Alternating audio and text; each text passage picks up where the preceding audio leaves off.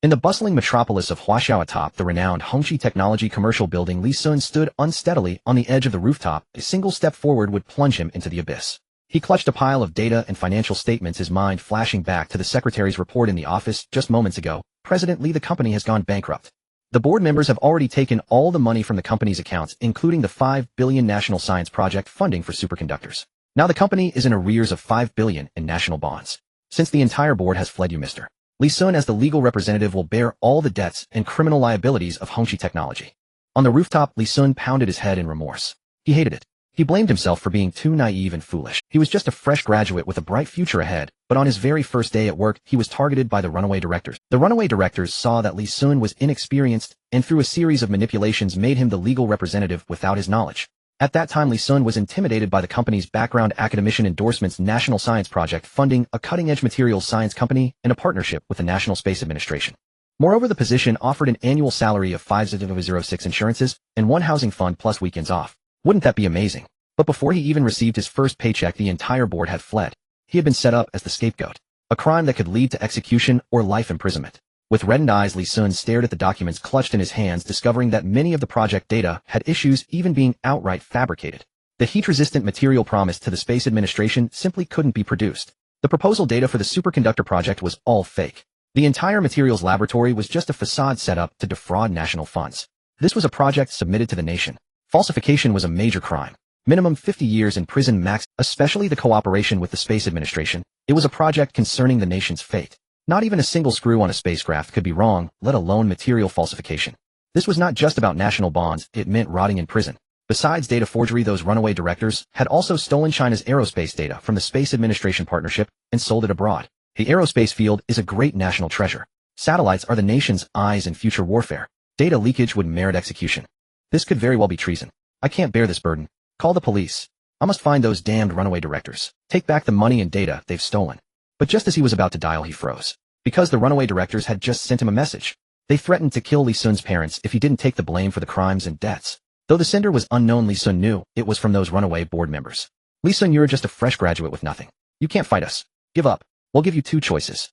1, jump from the top of the commercial building and die as if you committed suicide to escape responsibility. Bear all the crimes, take the nation's fire. Death ends the debt, and well, give your parents $5 million. Enough for them to retire comfortably. Death ends the debt, and well, give your parents a sum of money. $50 million. Enough for them to enjoy their old age. And 2, you don't admit the crimes and bite back at us. We're already abroad under the protection of the Eagle Empire. China, as the legal representative, you'll be executed by the state. Then we'll make sure your parents join you underground. Choose. Li Sun stood on the rooftop like a flickering candle in the wind. How should he choose? What choice did he have? He hadn't even repaid his parents' kindness, and now he would drag them into death with him. Since he was doomed to die, he might as well choose to protect his parents. But he couldn't accept it. He couldn't bear to die for nothing. He couldn't bear to be schemed by these traitors to the nation and throw away his otherwise promising life. Li Sun stared fixedly at those messages, his eyes almost bleeding. His body began to lean forward. Death lay before him. Just as his life hung in the balance, a message popped up. Beep beep. Middle Eastern bandit. Bro, I heard you have guns, artillery, and military drones. How many? What's the price? I need them urgently. Followed by a cartoon emoji of a drone. Li Sun's suicide process was suddenly interrupted, and he froze. Completely baffled. His first reaction was guns and artillery. You must have a screw loose. Is this a scam? Wrong? Suddenly a bizarre thought flashed through Li Sun's mind. Since he was about to become a flying man anyway, he might as well tease this scammer. He tentatively typed, "How did you know about me?" Middle Eastern bandit, another buddy recommended you. He said your stuff is from China, top quality, and the price is humane. Okay, definitely the wrong person.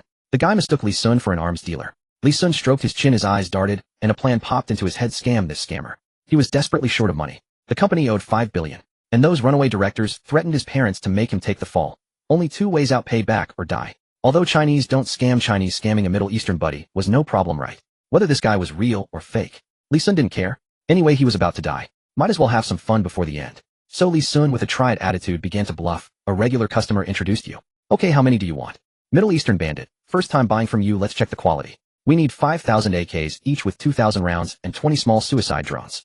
Li Sun's brain calculated at lightning speed. He had no idea about arms prices, so he just fumbled through a wild bluff. 1 AK. AK-47, oh, $400 each, bullets $1 each, all in RMB. Drones 5,000 each. The other side went silent, no reply. Cold sweat dripped down Li Sun's forehead as he stared nervously at the phone screen. Had he said the wrong price? Was it too expensive? Or had he been discovered as a scammer? Beep. A notification. Li Sun looked at the chat. Middle Eastern bandits, so cheap. Is the quality really reliable? The weapons we bought from the Eagle Empire are double the price. Especially military small drones 1.75 million renminbi each. Li Sun slapped his forehead. Damn. He had forgotten that these Middle Eastern bandits were desert nouveau riche. He had asked for too little. Still too conservative. He had missed out big time. But changing the price on the spot would seem unprofessional, so Li Sun decisively replied, "What, you think it's too cheap? How about adding some extra Middle Eastern bro? Chinese weapons are both cheap and good. It's your call. Pay first, and we deliver.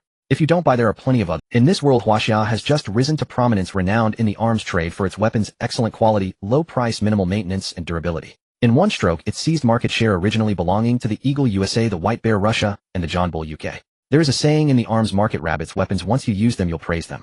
Meanwhile, far away in the Middle East, the so-called Middle Eastern outlaw was major plan of the Beard organization.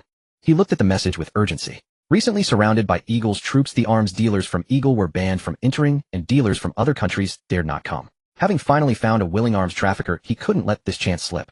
Most importantly, arms dealers from Huaxia were well reputed and the most trustworthy in the arms circle. Middle Eastern outlaw, I want it. I want it. I want it. I want it. But we need to use a darknet bank account for transaction that's safer. The darknet was a recognized black market trading platform. Assassinations, arms deals, transmission of political intelligence, espionage, even organ trade. On this website, you could find anything you could imagine and nothing you couldn't buy. Li Sun, a 985 computer science major with a minor in materials science, naturally knew this website. Li Sun gritted his teeth, went down from the rooftop back to his office, opened a Black Skull webpage, the global darknet. Enter ID rabbit bytes. When cornered, log in. Li Sun provided a confidential international bank account number. 1. Your account ending 3456 has received 220 Huaxia coins. Balance 2212345 Huaxia coins. A full 22 million. Haha. Li Sun stared at the bank account in shock. Wait, they actually wired the money. Were they serious? Huh. I actually scammed them. Damn. This is huge. This is way too huge. They're real outlaws. Was this international arms trafficking fraud, or simply fraud? Li Sun suddenly bolted up from his chair and paced around the office. He had no guns to deliver to the buyer. If discovered, would he be assassinated? The buyer was clearly an armed organization somewhere in the Middle East that could order 5,000 AKs, absolutely no pushover. He had scammed the money this time. He wondered if he'd have to pay with his life. And a mere 20 million was a drop in the bucket compared to the 5 billion he owed. Li Sun tapped his fingers. He hadn't chosen death. But the board of directors would certainly scheme against him and his family again. What should he do? On the other side, Major Plan also came to his senses. Having paid first, the other party wouldn't cheat him, would they? Major Plan shook his head. This contact was introduced by an old reliable friend. They shouldn't rip him off like that, otherwise Qin Sui Arms business would also be ruined. Besides, if the other party dared to cheat, he would spend a fortune to place a bounty on this rabbit on the darknet. Then he would use an anonymous call to report the ID rabbit to Huaxia's official regulatory authority for arms trading. Huaxia had very strict gun control. Both sides fell into a tense standoff.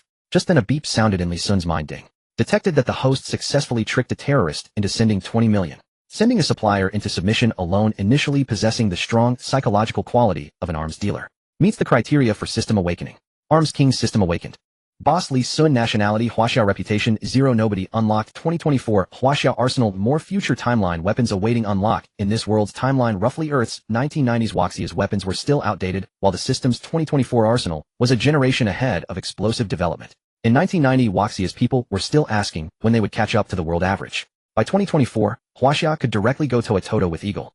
A scroll unfolded before Li Sun, displaying countless weapons arranged on it. Staring at the suddenly manifested system panel, Li Sun's eyes lit up. All weapon categories were titled by era. Weapons after 2024 belong to the future era. The host needs to increase reputation to unlock them. 20302050 Huaxia Revival Era Reputation 10,000,2050 Third World War Era Reputation 100,000,21002300 Global Unification Era Reputation 1,000,02300,350 Interstellar Era Reputation 10 billion.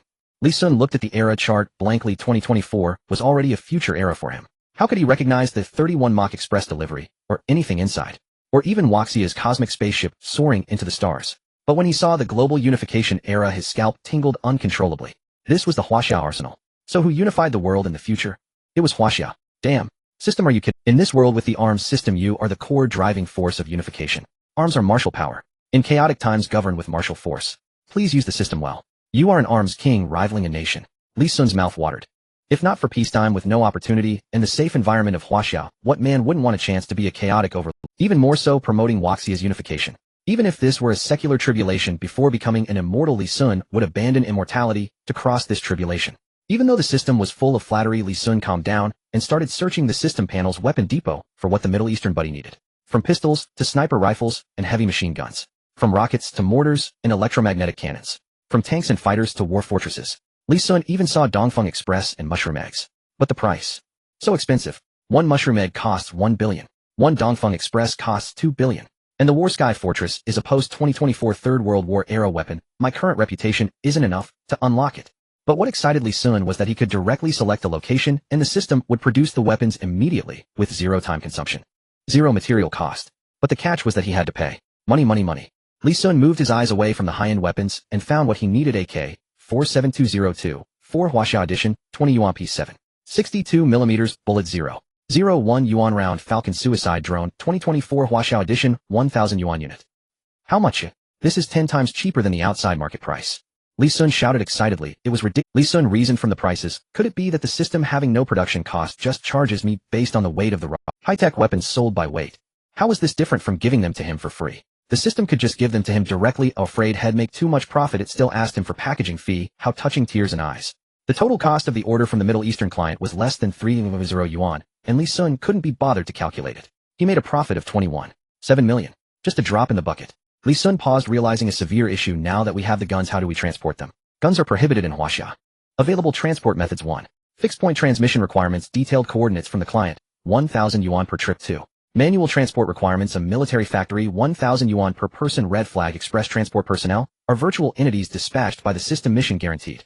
If casualties occur, a compensation of 100 yuan per person must be paid. 3. Self-transport by the host requirements. Military factory, a transport line belonging to the host. If a single transport order exceeds 10 million, the system will reward the host with a random weapon. Unlock. Li Sun looked at the third option, understanding that the system hoped for him to establish his own arms base. But now, with nothing to his name, he had only one choice. Fixed-point transmission. Beep. The payment has been received. You can send me the delivery coordinates now. The nearly frantic Major Plan glanced at the incoming message, his heart stabilizing slightly. If the other party were a scammer, they would definitely have fled by now. Why would they ask for coordinates? Middle Eastern Bandit 6234, 3789. Of course, Plan wouldn't be foolish enough to expose the exact coordinates of their base. This was the location of a sand dune behind their base. Okay, let's pick up the goods in 3 minutes. Li Sun set the time for 3 minutes, not because the transmission would take that long, but because he needed to use the restroom, which would take 3 minutes. The transmission only takes a second. Middle Eastern Bandit. At a weapons base in a desert village in the Middle East, Major Plan was now drenched in sweat. The 3-minute delivery from Li Sun had completely thrown him off guard. Scammer. It's over. He has been deceived. Huaxia is at least 600 kilometers away from the Middle East. Delivered in 3 minutes. What a joke. If Li Sun had said it would take 3 days, or even 1 day for delivery, he would have found it believable, but 3 minutes. This rabbit gets anxious and bites, thinks him a fool. Call the police. TMD, he wants to call the police. What's the police station number in Huaxia again? As Major Plan was anxiously fidgeting, a big bearded man barged in, shouting, Plan, how's the gun deal going? The surrounding Eagle Sauce troops have already figured out our approximate location. Oh, we've lost over 20 scouts. Fuck. Our ammunition supply is severely depleted. We can't even arm everyone with a single gun. The big bearded man wore the rank of a colonel. Colonel, Plan stammered as he relayed Li Sun's situation. The big bearded man grabbed Major Plan by the collar, angrily stating, waste. You actually fell for such an obvious scam. You even exposed our coordinates. I now suspect that person is an Eagle Sauce spy. Otherwise, how could their troops have pinpointed our location so quickly? Shit. Major Plan. From now on, you are demoted to a regular soldier. Go to the front line and properly atone for our fallen brothers. Plan's face turned ashen, but he knew this was his fault. Plan slowly took off his rank insignia, silently walking out of the military camp, when a sharp notification sound came from the computer. Beep. The goods have been delivered. Please verify and give a 5-star rating, dear. Plan and the big bearded man were stunned. What goods? At that moment, a Middle Eastern soldier rushed in to report, Colonel, there was suddenly a flash of white light on the sand dune at the back, and then a bunch of large black boxes appeared. The boxes were engraved with 5 stars and seemed to contain firearms. Plan was a bit dazed. The back mountain. Wasn't that the coordinates he provided to Li Sun? Damn. Is this for real? The big bearded man and Plan exchanged puzzled glances. Plan hesitated. The big bearded man snorted and turned to leave. I want to see what's going on. Surrounded by the Eagle Sauce troops, even if Eagle Sauce itself delivered weapons, it would take 2 hours. 3 minutes. Do you think this is a sci-fi movie? If this is real, I will wash my hair upside down. Bang. The wooden board engraved with HQ red flag and 5 stars was pried open, revealing a row of gleaming Huaxiao AK-47202, 4 models inside. The big bearded man was stunned. He slapped his face, feeling the pain. This wasn't a dream. What the hell? How is this? Are there really guns? It should be noted that the invasion war erupting on the Middle Eastern battlefield was primarily driven by the upper echelons of Eagle Sauce, with countless Middle Eastern civilians perishing in the flames of war. Therefore, the big bearded man's team planned an attack on Eagle Sauce's central commercial district, intending to retaliate against them, and even managed to kill a wealthy upper echelons member. As a result, Eagle Sauce's Congress was furious. They ordered their troops to directly station themselves on the outskirts of the armed organization, gradually tightening the encirclement, forbidding any troop from leaving. At the same time, they proclaimed that no arms dealer was allowed to sell firearms to them, determined to exterminate this armed. Thus, it was already incredible for Li Sun to deliver firearms. Yet now not only did Li Sun deliver the goods silently, but he also did it in just 3 minutes. No matter how the big bearded man thought, he couldn't fathom any way to accomplish this. Finally, he recalled the beam of light the soldier mentioned. God, Jesus, is this a miracle sent to save us? Has the capability of Huaxiao arms dealers become Major Plan Anxious reached out to touch the gun. This was a matter of his life. The guns in the boxes were unlike any AK he had seen before, or even more exquisite than any he had previously. It should be noted that the technological level of weapons here is from the 1990s. Guns are bare bones, especially those usually sold to the Middle East, which are all outdated products discarded by Eagle Sauce from the 1980s. Having a red dot sight is already considered top-notch. However, what Li Sun delivered was the 2024 version with a fully adjustable holographic sight, complete with night vision goggles. This spanned a whole 40 years of technology. Plan put on the goggles and looked around. Even though night had fallen, with the aid of the night vision goggles, the surrounding sentry posts and hidden ambushes were all clearly visible. Plan exclaimed in astonishment, "Wait, I remember night vision devices weren't like this. Weren't they supposed to only show a blurry what?" The big bearded man also put on the goggles, cursing in the national essence he learned from Huaxiao. "What the hell? This is like turning on X-ray vision at night. And it even has thermal sensing. I can see better than with my own eyes during the day." The entire body of the gun was black, coated with pure lacquer. The magazine was composite, and the grip was designed with triangular hollow shock absorption. An aura of chilling terror emanated. Comparing Li Sun's goods to those of the Eagle Sauce arms dealers was like comparing a rich version to a beggar version. The big bearded man lifted a gun, feeling the overall weight significantly lighter, and the handling was much improved. It had a magazine with 20 more rounds than a standard Alaska. This extra time could change the entire battlefield. Moreover, the current rifles have a maximum of 30 rounds, so suddenly having a magazine with a limit of 50 rounds would lead many seasoned veterans on the battlefield to misjudge your firepower, exposing fatal flaws. The big bearded man swallowed hard. "Are you sure you bought an AK-47? Major Purin nodded in shock. 400 Huaxia coins for one. That's about $40. $40. That's more expensive than 2 grenades. The big bearded man's voice trembled. "No way, TMD. The Huaxiao army calls this thing an AK-47. He realized how ignorant he had been. Such equipment was better than anything he had seen from the so-called Eagle Sauce Special Forces. No wonder people say the Eagle Sauce will be replaced by the Rabbits. He didn't believe it before, but now he was a believer. Rabbits' weapons are praised by all who use them. Purin Pride opened another stack of boxes, revealing 20 self-destructing drones. Before he could examine them closely, a piercing voice came through the big bearded man's earpiece. "Colonel, a squad of Eagle Sauce's elite vanguard troops is approaching. They are 2,600 meters away. About 20 people. What should we do?" "Immediately enter combat ready." The big bearded man no longer had the energy to think about how Li Sun got the gun inside. If this vanguard team discovered the coordinates of the base, the Eagle Sauce could directly bomb it from the air. The big bearded man looked down at the gun in his hand, smiling widely. "Why not give the gun a try? Fire immediately. Put on the night vision goggles. Purin, take the remaining weapons back and distribute them. We need to establish a good relationship with that Huaxiao arms dealer. The vanguard team, come with me to intercept and engage. Let's take them out."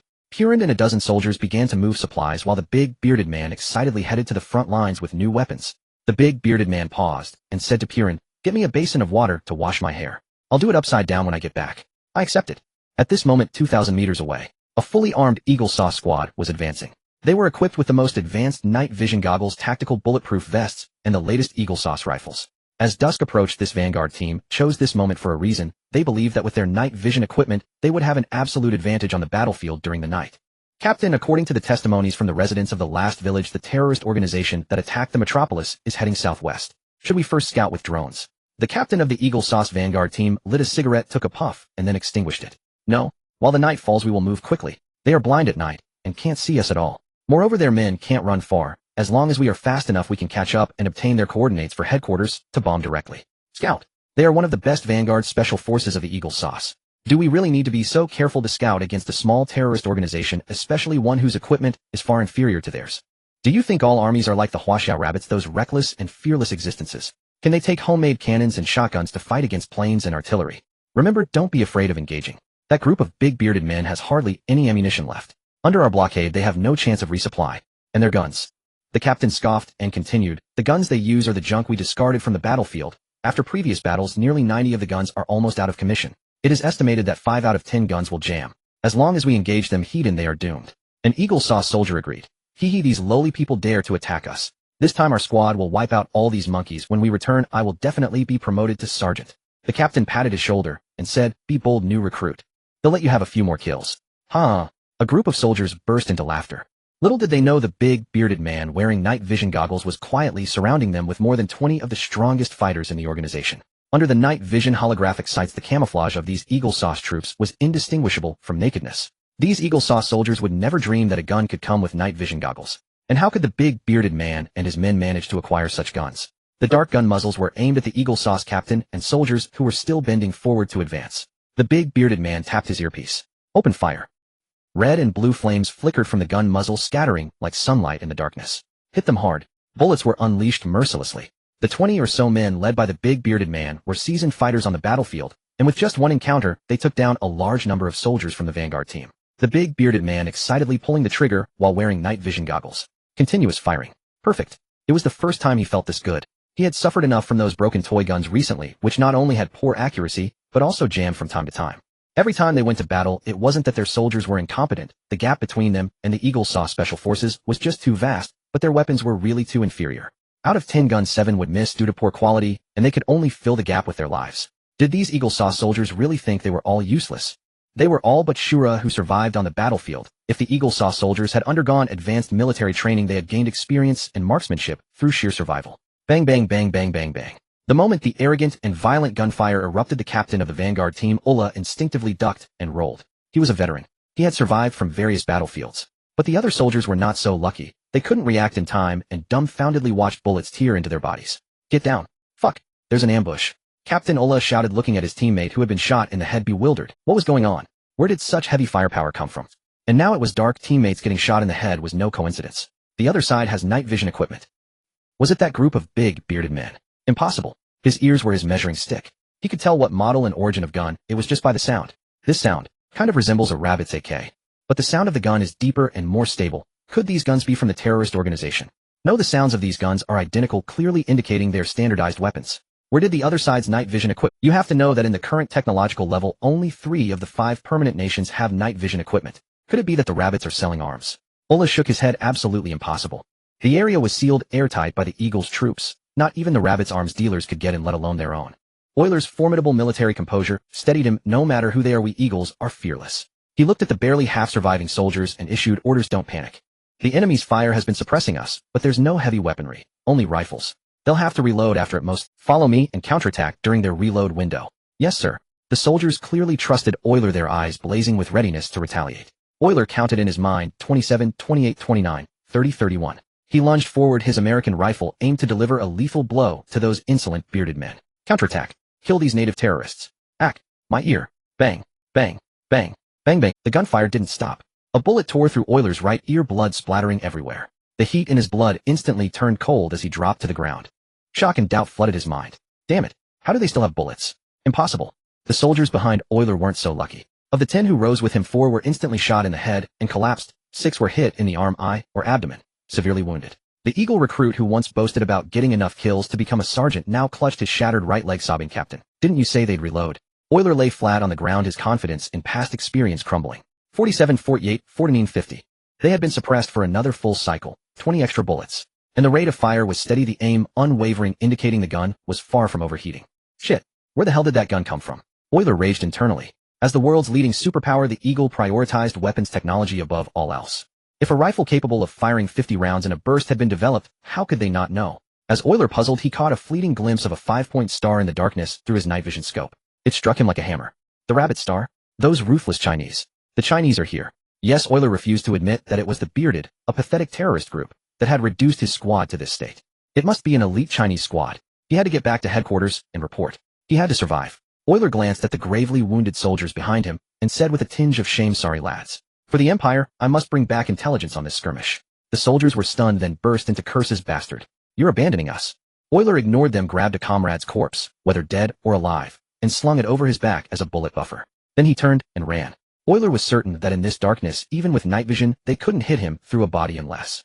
The bearded leader shouted, someone's trying to escape. Hit him hard. Can you all see the one carrying a sergeant's corpse? Aim for his exposed arms and legs. Euler, huh? How can they see so clearly? His military knowledge felt utterly humiliated today. The Eagle's night vision relied on thermal imaging. Up close it was sharp, but in complex long-range combat, It could only vaguely outline a person's shape. Besides, he was at least 40 meters away. Even in daylight, you couldn't make out a rank insignia from that distance. What kind of absurd night vision did they have? Euler shook off the thought. He had to survive. He sprinted madly, his only goal to deliver the intelligence. Fuck. Damn it. How did those rabbits smuggle weapons in? Moreover, from the bearded leaders yelling in Middle Eastern accented English, Euler already knew these people were exactly the armed terrorist group they were hunting. They weren't Chinese soldiers. His special forces squad had lost to a bunch of native lowlifes. Euler, to his credit as the vanguard captain, took bullets in his left calf and right shoulder, yet still managed to escape the bearded's firing range. The bearded leader watched Euler limping away and stopped his men from pursuing. We can't go further. That's Eagle-controlled territory. We'll be surrounded. Still, there was no disappointment. This victory exceeded all expectations. Chinese weapons were simply excellent. The bearded leader laughed heartily. Haha. Great. Let's go back and wash our heads upside down. Cheers. At the Eagle military base, Euler dropped the corpse riddled with bullets and collapsed in front of the guard post, triggering a blaring alarm across the entire base. Euler looked up at the base commander who had just arrived, Colonel Joseph of the Mechanized Regiment. Despite excessive blood loss and fading consciousness, he forced a report. Sir, the vanguard squad was ambushed, all dead. Those bearded militants have new weapons. Rabbit's equipment. It's the rabbit's new weapons. Terrible. Then he lost consciousness. Joseph waved for the medics to take Euler away. He lit a cigar and glared coldly at the officers around him. Under our encirclement, where did the rabbit's arms they received come from? What? Speak. At the Eagle base, Joseph slammed his coffee cup to the floor and roared, you can't find out. You're telling me those natives' Chinese weapons appeared in their hands out of thin air? You idiots. At this critical moment, some officer dares to abuse power for personal gain and let Chinese arms slip through. If Congress finds out, we'll all face court-martial. All your pay is docked for a month. The officers exchanged awkward glances. None of them had smuggled arms, but there wasn't a single clue how those arms had gotten in. They had no choice but to take the fall. After giving them a taste of the stick, Joseph offered a carrot. He lit a cigar and softened his tone. Congress has given us a tight deadline. Keep the vanguard's total loss a secret. Accelerate the plan to annihilate the terrorists. If we wipe them out fast enough, this failure will be buried in history. The Empire will remember only our glory. All officers quickly agreed. Only the severely wounded Euler wore a grim expression. This meant his fallen comrades' achievements would be hidden. Their families would be told it was a training accident. Thinking of the young recruit, who wanted to be Sergeant, Euler felt a burning resentment. They died for nothing. Joseph declared confidently, Congress has allocated the resources. 5 Titan tanks plus hundreds of bomb-laden. This time we'll crush those natives in the wasteland without losing a single soldier. Huh. On the dark web, a new comment appeared under Li Sun's account, Middle Eastern Bandit. Holy shit. Holy shit. Awesome. 5 stars. Bro.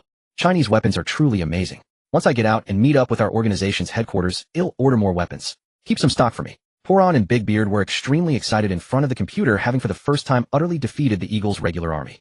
Although there was suspicion of the Eagle's vanguard force, underestimating them, a win is a win. Li Sun, waiting to get off work, saw the message and replied, a rabbit bites when cornered. Was it a real battle? Middle Eastern Bandit wiped out the opposing regular army. A rabbit bites when cornered. Did you use the drones? I forgot to translate the instruction manual for you. I sent the Chinese version. Middle Eastern Bandit, well, not yet. An English version would be even better. A rabbit bites when cornered on it. With the system's help, an electronic version of the English instruction manual was sent to Poron's account in just 1 second. Poron and Big Beard finally had time to carefully study Li Sun's drones. In this era, the usage of drones was mostly limited to long-range targeted detonations and terrain reconnaissance. The drone's appearance was also very simple, a spherical body with 4 propellers. Due to scientific limitations, their size was relatively large, and their flight was clumsy. Hovering and zigzag flight had not been achieved in this era at all. But the version Li Sun shipped was a brand new model developed by China in 2024. Combining AI technology and the latest military technology, the Falcon Kamikaze drone. The AI technology could autonomously predict enemy interception trajectories, conceal itself based on real-time terrain, and hovering and 90-degree high-speed zigzag flight were basic functions. In front of the Falcon drone, the Eagle's drones of this era were like the gap between a sloth and a hummingbird. 20 drones not only had the most basic targeted self-destruct function, but each drone was also equipped with a small machine gun for remote shooting. It could be said that a single Falcon drone was an absolute killing weapon with AI intelligence, high-speed mobility, flight machine gun, auto-aim, and self-destruct capabilities. One was already a battlefield god of death. What about 20? I'm afraid even a regiment would not be enough for them to do. The only difficulty was that the drones were somewhat hard to operate, but the English instruction manual Li Sun had just sent perfectly solved this problem. Li Sun read the system's explanation and silently mourned for Big Beard's opponents. He could not imagine the massacre those Eagle soldiers would face against 20 epic-making Falcon drones once Big Beard and Poron thoroughly studied the drone manual. At the same time, a prompt sounded in Li Sun's mind. Ding. Reputation increased. Reputation 10,000 emerging reputation breaks 1-0 for the first time. Reward a gift pack. Li Sun understood. This must be the effect of Middle Eastern Bandit's real battle today. He didn't expect that reputation increase would come with a gift pack. Li Sun silently chanted, open the gift pack. Gift pack opened. Host receives intelligence enhancement. Host receives mental power enhancement. Host intelligence greatly improved. Host mental power greatly improved. Li Sun only felt that his mind suddenly became clear as if a burden had been lifted in an instant, and the former foggy feeling in his mind vanished. Intelligence represents the brain's logical thinking and comprehension abilities, while mental power represents calculation and memory. Under the system's transformation, Li Sun went from an ordinary person to a level comparable to a scientific research genius. Of course, the stored knowledge remained the same, but his learning ability increased dozens of times. Li Sun opened documents he once could not understand, and not only could he understand them, but he could read 10 lines at a glance and never forget. He could even draw inferences. Holy shit, is this the world of geniuses? Li Sun felt that if he went back to university for a research competition, he could take on 10 people. Most importantly, this proved the system was real. He had a feeling of unreality during this time. After all, such a system was too ethereal. But the reactions of his body could not be faked. Li Sun's gaze turned sharp. Damn board of directors. Just wait. Do you think I can do nothing because you are hiding in the Eagle Empire? One day, I will bring my arms system to strike the eagle. Thinking of touching my parents. Let's see if my AK is fierce enough. The moment he paid off the 5 billion national debt and was no longer under state control, that would be the moment he shook off the false accusation and reported the board of directors to the country. Li Sun eagerly searched his computer for textbooks of various subjects he had studied before and began to read them with crazy obsession. These knowledge pieces stacked up orderly in his mind like symbols, gradually accumulating into a knowledge memory palace. And Li Sun was immersed in this state, unable to extricate himself. While Li Sun was crazily studying, Big Beard, who was far in the Middle East and about to be encircled by the eagle, was completely stunned by the Falcon drone. Mounting a heavy machine gun on a drone. 10 rounds per second. Auto-aim system. What the hell kind of demon thought of? Big Beard watched the abandoned building a kilometer away be instantly turned into a tattered ruin under Perron's remote-controlled drone fire. From target selection to completion of the shooting, the entire process took less than 30 seconds.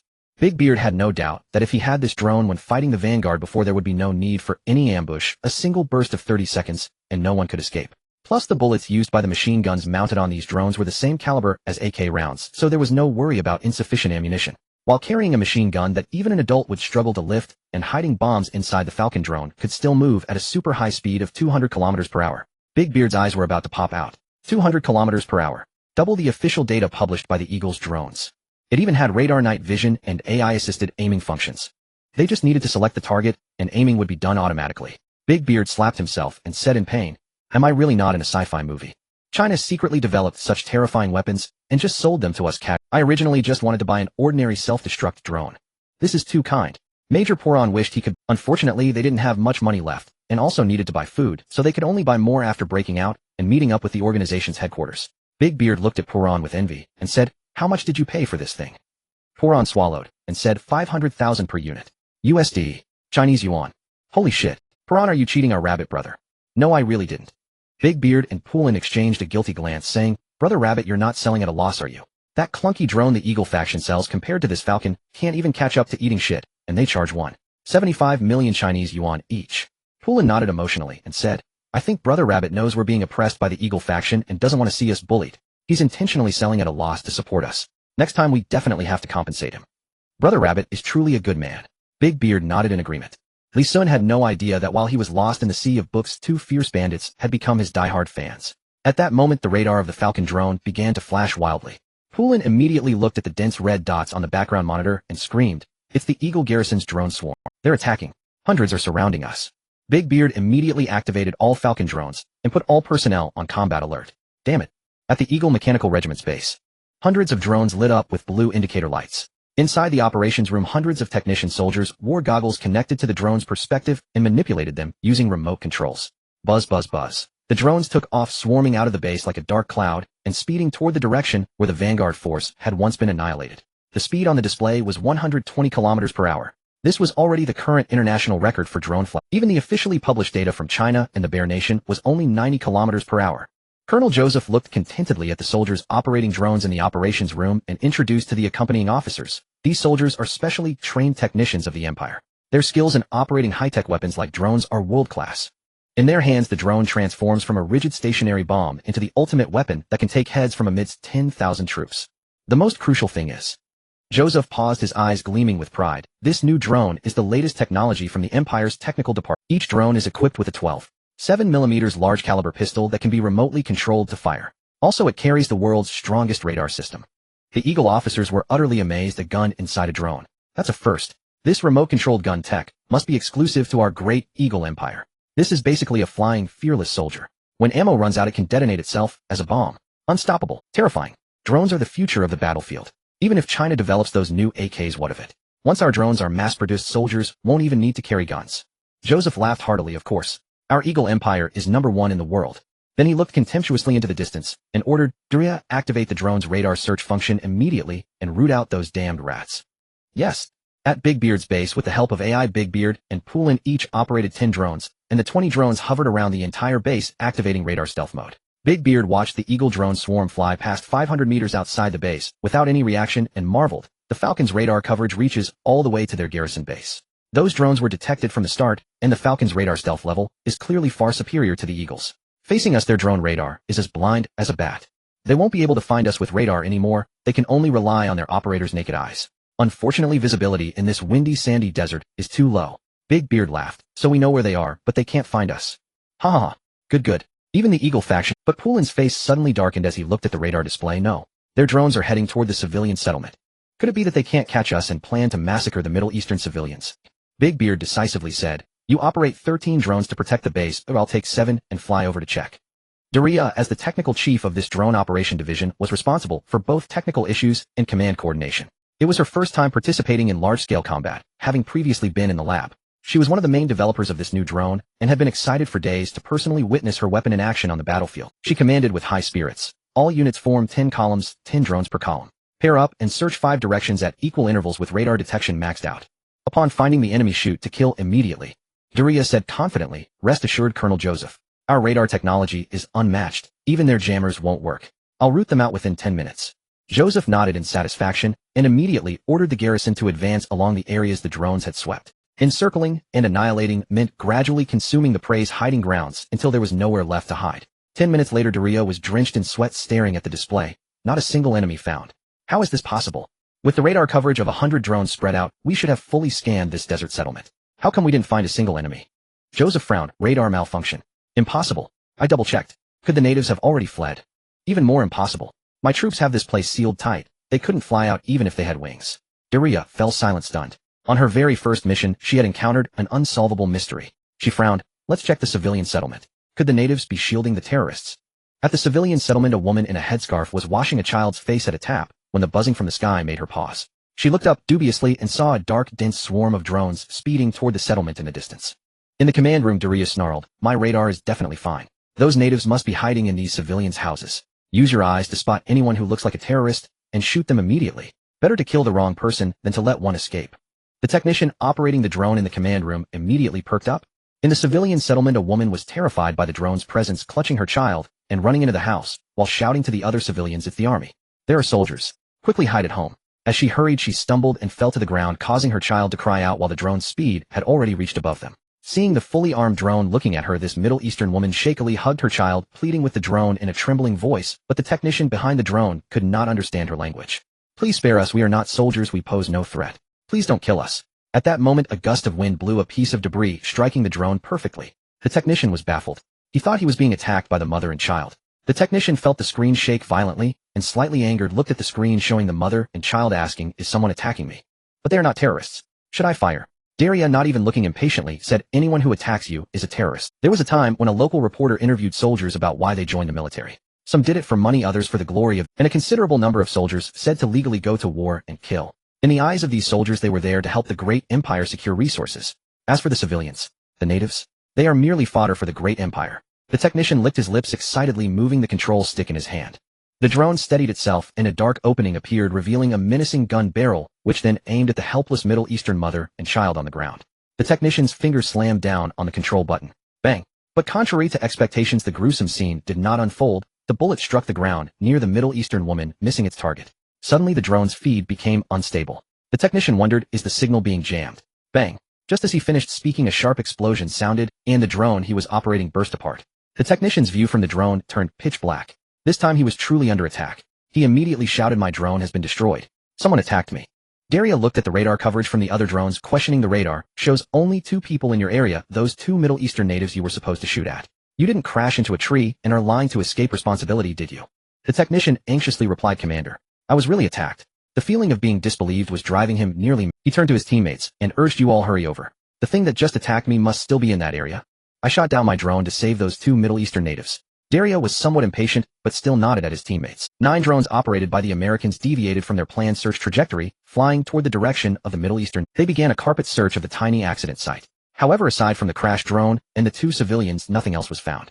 Yet it could be deduced from the crash site and manner that it was no accident. It was an attack.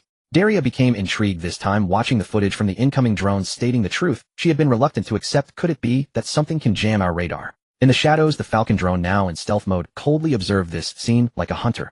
The bearded man had just lost control and fired. He could not watch his fellow tribesmen being slaughtered innocently. Their armed organization was established so that the Middle Eastern civilians could escape the war brought by the Americans. Damn, truly an animal. To fire upon unarmed civilians. Pran reminded, we cannot engage in direct combat in civilian settlements. The drones are all loaded with powerful explosives, and if they are destroyed they will explode, causing collateral damage to civilians. The bearded man grinned, then let's lure them somewhere else. 7 Falcon drones operated by the bearded man disengaged from stealth mode, fully exposing themselves to the enemy's view. The Falcon drones suddenly restored their colors, as if performing a magic trick. Nearby, a drone technician suddenly noticed 7 hovering drones appearing in his view. These drones were painted entirely in black with a cold and menacing appearance, having only 2 propellers, yet able to hover silently. Their shells bore the conspicuous HQ logo and 5 red stars. The technician exclaimed in shock, enemy aircraft. There are enemy aircraft. All eyes turned toward him. Daria stared intently at the 5 Falcon drones, then turned to the radar display in shock, exclaiming, how is this possible? The radar shows nothing. They can jam our signals. Since the Americans became the world's #1, they have always dominated in weapon technology. Oh, when have they ever been countered? Let alone radar technology, which was pioneered by American scientists. In the field of radar, American scientists have always been the authority. Now their proud radar technology is being jammed by an unknown drone. Daria felt as if her entire scientific knowledge was being challenged. To be clear, her drone's radar technology was based on the Imperial Space Agency's satellite technology, capable of reflecting signals to the base in a short time, thus possessing extremely powerful signal strength and penetration. But how could these drones, as mechanical products which themselves generate electrical signals, possibly jam satellite-level? It's simply inconceivable. No, it should be terrifying. This means they are blind on the technological battlefield. The captain of the observing Vanguard team, Ulla, exclaimed excitedly, it's that logo. The natives we once faced were armed with weapons bearing that logo and 5 stars. It's Huaxia. Those are Waxia's weapons. I'm serious. Huaxia arms dealers really have started shipping arms here. Although Ulla's team was completely wiped out, he had no video evidence, and there were no signs of arms trafficking, so some officers even doubted whether he was fabricating military intelligence. Now the appearance of Huaxia drones serves as proof of the truth in his words. Huaxia indeed has grown too threatening. Joseph's face darkened as he looked at the 7 drones on the display. After being discovered, those 7 Huaxia drones showed no reaction, instead silently hovering in the air, brazenly observed. Their attitude seemed to silently mock all the soldiers in the American command room. Was this a provocation? Even a direct attack would have been less humiliating than being so blatantly ignored by them. Their hundreds of drones had failed to detect the enemy aircraft, and the enemy's brazen appearance sent one clear message: you pose no threat. Joseph's veins bulged. Ground troops, move the tanks in. The drones have limited range. Those natives must— Daria, what are you waiting for? Daria clenched her fists and shouted at her subordinate technicians, disregarding all decorum. Damn it, shoot them all down. All drones converge on the crash site of B6. Don't let them escape. If we get the wreckage, we might be able to reverse engineer the radar stealth technology on these Chinese drones. Buzz. Eagle drones swarmed in from all directions. On Big Beard's radar, dense red dots began to appear. The drone's AI assistant chimed in, large enemy force detected. Switching to AI autonomous mode. Unlike Big Beard's clunky manual control in this mode, he only needed to issue simple commands. The rest was left to the AI. Big Beard swiped the screen. Let's go. Head away from the settlement. Radar scan an abandoned uninhabited building complex detected 2 kilometers away. Good. Head there. Mission start. Ultra-intelligent flight mode activated. Ballistic prediction mode activated. High-speed mode activated. Optimal route planning in progress. The Falcon drone launched with a bang. The air screamed as it was torn apart. Instantly, a dozen bullets whizzed through the spot where the drone had been. It was the Eagle drones firing.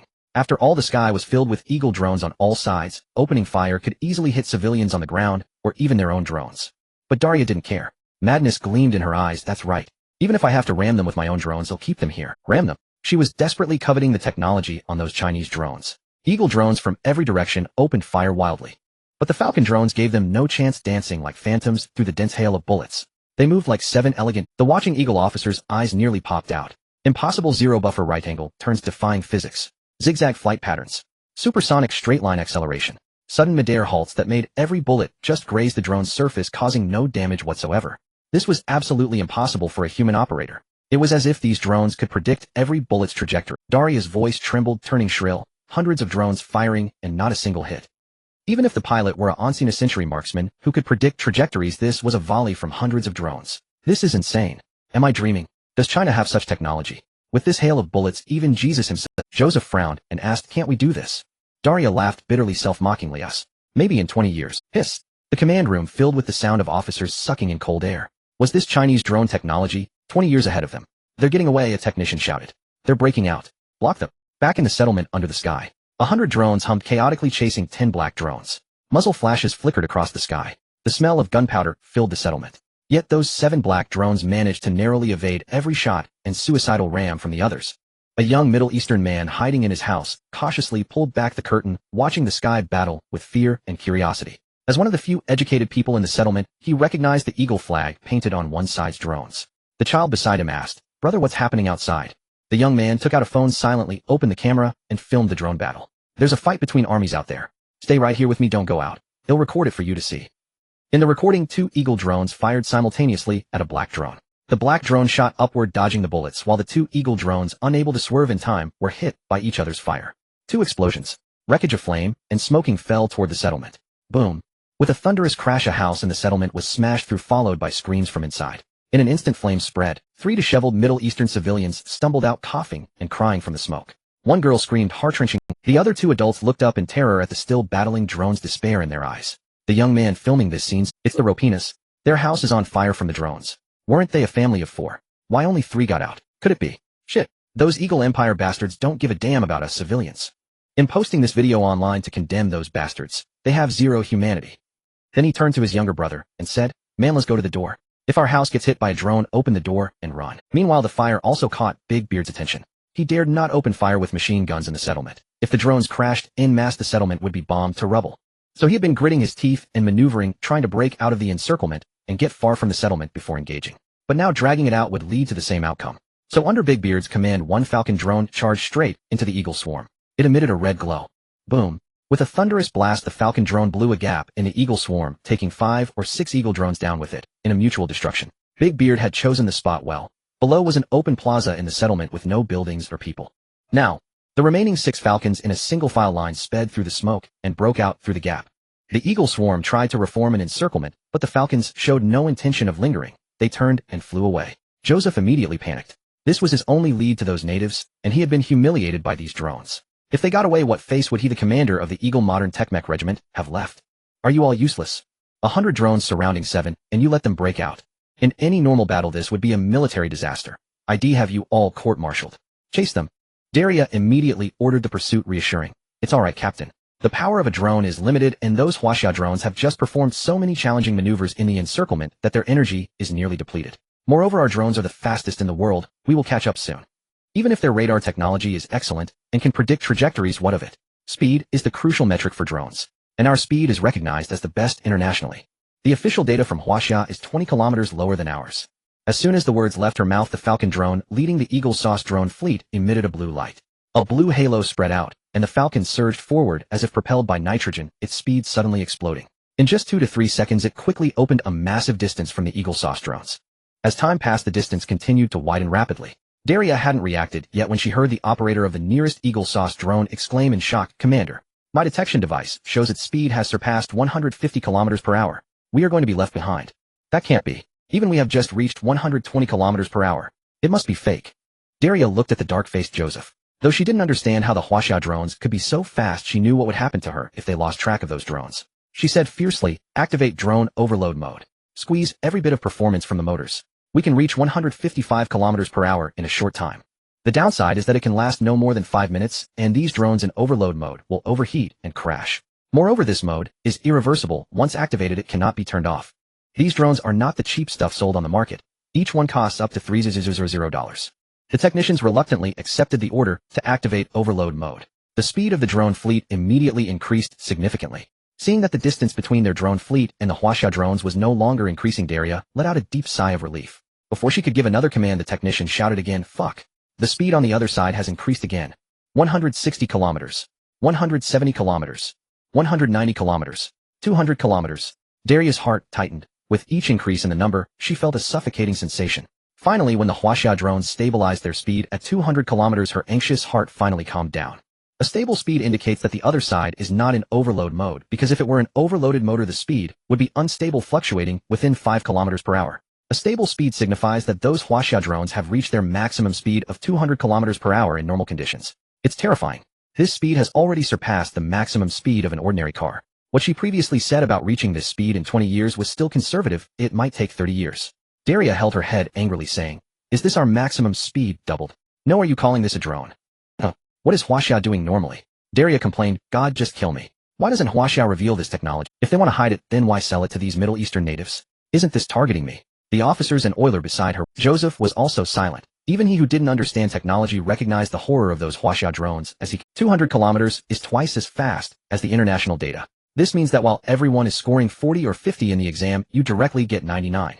200 kilometers. TM, that's 1/5 the speed of sound. How can we chase this? Who can catch up except fight? They really can hide it. Huaxia. The atmosphere in the command room fell flat. After all, if the difference wasn't much, they might still catch up. But with a difference of double, what was there to fight? Am I being toyed with? Daria, in despair, noticed that the Falcon's speed had slowed down. Her eyes brightened. Could it be? Are they out of power? At this moment in the base, the man with a beard was bored fiddling with his gun. Too slow, let's wait for them. He gave the order to the Falcon to reduce its speed. After all, the bearded man's goal was to lure these drones away. If the Falcon truly left them so far behind that they couldn't see its tail lights, what would happen when those Eagle Sauce drones returned to wreak havoc on the civilian population of the settlement? There was no choice. They could only wait for them. Seeing the speed of the Huaxia drones decrease, Daria reignited her hope. She didn't believe the enemy would deliberately slow down their military drones just to wait for them. As expected, how could Huaxia's drones be so much faster than those she developed? If it were only a speed increase of 10 or 20 kilometers, she could accept it, but doubling it. That makes her seem like a useless piece of trash. So it must be fake. Even if it could reach that speed, it definitely has flaws. It can't last. She was a genius who graduated from an Ivy League school and directly entered the military equipment research department. Daria noticed the distance between the Eagle Sauce drones and the Huaxia drones was continuously shrinking and began analyzing the state of the Huaxia drones. It seems that speed is not sustainable. They need to consume a large amount of energy. It should be in a state similar to overload, but even more aggressive. You see, it hasn't even been 30 seconds, and they can't keep it up, while our overload state can last 5 minutes. After saying this, Daria felt a bit proud. After all, she had been under pressure since encountering the enemy's drones. Now it was finally her time to be stronger than the opponent. As the distance closed, Daria exclaimed, "We're almost catching up." Shit. What? She saw the Huaxia drones, which had been moving at a turtle's pace, suddenly accelerate again. In just 10 seconds, they opened up a large gap again. The Eagle Sauce drones were directly outmatched by the enemy in 10 seconds after a minute of pursuit. The distance even widened further. Then the Huaxia drones returned to their slow pace, as if waiting for them. What does that mean? Huh? Daria felt a lump in her throat, her expression akin to constipation. She had just said the other side must be running out of power. The Huaxia drones countered her with a burst of acceleration. Joseph was no longer anxious, comforting her again. Their phase-by-phase acceleration doesn't prove your guess. The Huaxia drones cannot maintain such high speeds for long. Daria nodded and issued the order for a full-speed pursuit again. Thus, for the next 3 minutes, this situation occurred again. 3 times in a row. Each time when the Eagle Sauce drones were about to catch up, the Falcon would erupt in high speed and shake off the Eagle Sauce drone fleet again. Daria was going crazy. She understood. The other side was playing with her. What nonsense about only being able to accelerate in phases? Could it be that they can rest for 10 seconds and then recover? Shit. The other side was just relying on their speed to fish for her. She was like a fish that had bitten the hook 4 times in a row. A strong sense of humiliation surged within her. Not just her, but the faces of all the officers in the command room turned dark. This battle was a joint effort, thus disgrace would be shared equally. When has the Eagle Sauce army ever been insulted like this? If this gets out, they will become the laughingstock of the entire Eagle Sauce army. Joseph couldn't hold back a hint of red creeping into his face. Why must we chase them down? We have guns. Shoot them. Daria suddenly realized. Yes, they have guns. They can shoot from a distance. She was so flustered that she ended up racing against the Chinese drones. Exactly. What does it matter how fast they run? We have guns. Can they really fly faster than a bullet? Moreover, in a high-speed chase, our guns can be aimed without affecting our speed. While they have to reduce speed to dodge bullets, it's only a matter of time before we catch up. Everyone open fire. Hit them hard. It'll increase your research funding if you hit something. These technicians had been holding back for a long time. After all, they were the ones directly mocked by the Chinese drones. Just as all the drones were about to open fire, the hunting eagle drones suddenly came to a halt, hovering right in front of them, not slowing down but completely suspended. Daria was momentarily stunned, and so was What does this mean? Have they given up fighting? With the eagle drones hovering, the Eagle Sauce drones quickly closed the distance surrounding the hunting eagle drones in just seconds. The 9 hunting eagle drones formed a spherical formation. Daria did not order to shoot. Through the images sent from the drones, they saw the Chinese drones clearly for the first time at such a close distance. Daria was astonished. So this is the streamlined design. It can be achieved with just 2 propellers. But what is that groove? A technician hesitantly guessed. Could that groove be the exit of the gun barrel? Daria denied it without thinking. Impossible, absolutely impossible. Not to mention that the technology for drones to carry guns was just completed 2 weeks ago. These Chinese drones are even smaller than ours by 30% and cannot carry guns. Moreover, it's absurd to think they can fly at over 200 kilometers per hour while carrying guns. You must know that even the weight of a handgun with ammunition is around 34 kilograms. And a small drone weighs no more than 15 kilograms, with a maximum load of 10 kilograms mostly occupied by reconnaissance equipment. This Chinese drone looks like it weighs less than 10 kilograms, but has reconnaissance stealth radar and high-speed capabilities. This indicates that it has already reached its loading limit. If it carries guns, it would mean a serious overload. Thus, having guns is unreasonable. It's simply impossible to take off. The technician immediately fell silent upon hearing this. A workplace taboo, arguing back at superiors. As Daria observed, the bearded man looked at the Eagle Sauce drone surrounding him, puzzled. Aren't they going to shoot? The intelligent voice of the hunting eagle drone echoed in his ears. Destination reached. Please give the next command. The bearded man looked at the desolate and ruined houses below, covered in sand, clearly long abandoned. He revealed a satisfied smile. He had been waiting for this moment for a long time. While the Eagle Sauce army felt aggrieved, the bearded man felt even more so. Fire conditions met. Activating auto-aim mode. Target locked. Enemy aircraft 97, our aircraft 6. We have the advantage. At this moment, the bearded man's confidence reached its peak. He heavily pressed the trigger of the machine gun. Command executed. Fire. Through the signal microphone of the hunting eagle drone, the bearded man's voice echoed across the sky. I am waiting for a battlefield without civilians. What the hell are you waiting for? His words were like thunder exploding in the Eagle Sauce command room. Daria's eyes widened as she watched the groove she had been puzzled about split in the middle, a thick, dark, menacing gun barrel stretching out. The bodies of the drones on either side of the gun barrel transformed into the gun body. The lower half of the Chinese drone had completely turned into a heavy machine gun. This is the multi-use technology from China 2024, a drone built on the structure of a heavy machine gun. When not in use, it is a drone, but during combat, it can instantly transform into a weapon. This satisfies various functions while solving the weight issue. Seeing this scene, the technician muttered, there isn't a load, the lower part of the drone itself, is the gun reasonable? What the hell is this? Installing a heavy machine gun on a drone. Daria's mind went blank. Her knowledge couldn't explain the scene before her. That menacing war machine lingered in her mind. She kept mumbling, machine gun. Machine gun. A machine gun. How is this possible? This cannot be happening.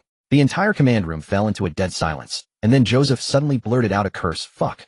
Run, run. Daria instantly came to her senses. On the opposite side of these 6 heavy machine guns was her drone group, now acting as targets. The drone group was so dense that the enemy didn't even need to aim. It was a gift. Daria screamed, desperately scattered, but it was too late. Blue flames shot out from the muzzle of the heavy machine gun. The bronze-colored bullets with a trail of smoke shot straight through an Eagle Sauce drone. Before the drone could explode, the next bullet from the heavy machine gun followed closely. Da-da-da-da-da-da-da-da. That drone didn't even manage to activate its self-destruct function before being reduced to scraps. The 6 hunting eagle drones turned into a moving aerial fortress, carrying out a one-sided massacre under the bearded man's orders. The drones surrounding the eagle instantly turned into a sea of fire. In just 20 seconds, one heavy machine gun unleashed 200 rounds. 6 machine guns mean 1,200 rounds. Countless drone parts shattered and fell in the rain of bullets. In the entire abandoned settlement, the only sounds were the crisp machine gun fire and the crashing of drones. Inside the Eagle Sauce command room, some technicians immediately attempted to operate the drones to retreat, but they were too close. The gun barrels of those Chinese drones acted like combat eyes, able to shoot at the nearby drones, while simultaneously destroying every escaping drone on the outskirts. This is a heavy machine gun, not a sniper rifle. Hundreds of technicians continuously reported, A-14 has crashed. D-89 has crashed. B-35 has crashed. E-93 has crashed. C. In just 20 seconds, dozens of drones had crashed. Daria initially attempted to resist, but the staggering losses within 20 seconds made her realize that today was destined to be a one-way journey. No more escape. Self-destruct. Fire. Everyone who can move, move. Even if we have to ram them, we must bring down one of theirs. Indeed, the Eagle's sole achievement so far was the Falcon that self-destructed over the settlement. The Eagle drone's suicidal charges and self-destructions illuminated the entire sky. A minute later, the gunfire ceased, and Daria slumped to the ground. Inside the Eagle command room, only one drone remained teetering and transmitting intermittent footage. The entire sky was thick with the acrid haze of battle. Everyone in the Eagle command room held their breath, staring into the smoke-filled depths of the screen. Yusefu asked nervously, did we achieve mutual destruction? Buzz. 5 red lights suddenly blazed through the dense smoke. Yusefu and Daria's minds went blank. Every officer in the command room stared wide-eyed at those 5 red beams. It was as if demons from the abyss were watching them. Had the entire drone swarm only managed to take down one enemy, how could they continue fighting? The hovering Falcon drone glided toward the Eagle's sole remaining drone. The system announced engagement concluded. Enemy casualties 96 drones. Our casualties 1 drone. New target detected. Open fire. Bang. Diarrhea watched as the screen of the last remaining drone went dark. In its final moments before crashing, all she could hear was an electronic report from the other side. Battle report updated: enemy casualties 97 drones. Our casualties 1 drone. Silence fell over the Eagle command room. What a psychological blow. After finishing the fight, they announced the battle report right in front of the enemy. The worst part was that they had no way to rebut, because not a single one of their own drones survived the battlefield. Meanwhile, the opposing force was nearly at full strength. A ratio of 1 to 100. This meant that the enemy's casualty count of 97 drones was not their limit. It was simply that the enemy only had 97 drones in total. One technician even removed his glasses, staring fearfully at the frozen image of the Falcon drone on the screen. They were utterly terrified. Some officers began to waver. They had come to overwhelm the natives, not to be tormented. Can we still fight? If our drones can't defeat them, how can soldiers' flesh and blood withstand the heavy machine guns of those drones? This is insane. Has Waxia's weapon technology reached such a level? What's the difference between this and a sci-fi movie? We're cannon fodder. Diarrhea completely broke down. Since the engagement began, the enemy drones had demonstrated the ability to jam satellite radar, turn invisible, and change color, perform highly complex aerial maneuvers, and even dodge bullets. Moreover, despite carrying heavy machine guns, their mobility was twice that of the Eagle drones. Faced with the current situation, she remained silent with her head bowed, then looked up with reddened eyes, and said to Yusefyu, "I can't help you anymore. The total annihilation of the drone fleet is my responsibility. I will return to the Science and Technology Department to face the consequences." Yusefyu couldn't help but sigh. No one had expected that under military blockade Huaxia could still deliver weapons, and such absurdly powerful ones at that, without any hint of their existence. Don't lose your fighting spirit. As commander and head of the mechanized regiment, Yusefyu took a deep breath and rallied his troops. This is just one failure, just a few drones. Heavy machine guns. We have them too. We also have armored vehicles, tanks, artillery, rocket launchers. We have the world's most powerful army, and we have the latest fighter jets ready for support from the rear. Bombers. No matter how strong those small drones are, can they withstand our firepower? Our firepower is enough to level. A spark of hope lit up in the eyes of some officers. Indeed, even the most advanced weapons had limits. On the battlefield, what mattered was military power, national strength. How could a small native armed group possibly contend with the mighty Eagle Empire behind them? Even counting the cooks and mess staff, the entire Big Beard armed organization numbered fewer than 5,000. Among these 5,000, there were the old, weak, sick, and disabled, as well as non-combat personnel. Their mechanized regiment, fully equipped, and 2,000 strong, consisted entirely of able-bodied young men, many of whom had been transferred from Special Forces units. Yusef's drone operation had initially only intended to scout the armed organization's base location. He had never expected to win the battle solely with drones. Failure was within expectations. However, this meant the radar reconnaissance plan had completely failed. We'll have to rely on human reconnaissance. Yusefyu ordered. This time we must not be careless. We cannot let the Empire be humiliated again. 5 Titan tanks take the lead. Artillery and rocket troops follow in armored vehicles. Infantry equipped with night gear move at the rear.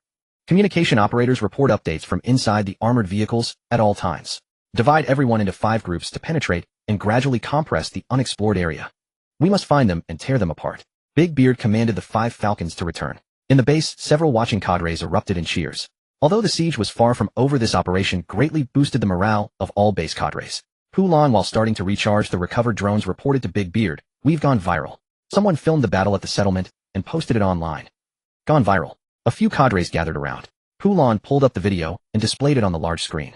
It was on YouTube, the world's largest video platform. ID college student from the slums title, "We are being devoured by the..." They don't care about the lives of civilians. Then came the footage of the Falcon drone being surrounded and shot at by the Eagle drone swarm above the settlement. The video was filled with the sounds of gunfire and explosions from crashing drones. Screams rose and fell in waves. The camera initially focused on the aerial battle. In the frame, the Black Falcon, adorned with 5 stars, moved through the swarm, as if through an empty void, dodging the hail of bullets, with a dazzling array of high-difficulty maneuvers. The breathtaking intensity left every viewer in awe. Oh my god, which 2 countries are these drones from? 6 against 100. That black drone is incredible. I can't even pull off such extreme zigzag maneuvers in a game. Those drone swarms are from the Eagle, right? I saw its flag. So the black one is from Huaxia. No way, even with cheats and crossfire, I couldn't dodge bullets like that. This is insane. Just watch that black drone want an intern at the Science and Technology Department. Those drone swarms use our latest technology, better endurance, speed, and weaponry. They're practically unbeatable among small drones. At that moment, the video showed an Eagle drone accidentally striking a teammate, causing a self-destruct. Oh well, that backfired. 100 against 6, and you still crash into your own. Holy crap, they escaped. The ones who mocked earlier clearly didn't finish the video. That Huaxia black drone sacrificed just one and got away. So what? They still ran away. Our Eagle drones will definitely catch them. Until the swarm of drones departed, the video shifted its focus to the burning house and the injured civilians. The people of the Middle East were enraged in the comments section. Is this the Eagle Sauce Empire? Unable to defeat others, they take their anger out on our civilians. What about freedom and democracy? Why disregard the lives of civilians in another country? Damn it. If it weren't for those black drones leading them away, I couldn't possibly imagine what would have become of this settlement. I truly hope someone can save us. Some Israeli people and those from the Eagle Sauce Empire were displeased. What does this have to do with us? You appeared on our battlefield. Who else can we blame for the collateral damage? You demon natives, get off my land. Do you know the follow-up to the video? All those black drones were shot down by the Eagle Sauce Empire's drones. Haha. At that moment, the bearded man in front of the screen was both angry and amused. Damn. This group of ingrates from Israel occupies our territory and wants to slaughter our people. These arrogant... Pran, send out the video recorded from the Falcon's perspective. Pran nodded and quickly edited the data video from the Falcon drone before sending it out. He used his own account. ID Middle Eastern Bandit Title 1 against 100. Complete annihilation of Eagle Sauce drone's battlefield record. As soon as this title emerged, it attracted a large crowd to watch. Clickbait. Let me see. Is this a gaming video? It looks incredibly real. But as they clicked to watch, viewers began to sense something was off. Wait a minute. Isn't that black drone from just now among the ones chasing behind are the drones from Eagle Sauce? Is this the follow-up?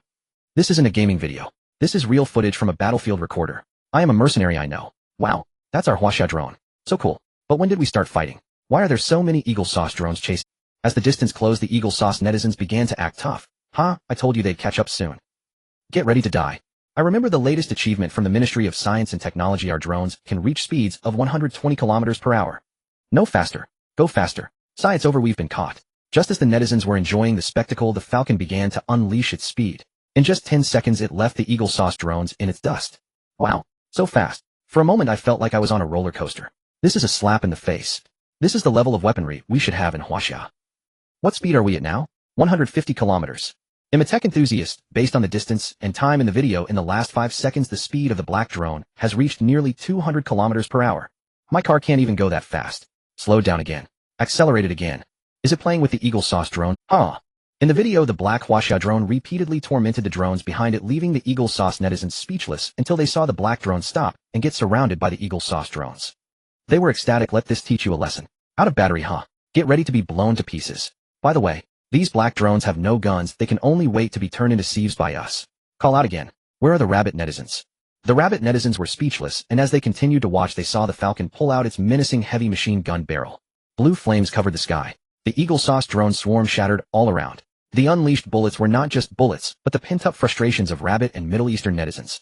Instantly, they felt relieved. Wow, that feels good. Impressive. A drone equipped with a heavy machine gun? I asked, who else? Didn't you say it would be turned into a sieve? Who got turned into a sieve? Speak up. I can't believe it, 1 against 100, unbeatable. Isn't this like watching Transformers? How can it transform to fit the heavy machine gun? Amazing, my rabbit. I'm dying of laughter. Destroying enemies. 97.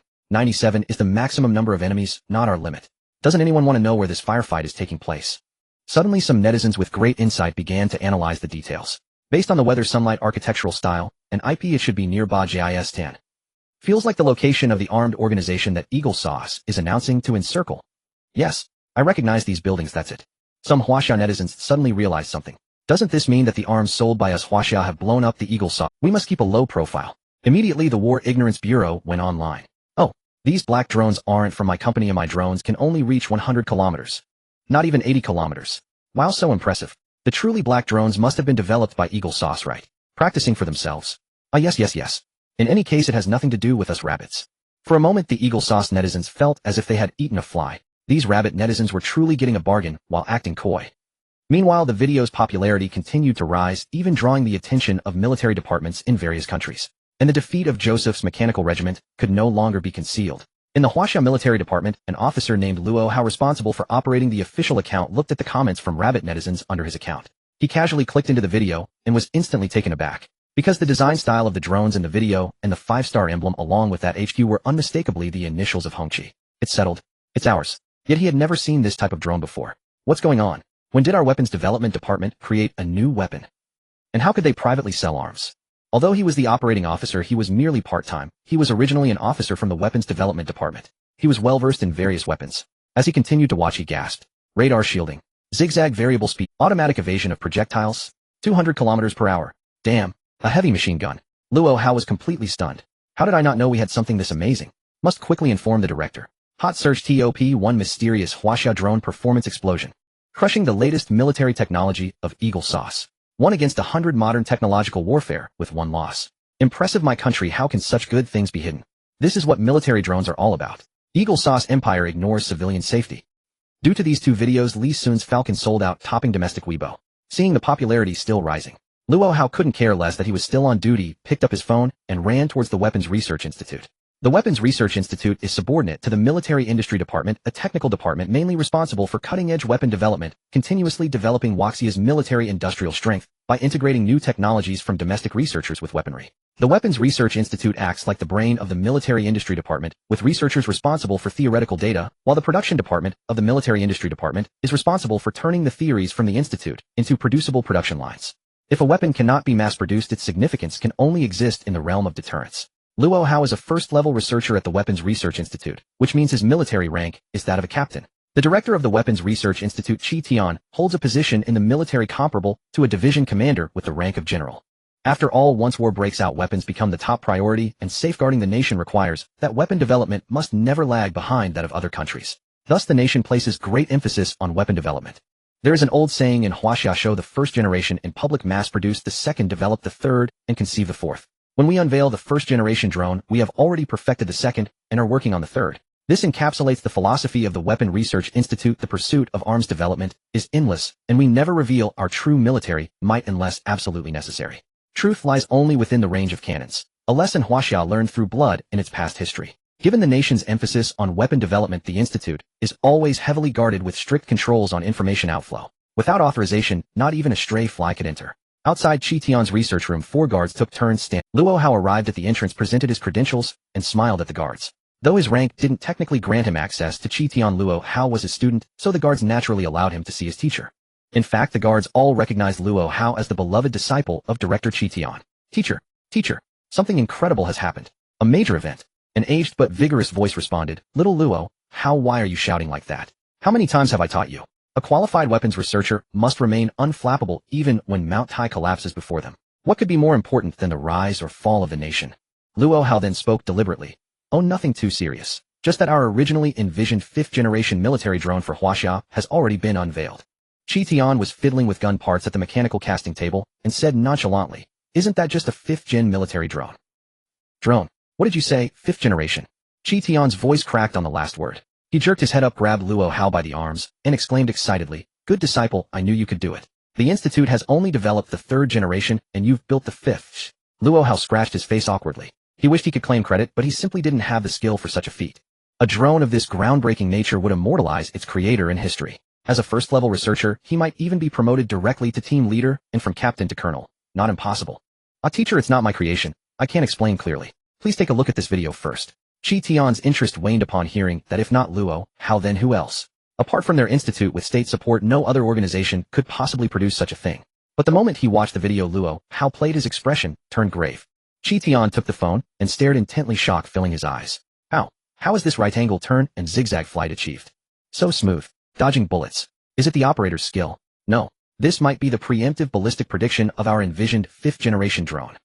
If this function could be added to missiles, wouldn't they become immune to interception? Does this technology already exist? Chi Tian's enthusiasm soared, and he said to Luo Hao, Impressive as it is, it still falls short of the 5th-generation preset. In our vision, the 5th gen should exceed 180 kmh with not only reconnaissance and evasion capabilities, but also combat-ready weaponry. Luo Hao then played another video of the Falcon. Chi Tian was captivated by the sound of wind during flight. This wind speed, over 150 kmh. No, good heavens, if I'm not mistaken, the speed has already hit 200 kilometers per hour. And look at the stability during acceleration and deceleration. This is definitely not due to power shortage, it's actively controlled. So 200 kmh is its cruising speed. Is this a drone? If only it had weapons, but it seems this model sacrificed payload for speed. Cough. What is this? Before Chi Tian could finish analyzing the Falcon's performance, the video's highlight appeared. He watched as the lower hemisphere of the Falcon began to transform and reconfigure. When the heavy machine gun emerged, Chi Tian's mind went blank. A heavy machine gun? Who would have thought to design a drone's weaponry this way? Chi Tian stared dumbfounded at the video. The Falcon unleashed all its firepower, demonstrating unprecedented suppressive capabilities. Then the video ended. Chi Tian stroked his beard, swallowed, and said excitedly, Who built this? Quickly. This is the spark of Waxia's military-industrial rise. Luo Hao said awkwardly, I don't know. Judging by the design, it seems to be by someone from Huaxia. The video claims these drones were sold by Huaxia to armed organizations in the Middle East. You didn't know either. Chi Tian was bewildered. Huaxia selling weapons to others. All the weapon development blueprints were in his possession. How could he not know when the institute had developed such an advanced drone? Forget the speed. The mechanical transformation and reconfiguration function alone was completely beyond Huaxia's current capabilities. It wasn't just a technical issue, the industrial and chip levels couldn't keep up. Shi Tian frowned. You mean these drones were sold by an arms dealer? If the Military Commerce Department of Huaxia's military industry sold arms, it would have to go through my approval. I'm certain this isn't from our production line. But, Shi Tian zoomed in on the video staring at the Falcon's appearance in shock. It looks exactly like our 5th-generation concept design. Exactly the same. The 5-star emblem, the initials HQ. I wouldn't believe it if you said it wasn't made in Huaxia. And every country's military production line's design standards and styles are unique. Thus weapons carry national characteristics. This drone in the video is unmistakably Huaxia's design and standard. How bizarre. Either someone secretly used our production line. Find them. Luo Hao turned serious. They'll notify the guard department to investigate. If it's an arms deal, it should be on the dark web. They'll have the cybersecurity team help with the search. We'll bring him to justice. Shi Tian raised an eyebrow and slapped Luo Hao on the head. Justice, my foot. Do you think he's a suspect? Invite. As long as this arms dealer is willing to belong to the nation and not harm it, he will be a treasure of our weapon research department. Arms trafficking. No. That's my nation's treasure, overflowing with compassion, supporting small countries victimized by war, fighting against the Eagle Empire. Got it. Luo Hao grinned. Sure thing. Little did Li Sun know that his weapons had not only gone viral, but also caught the nation's attention. He was buried in a book when the system's prompt sounded. Reputation has skyrocketed. New technology series unlocked. National reputation unlocked. New function available. An amount of 10,000 HKD has been deposited into your account ending 3456. Remit a Middle East bandit. Li Sun. What happened? Li Sun was still puzzled about the sudden influx of a large sum of money when his office door swung open and a frantic employee, Shang Yingcai, drenched in cold sweat, reported President Liang from the Melting Point Materials Laboratory. Our experiments have been forcibly suspended. The supplier has stopped delivering materials and demands immediate full payment, threatening to take us to court. Li Sun frowned. Isn't the payment deadline a week from now? Shang Yingcai hesitated, raising his head. They say rumors are circulating that our company is in trouble and on the verge of bankruptcy, that the board members have fled. The supplier is afraid they won't get their money. Li Sun was taken aback. Bankruptcy was known only to top executives or the board's confidants. How did out, unless there was a mole in the company trying to ruin him. Before, he would have been helpless, forced to watch himself be sabotaged. But now, Li Sun sneered as he stared at the 32 million yuan in his account. Huh. Give me the supplier's bank account. 5 million. A mere trifle. The transfer took less than a minute. Li Sun breathed a sigh of relief, thinking this would buy him some time to find a way to raise more funds. But just 10 minutes later, knock knock knock. Come in. Urgent knocking came from outside Li Sun's office, and then a mature professional woman in a gold-rimmed glasses and a pencil skirt pushed the door open. Her name was Jean Manchu, formerly the chairman's secretary at Hongqi Technology Company, and now Li Hongqi's personal secretary. Secretary Jean reported calmly, President Li, some suppliers' representatives have gathered outside the company with banners demanding payment together. They're shouting, Li Sun, pay us back. If they don't get the money today, they'll report you to the regulatory authorities. Li Sun was startled. Didn't I already pay the 5 million balance? Secretary Jean opened her tablet, revealing a list. The 5 million you paid was to the Melting Point Materials supplier. There are still over 30 other suppliers downstairs, including those for food, machinery, office supplies, accommodation, and various small vendors. The total amount owed probably comes to tens of millions. Among them, 90% haven't yet reached their payment deadlines. The dozen or so who showed up today must have caught wind of the rumors and are deliberately applying pressure. Secretary Jean adjusted her glasses. If you settle their payments early against regulations, other suppliers we work with might think you're weak and swarm in to take advantage. A fierce glint flashed in Li Sun's eyes. No way. He had just closed a 2 million arms deal. His last negotiation had been with Middle Eastern terrorists. He had dared to cheat even terrorists. Compared to them, what were these troublemaking suppliers? Applying pressure on him. After surviving a life-and-death ordeal, he had completely let go of his inhibitions. Lead the way. Li Sun's cold, composed demeanor stunned Secretary Jean. She felt something different about him compared to before. He seemed more reckless and razor-sharp, as if he feared nothing. No longer like a college student. The moment their eyes met, Secretary Jean's heart skipped a beat. As a professional corporate secretary, she hadn't felt that in years. Secretary Jean couldn't help but lower her head and reply, boss, this way. Downstairs at the company building, over a dozen supplier representatives had gathered, raising a ruckus, while employees of Li Sun's Hongqi Technology Company struggled to maintain order. Leading the employees was Yuan Zhe, head of the public relations department. He appeared to be sweating profusely on the surface. One of the food supplier representatives, while causing a commotion, exchanged a knowing glance with Yuan Zhe. Then, prompted by Yuan Zhe, the supplier started spilling information. Colleagues, I've heard that several directors of Hongqi have already There must be serious problems inside the company. We have to get our money today. Big companies will always prioritize paying large suppliers first. When will it ever be our turn? So Li Sun must pay us right here, right now. The supplier representatives chimed in, making an even bigger racket. Yuan Zhe was secretly pleased. He hadn't expected Li Sun to come up with 5 million to pay off the Melting Point Materials. That foiled the task given to him by the fleeing board of directors. Yes, Yuan Zhe was the mole left behind by the board. His job was to set off all the company's landmines and dump them on Li Sun, ensuring the foreign directors avoided trouble. Li Sun was not allowed to escape or resist. Yuan Zhe glanced at the delivery notes from these suppliers, roughly calculating the total at 11 million yuan. Let's see how Li Sun handles this now. In the company lobby. The moment Li Sun stepped out of the elevator, he heard one of the supplier representatives cursing. That was highly unusual. Would a small supplier dare to act like this without knowing the capabilities of a large tech company? There was only one explanation: a traitor. Someone high up in the company had colluded with these suppliers to stage this coup. Hey up, don't think we don't know you're bankrupt. If we don't get the money today, we'll start taking things from the company. Security guard, stop wasting your time. Who knows if you'll even get your salary next month. Hee, I heard Miss Secretary is quite attractive. If you can't pay, I might accept other forms of compensation. Secretary Jin's face flushed with anger at the obscene remarks. Her grip on the documents tightened. Presently, the supplier representatives surged forward like bargain-hunting housewives at a market. Under Yuan Zhe's silent allowance, the security guards stood by like decorations, failing to block them. Li Sun frowned and pulled Secretary Jin behind him. One supplier had even tried to grope Secretary Jin in the chaos. Li Sun barked, stop. Damn it. Anyone who wants money, back off immediately. If anyone dares touch my secretary again, I'll make sure our legal department sends them to jail. Do you really think our company is bankrupt? Li Sun looked like an enraged lion. Most suppliers were just jumping on the bandwagon for money. Hearing this, they all backed down. Li Sun swept his gaze over the crowd and immediately spotted the most vocal instigator, the very supplier who had exchanged glances with Yuan Zhe. The suppliers, intimidated by Li Sun's glare, began to doubt the rumors. Had they just poked a sleeping tiger? The ringleader furtively glanced at Yuan Zhe. Just one glance, and Li Sun caught it instantly. So it was the PR director, but now wasn't the time to deal with the traitor. He had to handle these opportunistic rabble first. Li Sun took the list handed to him by an employee and fixed his gaze on the supplier who had exchanged looks with Yuan Zhe. Guiyozai, you supply ingredients to our company cafeteria. Your last quarter was just settled, and your next payment is due in 2 months, totaling 930,000 yuan. Without waiting for Guiyukai to respond, Li Sun continued, Liang Jun, our office supplier payment due in 3 weeks, 45,000 yuan. Zhu Yuanbao, our travel accommodation partner. Li Sun closed the file without even looking at them. So this is your situation, right? You're demanding immediate payment. Guiyukai was about to press the issue again, but Li Sun's next 2 words choked him. Fine. I'll pay all of you. The suppliers were stunned. Fine. So easily. They had expected Li Sun to resist, then maybe they'd put on a show and he'd compromise. Stop wasting time. Li Sun handed a card to Secretary Jin. Pay everyone immediately according to the list. Secretary Jin turned and headed to the finance department. Guiyukai sneered, President Li, don't try to bluff. Our total is over 10 million. If you try to pay just part of it, we won't be not. Li Sun sat on the lobby sofa sipping coffee without a word. At the same time, Guiyozai's phone chimed. Your account ending in 8907 has received 93000 yuan. One by one notifications rang out across the lobby. Your account ending in 6738 has received 4500 yuan. Your account ending in 6438 has received. All the supplier representatives pulled out their phones to confirm. Seeing the figures in their accounts, their expressions instantly flipped from acrimony to beaming smiles. Guiyukai was completely dumbfounded. He stammered, over 10 million, just like that. Isn't Li Sun bankrupt? Another supplier immediately turned on Guiyozai. Petty man. A generous man like President Li bankrupt. We were fools to believe your lies. That set off a chain reaction. Others chimed in, despicable worm. You spread baseless rumors to force President Li into a corner.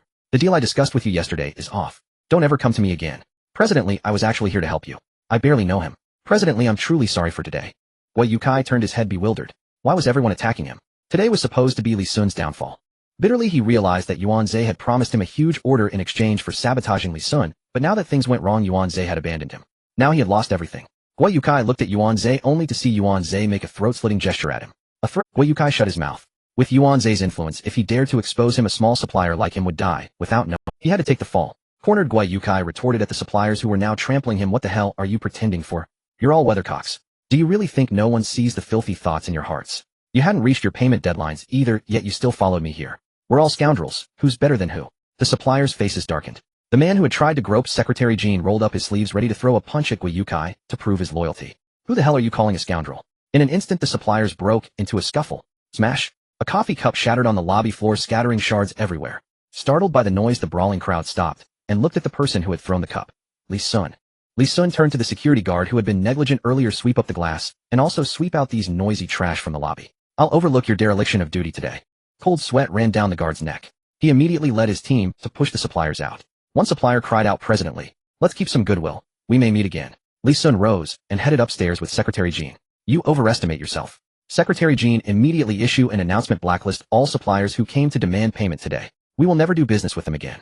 Also instruct the legal department to sue them for breach of contract and violent early demand, which has caused huge reputational damage to our company. The payment records and the lobby surveillance are the evidence. The suppliers' faces turned sallow. Gui Yotsai, on the other hand, broke into a grin. It was far more satisfying for everyone to suffer together than for him alone. Li Sun looked at Gui Yukai with a sinister smile. Oh, except for this Gui Yukai. The company will continue to cooperate with him. With that, he closed the elevator doors, leaving a bewildered Gui Yukai behind. Still collaborating with himself? What does Li Sun mean?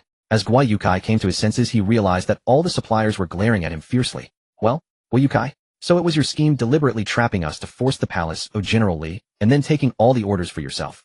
Gui Yukai was struck by a thunderbolt in his mind. He understood. This was a diversion of disaster. Damn it. Li Sun managed to shift everyone's hatred onto him with just one sentence. Not only did he remove these inferior suppliers from the collaboration list, but he also set an example to deter those suppliers who hadn't shown up, ensuring they wouldn't dare to act rashly again.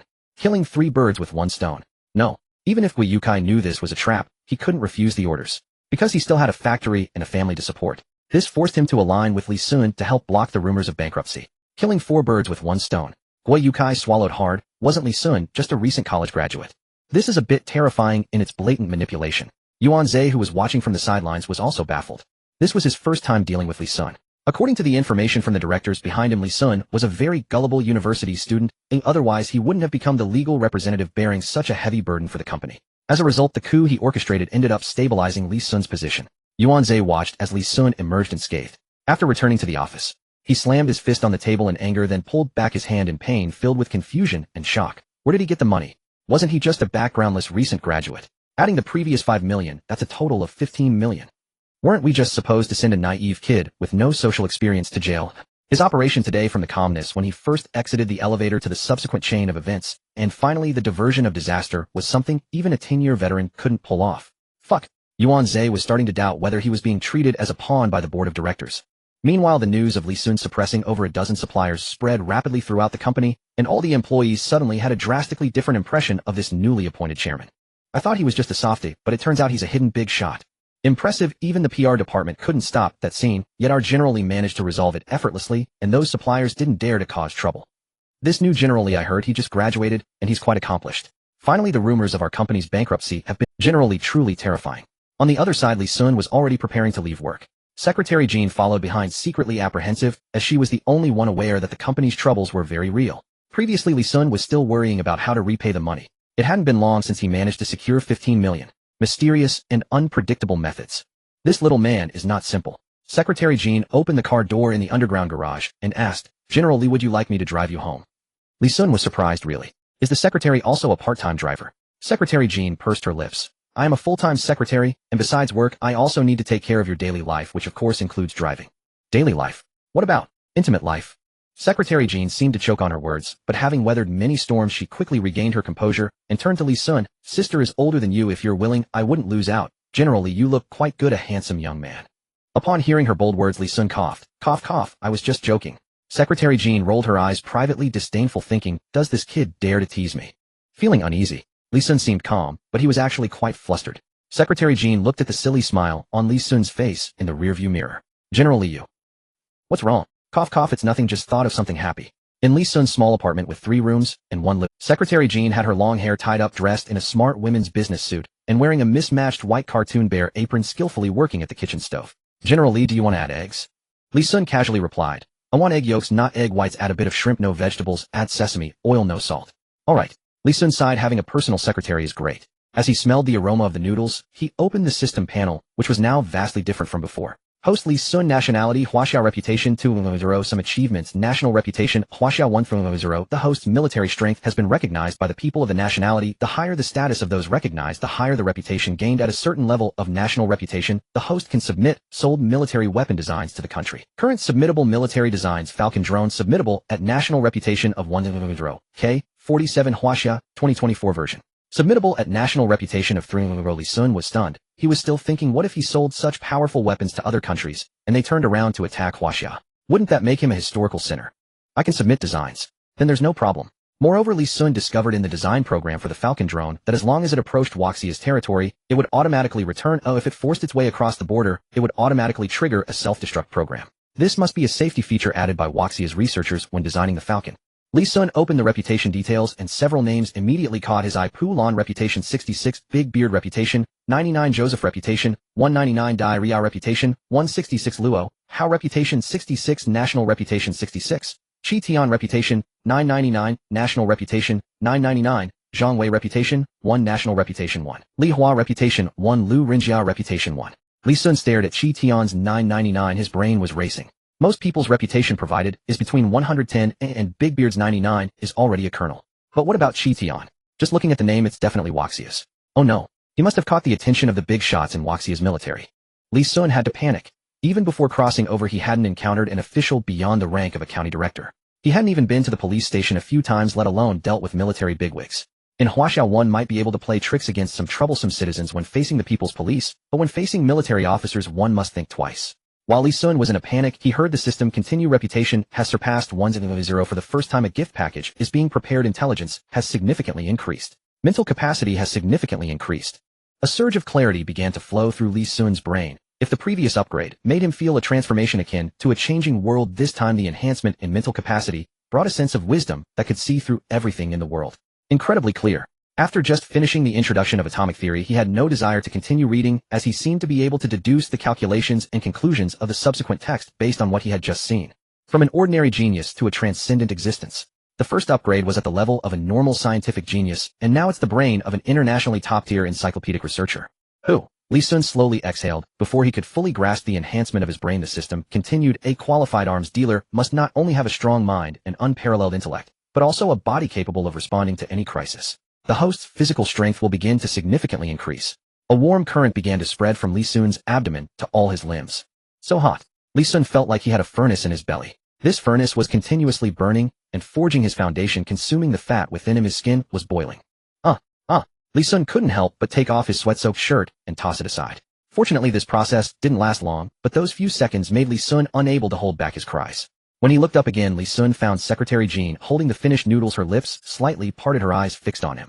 Her gaze held 7 parts surprise and 3 parts lust. Secretary Jean placed the noodles in front of Li Sun, nonchalantly saying, "I didn't expect General Li to have such a great physique. 8-pack abs, a golden ratio. You're definitely the best-built man I've ever seen." Li Sun was taken aback. He was a struggling college student. Where would he find the time to work out? Let alone abs. He was just glad to not have a beer belly. He immediately stood up to look at his reflection in the glass door nearby, and the figure staring back at him looked like some superheroes from Marvel movies, though not as bulky. From the shape and proportions, it was absolutely perfect. Is this what the system meant by a significant increase in physical strength? Did it just burn away the fat? Secretary Jean watched Li Sun as he examined his body, and at this moment, she boldly teased him. "General Li, had I known you were in such great shape, the private service I mentioned in the car wouldn't have been out of the question." Li Sun suddenly realized there was a female robe beside him and immediately dashed into the bathroom. He was drenched in sweat and oil. It was too uncomfortable. "All right, Secretary Jean, I am a man. You can't have the noodles already. You can go home now." Secretary Jean pouted, secretly thinking, he can resist this. Could this kid be gay? Or has my charm diminished? Little did she know Li Sun was just too conservative. Before crossing over, he had grown up in a particularly traditional family, where the concept of dating once and marrying once was ingrained in him. Listening to the sound of Secretary Jean leaving and closing the door, Li Sun continued to grumble while showering. "No matter how strong the body, it can't withstand a bullet. Now the state is going to investigate me. How did the state figure out my account on the dark web so easily?" The system has taken over the host account. The host account is merely a front on the dark web, while it has actually become independent outside the dark web. Currently, with Earth's level of civilization at only 0.0000000000001 probability of breaking through the system's firewall. The host's bank account has also been taken over by the system. Li Sun's eyes lit up. This meant that no one on Earth could crack his true identity, and his money in the bank was safe. Li Sun opened the system panel. He remembered the system hinting at the activation of some new technology series.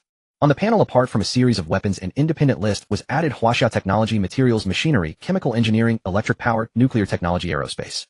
Li Sun's eyes widened. Just these technologies all required money to purchase. Moreover, most of the cutting-edge technologies not only required money, but also a significant amount of reputation to unlock. Li Sun murmured, "My biggest crisis right now is that the company deceived the state out of 50 billion in research funds with a fake superconducting project, and the melting point material technology in cooperation with the space agency is also fake. Can't I find better real technologies from the system to fill the gap?" High melting point material alpha. 500000 reputation. 10 million Huaxia currency. 0 point superconductors, 5 million reputation. 300 million Huaxia currency. Damn, so expensive. With his current reputation of 200,000 and a few million Huaxia currency, he couldn't afford it at all. The high melting point material alpha does seem promising. Moreover, his company was constantly spending money. Li Sun's momentary excitement sank again, primarily because there were still traitors in the company causing trouble. Time was not on his side. Who knows what kind of tricks Yuan Zhe might pull next? Money, money, money. Always TM's making money. Lee Sun, wrapped in a towel, opened the dark web on his computer. He had been so absorbed in reading that he hadn't been online for nearly 2 days. He saw 2 videos sent by the Middle Eastern bandit accompanied by a string of messages. Thank you, brother. Your weapons are truly amazing. You sold them at a loss. I understand. I absolutely can't let a brother suffer a loss. But for now we can only give you 10 million. We've lost contact with headquarters. Once we're out, we'll definitely place $1 billion. Lee Sun grinned from ear to ear. These Middle Eastern brothers were so down to earth. He wished for more clients like this. The system procured a drone for 1000 yuan, and he sold it for 5000. What a loss he was taking. Lee Sun clicked on the videos. They were the very 2 drone videos that had gone viral. This was also Lee Sun's first time seeing China's Falcon drone. Even in 2024, China had not officially announced the Falcon's existence, only mass-producing it in secret. Holy crap. So powerful. It can even transform into a heavy machine gun. Suddenly I feel like such an idiot. If I had known it was this strong, I could have sold it for 5 million. A loss. Damn, what a loss. Lee Sun clutched his chest. He feared overpaying more than paying a high price. Likewise, earning less was worse than earning nothing at all. Lee Sun sighed. Forget it. Let's just call it a first-order perk. He replied the rabbit bites when cornered. You're welcome, it's the least I could do. I've long despised those warmongering eagles. I won't take this 10 million for nothing. I'll perform remote maintenance on your guns later. Far away in the Middle East, Prand was puzzled. Remote maintenance. What did that mean? Was Rabbit sending someone here? Prand shuddered. Middle Eastern bandit, brother, don't be impulsive. We're surrounded by the Eagle's army. If you send anyone here, they'll be walking to their death. Lee Sun smiled mysteriously. The rabbit bites when cornered. Don't worry, you'll find out then. Get ready to experience our after-sales service. Lee Sun had discovered a new system function for weapons sold through the system. He could pay a certain amount to remotely upgrade them via the system. And depending on the amount paid, the upgrade intensity varied. Commonly known as after-sales service. Middle Eastern bandit, Prand thought about the other's unimaginable delivery methods and said no more. After browsing the video network, Lee Sun finally understood why his reputation had suddenly soared. The power of the internet. Although most people just entertained themselves online, forgot quickly, and didn't grant reputation points, the sheer numbers made a difference. Some people recognized true quality. An idea suddenly popped into his mind. If he upgraded that batch of AKs for the bearded man, helping him break out of the Eagle Army's encirclement, and had the bearded man livestream or post videos, wouldn't that instantly top the global trends? After all, the Eagle had reigned as the world's #1 military superpower this century. A failed encirclement. If he could help the bearded man break out, it would be the first time anyone had slapped the Eagle Empire's face so hard. Even the invincible military image the Eagle had projected to the world would be shattered. Just as when vassals shot arrows at the Zhou Emperor the moment the Son of Heaven's majesty vanished. The bearded man was the arrow. The Eagle Empire's hegemony was what would be broken. Lee Sun grew excited. What Chinese person could resist the temptation to help bring down imperialism? This would earn him a place in the family annals. Good. Let me carefully select which features to enhance on those guns. Infrared-assisted semi-automatic aim lock to the... Lee Sun rubbed his chin in thought. With the Eagle's drone swarm completely destroyed, the Eagle military would be furious, and during the siege of the bearded man, they would reinforce all military equipment. There might be armored vehicles, tanks, or even fighter jets and bombers. Then he'll add some armor-piercing rounds. Explosive rounds. Sniper scope. High-caliber rifling. Yes, change the caliber too. Make it large caliber. Add more. Lee Sun lay on his bed, revealing a devilish grin. With these modifications, these could no longer be called rifles. Large caliber sniper scope, long range, auto-aim, armor-piercing rounds. That was a sniper cannon. One shot could destroy a tank. Even a fighter jet flying close would explode if hit. The only downside was the cost. Lee Sun spent 2 million yuan just to upgrade after sales 100 guns. The rest only got an assisted semi-automatic targeting feature. As for ammunition, he'd give it to the bearded man for free this time. You can't trap a wolf without sacrificing a child. Lee Sun valued future reputation and the billion-dollar order after the breakout. He believed that Middle Eastern bandit wouldn't deceive him. Done. Lee Sun clicked the after-sales service command. Meanwhile, in the Middle Eastern desert inside the base, Prand heard the drone's heavy machine gun fire ringing in his ears. The bearded man ran in shouting, "The Eagle's forces have found us. Quick, everyone fight to the death." Prand and the bearded man exchanged glances. In the bearded man's eyes he saw despair. The bearded man said hoarsely, "For Titan tanks. Plus 20 armored vehicles loaded with rockets and heavy machine guns. At least 3,000 fully armed elites. We probably can't escape. Fight to the death." In China's Magic City, night was about to fall. Lee Sun looked out the window with some concern. Middle Eastern bandit had sent him one last message. "Emergency, the siege has begun." Then contact broke. He didn't know if they could break out. The system would take 20 minutes to fully upgrade those 100 guns. Surely it wouldn't be so coincidental that the life-or-death battle would start right now, right? At that moment, in the vast desert south of Iran, the hiding place of the bearded man and his group, due to the time difference, it was already midnight. The Eagle's troops advanced methodically like demons in the night. Their target was clear. Straight toward the bearded man. Simultaneously, 4 tanks and 5 armored vehicles began splitting off, deliberately forming a tight encirclement under the cover of darkness. Ahead of the Eagle army, several soldiers were escorting a few Middle Eastern civilians with headscarves and numb expressions, forcing them to point the way. Inside the command tent, Joseph spoke confidently. I guessed right. Those armed natives have 4,000 to 5,000 people. Food is a big problem. They must buy military supplies from nearby settlements and civilians. Those civilians are their kin, so their guard is low. Sure enough, we captured a few hundred settlers and got the info. The Vanguard Battalion Commander Oak praised, Commander, you're truly wise. These few native civilians are the brokers between the settlements and those armed native bases living off commissions. A little torture and a promise of money, and they sang. These natives were afraid those armed groups would cheat them, so they secretly scouted the base location. That works in our favor. Oak clapped his hands and glanced at the recovered elite soldier Ola from the previous Vanguard team, anger flashing in his eyes. Ola was his younger brother. The annihilation of the Vanguard team last time had not only severely wounded his brother, but also damaged Oak's own reputation. This time during the siege he would reclaim his honor. Oak pulled Ola aside and gave a military pledge. Commander Joseph, my brother and I volunteer to lead the first assault to avenge the previous defeat. Joseph nodded. Good. The encirclement is closing. They might have night vision equipment and may have sensed something. Don't get ambushed again this time. Take 3 armored vehicles and 1,000 men for the main assault. Don't underestimate the enemy. The main force will support you anytime. And don't hold back the rockets and heavy machine guns on the armored vehicles. Ola was exhilarated. Finally, he could avenge himself. Yes, sir. At the bearded man's base, Prand operated the drones with full radar capacity. As the Eagle's encirclement tightened and closed, the Falcon drone's radar range could now cover the entire Eagle force. On the Falcon's radar display, dense red dots formed a circle. The largest red dots were tanks. Under the movement of 4 large red dots, the ring grew thicker and gaps fewer. A 5th large red dot, a Titan tank, remained in the rear. That should be the location of the Eagle command post. Prand immediately suggested, Colonel, the encirclement isn't fully closed yet. The biggest gap is in the northwest. If we gather all our forces and break through there, we might have a slim chance of survival. With the Falcon drones and Mr. Rabbit's AKs, we have an advantage in a frontal charge against any single unit. With drone self-destruction and fire suppression, we can definitely get the organization's operatives and you out safely. The other operatives and subordinates echoed, right. It's just cannons and tanks. Before we die, we'll surely take one down. Exactly. Our firepower isn't weak. 18 Falcon drones left mean 18 auto-aiming heavy machine guns. Until the ammo runs out, no modern infantry can get close.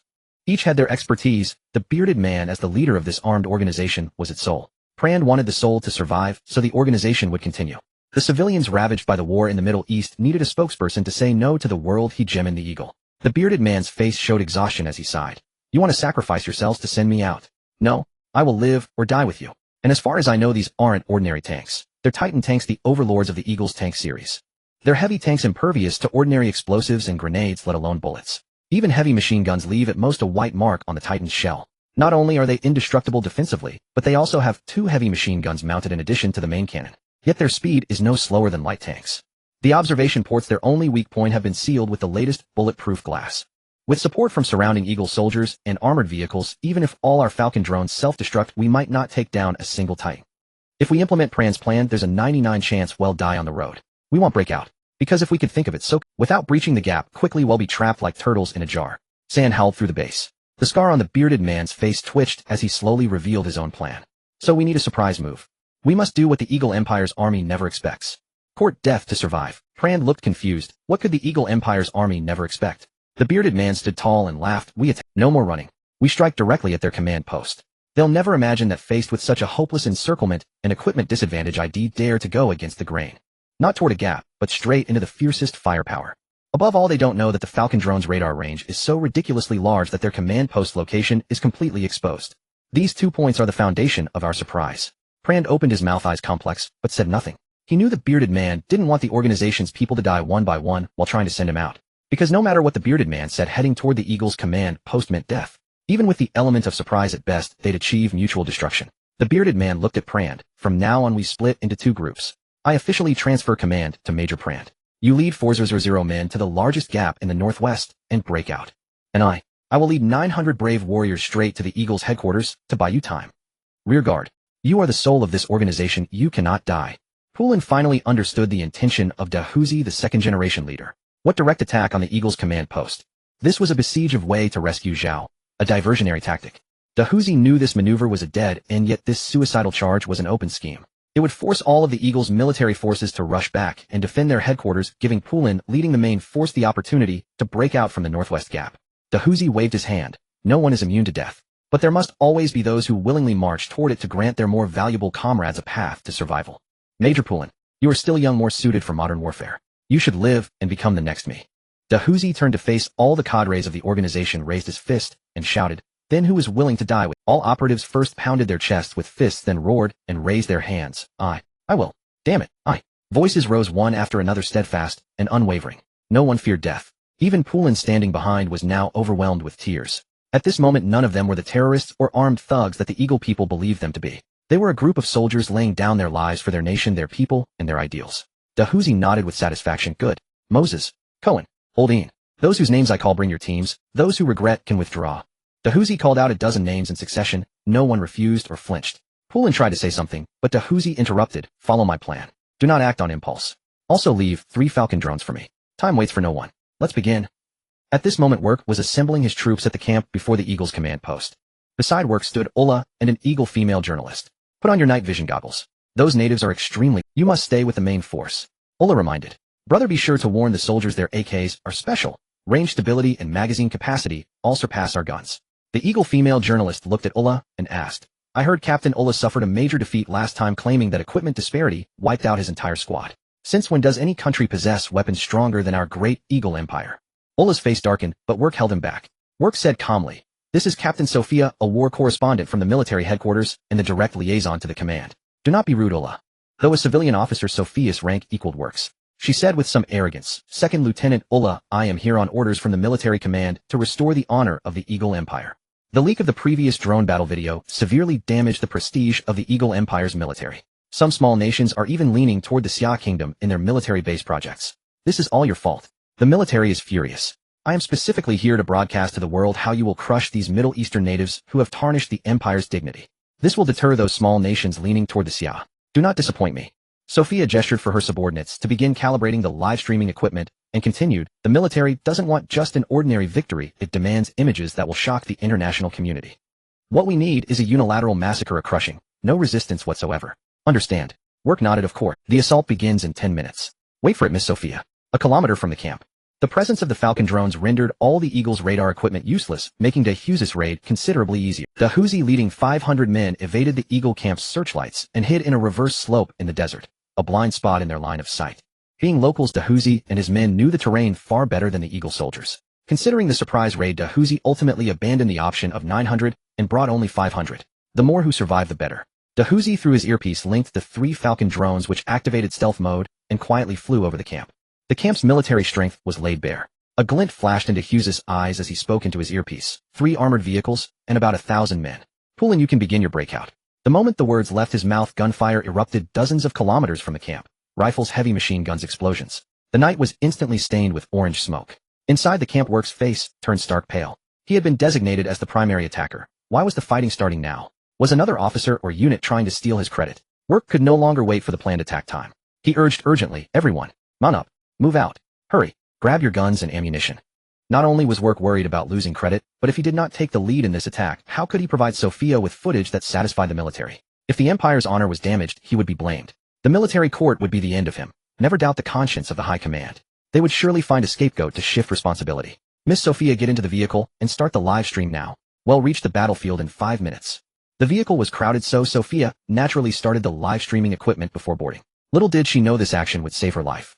Hello everyone. I am war correspondent Sophia. Right now I am at the battlefield where our great Eagle Empire is conducting a siege against the terrorist organization that attacked high-ranking Eagle officials. Sophia aimed the camera at the elite Eagle soldiers boarding the armored vehicles. We are about to completely eliminate. The live stream used the Eagle military's official account. The moment it started, it was promoted by the platform and the viewership skyrocketed like a rocket. Holy crap. It's really the military account. First time watching a battlefield live stream. Only the Eagle Empire dares to do this. What other country could claim certain victory? Awesome. Are those rocket launchers on the armored vehicles? One salvo, and even a hill would be flattened. The Eagle soldiers are so handsome. Are they besieging the terrorist group featured in the drone battle video? Looks like the Eagle Empire is taking revenge. Netizens from around the world flocked in. Sophia watched the comments from international users with satisfaction as the stream's popularity climbed to the top 10. The armored vehicles were fully loaded. Just then a comment caught Sophia's attention. Hey, wait, is there something above that armored? Sophia looked at the sky in the live stream image. Comments flooded in. I see it too. It was blurry at first, but now it's clearer. There really is something. Is that a drone? It's that Xia drone. The bearded man watched as the Eagle Empire's soldiers filled 3 armored vehicles, a gleeful smile spreading across his face. Now, Falcon, open fire. Target the armored vehicles. Brothers, charge forward. On the other side, Sophia, watching the live feed, gasped sharply. A blurred drone suddenly emerged from stealth mode before her eyes switching to heavy machine gun configuration. That unmistakable silhouette, the familiar 5-point star, and the HQ emblem. Sophia immediately turned her head, wildly pointing upward at the armored vehicle where Oak stood and screamed, "Look up! Drones!" Oak looked up in confusion. Some veteran Eagle soldiers instinctively raised their guns toward but it was too late. What greeted Oak's eyes were the menacing muzzles of heavy machine guns and blinding blue flames. The bullets from 3 drones began to pour down ferociously. Their target, the 3 fully packed armored vehicles. Bang bang bang bang bang bang bang bang bang bang bang bang bang bang bang. The Falcon drone's central processing unit flashed red. Target locked armored vehicles, soldiers, tires, fuel tanks, ammunition boxes. Boom. In a single exchange, the fuel tank and the storage compartment for rocket-propelled grenades of one armored vehicle exploded. The elite soldiers inside were instantly blown to pieces, not a bone remaining. Oak on another vehicle couldn't believe an armored vehicle could be destroyed like this. After all, the fuel tanks and ammunition storage of these armored vehicles were protected by additional armor. A human's height couldn't circumvent that armor, and even the so-called blind spots were mere finger-width gaps, utterly impossible for bullets to penetrate. But the Falcon drone's angle came from directly above, coupled with its absurd auto-aim. If there was a gap, it found it. Having experienced this once before, Ola quickly grabbed his stunned brother and jumped out of the vehicle. This Falcon drone strike obliterated 1 armored vehicle and over 100 soldiers. Some quick-reacting Eagle veterans instantly leapt from their vehicles, sought cover, and returned fire at the drones. Nearly 1,000 soldiers opened fire simultaneously. The 3 Falcon drones' trajectory calculation capabilities were pushed to their limits. But even a Falcon had its limits. On this battlefield, even God himself would have taken a bullet. After just 10 seconds, and having taken out nearly another 100 Eagle soldiers, 2 drones were hit in their wings, one after another. A warning came through the bearded man's earpiece: severe damage. Activating self-destruct sequence. Target locked armored vehicles. Boom. Boom. With 2 deafening explosions, 2 armored vehicles were engulfed in fire from the falling Falcon drones. The blast radius directly caught the soldiers who had jumped out and taken cover nearby. Sophia, hiding at a distance, shuddered. How could such a small drone carry so much explosive power? Under the cover of the explosions, after destroying 3 armored vehicles, the remaining Falcon drone silently activated its stealth mode and retreated. Unnoticed by the Eagle soldiers during the drone raid's distraction, the bearded man had led his men to shrink the distance from 1 kilometer to less than 100 meters. Right behind the camp, Oak, grimy and frustrated, looked over the fading battle and cursed, "You bastards! You dared to attack us." He never dreamed that the drone strike was just a feint, that the enemy leader would directly charge to the forefront of the battle. Meanwhile, netizens from all over the world in the live stream were ecstatic. This stream wasn't just for Eagle Empire supporters, it also had viewers from the Bear, the Rabbit, and other nations not on friendly terms with the Eagle. That's China's invincible drone. Ha. Why is the streamer just staring? Run. Holy crap. It dodged bullets for 10 whole seconds before being shot down. 10 seconds is enough for over 50 rounds. With 1,000 soldiers, that's 50,000 bullets. I knew Chinese drones had terrifying evasion, but not this terrifying. Laughing. An enemy drone sneaked right into the camp before the battle. Time to behead the sentries. They were just talking about crushing the enemy, and now they're literally blowing up in front of us. The explosive yield of that Chinese drone is seriously unscientific. Feels like 3 times that of other drones. Beautiful, love it, more please. Delicious with my meal. All 3 armored vehicles are gone, and the enemy even got 1 drone back. Is this modern warfare? A crushing technological gap. China is awesome. The Rabbit is awesome. Sophia's face darkened. She wanted to shut down the stream, but wouldn't that be admitting the Eagle Empire's defeat? Oak approached with his men and assured her this was an accident. Even though our armored vehicles are destroyed, I can have someone take you to the Titan tank. We'll definitely restore the Eagle Empire's prestige. Ola, take her back to Colonel Joseph. Ola nodded. The wreckage of the armored vehicles still burned. Severely wounded Eagle soldiers were being bandaged and evacuated to the rear. Meanwhile, 3 regular transport trucks remained in the camp. Oak reorganized the troops as a soldier reported, 201 dead, 59 critically wounded, 80 lightly wounded. Currently 660 combat-ready soldiers. Oak grieved inwardly. These were his direct forces. 200 casualties without even seeing the enemy. He nodded and ordered, they still have drones. Keep an eye on the sky. Don't let them pull the same trick. Sir. Just as Sophia got into the vehicle, she turned the camera toward the Eagle soldiers, calmly cleaning up the battlefield. Next time our soldiers won't be so disgraced. But even now our Eagle Empire soldiers are still cleaning up the battlefield. Next I'll head to the command post and show you the big picture with the Colonel's Titan tank. This statement immediately piqued the viewer's interest. The Titan tank. The one I'm thinking of. Holy crap. What Titan? The guy above doesn't know. Reportedly, since the Titan tank was built, not a single one has been lost in battle. It's literally unbreakable. The absolute king of heavy tech. They're actually deploying the Titan. It seems Eagle Military Command is truly furious. This should be the end of it. Even a Chinese regular army has no answer for the Titan tank. My mighty Eagle Empire is truly the world's #1. What good are fancy drones? Real weapon RD should focus on mainstream fighters, tanks, and missiles. Can China do that? They still have to look at our Eagle Empire. Sophia was satisfied. Effective. Once netizens worldwide saw the Titan crushing the battlefield, it would surely quell the budding international contempt for the Empire. Just then a blurred silhouette reappeared in the sky. The smile that had just formed on Sophia's face froze. Fuck, again. The images of skulls being pierced by heavy machine guns and bodies riddled with bullet holes still lingered in the mind. Sophia herself sat in the vehicle in the very spot where those soldiers had been blown apart. And this wasn't even an armored vehicle, helpless against bullets. The threat of death drained the color from Sophia's face, and she suddenly felt the urge to urinate. Yula, noticing this beside her, immediately started the car. Enemy attack. Hundreds of soldiers raised their guns and fired into the sky. But this time the Falcon drone didn't attack at all. It merely materialized and ascended to dodge bullets, given the limited range of rifles. All the soldiers looked up at the sky, unaware of the stout man lurking in the shadows poised to strike. The Falcon drone's maneuver filled the gun-toting Oak with immense pride. It scared. Oak considered himself a genius for anticipating that the Chinese drone would circle back, having the soldiers on alert skyward. In this ambush, 0 Eagle soldiers were killed. Sophia, filming, breathed a sigh of relief and smiled at the camera. See, I told you. This time we were prepared. What could the Chinese drone do? Allow me to introduce Commander Oak of our Mechanized Corps Vanguard Battalion. With that, she aimed the camera at Oak, who stood atop the vehicle as the commander. Oak naturally struck a triumphant pose, imagining himself as Admiral Arthur puffing on a pipe, and then lit a cigar. For years from now, when I become an admiral, this scene of me smoking a cigar will be etched into history. Oak smiled and bang! A sudden gunshot. Oak looked down at the blood-stained hole in his chest, stunned, his mind only able to form one thought. I've been shot. His mind went blank.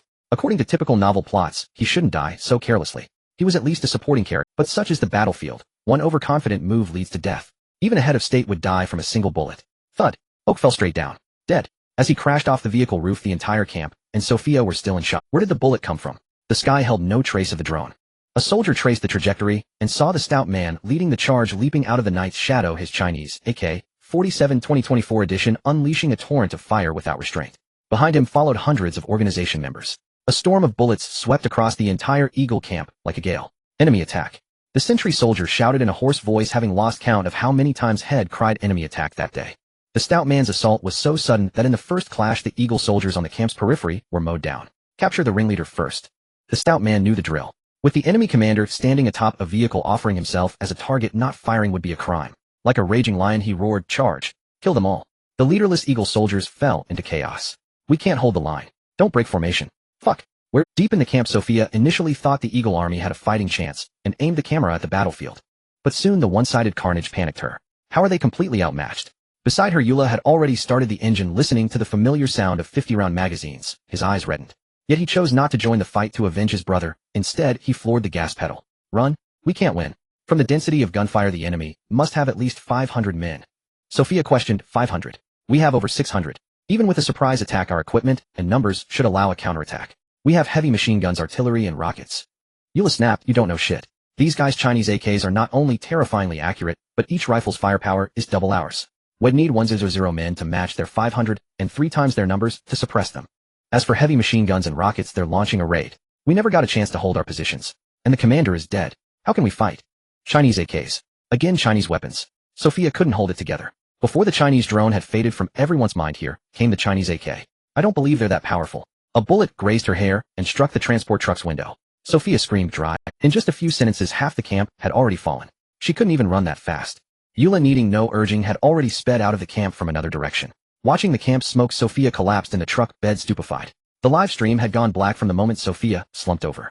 But the earlier footage of the one-sided battle and Yula's words had already set the global internet abuzz. Wiped out. That commander was too weak. Haha, that Eagle commander is like me playing CF, shows his head, and gets— holy shit. They took down the entire camp. Are terrorists that fierce? This is the Eagle Empire's Vanguard Battalion. Didn't you hear that, Eagle officer? Chinese AK. 500 men, need 1000 to counter. Our bunny is mighty again. I'm an Eagle. Where can I buy a Chinese AK? Need one for self-defense.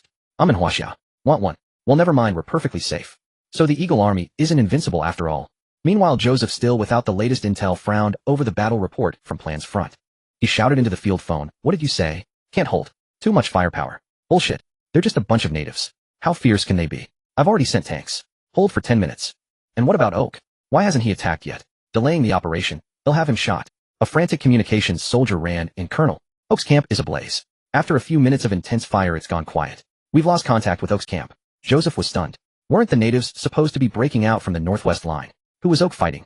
As he pondered, another communications soldier rushed in, followed by Yula and Sophia. Yula burst in. Colonel, prepare for battle. They're heading for the command post. They hijacked vehicles from the camp. Estimated 3 minutes out. My brother's camp is completely annihilated. Joseph, jolted alert. What are you talking about? What is going on? Joseph, the leader of the Eagle Sauce Mechanical Corps, despite having a lower rank than the mustachioed man, certainly held a different significance as a lieutenant in the Eagle Sauce Empire compared to other countries. Even though he couldn't comprehend how the mustachioed man accomplished this, he quickly calmed down. Since Euler couldn't explain the specifics, he directly pulled up the footage recorded by Sophia for Joseph to see. Joseph was utterly shocked. It was the first time he had seen a weapon that could directly enhance the combat effectiveness of an entire army. In the video, the uncanny marksmanship of the terrifying organization's leader was outrageous. Not just the mustachioed man, but the accuracy of every soldier on the opposing side was evidently higher than that of Eagle Sauce soldiers. Even while running, the aiming of the firearms was not greatly affected, especially the recoil from continuous fire was almost... So this wasn't a human issue. It was a problem with the guns. Only someone like Joseph, a seasoned veteran of war, could immediately realize that this gun from Huaxiao was far more terrifying than he had imagined. With nearly double the magazine capacity, the time taken to change magazines was halved, not to mention the opposing side was purposefully cycling through magazine changes during the charge. This meant it was no longer a typical infantry charge. Instead, it was a group of tirelessly moving small machine guns. A living human fortress of war. Could a single gun really change the difference between a group that could only flee in panic and one that could thrash the elite army of the Eagle Sauce Empire? Absurd. The last defeat in the drone battle didn't mean much to Joseph, but the emergence of the Huaxiao AK truly made him start to panic. Because firearms are at the very least supposed to be in the hands of every soldier. Joseph couldn't imagine the scene of millions of Huaxiao soldiers, each wielding such an AK. It would be a devastating disaster and blow for the Eagle Sauce Empire. Joseph worriedly said, Huaxiao will probably become our greatest threat in the future. No, it already is. Sophia beside him lamented, indeed terrifying. The key point is that the footage has already been broadcasted. It seems our empire's reputation is completely ruined.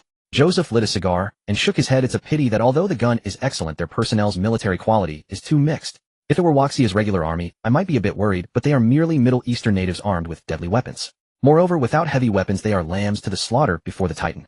Sophia's eyes ignited with hope. Yes. We still have the Titan. With the Titan, we will surely be able to... Should I keep the live broadcast going? Joseph took a deep drag from his cigar calmly, saying yes, of course. Only 500 people are coming. That's hardly enough to fill the Titan's teeth.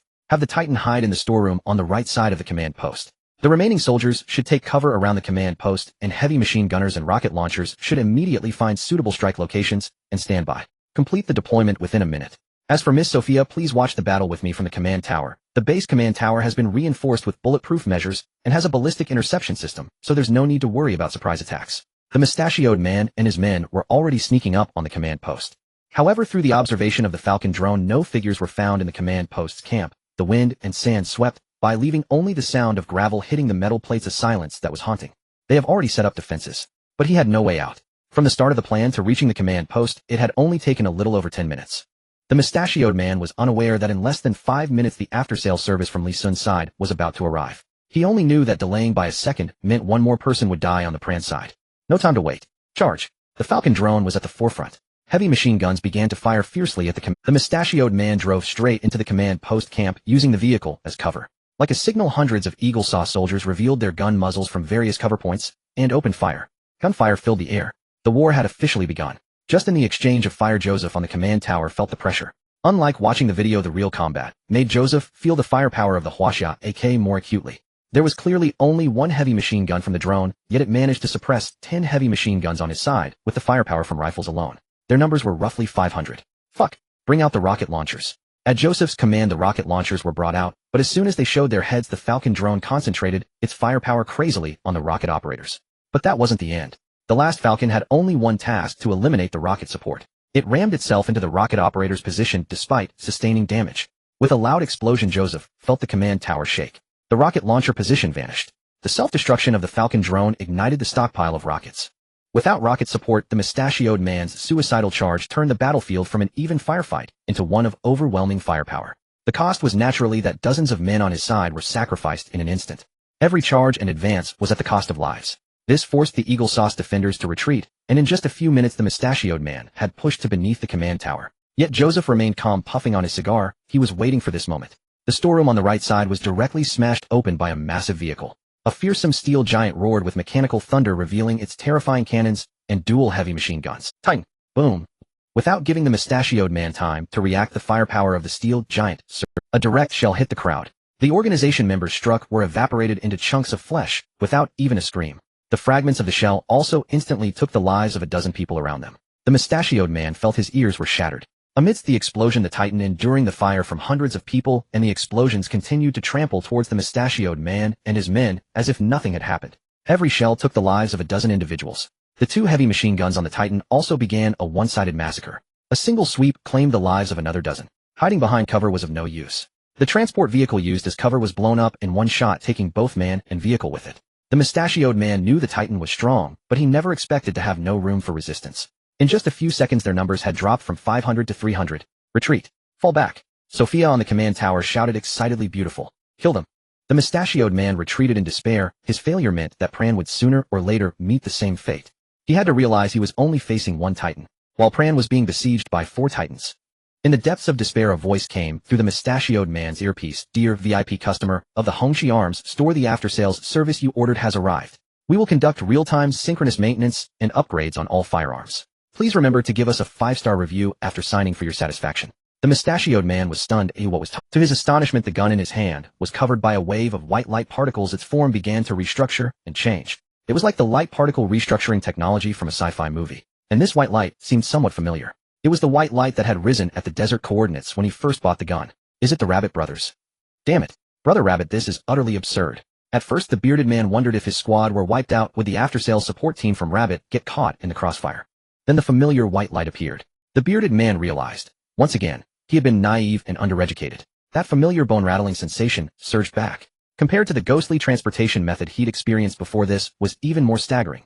Had anyone ever seen a weapon upgraded, right there in their own hands? The bearded man had never believed that the ultimate frontier of science was theology, until now. Here Brother Rabbit stood shoulder to shoulder with God. The bearded man glanced at the rifle in his hand, swallowed hard, his eyes bulging like Bronze Bell's voice piercingly sharp. Oh shit.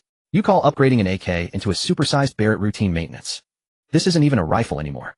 The bearded man strained to hoist the upgraded Chinese AK. Yes, hoist it. An integrated brace had been added to the stock, designed to transfer recoil force onto the shoulder, enhancing stability and drastically reducing kickback. Could even a Barrett penetrate the Titan tank? The answer was no. Even elite snipers firing 10 armor-piercing rounds from a Barrett at the same spot found their shoulders shattered by recoil, yet still failed to breach the Titan's armor. It was absurdly resilient. No one in the world knew what metal composed the Titan's armor. Yet even Joseph's mechanized division possessed only 5 Titans. Fewer than 100 operated across the entire Eagle Empire's armed forces. Proof that mass production remained impossible even for the Eagle Empire. Irreplicable. According to scientists from Rabbit, the Titan's primary material was an ultra-rare, extraordinarily resilient metal, acquired by the Eagle Empire from unknown origins. It possessed exceptional hardness, extreme heat resistance, extraordinary impact tolerance, and unparalleled toughness. Hence its dual invulnerability to explosives and armor-piercing ordnance. Moreover, this rare metal existed in vanishingly scarce quantities, impossible to synthesize artificially, enough only for roughly 100 Titans. The bearded man stared at the Barrett-modified AK in his hands, visibly distinct from any he'd seen before. Etched along its barrel in both Chinese and English were 5 characters, the final whisper. He didn't understand its meaning. A spiral mechanism was embedded near the barrel. Was it an accelerator? Desperate times called for desperate measures. Kneeling on one knee, veins bulging along his forearm as he cradled the rifle, he leveled its muzzle at the onrushing Titan tank.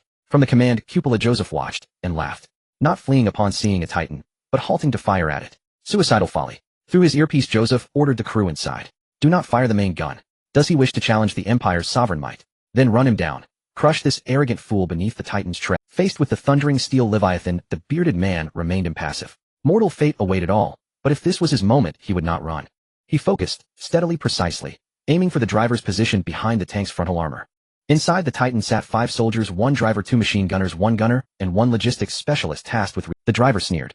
These ignorant savages aren't retreating. They're standing still, foolishly trying to shoot the Titan with rifles. Clearly they've never seen true power. Shall we fire 1 round? That stationary target is embarrassingly easy. Oh, don't, the driver teased. You always get your thrill on the battlefield, blasting away with shells, reveling in the carnage. All I ever do is ram buildings. Now at last some fools stand still for me to crush. Won't you let me savor it? Fine, fine, have your fun. Even the Eagle Empire's supporting infantry ceased fire. They'd already learned in battle these savages could never breach the Titan's defenses, so why waste ammunition shield? Better to watch the spectacle. Few had ever witnessed death by rifle, but few were still death beneath the tank's treads. From the command cupola, Sophia trained her lens directly on the bearded man and the Titan. This was a golden opportunity to glorify the Eagle Empire's might, a legendary scene. It had to be recorded. Truly the supreme Titan, no mark remains despite dozens of impacts. If even a Barrett with armor-piercing rounds cannot pierce it, what hope is there? Seriously, then run. Is he surrendering by crouching there to shoot? Whoa, upcoming footage is extremely graphic. Minors and the faint of heart, please look away. Such a formidable Chinese AK, yet heavy tanks remain the bane of light weapons. Even overwhelming firepower cannot breach that armor. Wait, the rifle in his hands, has it changed? Its silhouette looks different. Same here, I noticed it too. The livestream feed cut for a split second, and suddenly his rifle transformed. No idea where it came from. It's not just him, others' rifles have changed too. These comments caught Sophia's attention. Amidst the battlefield's gunfire smoke and explosions, the system's brief white flash during after-sales service went entirely unnoticed, even unremarkable, except to those holding the rifles. Sophia frowned. Captain, his rifle, it doesn't look like an AK. Joseph squinted, mildly surprised. Resembles a Barrett variant, not manufactured by the Eagle Empire. Likely a local modification. Rest assured, even the most powerful Barrett ever built cannot pierce the Titan. We've tested every model. Sophia nodded. Understood. Then all is well. On screen, the bearded man took a deep breath, confirmed his aim, and without hesitation pulled the trigger. A silent prayer crossed his mind, then the hammer fell. Boom! A deafening roar reverberated through his skull. This was no ordinary gunshot. This was artillery. Time seemed suspended. Within the Barrett modified AK, a massive armor-piercing round ignited at its base, propelling itself forward, then spiraling through the barrel's accelerator. Upon exiting the muzzle, the bullet's tail detonated once more, initiating a second explosive acceleration. Having undergone 2 linear accelerations and 1 rotational, one final surge launched the projectile from the barrel, carving a searing white streak through the air like a roaring serpent. Then, a shriek of tortured metal. Everyone on site clapped hands over their ears. Whoa! The Titan tank, it stopped, just 5 meters from the bearded man. Joseph sensed disaster. All eyes locked onto the motionless Titan. There on its frontal armor yawned a spiraled gaping hole, half a meter wide, the aperture pierced straight through. Beyond it, the driver's seat was empty. Only pulverized flesh and splintered bone remained. The other 4 crewmen lay unconscious, blood weeping from nose, ears, and eyes. Though the recoil should have shattered the bearded man's shoulder, witnessing this sight left him breathless, pain forgotten in awe. Shit, God almighty. What the hell is this? This isn't a modified AK sniper rifle. It's a sniper anti-aircraft cannon.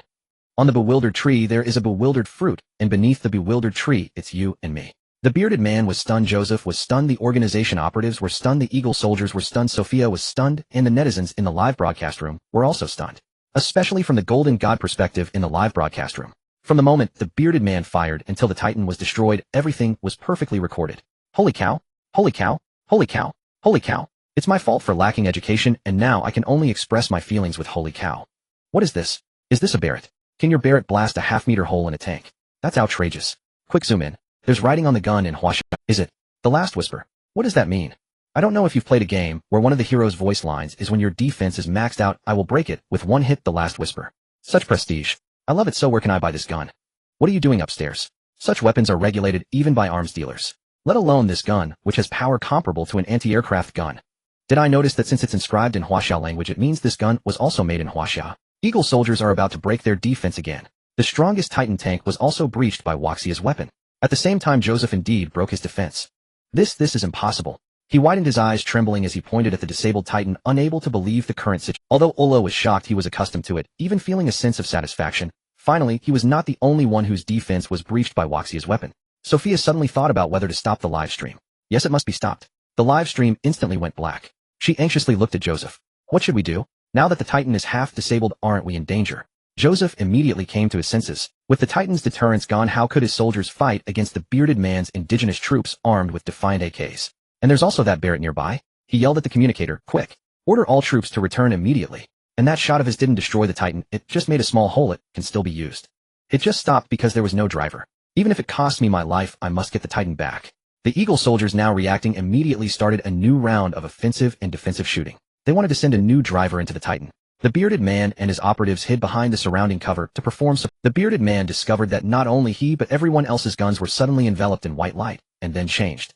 Among them, 30 people's guns changed the most under the white light. The other guns only gained a smart aiming scope, which could improve the hit rate. But for the 30 people, including the bearded man, it was like exchanging a bird gun for a cannon. They all transformed into AKs with the power of sniper anti-aircraft guns. But problems arose. After the upgrade, these 30 guns had strong power, but the caliber also changed. Each gun's magazine only had 3 rounds of spiral armor-piercing bullets that matched the caliber. Once used, they were gone. So in total there were only 90 rounds, and he had already used 1. Absolutely cannot waste. Every shot must hit the vital point. After breaking through, there is still a long way to go. Who knows if Brother Rabbit has any more bullets for this kind of gun in stock. The recoil of this gun made the bearded man feel that firing 3 shots would probably ruin his shoulder. At least he would need a few days to rest before shooting again. So he signaled to other operatives not to waste bullets and stamina. Then the bearded man looked at Joseph behind the bulletproof glass wall in the command room, his furious expression resembling that of the orc. He couldn't help but raise his upgraded AK, aiming the gun at Joseph's head. Then, boom, like the horn of hell, one shot shattered the entire glass wall. Joseph, who was still roaring angrily, had his upper body vanish right before Sophia's eyes, with pieces of flesh splattering against the walls of the command room. That bullet, after penetrating Joseph, pierced through the command room ceiling. The chandelier fell to the ground. Shattered glass cut Sophia's face, but she felt no pain, just staring blankly at the direction where Joseph had disappeared. She peed herself. This scene would likely become a shadow that Sophia would carry for life. Ola was the first to react, immediately shouting desperately, "Get down. Don't expose your sight." The commander was dead again. He no longer knew what feelings he had. All he knew was that he would never confront Waxia's weapons again. It's tormenting. The communicator, who was originally issuing commands, was scared by the power of the armor-piercing bullet and crouched under the table wearing a headset, unable to believe it. He mumbled, "The commander is gone. The commander is dead. Commander Joseph is dead." And he didn't realize he was still in communication, so the news of Joseph's demise quickly spread throughout the mechanized regiment. For a moment, the entire army was thrown into chaos. Every commander in the army couldn't believe it, then rushed at full speed towards the command post. Ola pressed down the already dazed Sophia, then crawled with her out of the back door of the command tower. Only he knew that once the Titan was breached, the battle was already decided. In the northwest front, the gun in Pran's hand completed the light particle reorganization. Pran suddenly felt the gun in his hand sink heavily. He nearly failed to lift it. The AK in his hand had completely changed. Unlike the bearded man who fired directly, Pran was more cautious. He checked his weapon and team, discovering that about 70 people had the same change as his gun. Moreover, there were only 3 rounds of bullets in the gun. But still, this after-sales service method was too advanced. No wonder Brother Rabbit is so impressive. It's still so outrageous. What's the difference between this method and that of God? Pran examined the completely changed gun in his hand, unable to help but smile wryly. Isn't this supposed to be maintenance and upgrade? Why directly change the type of gun? I've never used a sniper rifle. Before he could experiment with firing, he heard the excited voice of the bearded man through the headset. I took down the commander of the Eagle Army. Ha! At the same time, Pran noticed that the Eagle Army, which was pressing in on him, suddenly retreated. This meant what the bearded man said was true. Pran couldn't believe it. The encircling army is retreating. Could it be that the Titan at the command post is broken? 2 Titans have already appeared encircling mine. We've lost over 2,000 men and self-destructed 7 Falcon drones, yet caused no damage at all. The bearded man instantly calmed down. Over 2,000 people. 7 Falcons. This was still the result of his efforts. If it weren't for breaching the Titan and killing Joseph, Pran's side would have likely been annihilated. The bearded man immediately cursed, "Don't let those 2 Titans escape." What did you say? Major Poulin didn't understand. What did he mean by not letting those 2 Titans escape? Shouldn't he be relieved that the invincible Titans had retreated? The bearded man hurriedly said, "Stop wasting time. Immediately pick up the upgraded Huaxiao AK and aim at the Titan tank's driver's seat. Blast them. If those 2 killing machines that slaughtered our comrades get away, they'll give you 2 slaps when I catch up with you." Poulin hesitated but complied. He looked at the gun resembling a Barrett and muttered, "Colonel, a Barrett can't penetrate a Titan." Despite his grumbling, Poulin aimed seriously. He lacked the bearded man's experience, but knew the driver's seat was in the tank's lower chassis. After being bombarded for so long, Poulin was also furious. Frustrated, he thought, even if it was useless, head fire a shot to vent. If he was going to shoot head, do it thoroughly, and let his brothers blow off steam too. And Titans were formidable, but they had 70 Barretts. If they fired together, maybe they could punch through. Even if not, they'd rattle the driver inside. Poulin ordered the others holding upgraded AKs. "Everyone shoulder your guns. Aim at those 2 retreating Titan tanks. 35 armor-piercing rounds per vehicle. Aim at the center of the lower chassis. They'll count down from 3, then fire." The operators hoisted their anti-aircraft-like AKs, unaware of the terrifying power these guns wielded. Nor did they know the brutal punishment their shoulders and ears were about to endure. On the other side, the tank observer reported to the commander, "Commander, those natives seem to be aiming sniper rifles at us, overestimating themselves." The commander said impatiently, "Fire another round as a farewell gift. No lingering, we need to return to the command post." "Yes, sir." Before the Titans could rotate their barrels, Poulin had already started counting 3, 2, 1, boom, whoosh. Everyone's first instinct was to cover their ears, not look at the Titan tanks, ears ringing. Half of the operators who fired standing were knocked backward by the recoil. Dozens of terrifying white streaks tore through the air. The straight ballistic trails even had visible shockwaves. In Poulin's eyes, a deafening explosion nearly shattered his eardrums, and then he saw the distant Titan tank struck by some invisible force. Both tanks were instantly riddled with holes as if dug out of a scrapyard. Each Titan was hit by 35 spiral armor-piercing rounds. Whether the drivers were hit was irrelevant. No living thing could survive inside. The shockwave also flung nearby soldiers, knocking them unconscious from the sound waves spread after the bullets pierced the Titan's special metal armor. The upgraded AK should be called the Huaxiao sniper cannon. Terrifying beyond measure. Poulin stared at the astonishing result, dumbfounded. The Titans destroyed. Even more shocked were the 2 group commanders. It was more fear than shock. "Titan, what weapon attacked us?" The commander recalled the observer's report and the terrifying cannon roar they just heard. "Yes, a cannon sound." Who knew why those native sniper rifles sounded like anti-aircraft guns? They even shredded Titan armor instantly. Another commander suddenly understood why the comms said Colonel Joseph was dead. He must have encountered such a gun. If it could penetrate a Titan, what would it do to a person? The two commanders exchanged glances, shuddering. Screw fighting. Run. Floor it. They fled not toward the command post, but toward the U.S. military base airport in the Middle East. Both commanders were certain Joseph was likely dead and the command tower might have enemies with such guns. If they didn't head for the base, they'd die. The soldiers who saw the Titans turn to scrap were even more terrified. Before they could react, another staggering boom came from Poulin's direction. Spiral armor-piercing rounds struck. Not tanks but the troops. American soldiers in the line of fire exploded. 70 bloody lines instantly pierced the retreating American ranks, spraying blood, flesh, and bone fragments everywhere. Hell, this time the American army completely collapsed. Morale shattered. Nearby soldiers witnessing the horror threw away their gear and rifles. They bolted. The entire northwestern front turned into chaos. Poulin, excited to fire again, realized each gun only had 3 bullets. He held back and commanded, "No more shooting. Conserve ammunition." The bearded man's voice came through the earpiece. Learning Poulin had fired 2 shots, he said calmly, "It's fine. You have 70 guns, right? That's 210 rounds. 2 don't matter." Poulin said weakly, "Yes, but each man fired 2 shots." "What a—" The bearded man's furious voice made Poulin yank off the earpiece. "You wasteful brat. Do you know how precious those bullets are? I scrimped and saved to use 2 bullets. 1 took out a Titan, 1 blew up a commander. You used 140 and..." Poulin cut in, "Colonel. We'll regroup after the desert and head to the Bagistan border. Weak signal here. Over." In the sky, the remaining 8 Falcon drones circled, recording the moment the Titans were obliterated. In Sophia's livestream, though the screen was black, the heat only grew, because the more viewers couldn't see, the wilder their guess. Why is it black? The Titan was blown open. This pro-US Empire's livestream went black to avoid embarrassment. Maybe that female reporter is trading something with the old commander. Haha, America can't handle the truth. They tried to show off their Titans, but a single Huaxia gun shut them down. Meanwhile, someone quickly clipped the livestream. Once published, the clip shot to the top of platforms worldwide, even alarming the top brass of the U.S. military. What is happening? Why do those natives possess weapons capable of piercing Titan armor? How could our precious Titan be shot through by a mere gun?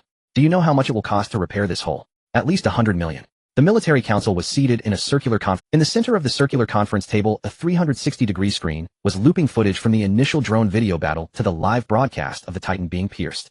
The white-bearded bald man was so furious that the age spots on his hands faded. He was one of the legends of the Eagle Sauce Empire, General Arthur. Now he no longer needed to personally go into battle, as he was one of the highest decision-makers in charge of the Eagle Sauce military. His official position was one of the 2 deputy ministers of the military. The other deputy minister was also a general, but hardly managed anything. The minister of the military was a literary general who could only deal with the government and upper classes, so now General Arthur was the only absolute expert in military matters in Eagle Sauce. He could single-handedly decide the military actions of Eagle Sauce. But now the white-beard Arthur was indeed losing his composure. Useless. As the world's #1 superpower, I ordered the encirclement of a terrorist organization from a small Middle Eastern country, and this is the mess we ended up with. Even the commander was killed in battle. A tremendous humiliation. The entire world is watching us make a fool of ourselves. They are waiting to see how long we, the #1 in the world, can hold on. Right now at the United Nations, Huaxia and the White Bear Nation are struggling to find a way to take us down, and you just handed them the opportunity. A curly-haired person dressed in white resembling a researcher adjusted his glasses and said, "Minister, isn't that a bit exaggerated? Our technology, military strength, and finance still crush the entire world. What's the big deal if we give them a few talking points? As long as our military weapons are powerful enough. Huaxiao and the White Bear are nothing more than having a large population and fearlessness." General Arthur magnified the video, leaning back in his chair, and said calmly, "Everyone take a good look. Look at what kind of monstrous weapons your underestimated Huaxiao has created. If you continue to view those Huaxiao people with the perspective of decades ago, you will suffer greatly." The high-ranking military officials around exchanged glances, and then seriously watched on. To be honest, normally an encirclement operation against Middle Eastern natives wouldn't warrant the attention of officers of their rank, which is why Joseph's mechanical regiment was turned into scrap, and these military officers hadn't even seen the video. They were also surprised by what kind of weapon could make General Arthur so concerned. A roundtable meeting like today hadn't been held for at least half a year. Joseph died without regret. These black drones are far superior to the military drones sent from the Research Institute last week. The curly-haired researcher who just spoke was Adolf Mart, the deputy director of the Eagle Sauce Military Weapons Development Institute. At this moment, Adolf did not refute the speaking officer, but instead stared at the video with narrowed eyes, excitedly saying, "Terrifying. The performance of these drones has already exceeded our era. You may be looking at the flight and acceleration capabilities of these drones, but the most terrifying aspect should be their ability to evade projectiles. It cannot possibly be human-operated. This is not a level of technology that humans can achieve." Arthur asked, "What do you mean?" Adolf confidently stated, "Artificial intelligence. The kind depicted in current sci-fi movies that can self-evolve, intelligently analyze, and converse with operators. According to our plans, this is a technology that could only be initially realized after 20 years. General Arthur and the officers present were all struck with shock. It must be known that even for the technology-leading Eagle sauce in this era, the exploration of artificial intelligence was still in its infancy. The most advanced artificial intelligence at this time could at most only engage in pre-programmed dialogue. It could only analyze simply based on the database. If one were to say where artificial intelligence was most developed, it would probably be in sci-fi movies. And Huaxia actually created something from those sci-fi movies. They were just making a film for fun. How could Huaxia take it seriously? Adolf continued excitedly. And the acceleration behind it means their power-driven system is completely ahead of us. As for that transformable heavy machine gun. Adolf seemed to slump in his chair, sighing sigh. That already exceeds my understanding. I can't figure out its principle. How does it drive? How does it transform? How can it be set on a track and allow a heavy machine gun to fold into a circle while still possessing electronic component functionality? The officers exchanged glances, shocked into silence. Even Adolf sighed. He was the head of the Eagle Sauce weaponry. He was the most outstanding weapon expert in all of Eagle Sauce. Is Huaxia's drone really that terrifying? The conference hall fell silent with only the sound of the video playing. When the Huaxiao AK appeared, these officers only frowned, although it could significantly enhance combat strength with heavy weapons present. No matter how powerful the AK's firepower, it still couldn't shake the military position of the Empire. Until the appearance of the Huaxia AK sniper version. Boom. A loud explosion sounded, and an officer couldn't help but curse. This is outrageous. This is clearly the sound of artillery. It came from a rifle. I've never seen anything like this in my life. Now I've seen. Adolf's emotions were no longer high. He spoke with a hint of despair. It should have been an upgrade in caliber, but the gun must have been reinforced, otherwise it would have exploded. But merely increasing the caliber cannot penetrate Titan's armor. Adolf seemed to have realized something, suddenly standing up and leaning closer to the screen to examine the gun in the video. Is this an accelerator? He suddenly understood, excitedly saying, so that's it. Genius idea. If the bullet inside the barrel accelerates to its peak and can't be further increased, then add an accelerator outside the barrel. Look at the spiral-shaped opening in the Titan armor. It shows that the bullet was accelerated in a spiral. I just don't know what the acceleration mechanism of this enhancer is to be able to spiral accelerate through the barrel. Adolf seemed a bit lost. If only I could communicate with the Huaxia genius who made this gun and drone, I would definitely be able to replicate it. A military officer scoffed. Don't even think about it, Adolf. If such a genius will definitely be treasured and hidden by Huaxia. They won't let it come to our Eagle Sauce empire, not even letting us know their name. Sigh. Adolf naturally knew. Science knows no borders, but scientists do. Just like how he, as the head of the Weapon Research Institute, was also prohibited from leaving the Eagle Sauce empire. The atmosphere in the conference hall was exceptionally somber. Let's look on the bright side, someone said. Sacrificing Joseph's mecha unit to expose those hidden weapons of China might not be a bad thing after all. That way in any future conflicts we won't be caught so unprepared. The speaker was Joseph's commander, Lieutenant General Hughes. Adolf shook his head and said, I'm afraid General Leonard underestimates the situation. If China is selling such weapons to these Middle Eastern natives, they surely have even stronger and more advanced versions domestically. The officers immediately began discussing. Stronger? We can't even handle these now. If they're stronger, China might as well be aiming for the heavens. Isn't the Chinese Space Agency preparing to start a lunar landing project? Maybe in a few years they really will reach the heaven. We, the Eagle Empire, already landed on the moon. By the time they build satellites and machinery capable of landing, we'll probably have already occupied the moon. The resources discovered on the moon might enable us to build even better weapons. This remark sent a jolt through Adam. He glanced sidelong at the Titan in the video and said nothing, but in truth the core element of the Titan's main material came from rare soil collected from the lunar surface. Due to the complexity of lunar landings, the Eagle Empire had not successfully landed again after its one lucky success, which made the Titan a rare weapon. But this was classified information he could not divulge. Even the senior military brass were not to know. It was a confidential document known only to the top decision-makers of the entire Eagle Empire. After all, if news of their inability to land again ever got out, the dignity of the Eagle Empire would be utterly shattered. As for China's lunar landing plan, Adolf could only smirk. As a scientific researcher, he knew how difficult that was. 10 times, 100 times, 1,000 times harder than building weapons. Arthur looked at the clamorous assembly hall, coughed twice, and said sternly, this incident is very serious. That terrorist organization has taken their men and those terrifying Chinese weapons and headed for Pakistan. There the Jacob Empire is waging a territorial war with the natives of Pakistan. You all know how much the top leadership of the Eagle Empire values the Jacob Empire. If these terrorists disrupt the Jacob Empire's territorial plans, I'm afraid 7 out of 10 of you sitting here will be facing demotion. When the fire wasn't at their own doorstep, they couldn't care less.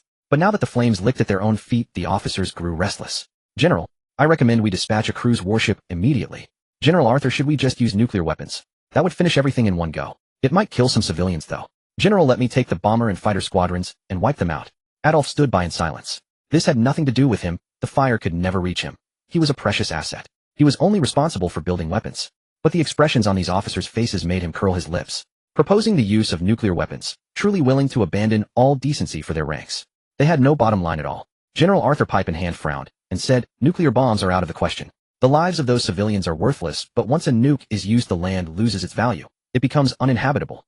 The Jacob Empire wants that territory. Fighters and warships are options. First, send a cruise warship to the waters near Pakistan for support. Deploy the warship's fighters and missiles if necessary. Also, we must issue a severe condemnation of China for providing weapons to those terrorists. We must prohibit China from illegally supplying weapons. At the United Nations General Assembly, the representative of Pakistan delivered an impassioned speech on the assembly floor, his emotions high and furious. Through tears and heartbreak, every word was a plea for international support for his dying people.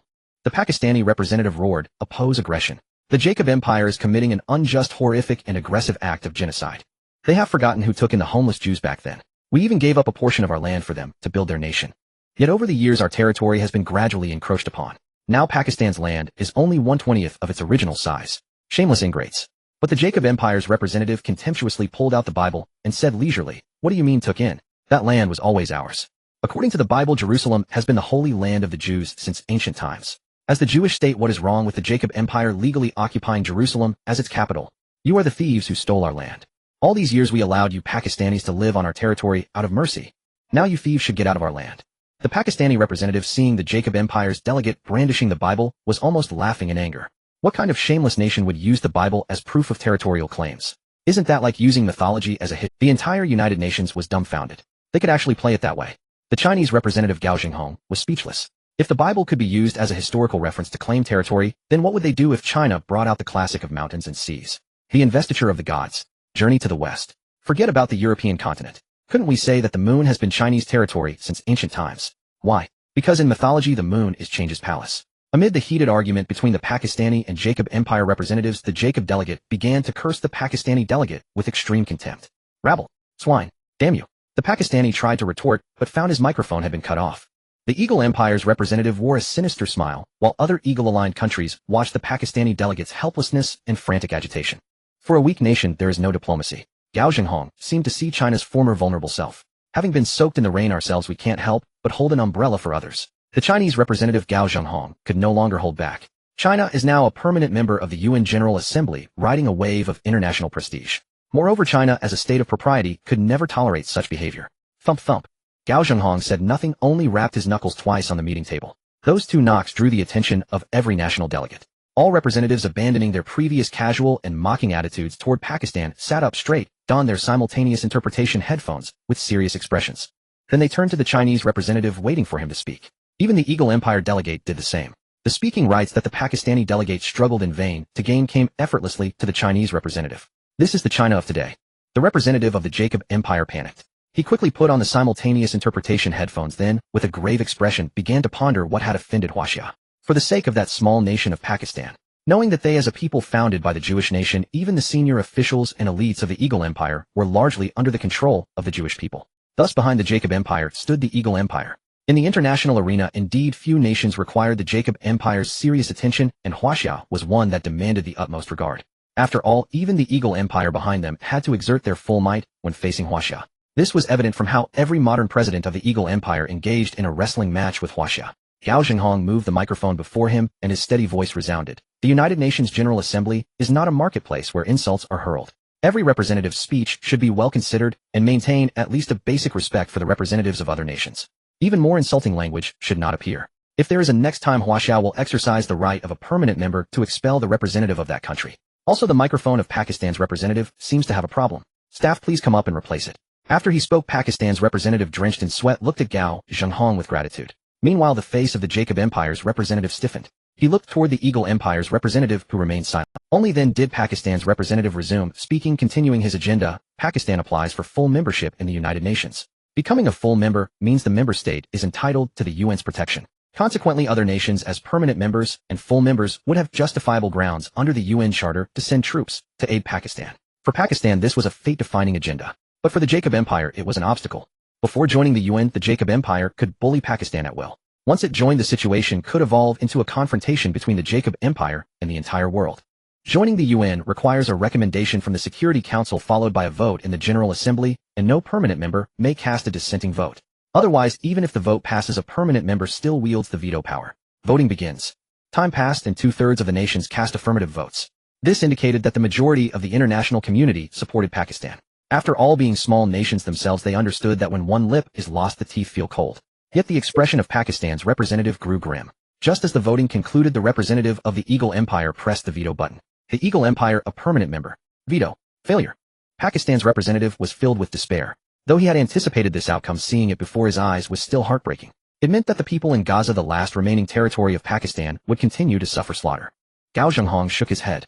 The Eagle Empire is truly hypocritical. It claims to be the defender of world peace, yet it perpetrates the ugly act of fueling wars.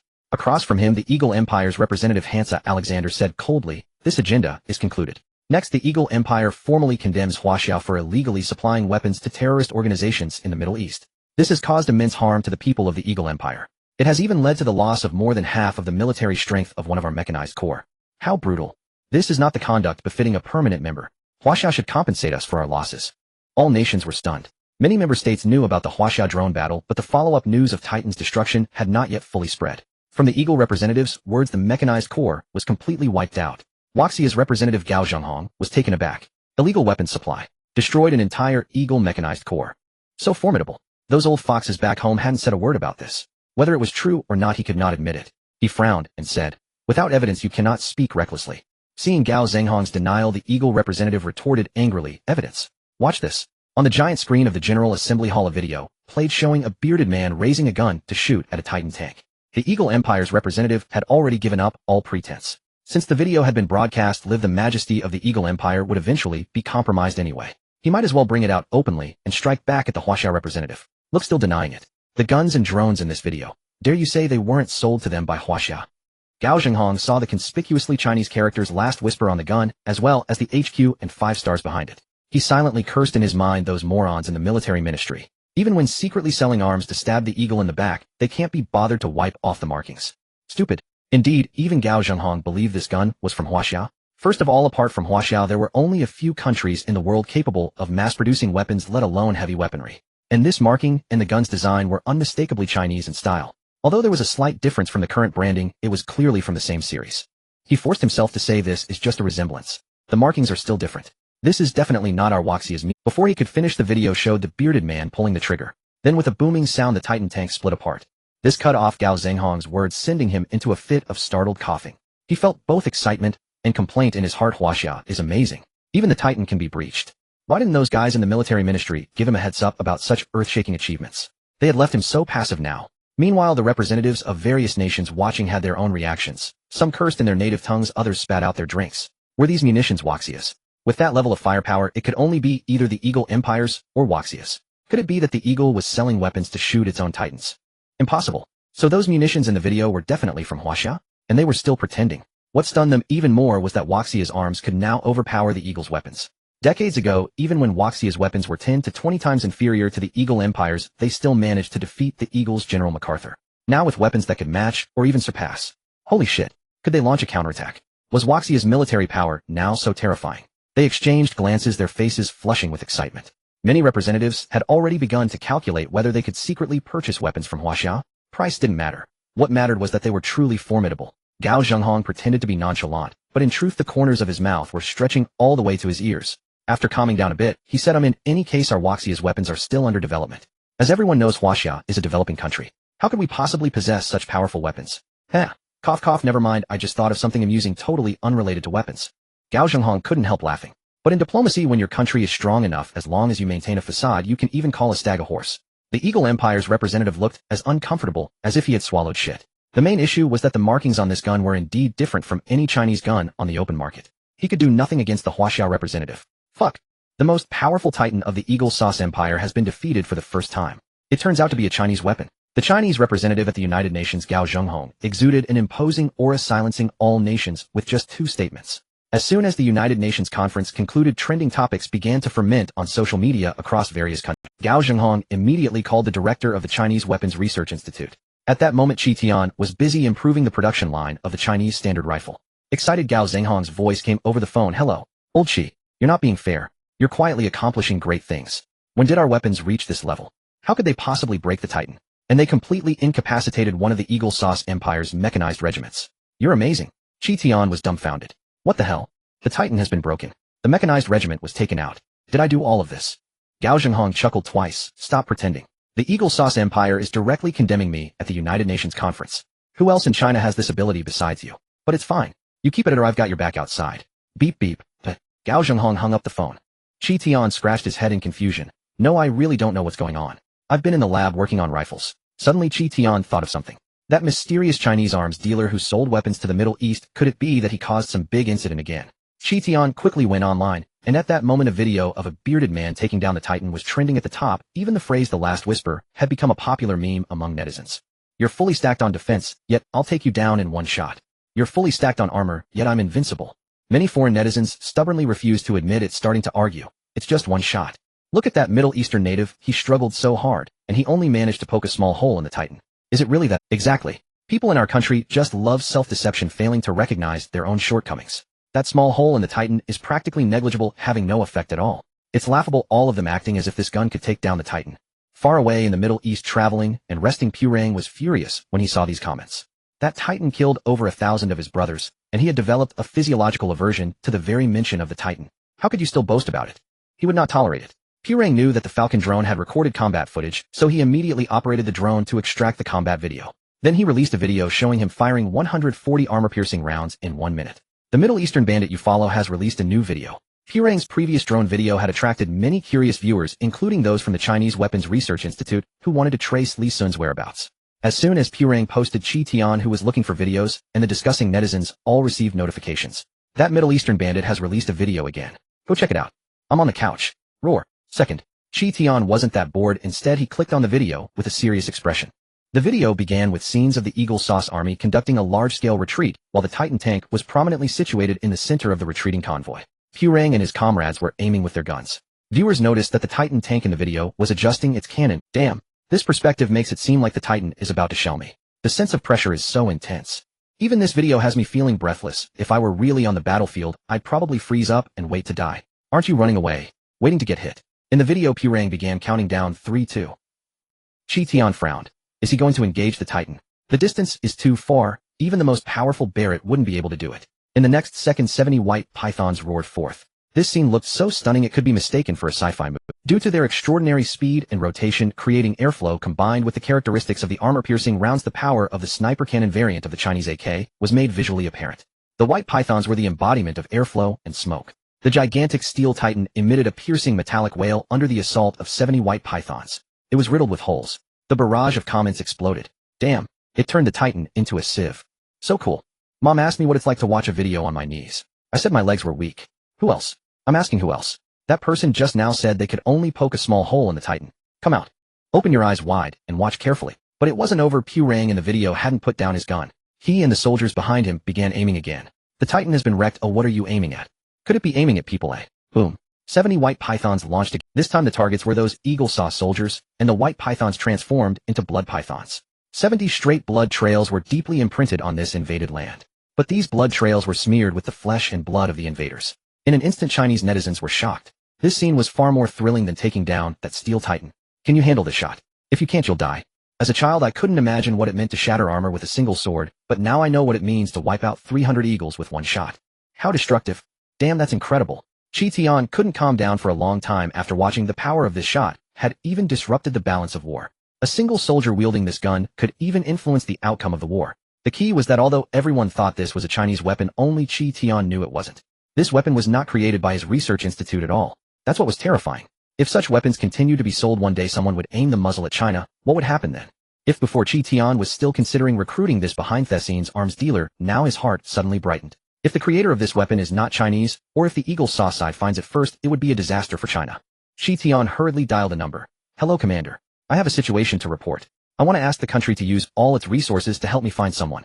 I only know that his ID on the dark web is a rabbit, can also bite when provoked. On the other end of the line, the voice replied, What's wrong, Director Qi?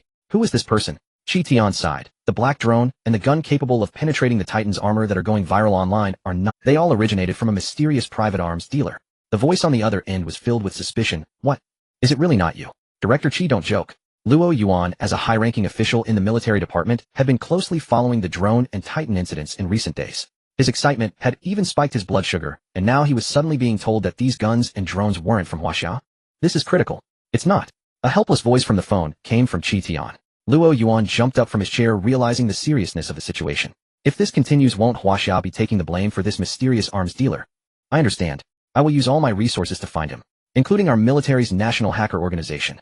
As long as he has appeared online, we will definitely find some trace of him. At the same time, Qi Tian contacted Luo Hao, whom he had previously instructed.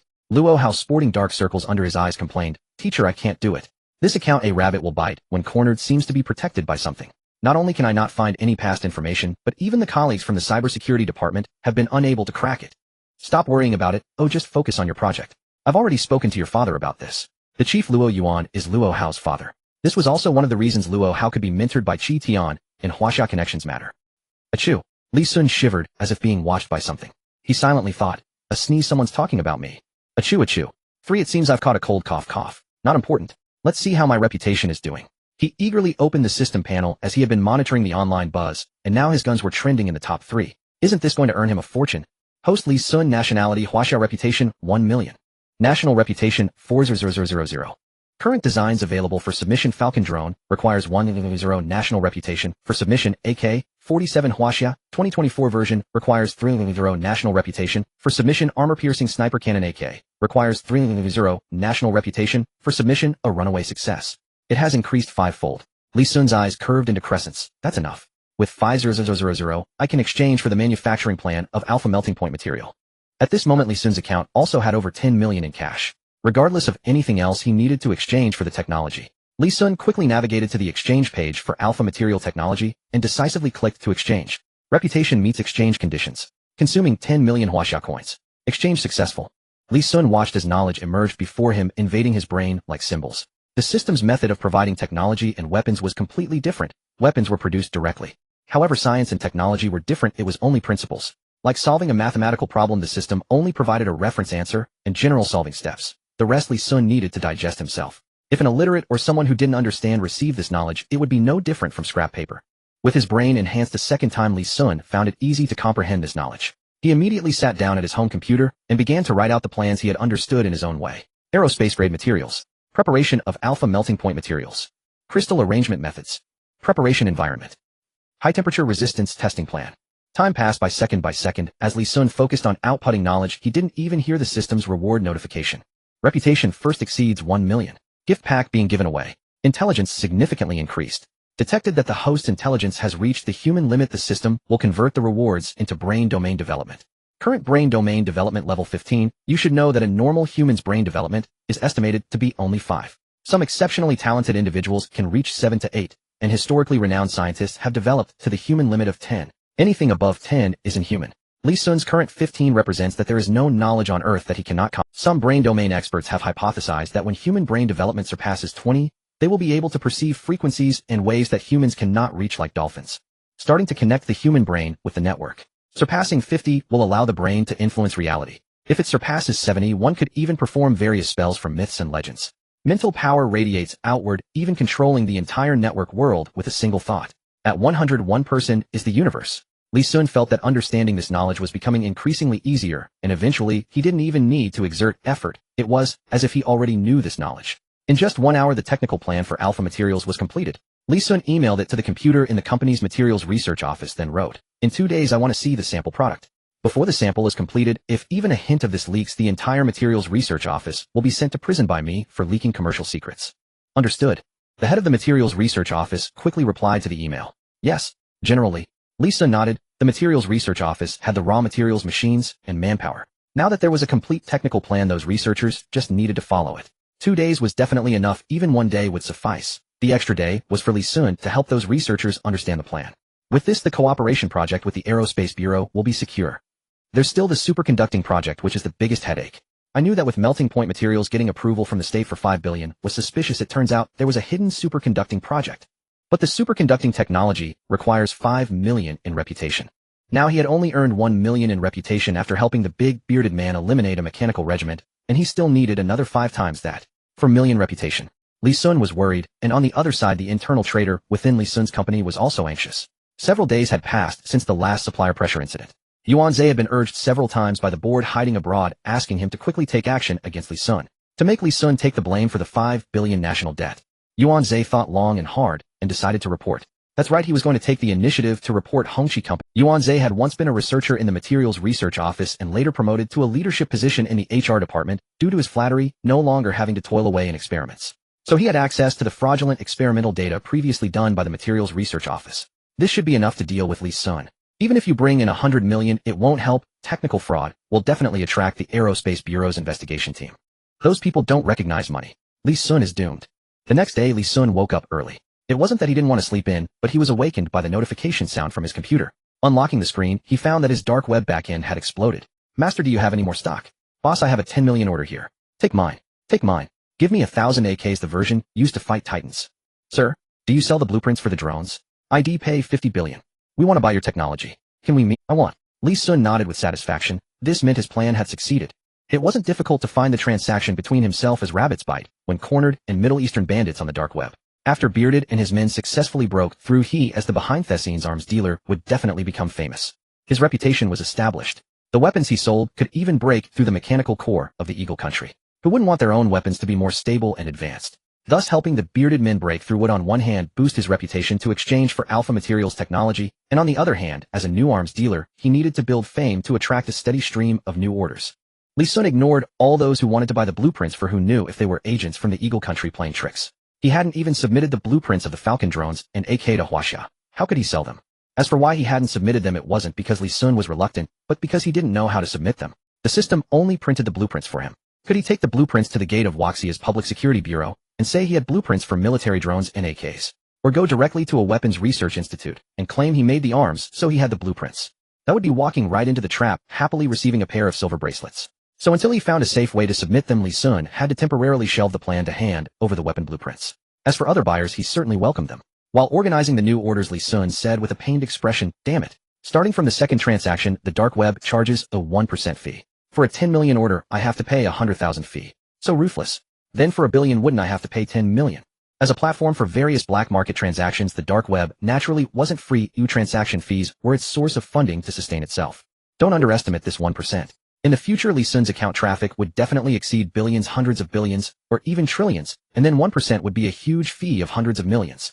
Li Sun looked at the back end. Currently, there were 15 orders worth tens of millions, 10 of which came from the Middle East, and among the remaining 5, 1 was from Huaxia and 4 from the Eagle country. There were also hundreds of orders ranging from 10,000 to 100,000 scattered all over the world, likely from individual buyers. Altogether, that was nearly 200 million. Service fee, 2 million.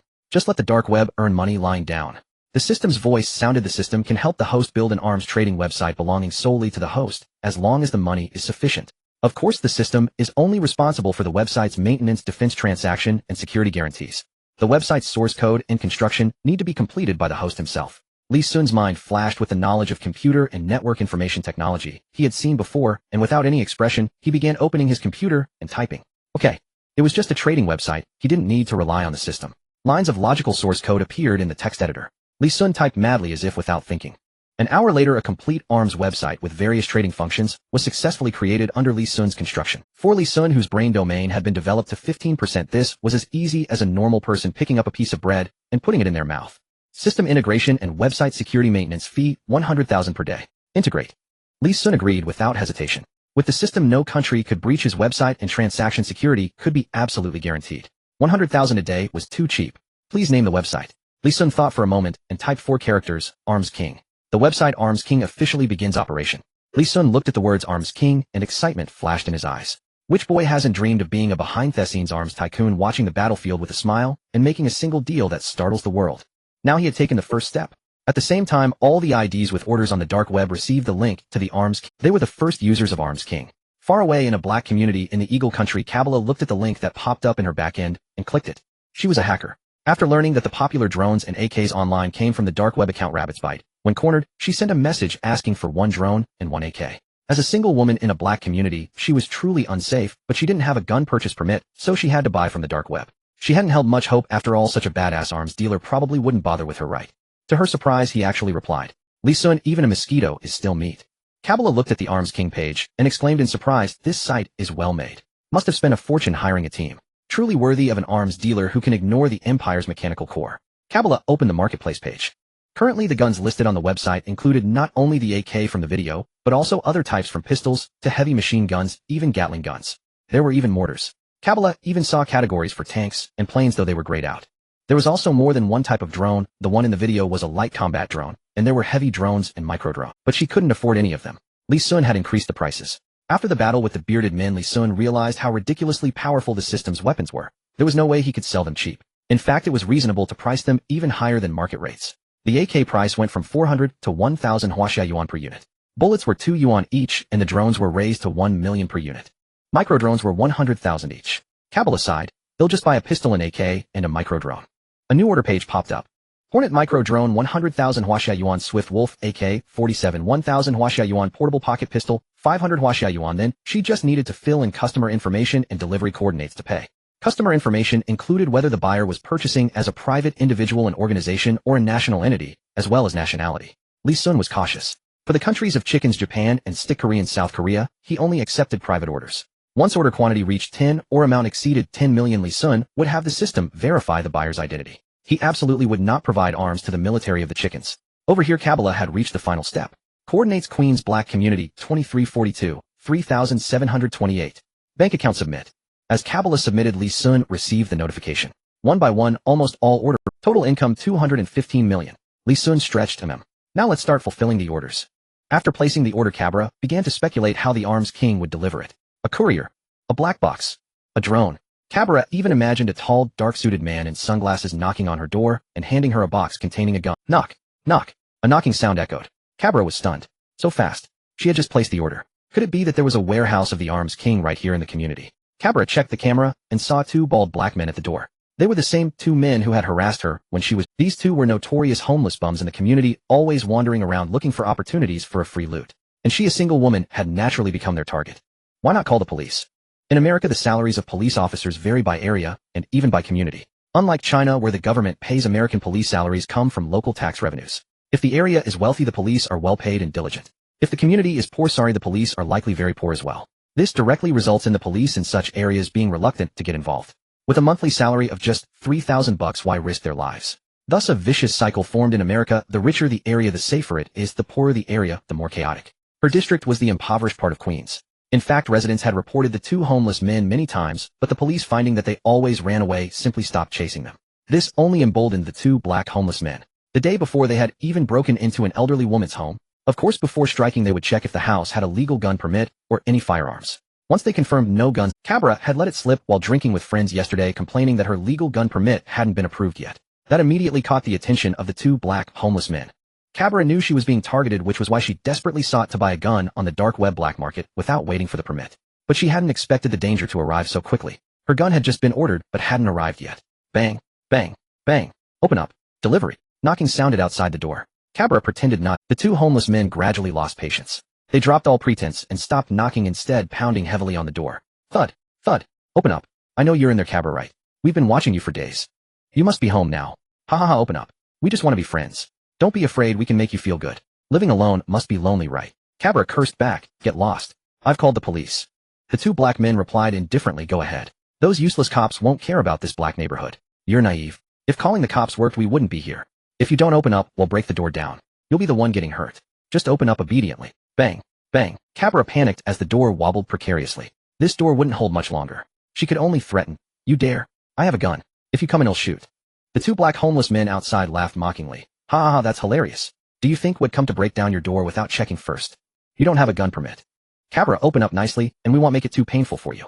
Just give us some pocket money, and I guarantee no one will hurt you in this community from now on. Stop bluffing. They'll count to 3. 3, 2. Kabbalah's pupils contracted as fear flickered in her eyes. She couldn't imagine what would happen to her if she fell into the hands of those filthy black men. She rushed into the kitchen and quickly grabbed a kitchen knife to defend herself. The door burst open as expected. One of the black men kicked it down. A hideous bald black man with red glints in his eyes walked in with a sneer. The other man entered as if he owned the place, rolling onto the sofa. Despite all this commotion, none of the neighbors called the police or even made a sound. This was the social atmosphere of America. In poor communities, people turn a blind eye as long as it doesn't involve them. Kabbalah had been to China before, and such a thing would never happen there. She felt a pang of envy for those born in China. Stay away. Seeing the homeless man approaching, Kabbalah screamed and pointed the knife at him, but the black man was not only unafraid but even excited. He spread his hands in a gesture of helplessness. Do you really think a knife can fight me? Little girl, don't resist. It'll be more comfortable. The homeless man lounging on the sofa ate Kabbah's leftover chips, turned on the TV, and said to his companion, keep it down. When you're done, I'll take my turn. Cabra's nerves were stretched to the limit. As the black homeless man closed in, she couldn't help but swing the knife at him.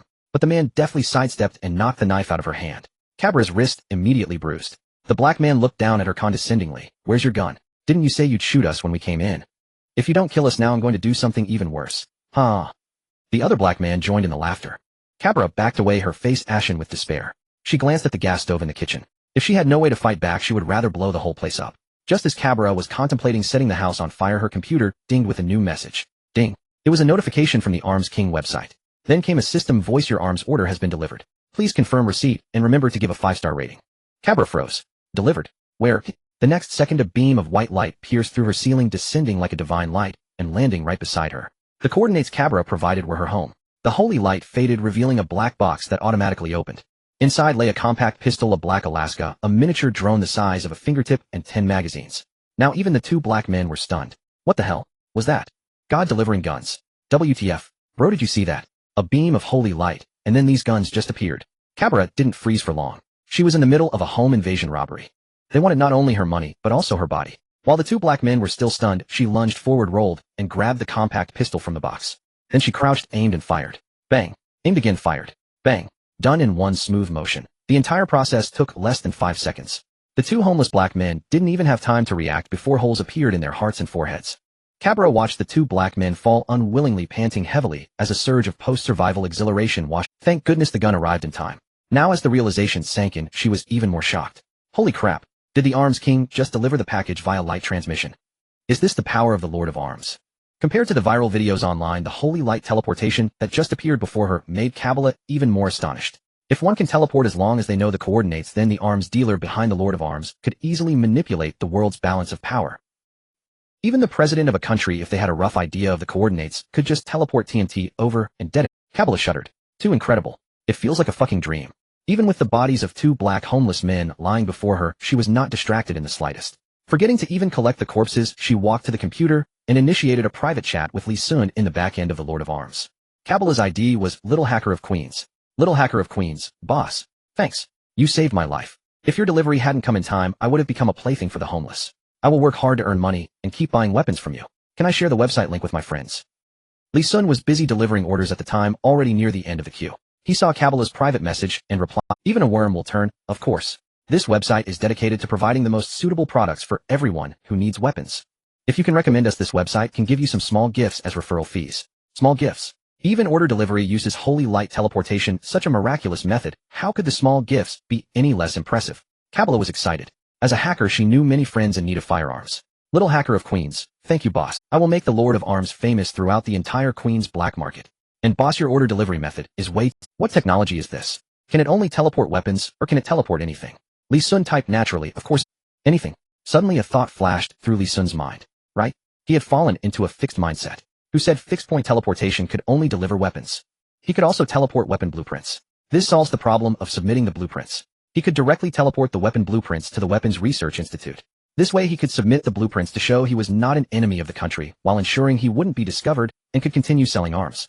Even a worm will turn. Thank you for reminding me. Wait, he'll send you a small gift. Lee Sun smiled and immediately sent Cabala an order as a thank you. Before Cabala could react, a holy light struck her home again. A black box appeared and automatically unfolded. Inside there was surprisingly a USB drive.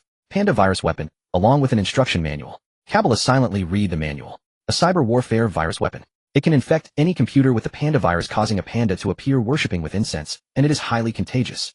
It can paralyze the network of an entire city in a short time. Indeed, in modern warfare, cyber weapons are also arms. If it's arms, Lee Sun has them. Cabala found it both amusing and helpless. It seemed the boss thought she was a hacker and might need such a thing. On the other side, Lee Sun had already started preparing to submit the blueprints. With his current reputation value, he could basically submit any weapon that had been ordered. Common small pistols and bullet models didn't need to be submitted. Lee Sun mainly submitted weapon blueprints that the country urgently needed to break through. Falcon drone, AK-47 China 2024 edition, armor-piercing sniper cannon, AK miniature wasp drone. Let's go with these four for now. Lee Sun was about to teleport, but was rejected by the system. Non-order system rejects teleport. To prevent the host from using fixed-point teleportation to indiscriminately slaughter humans, the system reserves the right to reject teleportation outside of orders. Lee Sun immediately understood. Was the system afraid he would teleport a bomb? Indeed, later on he could even exchange. What if the host turned out to be a bloodthirsty sociopath? Then the humans of this world might not survive for long. After all, fixed-point teleportation was a huge bug, a massive cheat. But he wasn't trying to commit slaughter. Let's negotiate system. I'm just teleporting a few sheets of paper, not weapons. The system was silent for 2 seconds before giving an answer. Using order teleportation outside of orders 1 million per use. Li Sun knew the system was up to no good. You motherfucker. A system doesn't need to eat or drink. Why are you so obsessed with money? 1 million is too much. The system mechanically replied. 2 million. Li Sun's face darkened. How could it raise the price? 3. Li Sun quickly interrupted. Fine, 2 million. Teleport it now.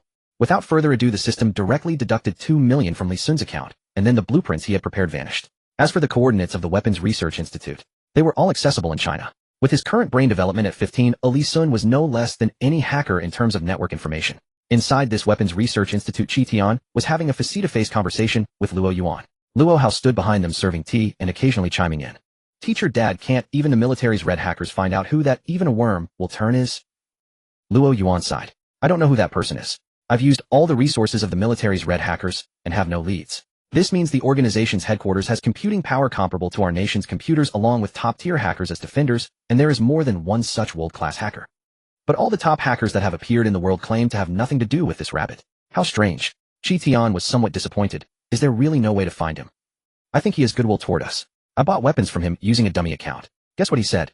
Luo Yuan suddenly became interested. Did he sell it very expensively? Qi Tian shook his head. He refused to sell me a gun. He said China is very safe and doesn't need guns. And he said the Chinese government bans firearms. He said I was breaking the law and would report me if he found me buying guns elsewhere. Ha ha ha. Even Luo Hao, who was nearby, laughed. An arms dealer actually refused to sell a gun to a buyer.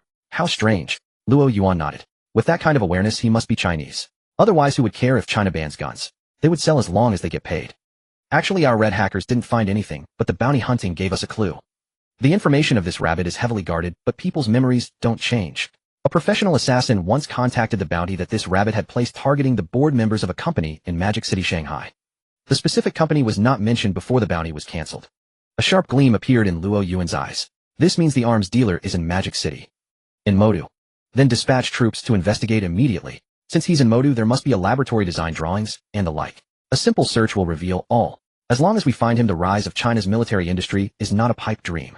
Upon hearing that rabbit was in China, Luo Hao was instantly thrilled. Luo Yuan shot a glare at his son. How vast is the entire Modu? A thorough search could indeed yield results, but just how much commotion would such a search cause? Wouldn't that be admitting to the world that those weapons are not China's, but the work of an unknown civilian fabricator? If we succeed in finding the person, fine. But if we fail, wouldn't it be a waste of resources and manpower, a case of trying to steal a chicken only to lose the bait? Qi Tian nodded in agreement with Luo Yuan. We must not rush. If we frighten him abroad, we would truly be the big. This person is a genius and holds great goodwill towards our China. We must not push him to the opposite side of the nation through such rash actions. Luo Hao, you must not act on your own. Luo Hao said helplessly. I know, teacher. Do you all think I'm that reckless? Luo Yuan and Qi Tian exchanged glances and nodded. Luo Hao was utterly speechless. Although Qi Tian opposed a forceful search for Li Sun, he still harbored concerns. Regardless of whether Li Sun's attitude was favorable or not until he came under state control, his unpredictability was certain. So the investigation must continue. But it must be conducted covertly. We can organize a large-scale industrial. This way we can investigate under official pretext without alerting the shadowy arms dealer, and at the same time get a reading on the bottom line of our private enterprises. 1 move, 3 gains. Luo Yuan slammed the table. Excellent idea. They'll contact the Ministry of Industry and Commerce now. That's all for today. I'll take my leave. Qi Tian stood up and prepared to continue his experiments across the room. In fact, the reception area and the laboratory were one room, separated only by a corridor. Through the glass, the lab was visible. As he turned around, he was directly facing the spot where Li Sun's weapon blueprints were being transmitted. Suddenly, the laboratory emitted a blinding white light. Startled, Qi Tian dashed toward the lab. Luo Yuan and Luo Hao followed closely behind. No joke. This was a weapons lab. Any accident here could trigger a chain of explosions throughout the entire Weapons Research Institute. The blast would certainly take out the surrounding buildings. What was happening? Right before Qi Tian's eyes, a thick stack of papers materialized, as if out of thin air, gradually transforming from light into solid form. Then with a thud, it landed on his experimental table. Qi Tian was frozen in place. The Luo Yuan and Luo Hao who had rushed over were also dumbfounded, equally bewildered. Anyone witnessing this scene would be stunned for 10 seconds. Luo Hao rubbed his eyes. Dad, am I dreaming? Did that stack of documents just appear out of thin air? Luo Yuan muttered. A ghost in broad daylight. And in a science laboratory, no less. Qi Tian was the first to recover. Cautiously, he stepped forward, picked up a blueprint, and examined it carefully. He was instantly absorbed. Seeing this, Luo Hao hurried over. Teacher, let me handle it. What if it's an enemy's trap laced with poison? Qi Tian, deeply engrossed, said in a low voice. Shut up. Luo Hao muttered sheepishly. Oh. Luo Yuan stepped closer. Even though he didn't understand weapons, he could recognize the guns depicted in the data. After all, he knew those firearms. Are these the blueprints of the guns from the video? And the drone schematics too? Could these designs have been sent by that mysterious arms dealer? Qi Tian had already swiftly gone through the age-related drawings. Having built weapons his entire life, he could comprehend them instantly, and within a short time had fully grasped the manufacturing method based on the drawings. He exclaimed excitedly, "It's real? The blueprints are genuine. With these we can mass-produce the brand-new rifle shown in the video." The blueprints also include the design for night vision scopes needed for nighttime assault, filling a technological gap we have, and this sniper rifle capable of taking down the Titan tank. It contains a brand-new spiral accelerator design that can be applied to other firearms as well. With these once mass-produced, the basic combat effectiveness of our infantry can be doubled. A genius. A design. It would likely take our Weapons Research Institute 20 years of collective effort to reach such a level. Luo Yuan's jaw dropped. Doubled. That powerful. The concept of doubling infantry strength is not mere 1 + 1 = 2. The strongest branch of the Chinese military is the infantry. The greatest forced march in world military history was executed by Chinese infantry. The record set by the 113th Division of the 38th Army during the Korean War, the March to Samsanri, remains unbroken by any military in any nation. In just 14 hours, the 113th Division of the former 38th Army, having just fought a major battle, and with no food, carrying heavy loads through the night, clad only in thin uniforms in a blizzard over rugged mountain terrain, covered 72.5 kilometers. Upon reaching their destination Samsanri, the division did not rest even for a moment. They immediately engaged and decisively defeated the elite Eagle troops they had intercepted. That march has been enshrined as a miracle of infantry warfare. Now what does doubling that capability mean? It means becoming invincible across the globe. As a military man, Luo Yuan was naturally deeply concerned about combat effectiveness. Director Qi, are you serious? Qi Tian gazed at the blueprints and nodded deeply. The weapons on these drawings seem tailor-made for China. You see, each country's weapons production line has different specifications. For example, even if we obtained the blueprints of Eagle weapons, we couldn't directly mass-produce them without converting them to match our factory standards. But these blueprints require no modification at all. It feels as though they were designed precisely for our production lines. Qi Tian sighed.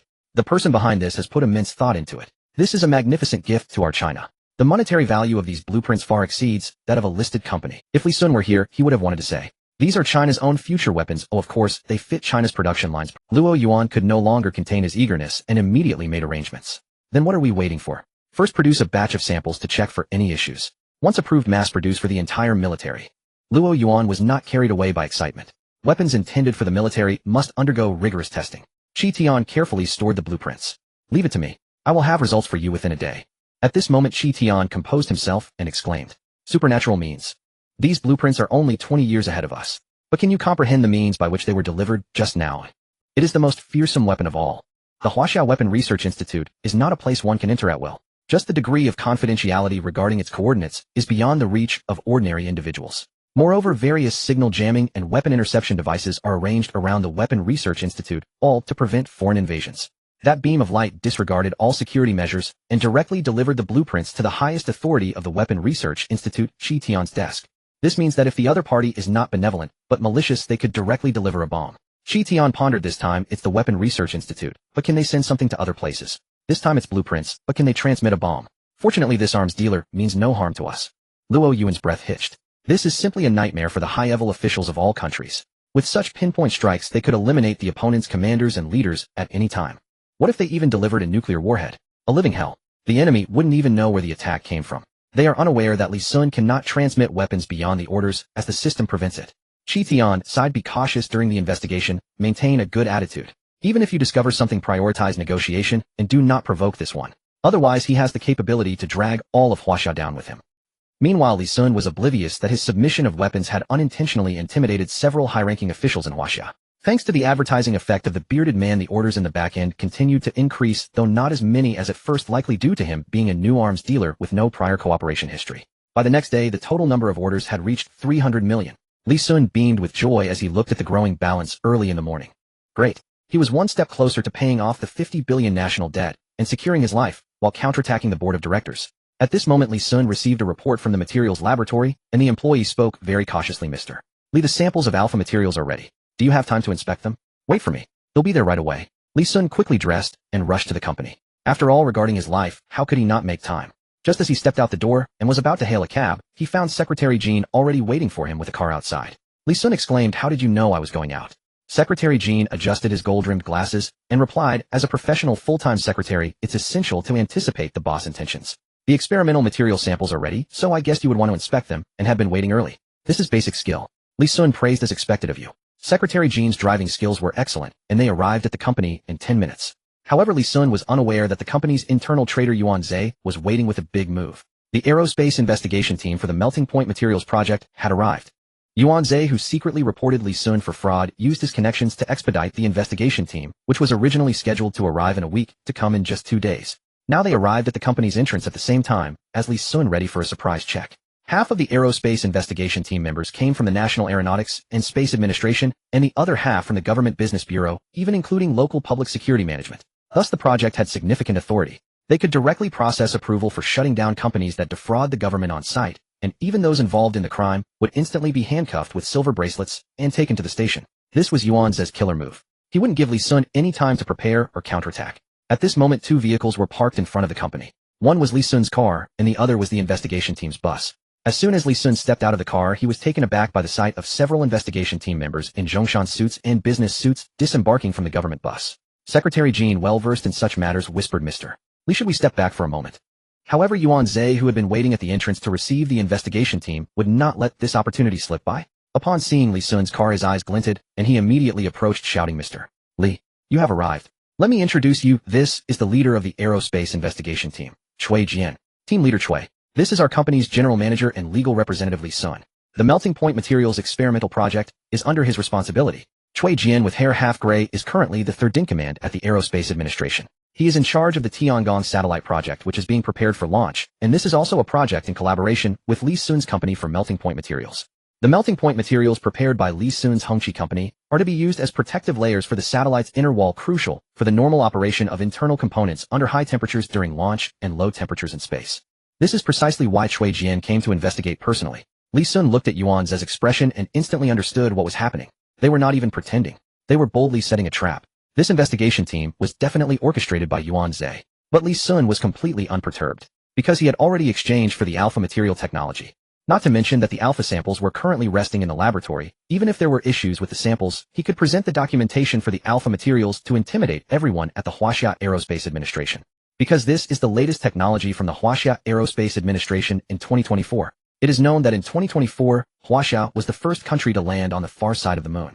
The only lunar far side satellite point was occupied by Huaxia. This directly broke the defenses of the Eagle country. It must be noted that there is no signal on the far side of the moon. All machines can only function on the far side through the special location of the lunar far side satellite point. This means that in 2024, any country wanting to reach the lunar far side must pass through Huaxia. The lunar far side satellite point is very special, requiring satellite materials that are not only pressure-resistant, temperature-resistant, tear-resistant, and exceptionally durable, but also have properties for signal reflection, reception, and transformation. The alpha material is the primary material for the 2024 satellite. It is a technological treasure that allows Huaxia's aerospace personnel to surpass the Eagle countries. Its high melting point is just one of its minor features. Yuan Zhe thought he could destroy Li Sun with this move, but was unaware that he had walked right into Li Sun's embrace. Because reporting fraud requires evidence. This means that Yuan Zhe needed to present the experimental data, which would be considered theft of corporate secrets. Especially since Yuan Zhe is currently an employee of Hongqi Limited, and he must have signed a confidentiality agreement. As long as he gets caught, it's prison time. A minimum of 3 years. Li Sun didn't even glance at Yuan Zhe, directly bypassing him and extending his hand to Cui Jian, saying, Team Leader Cui, welcome. Perfect timing, our melting point material samples have just been completed. Shall we go take a look together? Yuan Zhe froze on the side, his mind racing. No way. Something's off. How did Li Sun take the initiative to approach? The melting point materials must have issues. How dare Li Sun actively invite the investigation team to inspect them? Is he seeking death? Cui Jian was equally baffled by Li Sun. He had received reports stating that Hongqi Company's melting point material technology and data were fraudulent, and the report contained sufficient evidence. Yet the attitude of this Mr.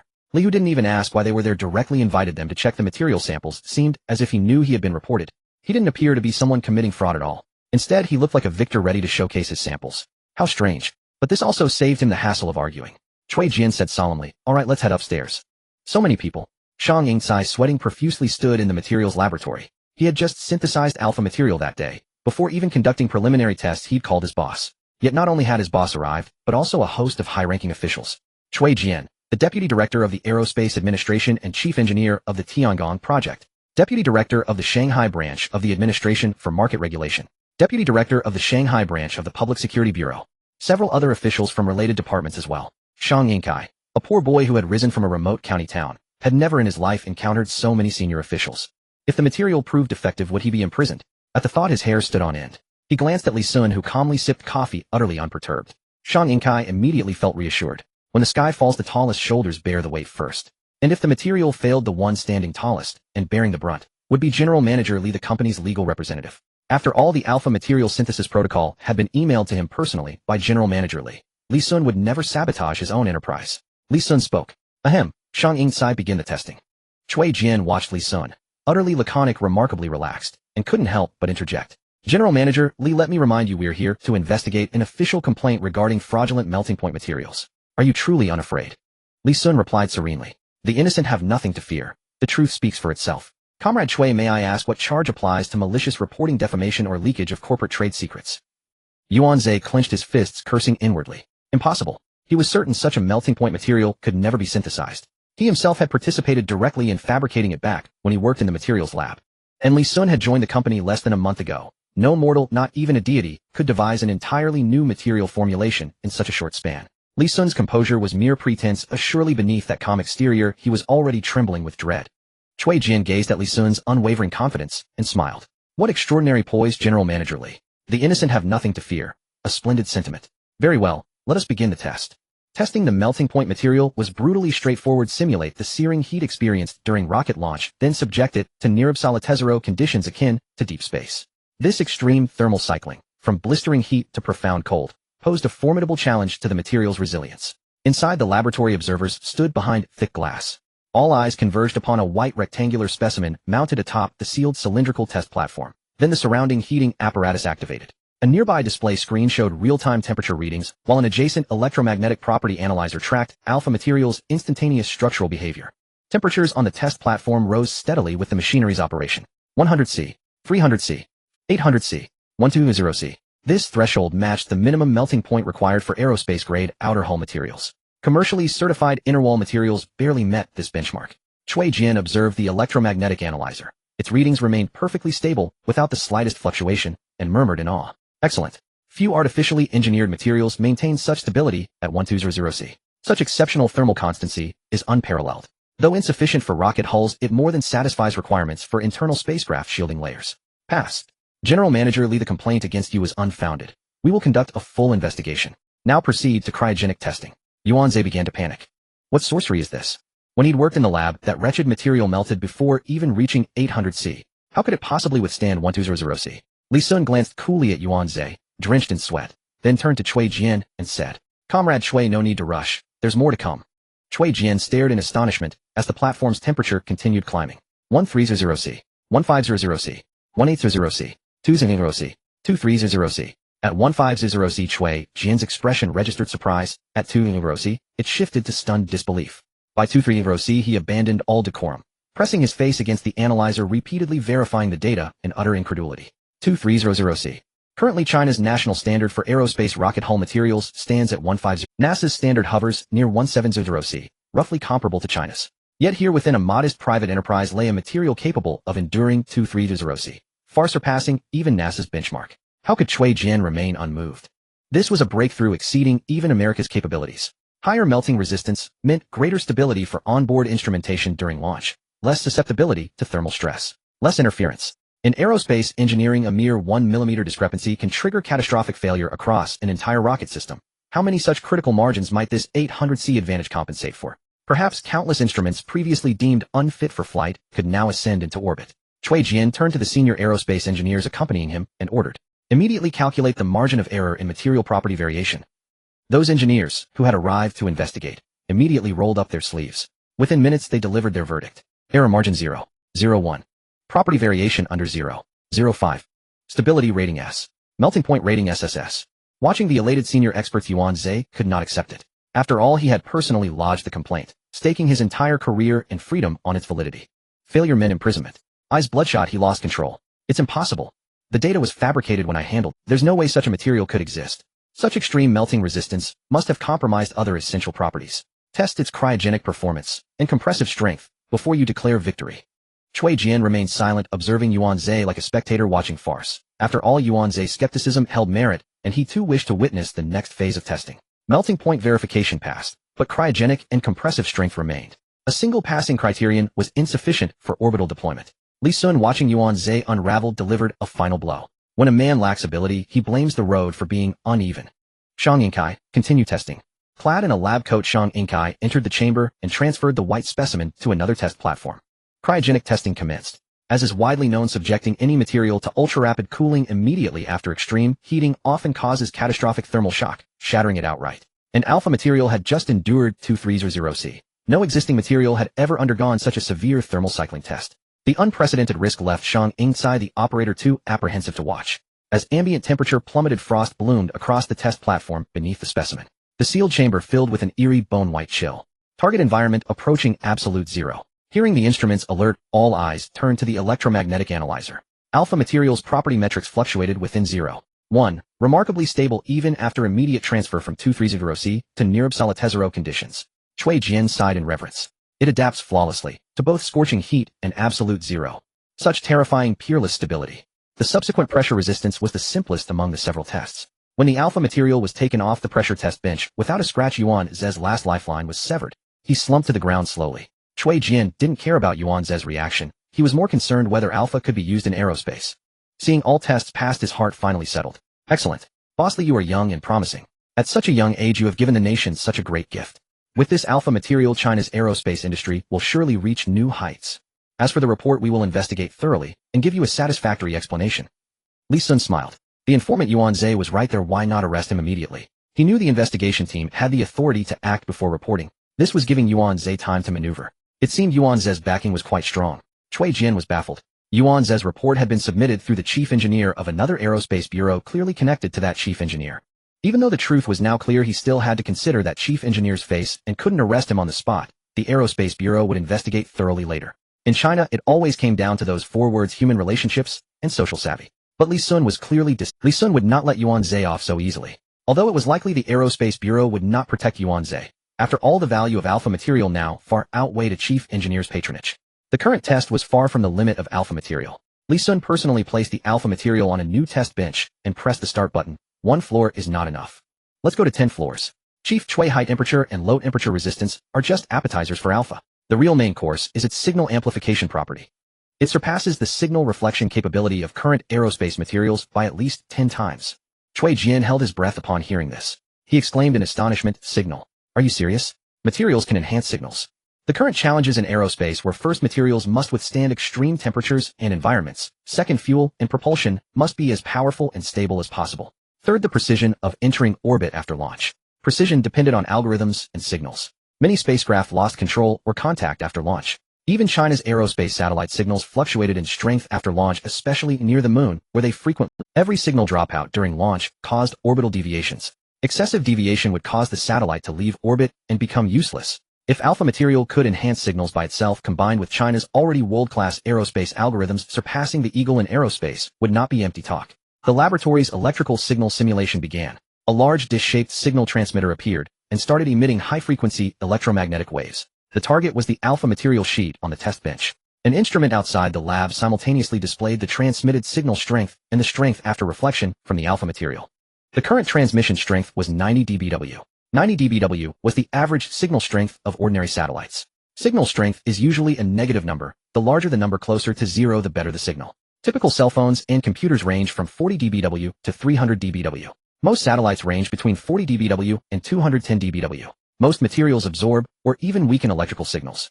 Send out 100, and it comes back as 180. Cui Jian stared at the waveform displayed on the monitor. The peak electrical signal suddenly rose after passing through the alpha material, as if amplified by some special structure. The received signal strength was 35 dBW. That was a direct amplification of 2.5 times. Cui Jian swore. In his 40 years of career, he had never seen such strong signal strength. This wasn't like your salary jumping from 3,000 to 10,000. Every 10-unit increase in signal strength requires researchers to burn the midnight oil for months. And this increased by over 200. From 150 to 375 was like going from a monthly salary of 3,000 to 1,000,000. Yet this was still not the limit of alpha material. Li Sun explained, the maximum amplification of alpha material depends on the transmitted signal strength. The stronger the transmitted signal, the lower the amplification factor. The strongest signal China can currently transmit is 45 dBW. The optimal transmission strength is 50 dBW. Li Sun pressed the button. The received strength was 10 dBW. Chui Jian swallowed hard, his brain racing through calc. It raised the peak of the highest existing signal strength by 4 times. That was 30 dBW higher than the Eagle's strongest signal of 40 dBW. This meant that if all aerospace bodies were replaced with this material, China would never worry about signals again. Combined with Alpha Material's incredible resistance to melting low temperatures and pressure, forget the moon. Mars and Uranus would soon be landed on. This material was born for aerospace. Chui Jian looked at Li Sun with burning eyes. The accompanying officials from the Shanghai Bureau of Industry and Commerce and the Public Security Bureau exchanged glances, revealing excited smiles. Li Sun's Hongqi company was within their jurisdiction, and such an outstanding achievement counted as their political merit, giving them leverage for future evaluations. Li Sun corrected the excited Chui Jian and the senior engineers. It is a man-made material born for aerospace. He stressed the word, man-made, clearly telling the investigation team that he had created this incredible material. As for technical fraud, pure slander from a petty man. Chui Jian understood perfectly that Alpha Material was now more important than his own position as chief engineer. What was Yuan Zhe compared to this? He immediately declared, Director Zhang, he's in your hands. Give him a proper trial. A middle-aged policeman in uniform nodded, made a phone call, and a team of special police entered and handcuffed Yuan Zhe. Yuan Zhe struggled. I want a lawyer. I want a lawyer. I know Chief Engineer Li from the Aerospace Bureau. You can't arrest me. I know. Chui Jian watched coldly as the police gagged Yuan Zhe. He dared to implicate Chief Engineer Li. Even now, he didn't know how he would die. Moreover, Li Sun, who created Alpha Material, was now the Aerospace Bureau's treasure. Even if Chief Engineer Li offended Li Sun, the director would probably fire him. Director Zhang said with a chuckle, Chief Chui, boss Li'll take my leave now. As for this report incident, I will ensure the guilty party receives the appropriate sentence. No leniency. With Director Zhang's words, the verdict was sealed. Yuan Zhe was finished. In fact, if Yuan Zhe hadn't mentioned Chief Engineer Li, he might have had a slim chance. But saying such a foolish thing, the nation would never allow a minor employee to drag down a chief engineer of the Aerospace Bureau. Especially with Li Sun present. Yuan Zhe might not even make it to court. Chui Jian considered all this trivial. He looked at Li Sun with blazing eyes and said, Boss Li, do you want a wife? With your talent and youth, the girls in the Bureau would surely fight over you. Come to the Aerospace Bureau as chief, and China's aerospace needs you. At the entrance of Hongqi Company, Yuan Zhe was dragged away by armed police like a dying dog, his eyes fixed on Li Sun until he was shoved into the vehicle. Li Sun lit a cigarette, a hint of melancholy in his heart. Yuan Zhe was merely a pawn of the board. A dog driven by prospects and livelihood with no personal grudge against Li Sun. It was simply a case of reaping what one sowed. Li Sun showed no mercy to those who dared to strike at him. Chui Jian, noticing Li Sun's daze, asked directly, What do you think? How about becoming the chief engineer at our space? Li Sun shook his head. Ridiculous. He still had a burden to shed. Working with the bureaucracy at the Space Administration would only expose him, and that would be suicide. Chui Jian grew anxious, assuming Li Sun feared restrictions. He promised it won't tie you down. The Space Administration has a position called Visiting Chief Engineer. No official post, but the title of Chief Engineer is yours. And you don't have to stay at the administration permanently. Just provide technical support for major projects. Occasional appearances at commercial events come with appearance fees. Li Sun murmured, an external chief engineer. Sounds tempting.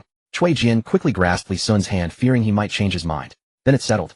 The evaluation for the chief engineer will proceed once the Alpha Material reaches the director. After a political background check, assuming you're not a spy, the certificate and appointment letter will be handed over. About a week. Li Sun smiled as he saw off Chui Jian and the investigation team onto the bus. Before leaving, Chui Jian said, Director Li, no. Now I should call you Chief Engineer Li.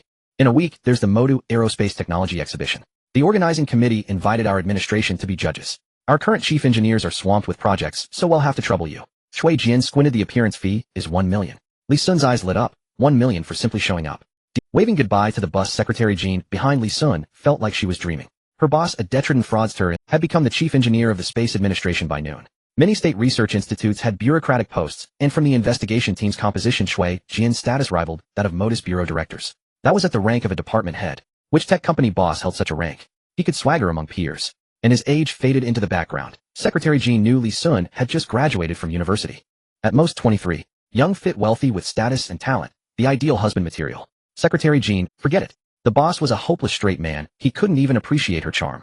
He'd probably end up single forever. Secretary Jean, watching Li Sun's retreating figure, reminded him, boss, the exhibition that team leader Chui mentioned. It's a battlefield for materials tech companies. The top 5 exhibitors often see their market value skyrocket. Actually, our company received an invitation earlier, but it was rejected.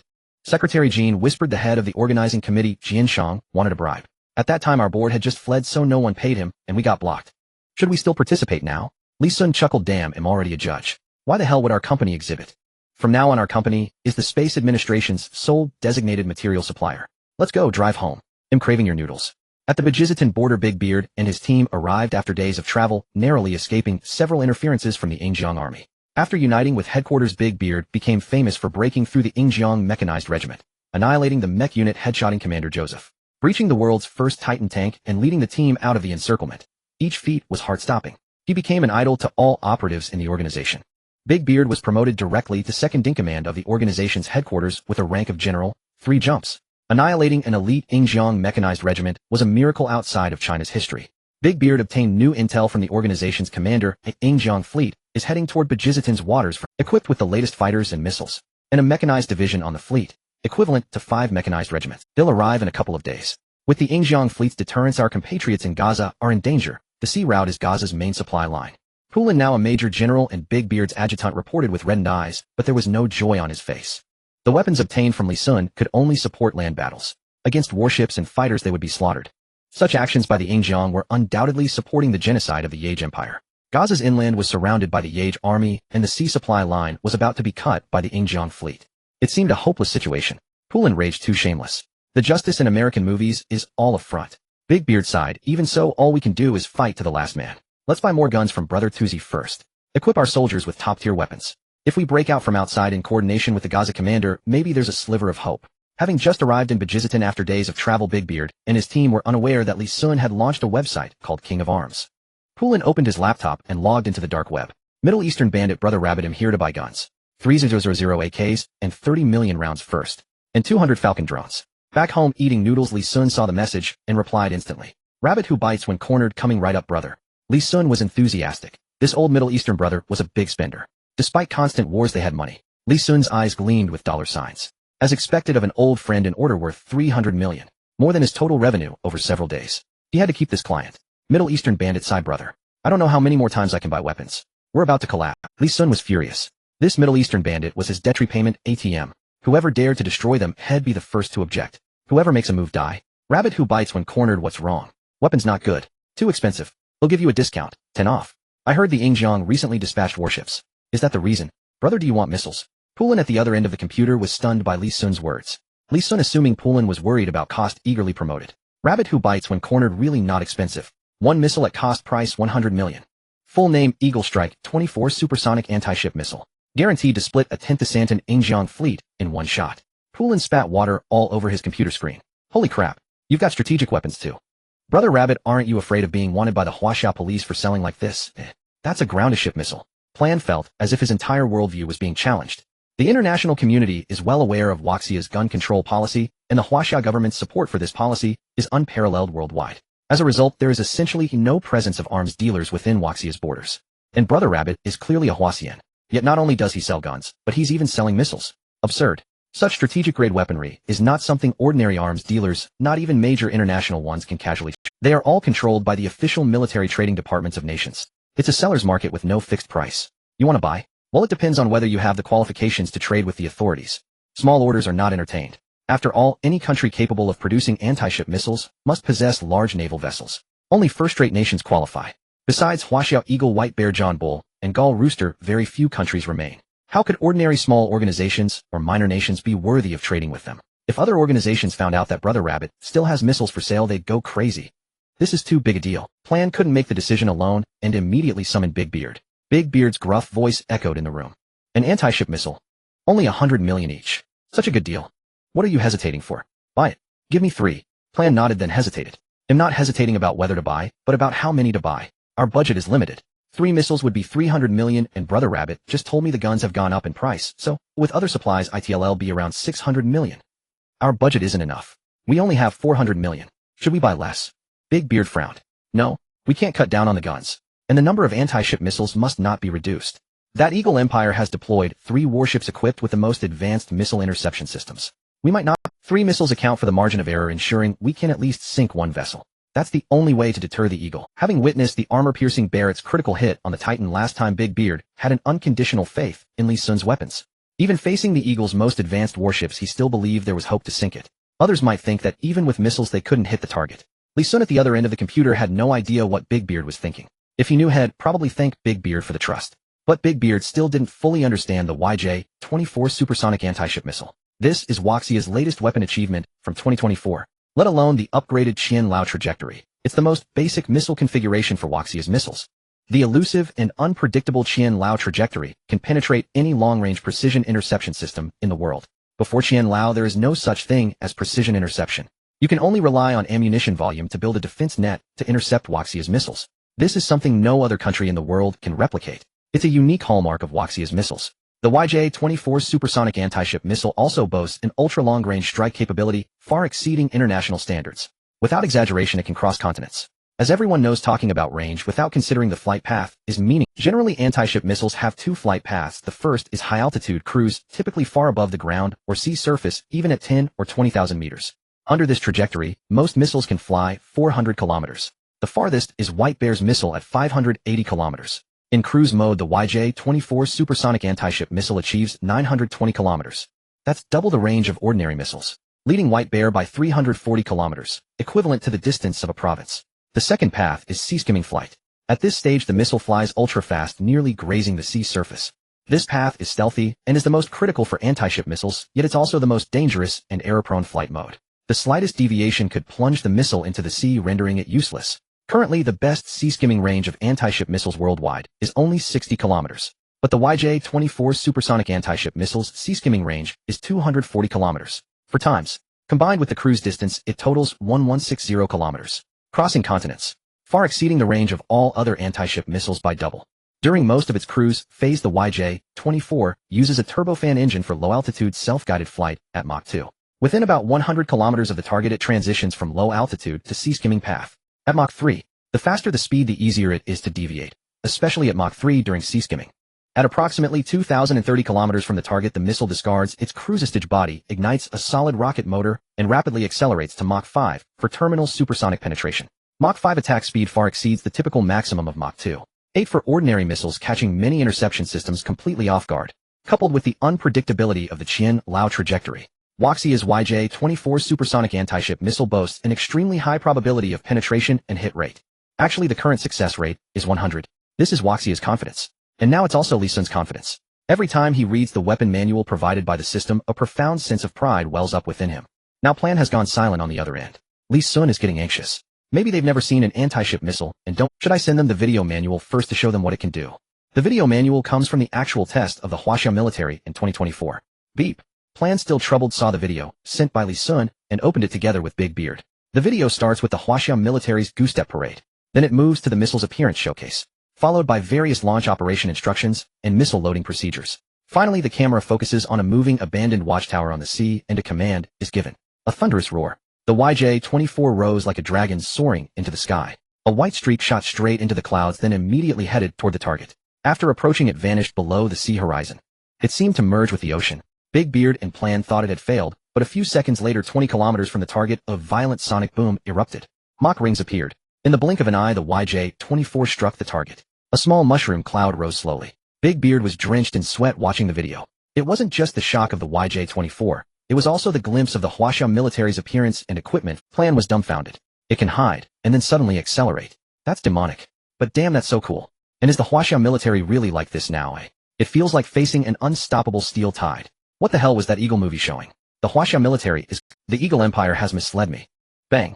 The bearded man slammed the table, his whiskers quivering with excitement. This Eagle strike missile was so powerful. Did it mean he stood a chance of sinking all 3 of the Eagle Empire's warships? Then together with the commander, they could launch a pincer attack from within and without. Even the Jacob Empire wouldn't withstand such a sudden assault. The people of Gaza had hope. The people of Pakistan had hope. The bearded man trembled as he spoke. I'm going to ask the commander for the money. Buy it. We must buy it. I swear it. Not even Jesus can stop me. Night deepened. The bearded man evaded the Jacob Empire's patrols, slipped into the sea from the perimeter, and then sped toward the waters off Gaza on a motorboat. With 200 million in military funds at stake, he couldn't convince the commander over the phone. He had to show him the video face-to-face. If necessary, the bearded man was even prepared to place an order right in front of the commander to let him witness the awe-inspiring holy light delivery of Brother Rabbit.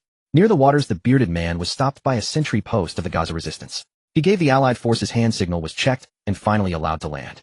The resistance commander's headquarters was in the basement of a dilapidated building. Parting the curtain and passing through 2 checkpoints, the bearded man entered and saw a middle-aged man studying a map. He exclaimed excitedly, "Commander." The man lifted his head. His face was not gentle but sharp. A scar running from the left eye across his entire face made him look somewhat fearsome. Yet beneath that fierce exterior, his eyes held a trace of peacefulness and deep weariness. It was this man who bore the weight of all Gaza. He was branded by the entire Western world, led by the Eagle Empire, as a Middle Eastern terrorist, a genocidal racist, a cold-blooded slaughterer. Commander Hama frowned and said, "Musa, isn't it? Weren't you outside the encirclement? How did you get in?" Musa was the bearded man's real name. But since joining the military, bearded had become his call sign. Only the commander used his given name. The bearded man took a deep breath. "I've handed command to Poulin. He's capable. I'm here to ask for money. 400 million is not enough. I need 600 million. Hama rubbed his chin. 400 million is enough to fully arm your 2 newly reinforced divisions, with plenty left for heavy weapons. Now military funds are tight. Gaza needs money in many other places. 400 million is already half of all our remaining funds. If I give you more, what about our soldiers inside? I know that arms dealers saved your men, but you must keep your head clear. Don't let gratitude cloud your judgment and make you buy weapons recklessly." The bearded man darkened his face and stepped forward. "Commander, it's not reckless. He sells anti-ship missiles that can resolve our current crisis." Hama scoffed and tapped the bearded man's head. "Nonsense. Use your brain. Would a strategic weapon like that be in the hands of a private arms dealer? He's trying to swindle you. Even if by some miracle he isn't lying and really has anti-ship missiles, how would such a massive piece of equipment be smuggled or surrounded by the Jacob Empire's army? To hit the Eagle Empire's warships would need to deploy anti-ship missiles along the coastline, given their limited range. But do we have the conditions to do that? The coastline is too exposed. One rocket from the enemy ships, and we'd be wiped out. And forget everything else. Time is against us. The Eagle Empire's warships arrive in 2 days. Even if we bought them, could they be delivered in time?" Hama fired off 4 questions in a row, leaving the bearded man speechless. He took a deep breath, pulled out his phone without a word, opened the video of the Eagle Strike missile, and handed it to Hama. Watching the video, Hama's expression shifted from impatience to restlessness, then from pupil contraction to a choked silence, and finally, to utter astonishment and wordlessness. After a full 5 minutes of silence, Hama looked up and asked, "Are you sure he really has this thing?" As a commander, he had an eye for quality. The video was no fake nor some random promotional material. The level of detail in it was practically a step-by-step guide on how to operate the world's most powerful anti-ship missile. It was classified material. No one outside the highest echelons of Huaxia could possess it. No scammer could get their hands on it. The bearded man nodded without hesitation. That was his rabbit brother. Hama frowned. "At the recent United Nations General Assembly, the Huaxia representative spoke up for us. Could it be that Huaxia's government can't overtly intervene, so they're using a front to sell us missiles?" People tend to believe the truth they uncover themselves. Once suspicion takes root, it's hard to stop. Hama's eyes lit up with excitement. "Exactly. This weapon surpasses even strategic level. It's a classified Huaxia weapon. Who would dare sell it without the approval of Huaxia's high command?" "Excellent. I am not alone. There are still good people in this world." But then Hama grew somber. "Unfortunately, it's too late. In 2 days, the waters will be blockaded by the Eagle Empire's warships. Even Huaxia's anti-ship missiles can't get here in time. And the Eagle Empire's interception systems are no joke." At this, the bearded man spoke with confidence. "Commander, rest assured. As long as the money comes through, the missiles will arrive. Within a day, perhaps even less." The bearded man didn't mention the teleportation. No one would believe it without seeing it firsthand. Hama rubbed his chin again. "So you're in contact with that arms dealer, aren't you?" "I see. They probably have an arms depot in the Middle East. They don't need to ship from Huaxia. They can deliver directly to us." "Fine. It's a gamble. They'll give you the money." At this moment, Hama was supremely confident in his own deduction. He felt that if there was a chance to connect with Huaxia, he couldn't let it slip by. The bearded man breathed a sigh of relief. It was finally settled. Before coming, Poulin had said he'd never succeed in persuading the commander and should let him try instead. The bearded man chuckled. Hadn't he succeeded? It seemed he possessed not only the bearing of a great general, but also the wisdom of a strategist. Meanwhile, Hama had already sent the military fund account details to Poulin and completed the transfer of funds. With 600 million in hand, Poulin immediately opened the Arms King link that Li Sun had sent him. Though it was his first time logging in, he deftly selected his order items. Huaxiao AK 2024 edition 3.0, 30 million bullets, 30 million 60 million Falcon drones, 200 million Eagle Strike, 24 supersonic anti-ship missiles, 300 million total order amount, 590 million Huaxia yuan. A 10 discount coupon detected. Do you wish to use it?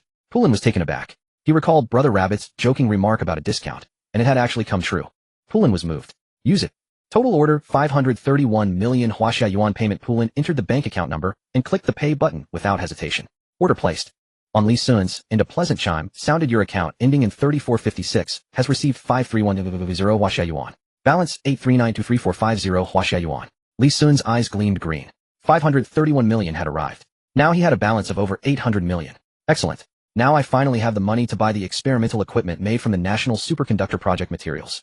The National Superconductor Project was different from the Aerospace Melting Materials Project. The preparation of melting materials was relatively straightforward, and Machine Red Flag Company already had the equipment, so there was no need for Li Sun to worry. The Superconductor Project was different. That 5 billion yuan in project funding was a state subsidy intended for purchasing talent equipment and research materials. The cost of materials and equipment accounted for the lion's share. Every single expenditure had to be accounted for, and the state would ultimately audit for any embezzlement. Now that the 5 billion had been siphoned away, it was up to Li Sun to fill the deficit. He would not only have to cover the 5 billion, but also provide detailed records of the superconductor research process, such as equipment purchases, superconducting magnetic controllers, superconducting gravimeters, superconducting structural analyzers, terahertz high sensitivity detectors, superconducting material manufacturing, lathes, superconducting material micromolecule construction instruments, and so on. Over a dozen types of instruments were indispensable, totaling more than 700 million yuan. That was only the initial investment. Considering the subsequent testing and repeated raw material consumption, there was a reason the state was willing to allocate 5 billion. Because 5 billion was not excessive for researching superconductors. However, if the superconductor project succeeded, it would propel the oil era directly into the electric age. The benefits would be global, trillions, even tens of trillions. That was why the state had more than one superconductor. One should not put all eggs in one basket. Li Sun shook his head, set aside his thoughts, and prepared to deliver orders to the Middle Eastern brothers. Time waited for no one. The delivery coordinates given by Pu Lan this time were 4 in number. Though not far apart, the map showed one coordinate in Bajistan's Gaza and another on Bajistan's border. The firearms were allocated 100 to the border and 200 to Gaza. The Falcon drones were split evenly. The most critical Ing-24 supersonic anti-ship missiles were distributed as 1 at the border and 2 in the Gaza Sea area. The coordinates for those 2 missiles were positioned on opposite sides of the coast. Li Sun could roughly guess they're preparing a surprise for the Eagle Empire's navy. Never mind, let's deliver first. Pay transmission fee 4000 RMB. Begin transmission. Transmission complete. From Li Sun's perspective, he only saw text prompts, but from Hama and Pu Lan's perspective it was utterly breathtaking. Following the advice of Big Beard, Hama waited personally beside the coordinates. Isn't it too early? Come back tomorrow. Hama complained. Even the nearest country would take a day to deliver. It's not as if his Chinese arms depot is built right inside Bajistan. Big Beard looked at the sky with an air of wisdom and said the wind is rising. Hama kicked him and retorted, you barely educated roughneck pretending to be profound. But before the kick landed, a beam of white light rose. Countless light particles converged into tangible matter, gradually revealing its true form. With so many weapons this time, the transmission process was even more vivid. Even though Big Beard had seen it before, he was still rendered speechless by the spectacle. This was a devastating shock to the devout Bajistanis. Some soldiers even knelt before the white light of the transmission. Hama's body tensed, his eyes wide as he stared at the holy light. In his gaze there was not only shock, but also excitement and frenzy. The light dissipated. A mountain of black crates appeared, etched with the familiar 5-point star and HQ marking. Inside were the weapons. Big Beard let out a hearty laugh, rushed forward, lifted a rifle from the crate above his head and shouted, "It's guns! How? This is the skill of our brother Rabbit." Every resistance officer and soldier present looked utterly stunned, their worldview shattered. Commander Hama murmured, "Incredible! Divine! This is a miracle!" He staggered step by step to the mountain of weapons, grabbed a Chinese AK, and fired into the sky. After emptying the magazine, he raised the gun wildly and roared, "This is a miracle! God has not abandoned us. The people of Gaza shall be liberated. The people of Bajistan shall reclaim their land. God is on our side. Long live!" The commander's cheers and roars ignited the entire resistance force. The morale of the resistance reached an unprecedented peak. Such was the power of faith. Together they raised their guns and shouted, "God has not abandoned us. We shall be liberated. Reclaim our land. Long live!" The voice echoed throughout Gaza. The light flickered in Hama's eyes. He knew it had nothing to do with God. It was the work of that Chinese arms dealer. The people believed more in faith, and he needed the soldiers to have the morale to fight the most arduous battle ahead. This death-defying spirit was even more important than weapons. Hama sighed. This Chinese arms dealer brother has been a great help. Big Beard reminded him, there are still the missiles. On the other side, Pu Lan pulled off the black cloth covering the missile. A silver-white missile measuring 8 meters in length, 0.8 meters in diameter, and weighing 2 tons. Beneath the missile was its launcher, equipped with various fixing and ignition devices, as well as several powerful mechanical spring arms that could adjust the launch angle and direction. The chassis had movable wheels that could be locked during launch. A terminal was placed beside the launcher, allowing real-time viewing of launched missile data, as well as modifying and adjusting the missile's trajectory and target. The colossal machine before them stunned Pu Lan and the organization's agents for a full minute. Everything was so exquisite and advanced that it felt unreal. The shock of seeing it in person was incomparable to watching a video. Pu Lan slapped his face to snap out of the daze. Holy crap. Just one of these can sink a 10th Santon warship. If it weren't for Brother Rabbit, I'd never see anything like this in my lifetime. The Eagle Empire's anti-ship missiles cost 80 million officially, equivalent to 800 million renminbi, and were only sold to UN member states friendly with the Eagle Empire. Moreover, purchases were limited to 3 missiles. It was a pure wanna-buy but want-sell situation. Similarly, China's strategic weapons were only sold to state-level organizations. Such a missile from Brother Rabbit cost only 100 million yuan each. At Eagle Empire prices, 3 would cost 2, but they had spent only a little over 500 million on guns and 3 anti-ship missiles combined, barely a fraction of the Eagle Empire's price. A steal. But that meant Brother Rabbit was taking a huge loss. A pang of guilt struck Pu Lan. Brother Rabbit is truly a saint, money is but floating clouds to him. He excitedly replied to Li Sun, a friend in need is a friend indeed. Brother Rabbit, if you ever need anything in any country outside China, just say the word. He'll handle it. Even if it means my death, I won't hesitate. Li Sun, thinking of the runaway board members abroad, smiled and said, good. I might indeed need your help with something. Li Sun thought for a moment and said, forget it, I won't trouble you for now. Your immediate priority is the survival of your nation and people. They were on the brink of becoming slaves of a fallen nation, and asking him to go to the Eagle Sauce Empire to seek help from the board of directors was utterly unreasonable. Li Sun closed his eyes, a flicker of anger igniting within him. Those board members must be feeling quite pleased with themselves. They took away 5 billion secured aerospace secrets and even managed to smuggle them out of the country while coercing him from across the continent into taking the blame and committing suicide. They even threatened to kill his parents.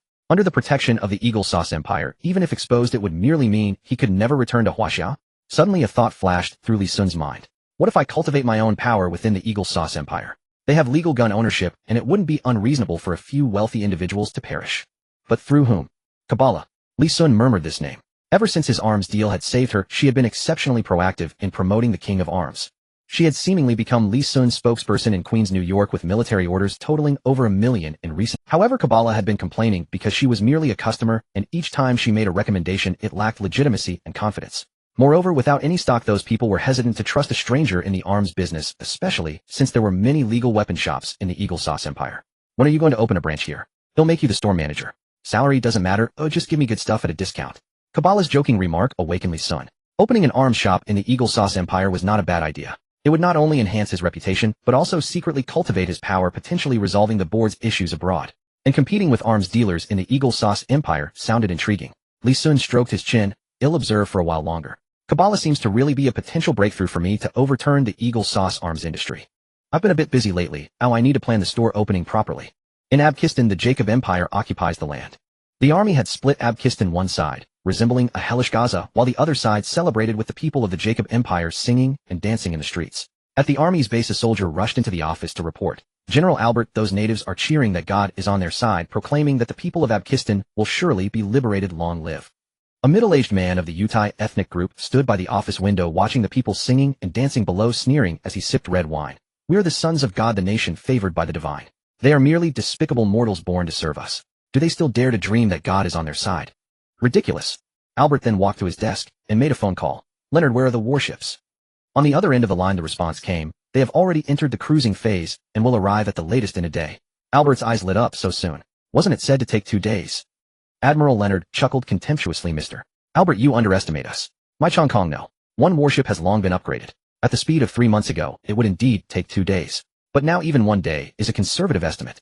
The Chong Kong 1, 2, and 3 have all been newly upgraded in secret. Not to mention a small Gaza. Even if the Huaxiao army comes, they will be utterly defeated. General Albert secretly breathed a sigh of relief. Thanks to you, I initially thought we could quickly take down these natives of Abkistan, but it took them half a year to resist fiercely until only Gaza was left. Now with you cutting off their supply lines, the territorial plan of my Jacob Empire will soon be completed. Leonard joked at that time. Mr. Albert, you must speak well of me and the consortium.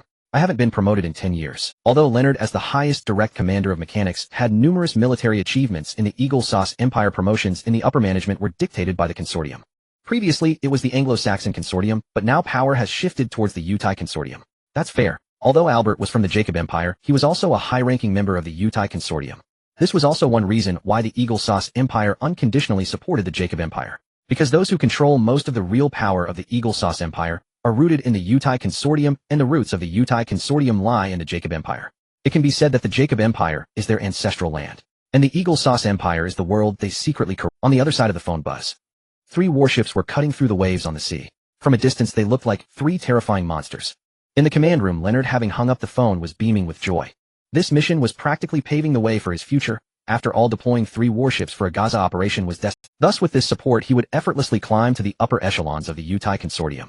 With the backing of the Utai consortium, once this battle was over and he returned, Leonard would undoubtedly become the 4th general of the Eagle Sauce Empire's military. So this time he planned to hit Gaza hard. He wanted to show the Utai consortium his loyalty. Leonard looked at the Gaza map and began to strategize rocket bombardment, airstrikes, incendiary bombs, and ship-to-ground missiles all at once. Feed the cut-off Gaza supplies to the fish right in front of them. Also, we should pay particular attention to Gaza's hospitals and schools. Bombing those places should satisfy Mr. Albert.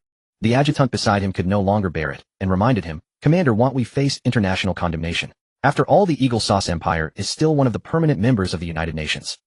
Attacking soldiers is one thing, but bombing hospitals and schools seems inhumane. There are women and children there. Hama nodded with satisfaction. Good.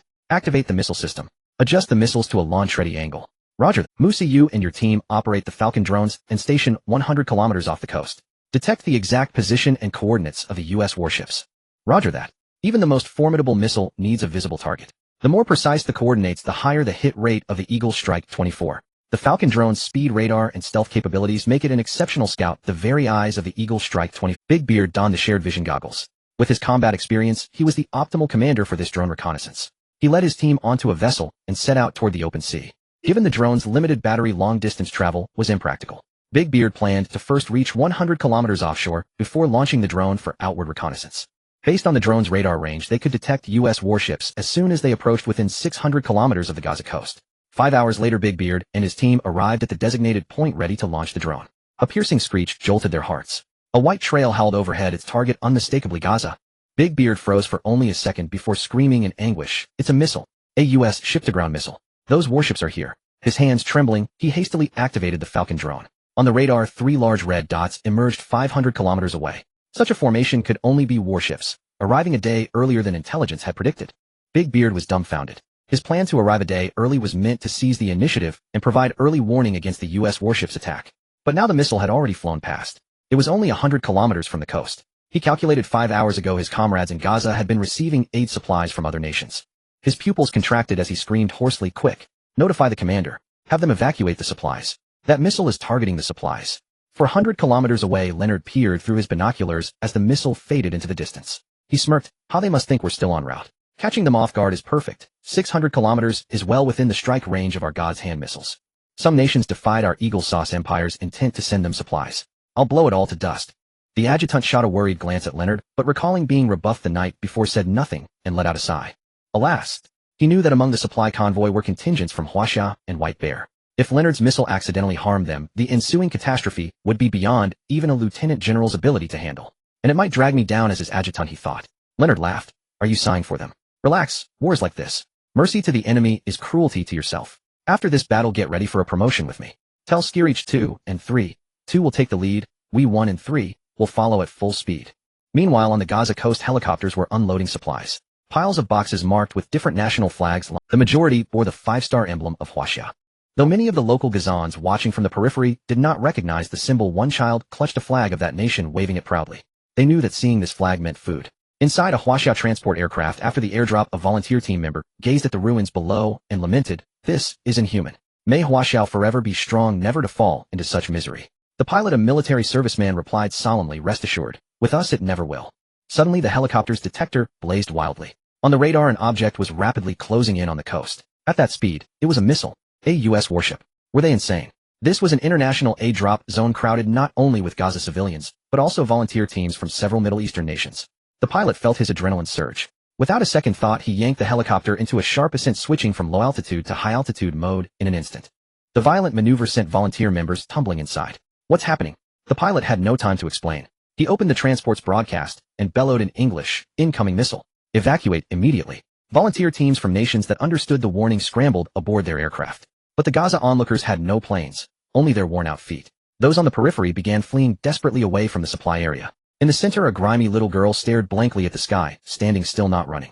In her colorless black pupils, a tiny dot appeared in the blue sky. It grew larger. On the silver warhead was imprinted the ironic flag of blue stars on a white field. A low rumble filled the air. She slowly raised her head, parted her cracked, blood-crusted lips, as if to speak. But everything turned silent. An intense heat radiated from the supply center. The blast swallowed everything, including her. A small mushroom cloud rose over the Gaza coast. All supplies were obliterated. Transport aircraft from Huaxia and other nations were tossed about by the shockwave. Several plunged into the sea. The Huaxia transport helicopter spun a few times before stabilizing. The pilot looked down at the leveled supply point and the decimated Gaza civilians roaring with fury. Animals. These animals. Damn it. Those were all civilians. Do these U.S. soldiers have no hearts? The volunteer team also cursed, having nearly perished in the strike. Volunteers from other nations were equally enraged. The recorders on the transport aircraft had captured everything. The captain of a Middle Eastern volunteer team bellowed, "Those bastards. Iran will never reconcile with the Jacob Empire. I'll urge our president to send troops to support Gaza." Several other Middle Eastern volunteer teams echoed the sentiment, though they dared not directly confront the Eagle Sauce Empire, venting their anger instead on its ally, the Jacob Empire. The White Bear volunteers airborne at the same time were even more blunt. What a fine Eagle sauce. This isn't over. The White Bear is not to be trifled with. Leonard's attack had thoroughly infuriated all nations supporting Gaza. The mushroom cloud from the missile strike on the supply depot rose slowly. In the occupied zone of the Yage Empire, Albert exclaimed excitedly, "Beautifully done. It must be Leonard's warships that have arrived. Splendid work. I've long been irked by those nations obstructing our empire's revival by supporting Gaza's supplies." Albert then ordered, "The warships are here. Proceed with the bombing plan immediately. With warships backing us, who cares about international opinion? Slaughter them all." A subordinate unfurled a map of Gaza, its surface dotted with over 20 red circles, each one marking a hospital or school. To strangle a nation, one must first annihilate its future. And children and doctors, they are that future. The Yage Empire's intent was unmistakable. It was genocide. Albert had never intended to let the people of Gaza survive. Fighter jets roared into the sky, and the screams of the Grim Reaper echoed over Gaza. Bombs fell like hail upon the ground. Gaza was small, nowhere to hide. Busy doctors and children studying in the dilapidated school huddled together, engulfed by the flames of the explosives, until nothing remained but charred bones. That was the fastest trending topic in history. Within just 10 minutes, the top 5 hashtags on social platforms worldwide were dominated by the word bombing. The heat was still climbing. Eagle warships indiscriminately bombed humanitarian supply points from various nations. Casualties among volunteer teams from 20 countries in Gaza. Yage Empire indiscriminately bombs hospitals and schools. Eagle warships deploy God's hand missiles, deterring nations from 600 kilometers away. Stop the war. Save Gaza's children. The most shocking was a video posted by a Chinese account with the idea. The video showed a helicopter's aerial perspective, footage recorded by the pilot of the Chinese supply team's helicopter during. This was also cleared by the military, intended to guide international public opinion and show the world the true horror of Gaza. In the video was the little girl who had looked up at the sky that day.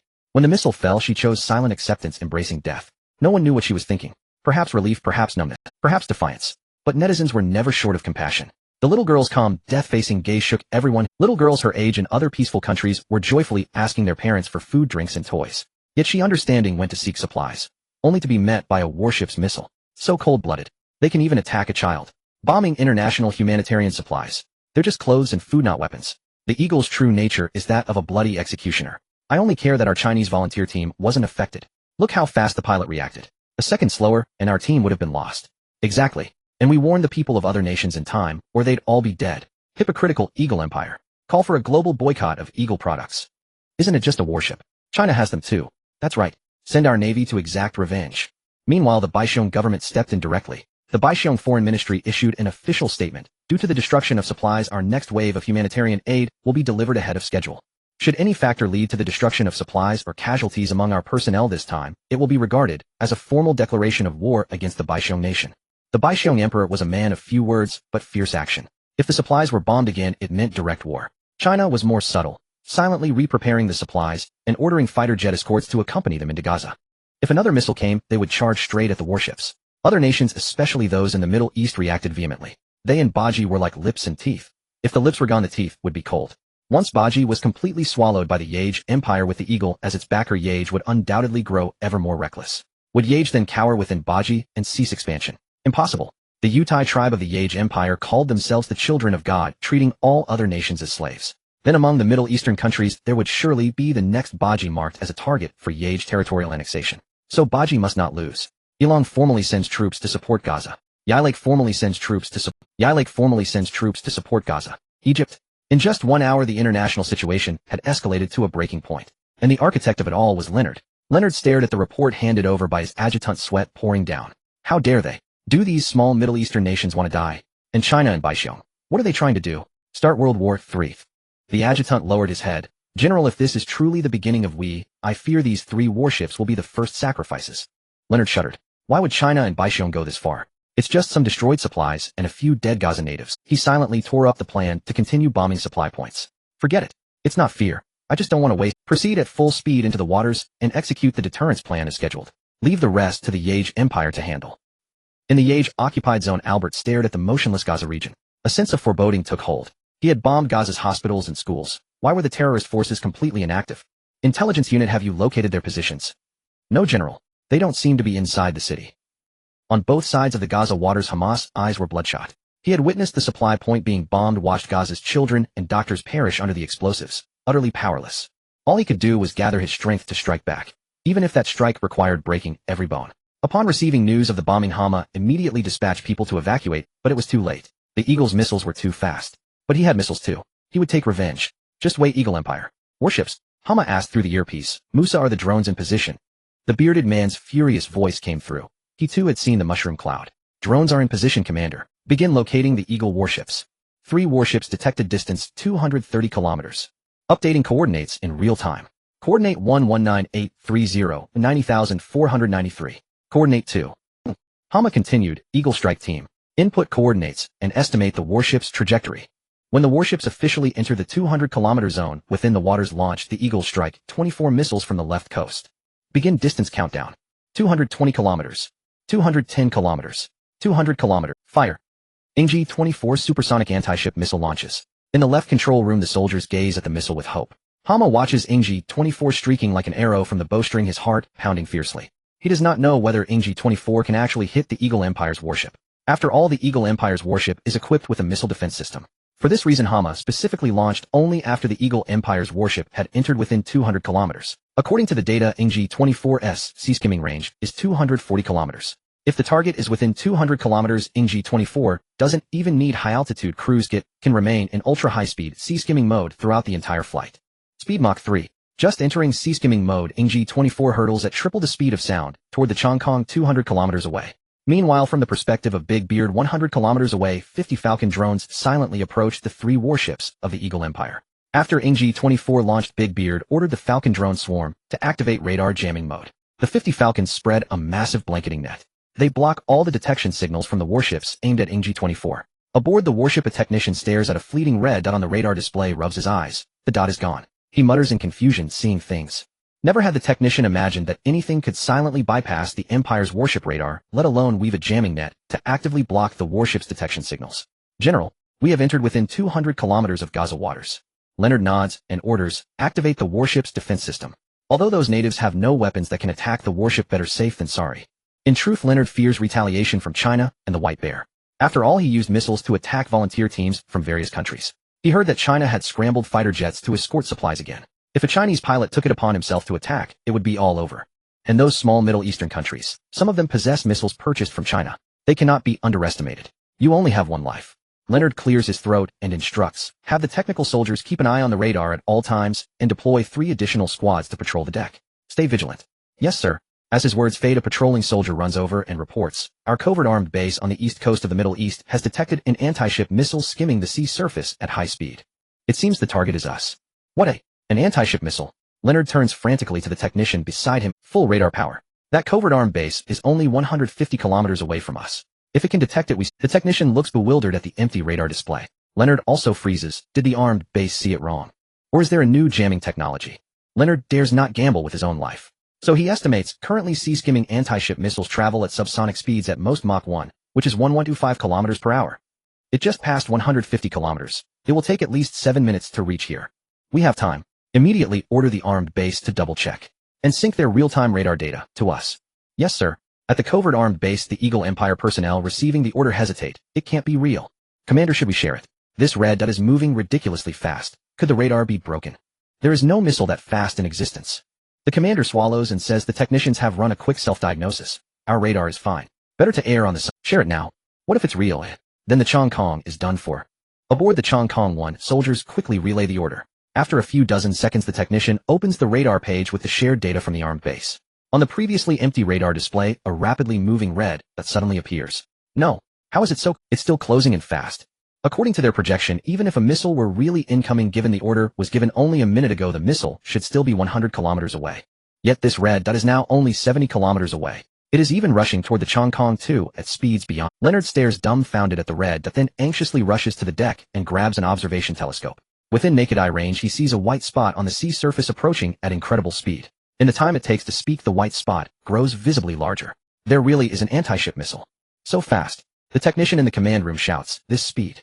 It's Mach 3. 3 times the speed of sound. General, the missile will hit our No. 2 warship in 1 minute. Our radar is dead. By the time the system reacts, it'll be too late. Leonard feels his guts are about to explode. He immediately orders, all interceptor missiles. Launch manually, immediately. Target the white dot to the northeast. The soldiers on all 3 warships spring into action. To avoid signal jamming, all weapons on the warships can be manually activated. Hundreds of white smoke trails erupt continuously from the 3 warships. Trailing arcs, they all race to intercept NG-24. 3 waves of salvo fire a total of 420 interceptor missiles. Whoosh, swoosh, swoosh, swoosh, swoosh. The endless stream of interceptor missiles reaches out like countless tentacles toward NG-24 skimming low over the sea. Launch successful. Enemy red dot on radar, now 34 kilometers away. Leonard breathes a sigh of relief. Once the missiles are launched, they are safe. The interceptor system will calculate the enemy anti-ship missile's trajectory for interception. If it were a missile swarm, it might be uncertain, but with just one incoming missile, the Eagle Empire's 420 interceptors will surely stop it. Not to mention that the Eagle's interception system algorithm is the world's best, just from sheer numbers, out of 420 rounds, only 1 hit is needed. The probability of interception naturally approaches 100. Contact. And under Leonard's expectant gaze, the anti-ship missile begins to encounter the interceptor missiles. But there is no explosion as imagined. The anti-ship missile begins a ghostly evasive maneuver. Though traveling at supersonic speed, it leaves behind a graceful undulating curve. Hundreds of interceptor missiles like bulls fooled in an arena brush past the anti-ship missile. In the chaos, they dart around like headless flies. Not a single interceptor missile hits. All plunge into the sea. What's most incredible is that after evading 3 waves of interceptors with unpredictable maneuvers, the anti-ship missile accelerates again. The technician screams, "Holy shit. General, it's Mach 5. Distance 19, expected to hit the No. 2 warship in 13 seconds. When the Eagle warship entered within 200 kilometers of the waters, at the Gaza blockade zone by the wall, the army of the Yage Empire had sealed every section of the wall, preventing the civilians of Gaza from escaping through it. The only gap faced Egypt. The Yage Empire's intention was that if the natives of Bagistan could not bear the horror in Gaza, they should leave for Egypt as refugees. After the bombardment, Albert led his troops to shout to the civilians of Gaza, "Give up. Leave this land that belongs to us, or I will slaughter every one of you." The warships of the Eagle Empire have arrived. Your resistance's only supply line at sea will be cut off, and after Gaza there will be no food or water. To deepen the terror of the Gaza natives, Albert brought up the live feed from the offshore lookout post. He projected the live footage onto the large screen mounted on his vehicle, intending to show it to the civilians in the Gaza region, thus shattering the popular support of the resistance forces. In the live feed, 3 massive Eagle warships sailed proudly through the waves, their star-spangled banners fluttering in the wind, deepening the despair in the hearts of the people of Gaza. As the world's foremost superpower, the Eagle Empire's military might had for decades been deeply ingrained in the hearts of every small nation. Even in the now rising Huaxiao, many remained dazzled, captivated, and subjugated by the might of the Eagle Empire, commonly known as having knelt for so long they couldn't stand up. How much more so for these people of Gaza already on the brink of destruction. Amid the ruins, a boy hugged his sister and began to cry while his sister murmured, "Is there truly no hope? Who can help us?" Another middle-aged man from Gaza let out a despairing sigh, then continued to watch the large screen, but asked in confusion, "What is that?" A white line on the sea. Meanwhile, keeping pace with Albert was the bearded one. Unlike Hama, he had believed from the start that Li Sun's anti-ship missiles would utterly destroy the Eagle warships. So when the Falcon drone initiated jamming and provided the warship coordinates, he had already secretly started a live broadcast of the footage. This was also an additional request from Li Sun: "Do me a small favor. When you launch the Eagle Strike 24, stream it live to advertise my arms king." Puran and the bearded one naturally agreed immediately. Now the live streaming account Middle East Bandit had amassed tens of millions of followers. As soon as it went live, it shot to the trending list. Gotta hand it to the Eagle. These warships look so badass. 3 ships at once. That's way overkill for Gaza. I bet one could crush those rebels. Which side are you on, pal? These damn warships just bombed aid points from multiple countries, including ours in Huaxia. Our Huaxia warships are strong too. Stop bragging. What's Huaxia compared to that? The Eagle's strength is real. Huaxia's strength is just wishful thinking. Can you stop blindly being so confident? That's called self-delusion. So many walking 5000 reported. Some people have been slaves so long that even when given freedom, they don't want it. Some netizens sense something amiss. Wait, don't you guys notice that the account streaming this isn't official Eagle? It's the terrorist group Middle East Bandit. That familiar angle. It's the drone footage from before. Holy crap. Does that mean the Eagle warship hasn't even noticed the Middle East Bandit's drone broadcasting? So close and they can't detect it. The Gaza resistance must have something big planned. Huaxia drones rock. As netizens watched expectantly, something unexpected appeared in the frame. A white line. Could it be a missile? How could Bagistan have a missile in this state? No, that white line is it. That's the sonic boom of a supersonic missile. So fast. That sonic boom must be 3 times the speed of sound. By the time netizens noticed, Leonard had already begun firing interceptors. Over 400 white streaks rained down toward interceptors launched. Confirmed. That's an anti-ship missile. Gotta say, a 3 Mach anti-ship missile is something else. Where did Bagistan get this insane hardware? Pointless now. The Eagle warship has detected it. Over 400 interceptors. Not even a fly could get through. Holy crap. Look. In the video, the Qianla trajectory kicked in. Erratic orbital speed shifts. While maintaining 3 times the speed of sound, the Eagle Strike 24 ghosted past every interceptor, barely grazing them. This unpredictable path against the interceptors was like a 3-time NBA champion dribbling past a street player. The Qianhua trajectory fooled the interceptors so badly they didn't even have their shorts left. Think him going right. Suddenly I swerve left. Think him gliding. Suddenly I pull up to evade. The whole point is to... This iconic Qianhua trajectory sent viewers from all nations into a frenzy. Aha. Case closed. Only Huaxia has the Qianhua trajectory. Ha ha ha, it's a Huaxia missile. We Huaxia have been poor so long we'll sell anything. Ha ha. Ahem. Don't talk nonsense. This is an anti-ship missile our Bajistan friends found in the woods. Nothing to do with Huaxia. Haha, and they conveniently found the launch manual and launcher too. I get it. The Qianhua trajectory. Incredibly formidable. I can never dodge it in games. Hard to imagine such tech being real. Truly worthy of Qianhua. It's about to hit. Holy crap. The Eagle warship CIWS is so fast. Facing the imminent Eagle Strike 24, the Eagle warship reacted extremely quickly. When the anti-ship missile was still 21 kilometers from the warship, all interceptors from the 3 warships were expended. Instantly the CIWS on all warships opened fire. Target. Eagle Strike 24. Cannons roared in unison, even more thunderous than the interceptor salvo. The volume of CIWS rotary fire far exceeded that of interceptors. After all, interceptors excel at predictive guidance and range, but when it comes to suppressive firepower the CIWS reigns supreme. Everyone thought that even with the Qianhua trajectory, there was no escape. After all, evasion requires gaps, and this blanket of fire had none. So under the burning gaze of the global audience, the Eagle Strike 24 entered within 20 kilometers of the target. And then the assault began. Second stage acceleration. A massive Mach ring exploded outward, but no sound came immediately, because the sound was left behind by the Eagle Strike 24. 5 times the speed of sound. A single Mach is the threshold of supersonic, while 5 Mach marks the threshold of hypersonic. Beyond 5 Mach lies an entirely different world. Holy shit. No one had time to send bullet comments because it was too fast. Covering 19 kilometers at Mach 5 took less than 13 seconds. Whoosh! The sound everyone heard lagged behind the anti-ship missile. The missile flew in front while the sound chased after. Facing the sudden Mach 5 assault, the warship's guns became useless. Before the cannon shells could travel even 1 kilometer, the YJ-24 had already covered 9. The spot where the warship's guns had aimed held not even a ghost. The YJ-24 was far too fast. The guns had no chance to adjust their target. You tried volley fire. By the time your second volley began, the YJ-24 was already above your warship. 13 seconds felt incredibly swift to the online viewers, but for Leonard on the warship, it was even damn faster. He had never felt time move so quickly. Fumbling to open the radio, 3 seconds vanished. Pressing the button took 1 second. His mind raced frantically for a countermeasure, 5 seconds. Then his lips turned blue, stammering incoherently for 4 seconds. Finally, he released the radio in despair and gave up, 1 second.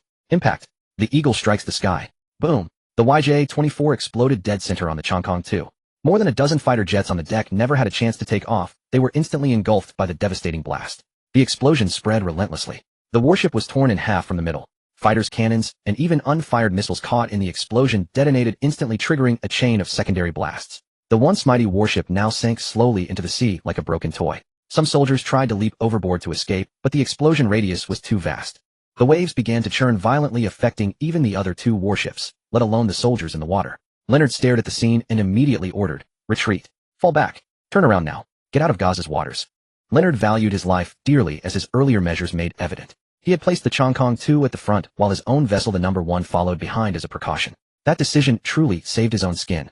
The YJ-24 struck the Chongqing 2 because the bearded rebels assumed the leading ship carried the commander, so they... In the livestream, the sinking of the Chongqing 2 stunned the viewers. As the remaining 2 warships hurriedly turned about, folks who'd have ever thought I'd witness a warship being blown up live. Oh, awesome. Is an anti-ship missile really this powerful? One shot can sink a 10th Sandan warship. Then our intercontinental missiles, and the Big Ivan, must be even more terrifying. The missile in this video might be our new tech. I recall our anti-ship missiles cruise at subsonic speed, but this one hit 3 times the speed of sound, and even reached Mach 5 at the final stage, dominating all missiles. Truly fearsome. They're running. They're scared. That cowardly. Can't defend, so what else can they do but flee? Waiting to die. The astonished netizens noticed that as the warships departed, the drone capturing the footage quietly followed them, even accelerating to sneak inside. Holy crap. Exciting. Infiltration. Infiltration. So badass. Under the bearded operator's control, the Falcon drone clung to the starboard deck outside the command center like an assassin, but without access, it could only stare through the glass. The command center was perfectly visible in the livestream. Inside, Leonard's mind finally caught up. There must be a second missile. Full speed retreat. Leonard recognized the Qian's trajectory of the anti-ship missile, a uniquely Chinese technology. Given China's style, they wouldn't have sold just one. Meanwhile, Gaza's people erupted in cheers. An Eagle warship had been sunk. The other 2 warships turned and fled. Their supply line crisis was over. The resistance had hope again. Hama led the rebels on the coast, cheering for victory. He stared in awe at the remaining unfired YJ-24, and the figure of Li Sun, the mysterious arms dealer, grew towering in his mind. Even the Eagle's newest warships couldn't intercept it. Unbelievably powerful. Is this the depth of China? Hama spoke into the earpiece to the bearded man. Give my regards to Mr. Rabbit. This truly saved our lives. Pakistan will never forget Rabbit's help. The bearded man continued to maintain the drone's live stream, both to fulfill his promise to Li Sun and to possibly gather intelligence. Outside Gaza, Albert's face turned ashen as he shut off the live stream. They had gone for wool and come home shorn. Instead of destroying the resistance's popular support, the people of Gaza now had even stronger will to fight. That useless Leonard. Albert fumed as he returned to base and immediately called Leonard, shouting, "What are you running for? Coward! Don't you still have dozens of fighters on the warship? I don't believe those natives have many anti-ship missiles left." Leonard sneered, inwardly cursing Albert. After all, it wasn't his ship being blown up. He had watched the YJ-24 hit the Chongqing 2 up close. That shocking image would never fade. After all, an Eagle warship being sunk. Leonard had never seen it before either. Leonard roared back, "I can't do this job anymore.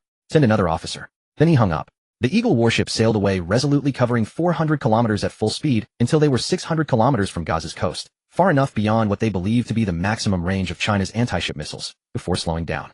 Inside the command center, Leonard ate dinner while stewing in anger. This mission was supposed to guarantee his promotion to admiral upon return, but the Chinese missile had ruined everything. He slammed the plate of food to the floor and cursed, "Fuck. China. You sold anti-ship missiles to Gaza's rebels. I'll get my revenge when I return. Revenge for a sunken warship. It'll increase arms sales to the Taiwanese island, so China can never take it back. Damn China." These words were immediately broadcast live by the Falcon drone still clinging next door. Chinese netizens went berserk. "What the hell did you just say? Someone blow this warship up too. My 50-meter blade is unstoppable. State, take action. He'll donate money for a missile. Those who offend China will be punished no matter how far. Don't say another word. Launch me over there. He'll tear that mouth apart." Even Li Sun, who had been watching the live stream for entertainment, couldn't hold back. He raised an eyebrow. "I was going to let it slide for being troublesome, but you're asking for death. If I remember correctly, the YJ-24's maximum range is 1160 kilometers. That son of a bitch is just 600 kilometers out, and he's bragging." Li Sun immediately messaged Prand, the Eagle commander who ordered the bombing of Gaza's supplies, is aboard the No. 1 warship. Coordinates 3874, 8343. Brother, fire one. He'll give you a free replacement. Blow him to pieces. The unification of Huaxia is an untouchable bottom line. The system's cost price for a single Eagle Strike 24 is merely 1 million. If it weren't for the system restricting Li Sun's gray operations, he would have even considered launching 100 missiles to This launch also relies on Pulong. Li Sun essentially sells an Eagle Strike 24 to Pulong at zero cost. Illegal operation. If there is another occurrence, the system will refuse to distribute military supplies. However, he also secretly started to value one thing: his military supplies can be submitted, but it requires a certain level of reputation, otherwise he cannot directly assist Huaxia, unless he sells military supplies to Huaxia. On the other side, Pulong was stunned. A free missile? Is this a good thing? Originally, both he and Hama thought that since the warship had escaped, they could save the anti-ship missiles for deterrence. But since Li Sun said so, he naturally would not refuse. This also confirmed Pulong's speculation: Brother Rabbit must. Otherwise, why would that commander in the live broadcast do something harmful to Huaxia's unification, causing Brother Rabbit to lose his temper? Pulong immediately prepared to take action. His subordinates did not have enough intellectuals to learn the complex operations of the Eagle Strike 24 missiles, so Pulong had to go out himself. From loading the missile body to adjusting the launch angle, then adapting the launch system, inputting the target, and finally entering the countdown ignition launch state. Pulong, being a high achiever, completed all the preparations in a short time, but still delayed the launch. Only because of Li Sun's message: Brother Rabbit is anxious and bites do not rush to launch. From the previous evacuation speed, the Chongqing was traveling at about 50 knots. 1 knot equals 1.85 kilometers per hour, which is about 92.5 kilometers per hour. The range of the Eagle Strike 24 is 1,160 kilometers with a speed of 3 Mach. From the route of the Chongqing, it seems he intends to dock at a base 400 kilometers away for resupply, as full-speed sailing consumes a lot of resources for a warship. It is expected to take 4 hours to reach. The base is 1,000 kilometers away from the launch point of the Eagle Strike 24, which is just a 20-minute journey for the Eagle Strike 24. Li Sun grinned wickedly, then let him escape for another 4 hours. I want to blow him up at the moment he is most likely to relax and think he's safe. He wouldn't dream that even if he escaped 1,000 miles away, even after 8 hours, he still wouldn't be able to escape the punishment of the Eagle Strike 24. Pulong's eyes sparkled with excitement. To extinguish the enemy's hope right when he thinks he has a chance. Moreover, this enemy has just slaughtered his compatriots. How delightful. Although it's very wicked, I like it. The warship incident quickly fermented, attracting global netizens' attention. After all, this is the first time the Chongqing of the Eagle Empire has been destroyed in history. Several hours of fermentation attracted not only the attention of netizens, but also military officers worldwide. The idea of Middle Eastern bandit became completely popular. Arthur Whitebeard looked at the war report handed over and the news from his subordinate about Leonard's unauthorized withdrawal, raising his head gloomily. Who can tell me where the anti-ship missiles of the Gaza resistance came from? And who ordered that bastard Leonard to be a coward preparing to retreat to military base number 95 without permission? Is he afraid he'll dismiss him if he comes back directly? The high-ranking officials below lowered their heads. Only Adolf, enjoying the drama, opened his phone to show a video to Arthur. This should be produced by Huaxiao. Their missile system has a unique trajectory that we couldn't buy no matter how much we spent back then. Look at this trajectory, though our interception system is completely useless. Of course, this also depends on its speed being 3 Mach. That's 3 times the speed of a normal missile, making it impossible for interception missiles to effectively intercept. This kind of propulsion is incredible. Adolf frowned and asked, is there absolutely no way to intercept? Does that mean our warships can only wait to die against Huaxia's anti-ship missiles? Adolf hesitated for a moment before continuing to analyze. If it stays at 3 Mach, we can barely use a quantity of 1.5 Mach hypersonic interceptors to stack. We can create an interception network to eliminate any gaps. However, General, look at this anti-ship missile's final stage acceleration. It reaches an astonishing 5 Mach. This will directly break through the interception network. Our intercepting missiles facing targets at speeds above 3 times need to predict the opponent's trajectory 2 minutes in advance to set up an interception network, but currently we lack enough computing power to anticipate. So there is no solution. The words "no solution" made the entire conference room explode. How is that possible? Adolf, don't spread panic. Are you asking me to let the Eagle Empire give up naval battles? Just one anti-ship missile, we can just cover it with firepower. What is there to calculate? Adolf coldly replied, firepower coverage. Do you know that with the speed of ordinary firepower it hasn't even reached halfway when this 5 Mach missile has already hit you? What can we use to cover? What we can only pray for now is that this kind of anti-ship missile has such strong propulsion that it must consume a lot of fuel, leading to a limited range. Arthur Whitebeard's eyes lit up. Yes. According to the report, Leonard's warship has already launched missiles and only fired when it was within 200 kilometers of the sea area. Doesn't this mean that from 200 kilometers away they can't hit at all? The officers in the conference room nodded. That's right. Therefore, the way to deal with this kind of anti-ship missile is to launch from a distance. Our maximum range is 600 kilometers. 200 kilometers, we can even replace it with self-destructing drones. It's nothing to worry about. This time Leonard suffered from insufficient intelligence. Arthur's mood eased a bit as he listened to this. Let Leonard hurry to base 95 for repairs. Don't come back yet. I still have military plans that need his cooperation. Yes. Also tell that fool. There is a drone hidden on his warship that is live streaming globally, and he didn't even know it. Fool. On the warship, Whitebeard's orders were transmitted. Leonard hurriedly opened his phone to find the live broadcast. The live broadcast showed his command room's image in crystal clarity. Fuck. It really exists. Leonard followed the perspective of the live stream, but saw nothing but the empty blue sky. It was the stealth technology of the Falcon. Its principle utilizes the behavior of butterflies to change color and blend into the environment to evade enemies. Thus, Leonard sent out a large number of soldiers, but still couldn't eliminate the stealth Falcon drone as there was no target. Chinese drones, Chinese missiles, and also Chinese rifles. Why is everything Chinese? Leonard's anger had nowhere to vent. Joseph, who had just died, was his subordinate, and that mechanical regiment was his troops. To be taken down by the big beard like this. To be precise, it was taken down by Chinese drones and gunners. Poor him for losing 3 Titan tanks. Now it was again the Chinese anti-ship missiles that cost him a warship, a 10th Santon frigate, worth a whopping $400 million. 4 billion Chinese yuan. He angrily looked at the comment section. The combat power of the Chinese when it comes to insults is something Leonard and other English speakers cannot match. After all, the dirtiest words foreigners use are just phrases like bitch, bullshit, nobody loves you, and you're not liked, which lack. But the thinking of the Chinese is different. With dazzling angles of insults, they encompass attacks on Leonard's entire family lineage, complete with 100 unique insults.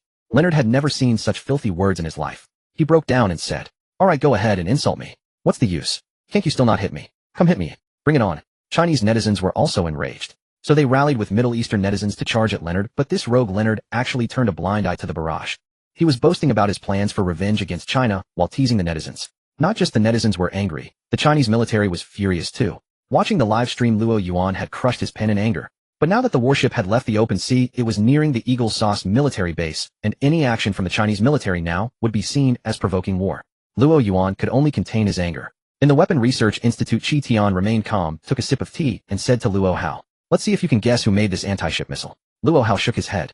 Chi Tian confidently said, "It's a top-secret technology from all of China. Only the high-ranking decision-makers of Chinese aerospace would know.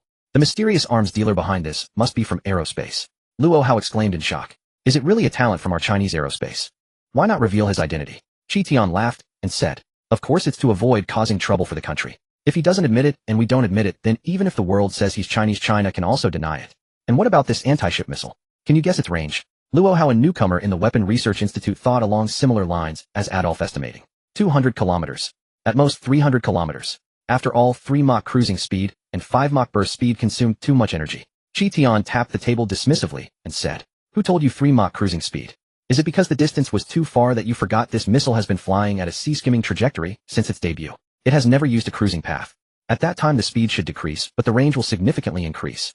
Luo Hao suddenly woke up and looked at the missile in the video. Sea-skimming trajectory. A full 200 kilometers of sea-skimming trajectory. Damn, what terrifying stability. Isn't it normally 60 kilometers? This means 200 kilometers is not its real range at all.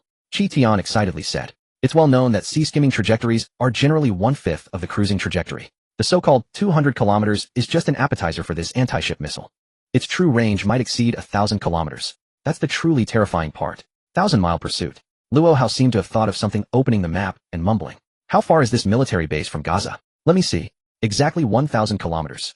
Ha, could there be a second anti-ship missile? Luo Hao's doubts were shared by other netizens. One netizen angrily commented, "Careful, you little bastard. What if the second anti-ship missile comes one day?" Leonard sneered. "The base I'm about to reach is 1,000 kilometers away from Gaza. What kind of daydreaming are you in? You can't even hit my exhaust." 20 minutes earlier, at the station in Plan, Pakistan. Boom. With a roar the missile ascended. In the occupied territory of the Jacob Empire, Albert, who was sipping red wine and watching beautiful women dance, suddenly jolted as he saw a white line rise into the sky from not far away, scaring him into running towards the bomb shelter without even putting on his clothes. Missile. Enemy attack. Albert stood naked in the street, but awkwardly realized the missile was heading towards the city. It didn't even care about him. The NG-24 quickly entered its cruising trajectory. The white line accelerated. The sonic boom ring Mach ring appeared. 2 Mach, pointing rapidly in one direction. All observation stations, outposts, and bases along the way detected it. But no one knew its target. No one would expect its target to be 1,000 miles away. Thus everyone who observed it felt uneasy. Who was it going to strike? Who was its target? Just when all the bases were paying attention, they were stunned to find that the missile had already flown 600 kilometers. It can't be. An Eagle Sauce base sent a signal to Leonard. The technician at that base suspected that Leonard's warship, but Leonard was busy arguing with Chinese netizens. He didn't pay any attention to this signal. A full 20 minutes. At this moment Leonard was holding his phone towards the sky, then pointed it at the viewers in the live stream, disdainfully saying, "Look, it's unobstructed. Clean. Let that damn Chinese anti-ship missile come at me." On the other side, the 095 military base had already opened the port to welcome the Chongkong. But suddenly a soldier at the watchtower pressed the alarm. The alarm echoed throughout the port. The military officers at the base looked crazily, waving at Leonard in the warship command center. Leonard was puzzled, then frowned at the sky captured on his phone as a black spot suddenly appeared. His heart stopped. No way. Impossible. He took down his phone and stared wide-eyed. The black spot was getting bigger. Fuck, what the hell? Leonard ran wildly towards the deck, wanting to jump down to find the military base's bomb shelter. At this moment, the Big Beard's drone camera began to follow Leonard. Netizens around the world witnessed this scene. Chinese netizens were fired up. Here it comes. Is it a missile? It's really coming. Huh. Laughing to death. Congratulations to this Major General for having his dream come true. Damn. 1,000 kilometers. Did we buy nitrogen? Did we secretly refuel on the right path? Alright. 1,000-mile pursuit, huh? How exciting. Whether it's the Chinese anti-ship missile is still uncertain.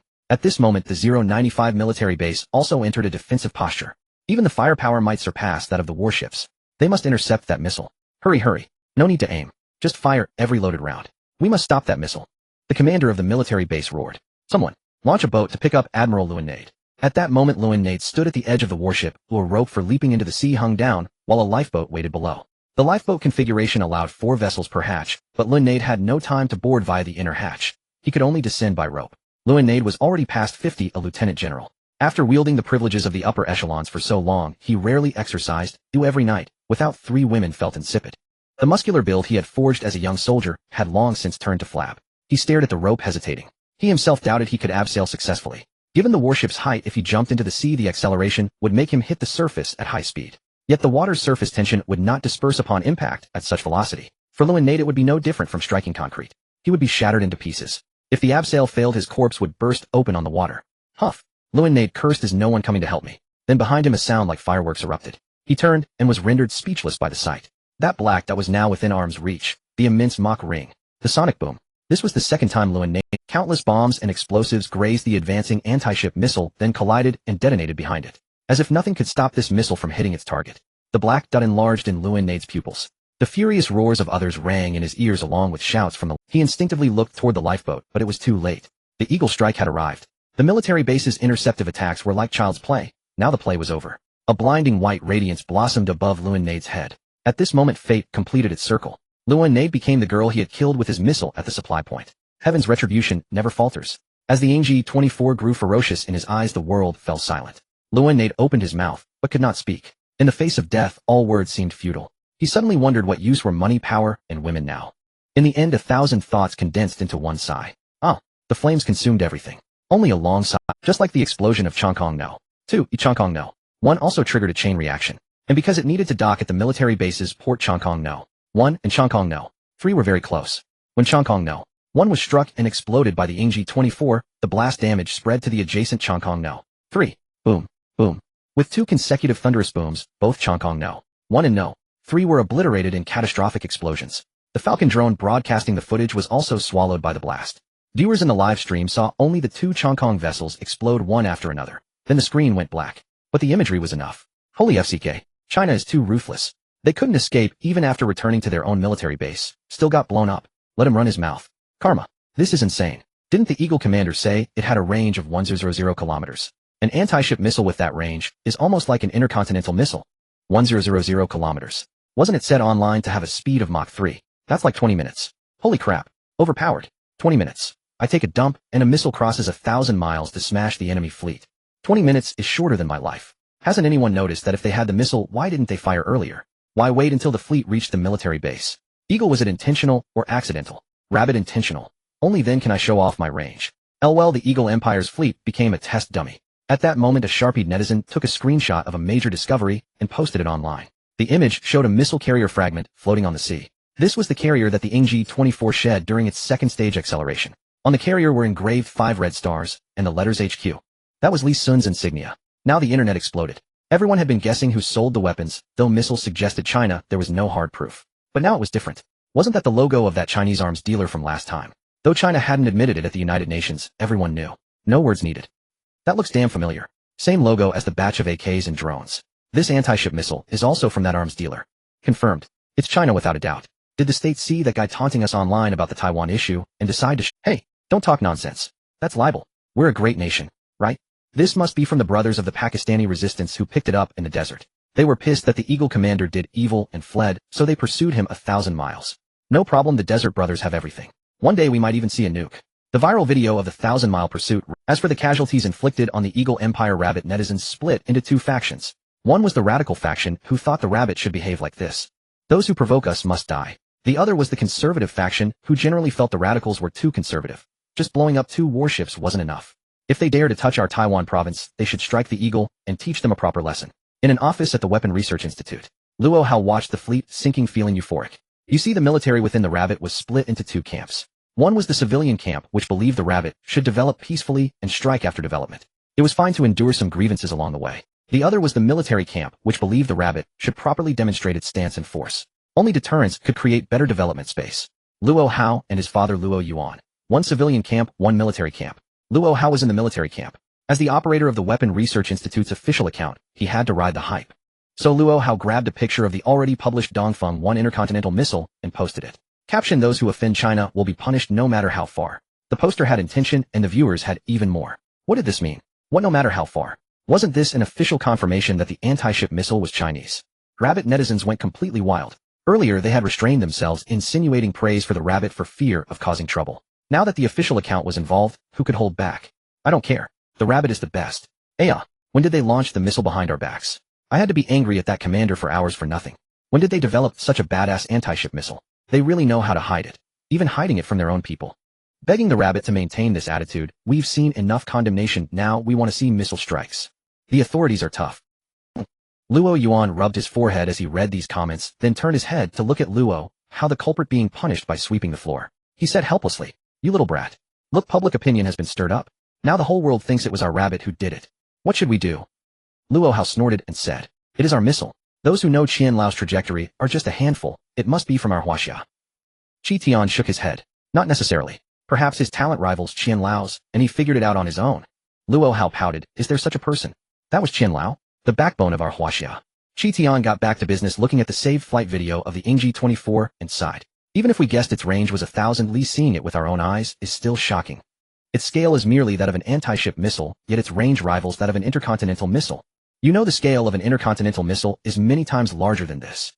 I am increasingly looking forward to the moment I meet the arms dealer behind this weapon. Luo Yuan paused and said, "This anti-ship missile is not like the previous AKs or drones. It is a large-scale strategic weapon. The generals take it very seriously. They demand that whether it is safe or dangerous, we must find this arms dealer. After all, if there is a variable, the threat to domestic civilians is too great. We will soon conduct a thorough investigation of all companies in Modu with maximum manpower. Chi Tian also fell silent. Indeed, possessing a missile and possessing a firearm are threats of completely different magnitudes. Luo Hao chimed in. Last time he transmitted the blueprints for guns and drones. Will he transmit the missile blueprints? Chi Tian and Luo Yuan looked up simultaneously. Smack. A statue on the office desk was smashed to the ground by Whitebeard Arthur. Fragments scattered at the feet of other officers standing in the office, and no one dared to speak. Whitebeard Arthur was so angry that his beard trembled. An Imperial Lieutenant General, right in front of our military base, was vaporized together with 2 warships by an enemy anti-ship missile. A great humiliation. Huaxiao is blatantly challenging our status. The other officers also felt a chill in their hearts, never expecting Huaxiao to be so tough this time. Such a situation had never occurred. Although Huaxiao had become increasingly assertive over the years, its attitude toward the Eagle Empire had mainly been verbal condemnation. A missile strike was the first time. Whitebeard looked at the report wearily and said, "This missile did not come from Gaza, but from the border of Pakistan. Therefore its range is even beyond 1,000 kilometers. How can we fight naval battles in the future? Retreat 1,000 li every time we see a Huaxiao warship. Does the Weapons Research Institute have no solution? The military has decided to increase your budget, just like the arms race between us and the Soviet Union decades ago. Now the opponent has become Huaxia. A new arms race has begun." Adolf perked up at this. The last arms race with the Soviet Union was mainly about who could build nuclear bombs and hydrogen bombs first. Then came the moon landing race. Because the Eagle won a decisive victory, it directly led to the collapse of the Soviet Union during the Cold War. The Soviet Union peacefully disintegrated, and the White Bear inherited the largest legacy from the former Soviet Union, becoming one of the 5 permanent members of the world. Thus an arms race concerns the fate of a nation. Whitebeard Arthur gestured and handed a document to Adolf. The Eagle Rabbit Race Plan. You are appointed as the main project leader. Your task is to mobilize the entire nation to develop a full series of military weapons. The military will send personnel to cooperate with you. You have the authority to summon any scientist in the Eagle to participate in your weapon development project. But the identities of the scientists must be verified. They can only officially join after being cleared of any espionage suspicion. Adolf took the document seriously. The last Eagle scientist to be treated this way was Oppenheimer, the father of the atomic bomb. I will not fail the mission. I will comprehensively upgrade the weapons of the Eagle Empire. Then General, can that laboratory be restarted? When mentioning that laboratory, a gleam of excitement flashed in Adolf's eyes. The materials for the Titan tank came from that laboratory, and even more era-defining technologies of the Eagle originated from that laboratory. But the things studied in that lab were too dangerous. After a hazard that threatened the entire world broke out, it was urgent. That danger was called the experiment on the compatibility of nocturnal mammalian coronavirus with human genes. Its manifestation was the novel coronavirus.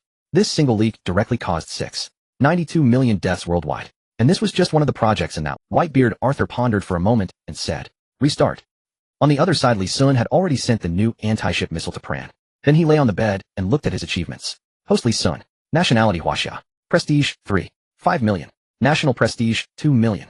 Submittable blueprint Ingji 24 supersonic anti-ship missile requires 1 million national prestige to submit. Increased by 2. 5 million. The shock of sinking warships this time was clearly greater than the Titan tank last time, and the attention was higher due to the groundwork laid by the previous 2 incidents. Li Sun opened the interface for the superconductivity technology he wanted to exchange. Room temperature superconductivity technology, 5 million prestige. Still short by 1. 5 million prestige. But Li Sun was not in a hurry. The incident of the Eagle warship being destroyed had only been brewing for a day, and subsequent prestige should continue to rise. Let the bullet fly a little longer. Li Sun calculated that the review for the superconductivity technology project was still early. As long as nothing unexpected happened, he should be able to exchange for the technology in time. But the instruments hadn't been purchased yet. Coincidentally, with the massive orders expected from this incident, he could buy all the instruments needed for the superconductivity project. He could submit the blueprint first. This time Li Sun chose to submit it to the Weapons Research Institute again. But missiles are different from firearms. With a blueprint, firearms are easy to produce. With only a missile blueprint, many practical issues cannot be resolved, such as the fuel problem. So Li Sun pondered for a moment. He decided to send the blueprint together with a live Ingji missile. Li Sun rubbed his chin. With the coordinates input, the light particles started teleporting. Li Sun suddenly thought of a problem. Damn. If I do this directly teleporting a missile over, won't the country think it's an enemy attack? Absolutely. Such a huge missile suddenly appearing. Li Sun frantically tried to tell the system to stop the teleportation. But by then the light particles had already disappeared. Teleportation complete. At that moment, at the test site outside the Weapons Research Institute, Chi Tian, who was testing new weapons with researchers and military personnel, suddenly felt a sense of unease.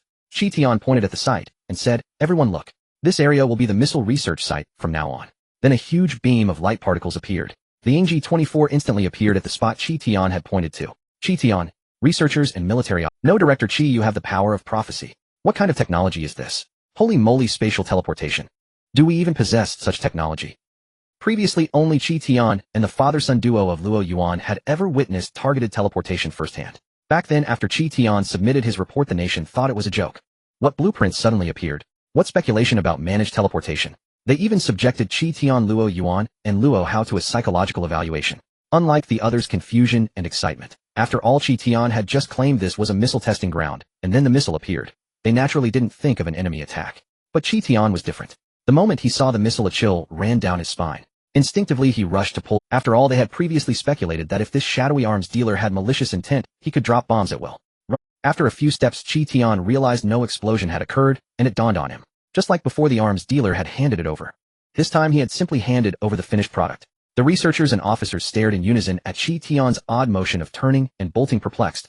What's wrong, Director Chi? Chi Tian turned back with slight embarrassment, addressing the crowd. Ahem, nothing, just getting some exercise. Hold on, let me check the missile. A group gathered around, and Chi Tian discovered blueprints packed in a black box beside the missile, engraved with a 5-point star and the letters HQ. A senior researcher suddenly realized, that's the emblem from the weapons in those recent viral videos. Director Chi, is this the teleportation you mentioned in your last report?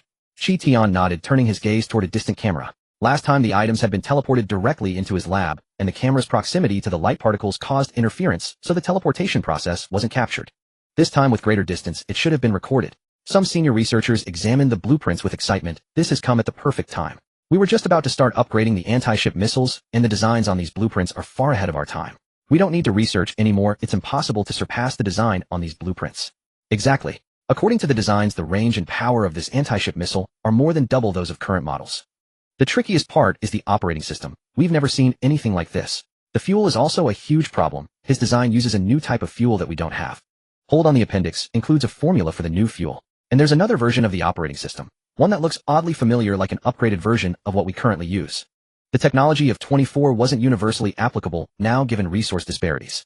After all, some resources had only been developed recently. That's why Li Sun had taken this into account when submitting the blueprints, replacing certain components with currently synthesizable fuels and systems from the database.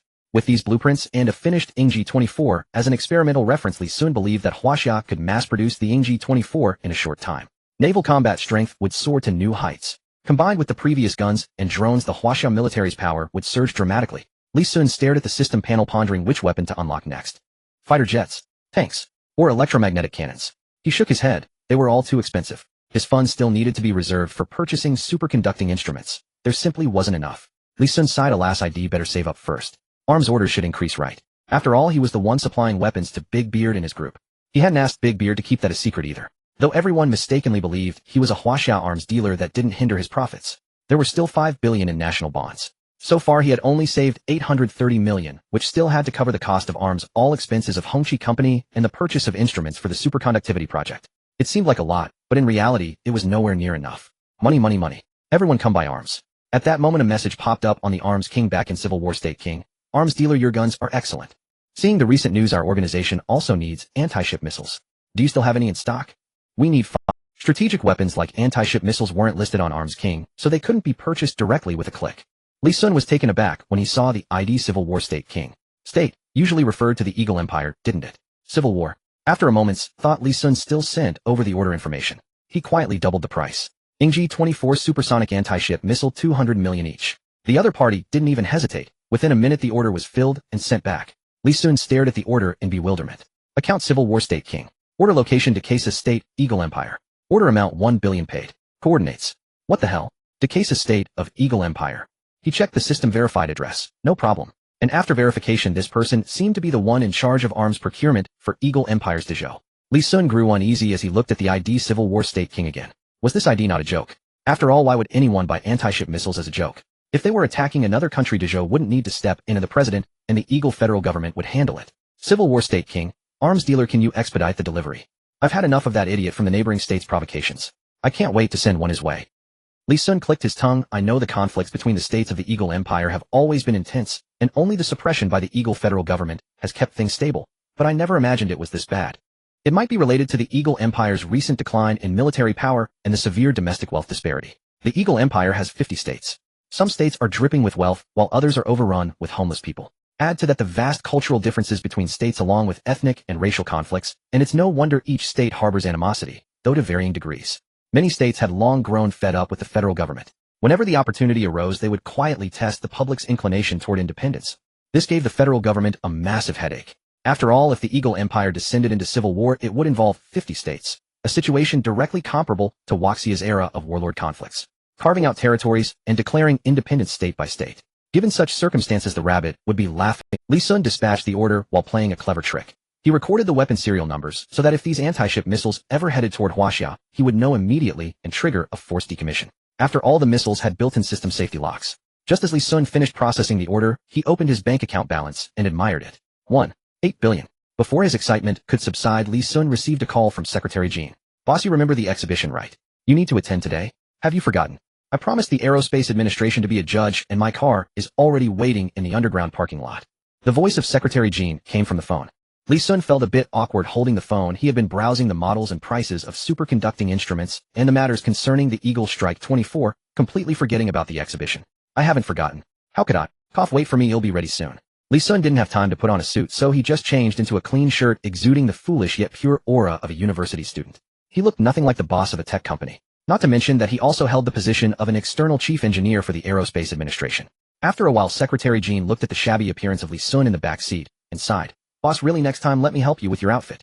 Li Sun, unfazed, continued browsing pages for buying and selling superconducting instruments on his phone. Let's go. Inside the exhibition, some employees from tech companies were gossiping.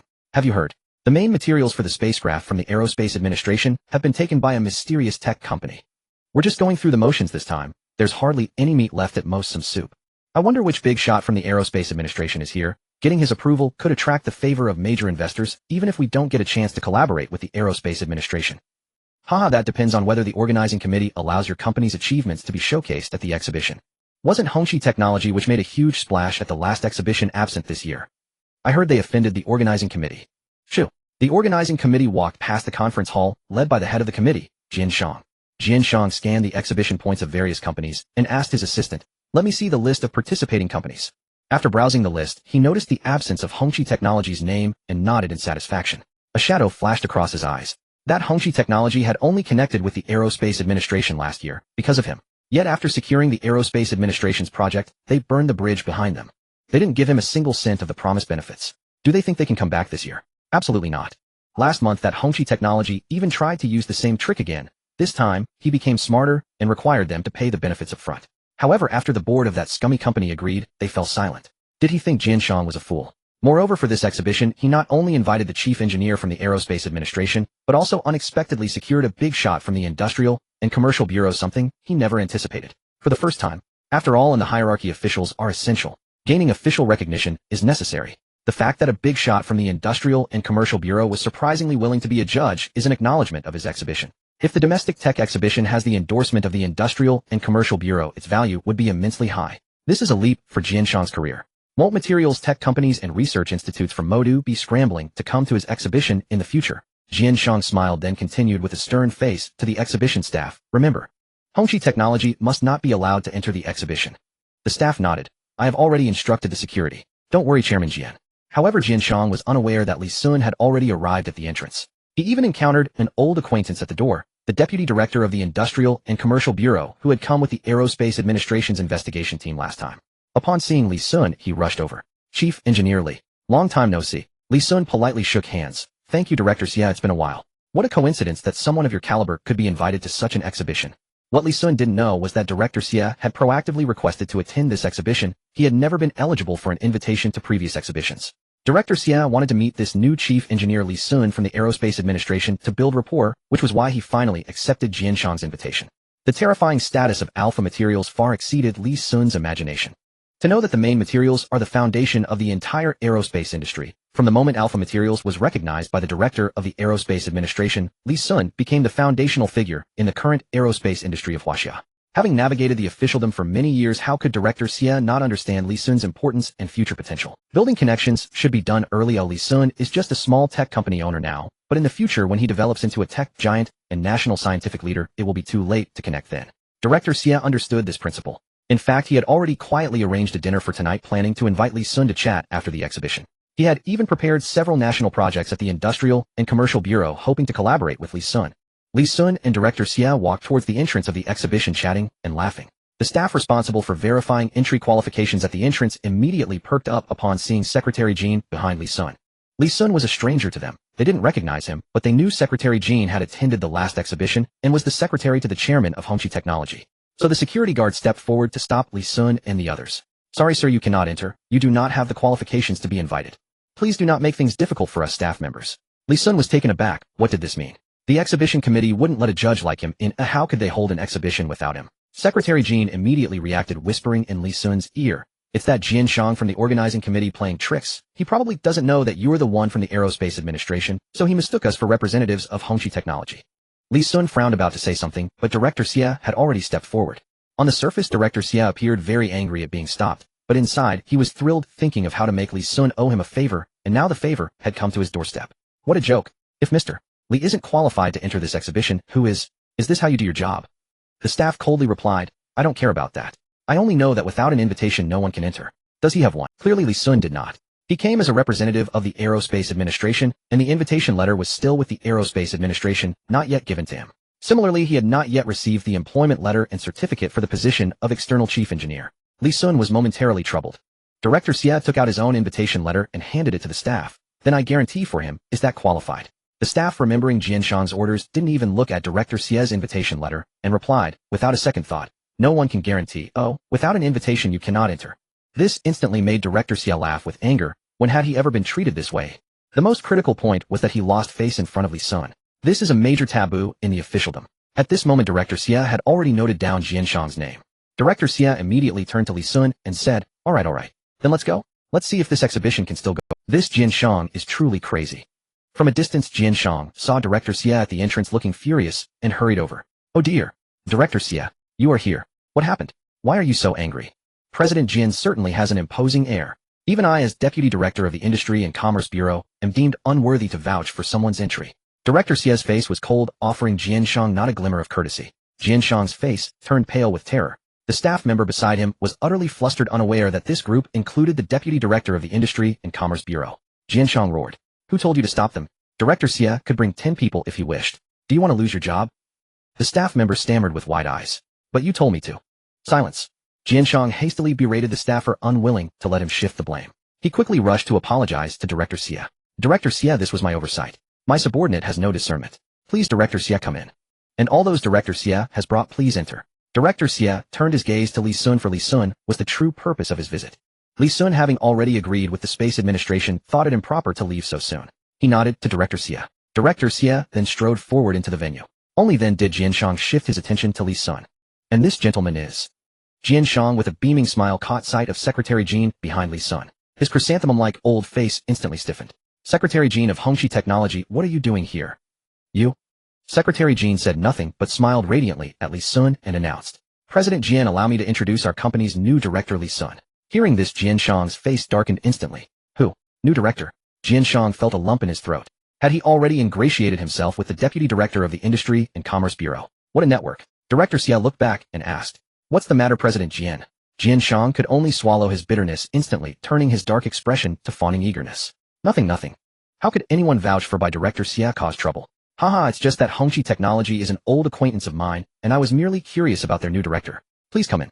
Secretary Jean chuckled softly and followed Li Sun inside. But as Li Sun passed by Jianshang, the latter gritted his teeth and whispered, You got lucky this time clinging to Director Xia's connections. But don't expect to gain a single benefit at this exhibition. I guarantee it. Dare to mock me. Your Hongqi Technology will be blacklisted in the materials industry. You're doomed to bankruptcy. Li Sun was taken aback. He looked at Jianshang with a strange expression. Did this man not know that he was the judge from the Space Administration? Jianshang, thinking Li Sun was intimidated, said with some smugness, If you hand over what you owe, I can let bygones be. Cough. Before Jianshang could finish, Li Sun walked right past him as if he didn't exist. Not only did he show no fear, but he was even chatting and laughing with Secretary Jean, clearly not deigning to acknowledge Jianshang. Jianshang felt a surge of indignation. What gave him the confidence to ignore me like this? Originally, Jianshang had only intended to block Hongqi Technology from qualifying for the exhibition, but now he resolved to humiliate Li Sun. Walking ahead, Li Sun gazed curiously at the various company booths at the exhibition, finding it all quite fascinating. As a graduate student, he had once participated in a similar event with his mentor's project team, relegated to serving tea and water. Now less than a year later he returned as a judge. How wondrous fate is. Secretary Jean suddenly spoke. Boss, didn't you want to buy superconducting equipment? Many materials companies here are pursuing superconducting projects. They might have leads on better equipment. Li Sun's eyes lit up. Exactly. And not just superconducting equipment. As a long-standing exhibition, the Modu exhibition attracted virtually every notable technology company in the materials industry. Emerging and promising tech firms would also be present. For these companies, the exhibition was about finding projects. But for Li Sun, it was a pool of talent. He was desperate for people for his superconducting project. After all, the melt-resistant alpha material could be produced by technicians of average scientific literacy with the right instruments provided they had a plan. But the superconducting project was a different beast altogether. Its difficulty was on an entirely different level from the melt-resistant material. The superconductor project was a massive undertaking akin to atomic engineering. From material preparation to instrument testing and knowledge construction, every step required high-quality personnel to conduct extensive tests. Thus, Hongqi Technology's original technical staff were utterly unqualified for the superconductor project. He needed to recruit and build a brand new technical team. And the talent pool was right before his eyes. Thinking this, Li Sun, who had originally planned to merely go through the motions, suddenly became excited. He muttered, "Come on, my blade is already thirsting." Secretary Jean. Soon all exhibits had been submitted.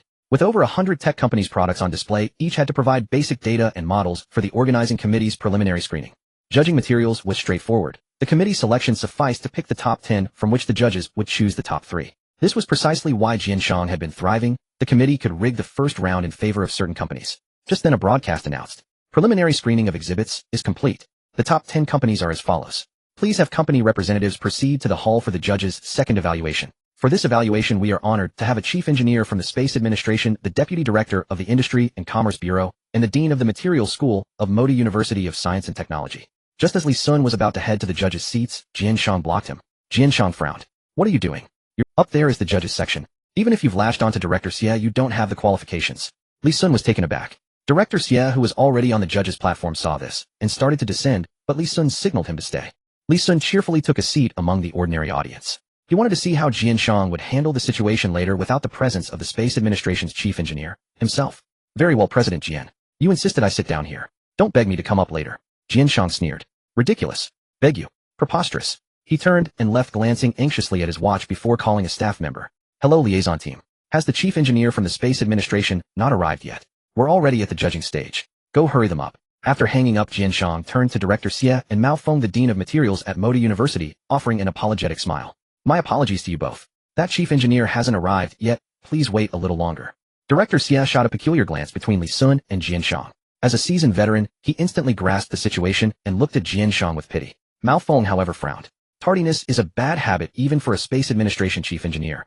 As the dean of a top-tier 985 university, Mouth-phone wielded considerable authority and was unafraid to offend anyone. Just then a young man sitting in the audience stood up, his face flushed with indignation.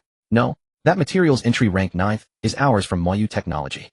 Not from that Blue Fire Technology. There's foul play. What nonsense are you spouting? Are you implying our organizing committee fabricated the results? Yet your submission materials stand there intact." "Young man, baseless slander carries consequences." Jianshang flared with anger. Blue Flame Technology had slipped him 5 million yuan as a toll fee, in exchange for securing a top 10 placement to boost their visibility. Yet the top 10 required rigorous evaluation by judges. Counterfeit materials would never pass scrutiny. The only solution was to swap Blue Flame Technology's submission with that of a genuine top 10 applicant. This year's top 10 happened to include an up-and-coming tech firm, devoid of connections and capital. Moyu Technology was the perfect target. Little did they expect Moyu Technology CEO to be so astonishingly young, bold as a newborn calf. Utterly, I am not slandering anyone.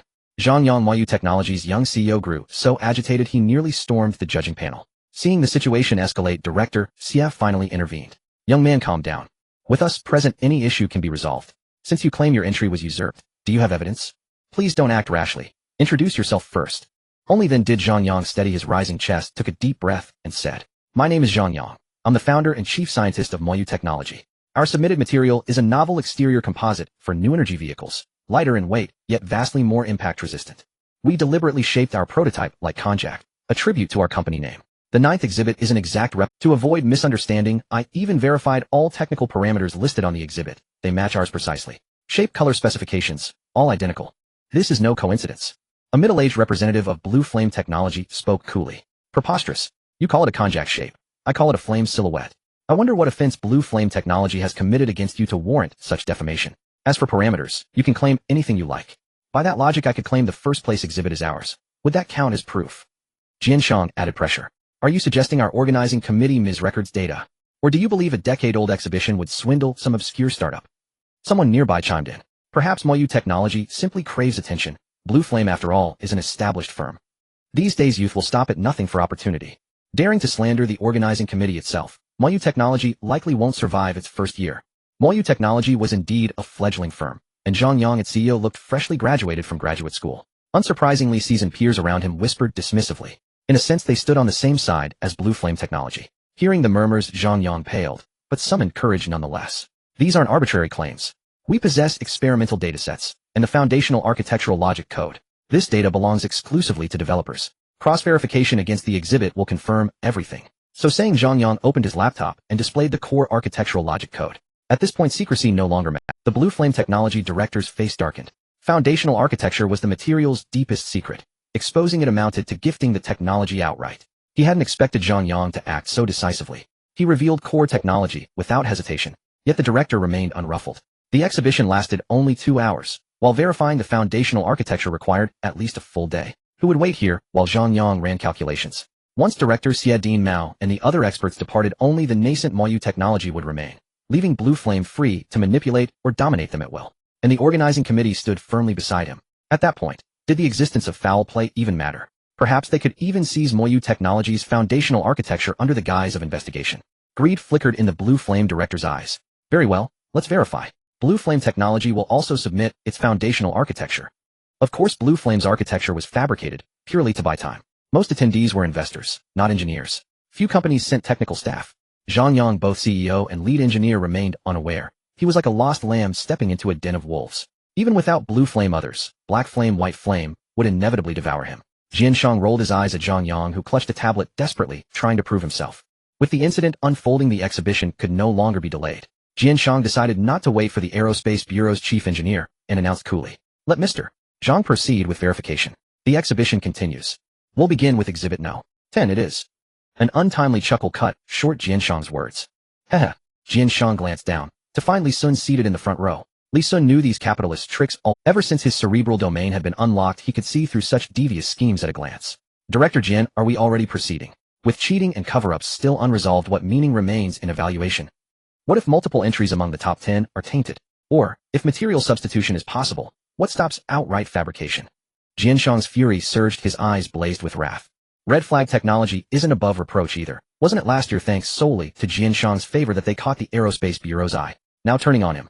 But before the crowd, Jianshang dared not erupt, so he suppressed his rage and retorted. Verification takes a full day? Shall we cancel the exhibition entirely if we delay? Director Xiaodin Mao and our peers have no time to indulge in newcomers' theatrics. If you're capable, produce concrete evidence to resolve this. Li Sun.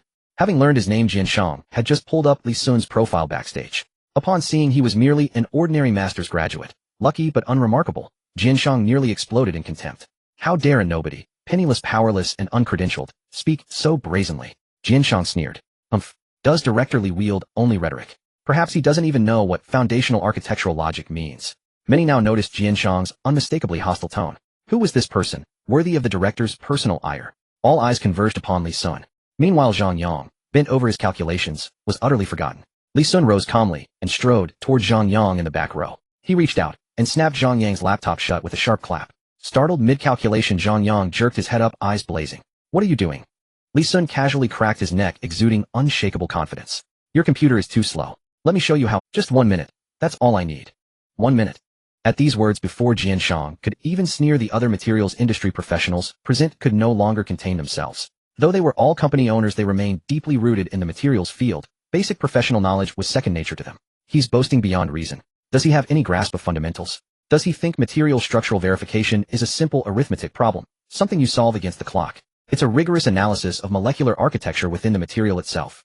By conventional verification methodology employed across China's materials sector, the structural rating of Exhibit No. 9 is Class S, requiring no less than 18 hours to resolve.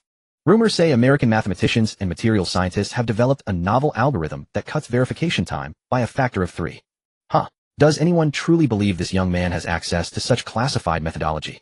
Even using the American method, 6 hours would still be required. 1 hour. Only someone utterly unversed in the discipline could utter such a number. Blatant ignorance. Jianshang chuckled inwardly. He had originally planned how best to undermine Li Sun. Yet now Li Sun had undermined himself. Even Zhang Yang stood speechless, convinced Li Sun was a fraud. Enough talk. Hand me back my laptop immediately. Li Sun merely shook his head and strode onto the stage, turning to Director Xie beside him. May I have a demonstration, Blackboard? Director Xie was the sole person present who knew Li Sun's true identity, and thus fully supported him.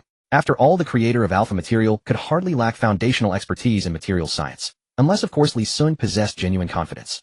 Director Xie smiled warmly. Of course. Jianshang, please bring Mr.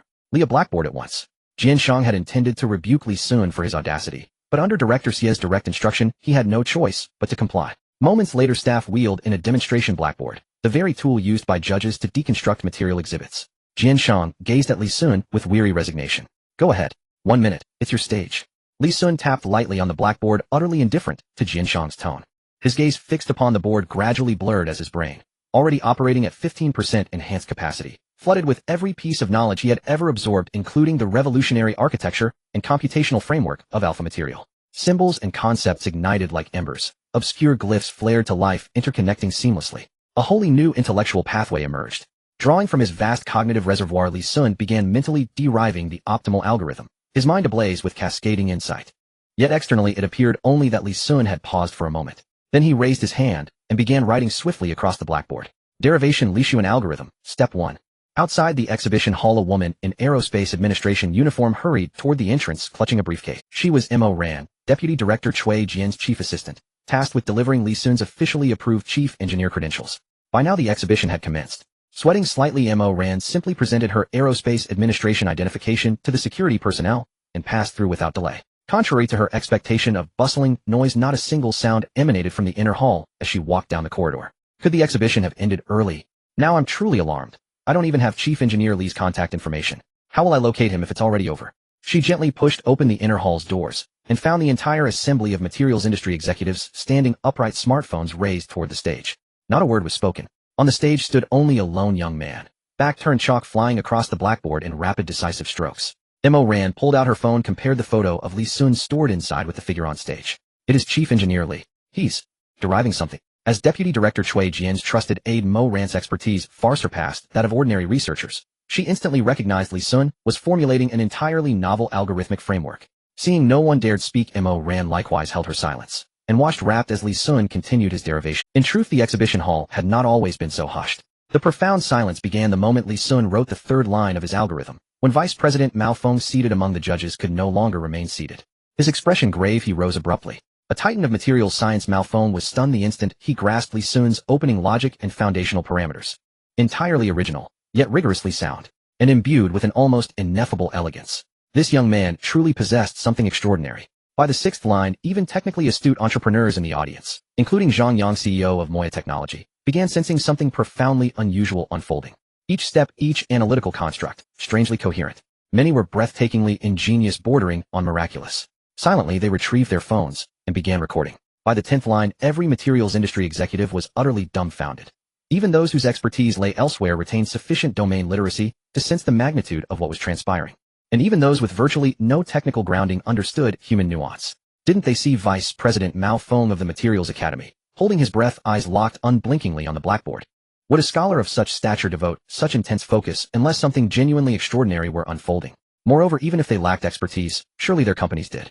Instantly, senior executives began video calling their chief scientists, pointing their phones directly at the blackboard to transmit the live feed. The exhibition hall fell into absolute stillness. No one urged Li Sun to hurry, though more than a minute had already elapsed. On stage, Jianshang watched the rapt attention focused on Li Sun and felt his own anxiety mounting. Could this young man actually possess real substance? No, I can't let him continue. How would I possibly recover? Attempting to break the silence, Jianshang cleared his throat twice. Ahem, time's up. Silence. Be still. Jianshang was cut off mid-sentence, not by Director Xie, but by Vice President Mao.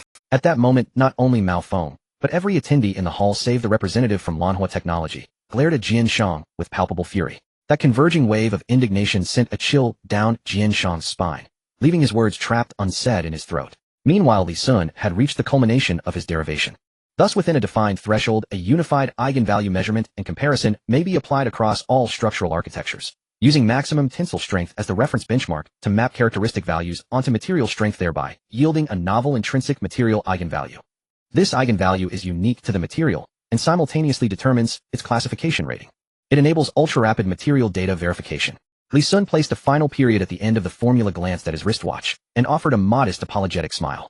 My apologies, I've exceeded the time limit by 2 minutes. I hadn't anticipated it would take so long. Mr. Zhang, your data please. Zhang Yang of Moya Technology, still dazed, numbly handed over his laptop. Li Sun scanned its contents once, and committed every datum to memory. Then reciting aloud from the formula he calculated. Moya Technology's material dataset yields an eigenvalue verification of 3,125. As for Lanhua Technology's submitted data, the verification result is 237.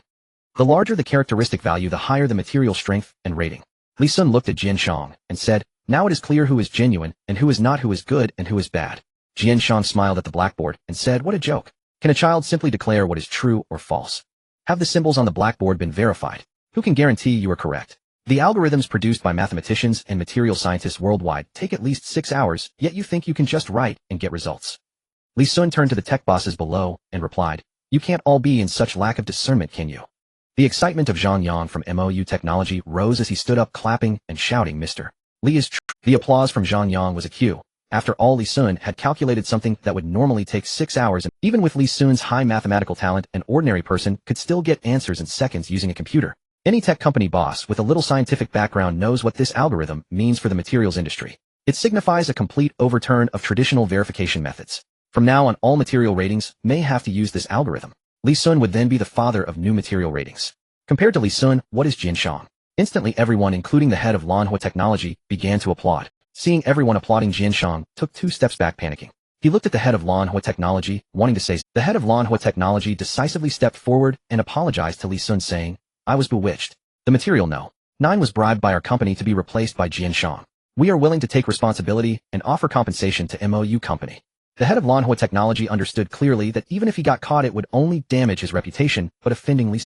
If Li Sun did not grant his company the usage rights to this new algorithm, that would be the biggest loss. There are no eternal friends, only eternal interests. He chose to sell out Jian Shang without hesitation.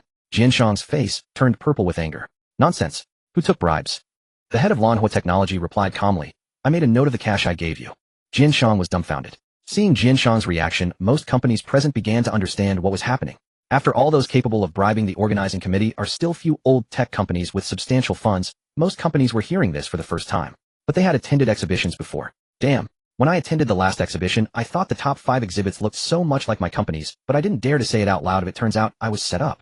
Me too. This exhibition has been going for 10 years. I don't know how many victims there are. Jian Shang truly deserves to die. How many opportunities for emerging tech companies have been stripped away? Thorough investigation. Thorough investigation. Let Jian Shang go to jail. Jian Shang retreated in fear, his face a mask of terror. Director CF frowned. Such cheating at an exhibition involves a wide legal scope, and it might not be easy to convict Jian Shang. Jian Shang swallowed hard and shouted, there is no evidence. It's all slander. Besides, why do you trust Zhang Yang so much? He might be speaking out of his own self-interest for his innocence. This algorithm is so complex. Is there anyone here who can truly understand it? This could be Li Sun's half-truths to deceive you. Li Sun chuckled. Whether it was true or not would soon be answered. He wrote down the algorithm to spread it. It was to upgrade the materials industry so that various sectors, including aerospace, would rise significantly. After all, materials involve a vast range of industries. 90 of it is true. At that moment, Mao Feng, who had been silent and focused on calculations, suddenly looked up. While you were speaking, I have already re-derived the algorithm on paper according to Li Sun's reasoning, and all derived parts. The logic is rigorous and the data is precise. It completely doesn't seem like something a young man in his 20s could deduce. Genius. He is a genius who excels in materials science and is among the world's top in mathematics. Mao Feng looked intensely at Li Sun and continued, Mr. Li, would you like to come to the Materials Institute of MOD University of Technology? I can be your vice dean. They'll assist you. He immediately offered to Li Sun with enthusiasm. He dared not let the dean assist him. Setting aside the traditional virtues of the rabbit regarding hierarchy and respect for teachers, he still had a pile of messes at Hongqi Technology. He didn't want to get into debt. No. Just as Li Sun was thinking of a polite way to refuse, a voice came from the back row of the hall. Chief Engineer, Li is not going. Chief Engineer Li is from our Aerospace Bureau. Dean Mao, please don't poach from us. As he spoke, Mo ran to Li Sun's side, handing him a certificate and a job offer. Seeing Mo Ran in the Aerospace Bureau uniform, everyone present understood. They were just curious about Li Sun's background. How could he be such a young chief engineer? Mao Feng sighed. So he's the chief engineer from the Aerospace Bureau. No wonder he has such strong abilities. Director CS smiled and said, Chief Engineer Li has truly impressed me. Congratulations to Chief Engineer Li for making a significant scientific achievement for Huaxia. Jian Shang was even more stuttered at this point. Li, Chief Engineer. Chief Engineer. He is the one who was supposed to come from the Aerospace Bureau today. How is this possible? Mo Ran said unhappily. What do you mean by that? Are you questioning the authenticity of our aerospace bureau? The certificate and job offer bear the official seal of a national agency. If there is any forgery, the penalty starts at 3 years. Jian Shang gritted his teeth, realizing the situation had completely reversed. Upon learning that Li Sun was the chief engineer of the aerospace bureau, Jian Shang's heart sank. Since he couldn't win, he might as well die together. Jian Shang shouted with red eyes, "It was me. I accepted bribes. I replaced the materials. But I want to turn myself in. I want to report. I want to achieve merit in my guilt. You, Chief Engineer Li, have also collaborated with me at Hongqi Technology. Their data on anti-melting point materials last year was fake. I helped cover it up.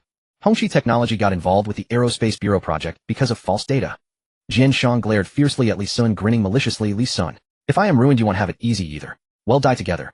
But after finishing, Jian Shang noticed that Director Xie and Mo Ran were looking at him with strange expressions. At Director Xie's signal, several nearby police swiftly arrived and subdued the head of Lanhua Technology, and Jian Shang shouted in frustration, "What about Li Sun? You should arrest him. His company is fraudulent." "Why?" Until his voice faded, Director Xie and Mo Ran ignored him. "What a joke. The Aerospace Bureau is now starting to mass-produce Li Sun's alpha materials, and you say it's fraudulent." Li Sun looked at Mao Feng and formally responded, "I'm sorry, Dean Mao, but I have my own company and projects to handle. Thank you for your invitation. As for the Li Xuan algorithm, feel free to use it completely free of charge." As soon as he finished speaking, enthusiastic applause erupted from the audience. The academic community tightly holds onto their technical patents, and algorithms like this will basically be widespread. If Li Sun insisted on charging patent fees, he could indeed control all researchers in the materials field. However, Li Sun's statement of free directly countered those individuals. The people present thought of Jian Shang, who had just been taken away. One was willing to exchange exhibits for money, while the other was willing to share his achievements for the sake of academia. The difference is clear. Mr. Li's righteousness. What is that Jian Shang even worth? How dare he slander you? From now on, you should manage the exhibition. What a beautiful thought. Does Chief Engineer Li have the time to manage this broken exhibition? Mao Feng nodded and smiled, shaking hands with Li Sun. "I thank you on behalf of the students in materials science." Li Sun bowed slightly in acknowledgement, then looked at the 10 exhibits. With Li Sun's intellect, he had already extrapolated all the data of the exhibits as soon as they were displayed. The top 10 were somewhat inflated. Fortunately, Li Sun was not aiming for these established companies. What he wanted were those emerging companies that did not make it into the top 10. Those companies lacked money and connections, but from the owners to the technicians, they all had passion. Youth is the future. What about experience and opportunities? Li Sun lacked none of these. What he needed was talent. He spoke, "The top 10 this time are quite good, but I also hope that some emerging tech companies that did not make it into the top 10 can join my project team." Upon hearing this, some people looked up with shining eyes. Part of their reason for starting tech companies was to achieve wealth and freedom, while another part was purely to realize their research dreams. And now there was an invitation from a chief engineer level in the Aerospace Bureau, which was worth even more than making it into the top 10. Meanwhile, some owners of established companies shook their heads. They couldn't abandon their mature companies to join Li Sun's project team. Zhang Yang from Konjac Technology was the first to ask, "What project is it?" Li Sun pushed the blackboard and wrote, "Room temperature superconductor." Room temperature superconductor. How could everyone in the materials field not know about this? This is a project that all materials scientists aspire to achieve. Yet up to now, no tech company in the world has succeeded. It shows how great the difficulty is. Even global efforts have only achieved superconductors at ultra-low and high temperatures. Due to temperature constraints, these cannot be used in everyday life, rendering superconducting projects a rather futile endeavor. Mao Feng pushed up his glasses and advised, "Li Sun, the superconducting project is still too difficult. You should reconsider. All groups working on superconductors have only made about 10 progress over the past 10 years with no advancements. If the funds and resources invested in the superconducting project were put into other projects, they might have yielded significant results by now. You're a genius, and I don't want you to waste your talent on such an impossible project." Mao Feng's words felt like a cold splash of water poured over all the young people present. If a vice dean from a 985 university materials school says this, it essentially reflects the true status of the project. Currently, Li Sun does not have sufficient funds to redeem all the information on superconducting technology from the system. However, with his current abilities, he can complete all the preliminary content of the superconducting project by himself, but without the system, the core technological content would be challenging and would require at least 5 years. This is still Li Sun's conservative estimate. Even for the preliminary technical content, he would be 30 ahead of the world, reaching 40 of the entire room temperature superconducting technology. Moreover, Li Sun is quite confident that his reputation value can recently rise to the required level. At that time, the core and preliminary technologies will be perfectly merged. Perfect. Li Sun confidently stated, "I already have a very comprehensive room temperature superconducting plan. What I need is talent to work with me to realize this plan. I can guarantee that this plan can at least push the progress of the room temperature superconductor project to around 40. As soon as he said this, Mao Feng exclaimed, 40? Are you serious? Li Sun nodded and said, "Actually, it's more than 40. I'm just saying the worst-case scenario. Since I'm undertaking this project, I'm aiming for 100. A fervent light shone in Li Sun's eyes. Achieving room temperature superconductivity. Everyone knows what this means. This material would make energy consumption during transmission nearly zero. Even long-distance electromagnetic energy transmission would become possible. At that time, the energy loss in transmission would drop to zero. Electricity will become the energy that replaces oil. This is a great project that will push the era forward. Mao Feng shook his head saying, "Give it up, it's unattainable." Some present were not unfamiliar with new energy electric vehicles. The biggest weakness of new energy compared to traditional energy is range and charging. But once room temperature superconductivity is achieved, the first industry to be disrupted will be the automotive industry. Electromagnetic conduction can enable remote charging. Superconducting materials can reduce electricity loss. The range of electric vehicles will increase tenfold. Moreover, remote charging via electromagnetic conduction can be done wherever visible by any satellite. This is the future. Electric prices may even become free, because it simply can't be exhausted. Once electricity achieves freedom, even more incredible applications can be realized, and it's endless. It's simply endless. Such an incredible project. That's why Mao Feng thinks what Li Sun said is a fantasy. Such a level of achievement can be considered a resource revolution. Moreover, once realized, it's likely that Huaxia will leap to become the foremost resource power. If Li Sun can achieve room temperature superconductivity, it would not be an exaggeration to be elected as an academician of the Academy of Sciences. Li Sun did not intend to persuade Mao Feng. He only needed to inspire the young people. Looking at Zhang Yang's shining eyes below, Li Sun felt he had succeeded. Li Sun looked at Mao Feng and said, "Dean Mao, we young people still need to have dreams." Mao Feng sighed and smiled. "We are getting older. The next generation of Huaxia's scientific community will rely on you young people." All right. Since that's the case, I can't be without a gesture. Do you want the instruments for the superconducting project? Li Sun exclaimed with joy. "You have them." Mao Feng nodded slightly. "Once I too was young. Our Magic City University of Science and Technology once had a superconducting project team, but it was cut due to slow progress and the equipment has been left and used ever since. If you need it, I can apply to transfer it to you at half price. It originally cost 1.5 billion. Half price. That's 750 million, a small target." Li Sun smiled broadly, feeling as if a pillow had been offered to him when he was sleepy. Before coming here, he was worried that his funds wouldn't suffice to purchase all the equipment, so he had been browsing for cheaper options. He didn't expect to find such an opportunity at an exhibition. Li Sun had over 800 million in his account, and after spending 750 million, he would still have enough left to cover employee salaries and various military orders. Perfect. Li Sun immediately replied yes. Dean Mao has truly helped a great deal. I've been overwhelmed with the equipment. Dean Mao asked if he was sure about the half price. Should I increase it a bit and write an IOU saying I'll pay you back when I make a profit? We can't let Magic Science University suffer a loss. Mao Feng shook his head saying there's no loss. The equipment can only realize its true value in the hands of those who can use it. These devices have been idle in the courtyard for over 5 years, originally purchased from abroad for significant work. Not using them is the real loss. Moreover, the value of your new algorithm far exceeds the half price of the superconducting instruments. As a young person, you understand the importance of contributing to the national scientific research, but I am the senior. If it weren't for the vice dean's insufficient authority, I would truly want to give it to you for free. Li Sun expressed his gratitude, saying, "Thank you, Dean Mao." Jean's secretary, quickly get the dean's contact information to handle the subsequent purchasing matters. Li Sun wasn't merely caught up in gratitude, he directly instructed Jean's secretary to finalize this matter. After all, although Mao Feng is a good person, some people say one thing on stage and mean another behind the scenes. Who knows, he might change his mind after saying it publicly. Li Sun would not give him the chance to backtrack. The audience saw Li Sun discussing cooperation with Dean Mao on the spot, even preparing to purchase the superconducting project instruments, naturally understanding that he was not merely talking. 750 million is enough to buy most small companies here. Even some well-established companies cannot afford to spend such large sums on a project. Mao Feng's unintentional action helped Li Sun advertise, providing those who wanted to participate in Li Sun's project but were uncertain with a reassurance. Zhang Yang took a deep breath, adjusted his glasses, and raised his hand saying, "Chief Engineer Li, I want to join your project. But I have many people in my company, and I can't leave them behind." Li Sun asked, "How many people?" 8 people. Li Sun was taken aback. It really was a small company. With 8 people, they couldn't even establish a basic salary structure, yet this magic domain technology had managed to produce materials that ranked in the top 10 of the exhibition. What a treasure I have found. Li Sun immediately waved his hand, saying, "Bring them all, and the pay will be at the highest level for the materials industry." Now Li Sun no longer worried about salaries or whether he could afford to support them. Compared to the 5 billion in foreign debt, what do a few people cost? Even if they earn 1 million a year, hiring 100 would only cost 100 million. Besides, only the core management staff can earn 1 million. The rest earning 4,000 or 5,000 would be quite good. Give it a year. Li Sun believed that his arms sales orders would likely generate over 10 billion in value. At this moment, Li Sun felt an indescribable pride. He wanted to say, "Come on, I will sell arms to support you." Spending the money from other countries to buy arms, he would nurture the future technicians of Huaxia. Just thinking about it was exhilarating. Ahem. Is there anyone else? The same treatment. As long as you have real talent, I will definitely provide you a platform to showcase your skills. Moreover, it's not just materials, though I may also have other projects in the future. Several people in the audience exchanged eager glances before raising their hands one after another. Me, I want to join too. Chief Engineer Lee, look at me. After the exhibition ended, nearly 50 people were recruited. In fact, 5 people were promised a salary of $1 million, including Zhang Yang. Li Sun instructed Jean's secretary to collect their contact information and created a group.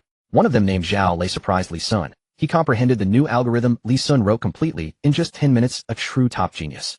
Room for the room temperature superconducting project group owner, Jean's secretary, administrators Li Sun, Zhang Yang, Zhao Lei. Li Sun sent 10 red envelopes of 5,000 each to warm up the atmosphere.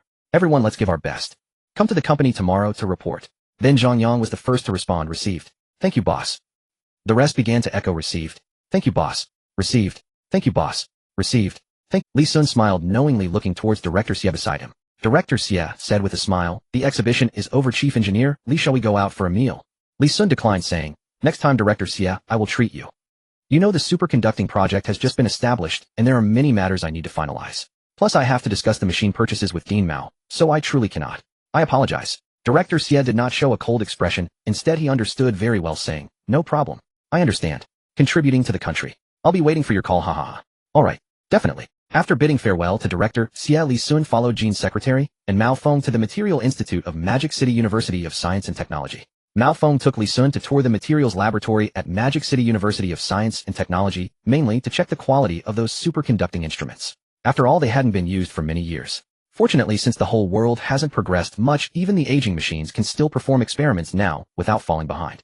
Li Sun and Mao Feng were seen talking by several students in the laboratory, both male and female, who were doctoral students in materials at Magic City University. One girl who was quite attractive frowned as she looked at Li Sun's back and said, is that Li Sun? Why is he here, and why does he seem so familiar with Dean Mao? Several boys remarked, not just familiar, I noticed Dean Mao seems a bit respectful. He's that impressive, who is he? At this moment, another short-haired girl said, he's Li Sun from the neighboring Magic City University of Technology, also studying materials. Remember, we worked on a project together. He's Xiaolan's ex-boyfriend. Lan Yun pouted, saying, I never agreed to break up. He wanted to end it on his own, who knows? The short-haired girl said somewhat sourly. Oh, you still seem quite sentimental. Look at Li Sun, he's beside a stunning beauty. She looks like a secretary. It seems he's done well and doesn't need you anymore. Lan Yun's heart sank. Has Li Sun real? She felt a bit lost. Both she and Li Sun came from small towns and had supported each other through university and grad. They had reached the stage of discussing marriage, but suddenly Li Sun went missing. Yet now Li Sun looked like a successful person, while Lan Yun felt she had no advantages except her appearance. Lan Yun bit her lip, yearning to approach Li Sun and demand an explanation, yet she could not do so in the presence of Dean Mao. She resolved to intercept him as he departed. If Li Sun truly no longer wanted her, she would accept it. She was not one to cling, but to leave without clarity. No. Lan Yun remained unaware that Li Sun, upon discovering his debt of 5 billion, had been on the verge of jumping from a building. He had initiated the breakup to spare her from his burdens. Now though Li Sun had found a way to repay the debt, the threat from the overseas board of directors still loomed.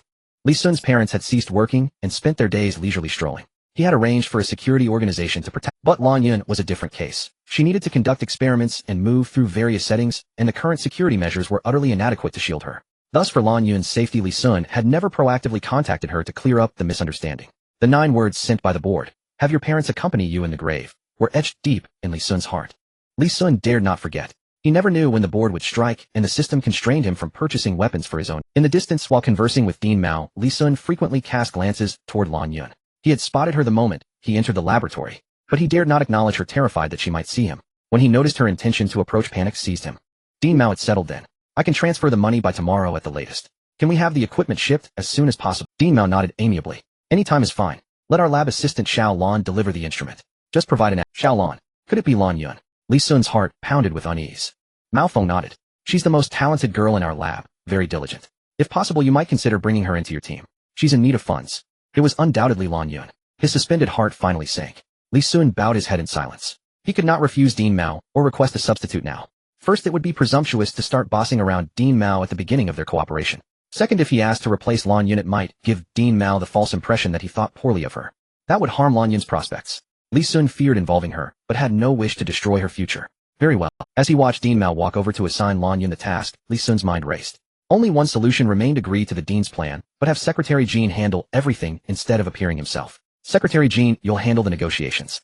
The woman at my 8 o'clock. If she tries to speak with me, make sure to stop her. Also, you can reach an outsourced project partnership with that girl focusing on materials. Offer the highest salary tier. The secretary's expression shifted, and she teased, oh, so our pure-hearted young boss has some romantic debts. I thought you were completely indifferent to women. She arched her chest subtly, though resentment simmered from his previous indifference, which had bruised her confidence. Li Sun blushed. Romantic debt. Dean Mao said she needs help. I'm just supporting national talent. Secretary Jean glanced at Lan Yun and continued, she's a 9 in looks, but her figure doesn't match mine. Boss, why not take her in? Li Sun reddened, anger flickering in his voice. Enough. Get to work. Secretary Jean pouted, grabbed the documents, and strode off. As she walked, she inadvertently accentuated her professional attire, drawing the gaze of every male researcher in sight. Li Sun kept his eyes straight ahead, following the confidential group. Dean Mao arranged Lan Yun's delivery task and departed. Seeing Li Sun approach, Lan Yun seized the chance to call out to him, but Secretary Jean intercepted her, grasping her hand. You must be Lan Yun. Dean Mao mentioned you. My, what a fresh and lovely girl. I'm Secretary Jean from Red Flag Technology. Lan Yun, her mind wholly fixed on Li Sun, replied perfunctorily, hello Secretary Jean. Secretary Jean positioned herself before Lan Yun, blocking her view. They'll handle the equipment handover directly. Also, our CEO Li values talent and wishes to discuss an outsourced collaboration. Are you interested? At this, Lan Yun perked up. Did CEO Li say that? I'm interested, very interested. Secretary Jean nodded and produced some documents. Let's draft a preliminary plan, then talk at the company. With that, she caught off guard. Lan Yun turned and shouted, Li Sun. You. But Li Sun acted as if he neither heard nor saw her, hurrying into his car and completely ignoring her. He could not have missed her. His attitude was pure avoidance. Once in the car, unaware of Lan Yun's feelings, Secretary Jean said, CO, Li isn't riding with us. Let's go. Pack the instrument first, then head to the company. I've already contacted the freight company. Just sign the forms, and they'll cover the fee. A nameless jealousy flared in Lan Yun's heart, mingled with profound desolation. She studied Secretary Jean beside her. Good looks, a perfect figure, and the air of a professional woman. Pain flickered in Lan Yun's eyes. Smart and capable, able to help his career. No wonder he doesn't want me anymore. Secretary Jean blinked. Not happy. Well, CEO Li doesn't have a girlfriend. You still have a chance. What? Lan Yun's eyes lit up. He has no woman. Secretary Jean chuckled. Women see women. I spotted your feelings at once. What woman wouldn't like a man like CEO? Counting on her fingers, Secretary Jean continued, he has the achievements of a middle-aged man, steady mindset and bold vision, without the greasiness. He possesses the intellect and academic record of a top scientist, but none of that wooden awkwardness. He has the capital to indulge in wine and women every night, yet he acts like an innocent young boy. Absolutely a rare gem. Lan Yun pursed her lips. Sister, do you have feelings for him too? Secretary Jean shrugged. It's too bad he's not interested in me. And isn't it natural for a man like him to attract attention? Lan Yun covered her mouth and laughed softly. Secretary Jean continued, since you like him, seize the opportunity. With the outsourced project, you'll have regular contact. Lan Yun nodded, deeply agreeing. She had to understand why Li Sun abruptly broke up and why he turned a blind eye to her just now. The reason. Lan Yun encouraged herself. Come on, work hard, when Li Sun over. Secretary Jean held her hand and said, Sister, let's work together, fair competition. Lan Yun hesitated for a moment, not revealing that she was Li Sun's ex-girlfriend. After all, this kind of thing is considered gossip. She didn't know what Li Sun's current situation was and didn't want to cause him trouble for no reason, nor did she want to be viewed with prejudice. However, Secretary Jean's attitude stirred a hint of hostility in her. Just a tiny bit. This was a woman's intuition. On another car. Li Sun had no idea that Secretary Jean had directly defected. She was even planning to conquer him together with Lan Yun. He stared at 3 new orders in the back end, lost in thought.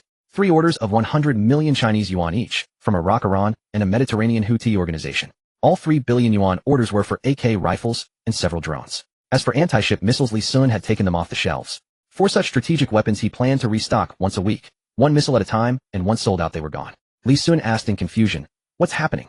The Middle East is buying guns in groups like this. What's the fuss? He logged into the back end of King of Arms on his phone and saw a message from Poulin. Brother Rabbit, we've made a name for ourselves. We wrecked the Eagle's warships and now we're famous among the surrounding armed organizations. Now the surrounding organizations are asking where I bought the guns, so I gave them the website address of King of Arms. Does that affect? Li Sun chuckled and replied, a rabbit bites when cornered. Not at all. If I had to say there's any impact, it's that I've made a bit more money. Please bring more of that kind of impact. Brother Ferocious Bandit, do you still need arms recently? Do you need to counterattack the Yage Empire? I can provide large-scale weapons. Poulin was planning with Big Beard and others to launch a pincer attack from within and without on the Yage Empire's troops, aiming to break the wall encircling Gaza. That wall was hastily built with cement and steel, yet even so, it was not something civilians could break. It looked just like a wall, but it completely blocked the lifeline of the Palestinian civilians. Precisely because of that wall, the resistance forces in Gaza had no visibility for a counterattack. The Yage Empire's troops had been exploiting their better knowledge of the wall's structure and the terrain to pin down the Gaza resistance. Although Big Beard and his men still had 1 anti-ship missile left on their phones that was meant to deter the Eagle from sending more warships. Poulin's missile, on the other hand, was planned to be fired at the Yage Empire's command center. Poulin hesitated for a moment, then wrote, Middle East Ferocious Bandit. We've always had a counterattack plan, but we've been deadlocked. Now we need handheld weapons that can provide fire suppression with sufficient range and height. Brother Rabbit, do you have any recommendations? Seeing Poulin's request, Li Sun started scrolling through his weapon page. Fire suppression. Sniper rifles wouldn't work. Handheld weapons. Mortars wouldn't work. It also needed long range and high trajectory. Was it for assaulting the watchtowers and troop positions near the Gaza wall? Li Sun rubbed his chin with his thumb and finally settled on one weapon. Repeating sniper rocket launcher. This rocket launcher was not an ordinary model. A normal rocket launcher fires one shot, and that's it.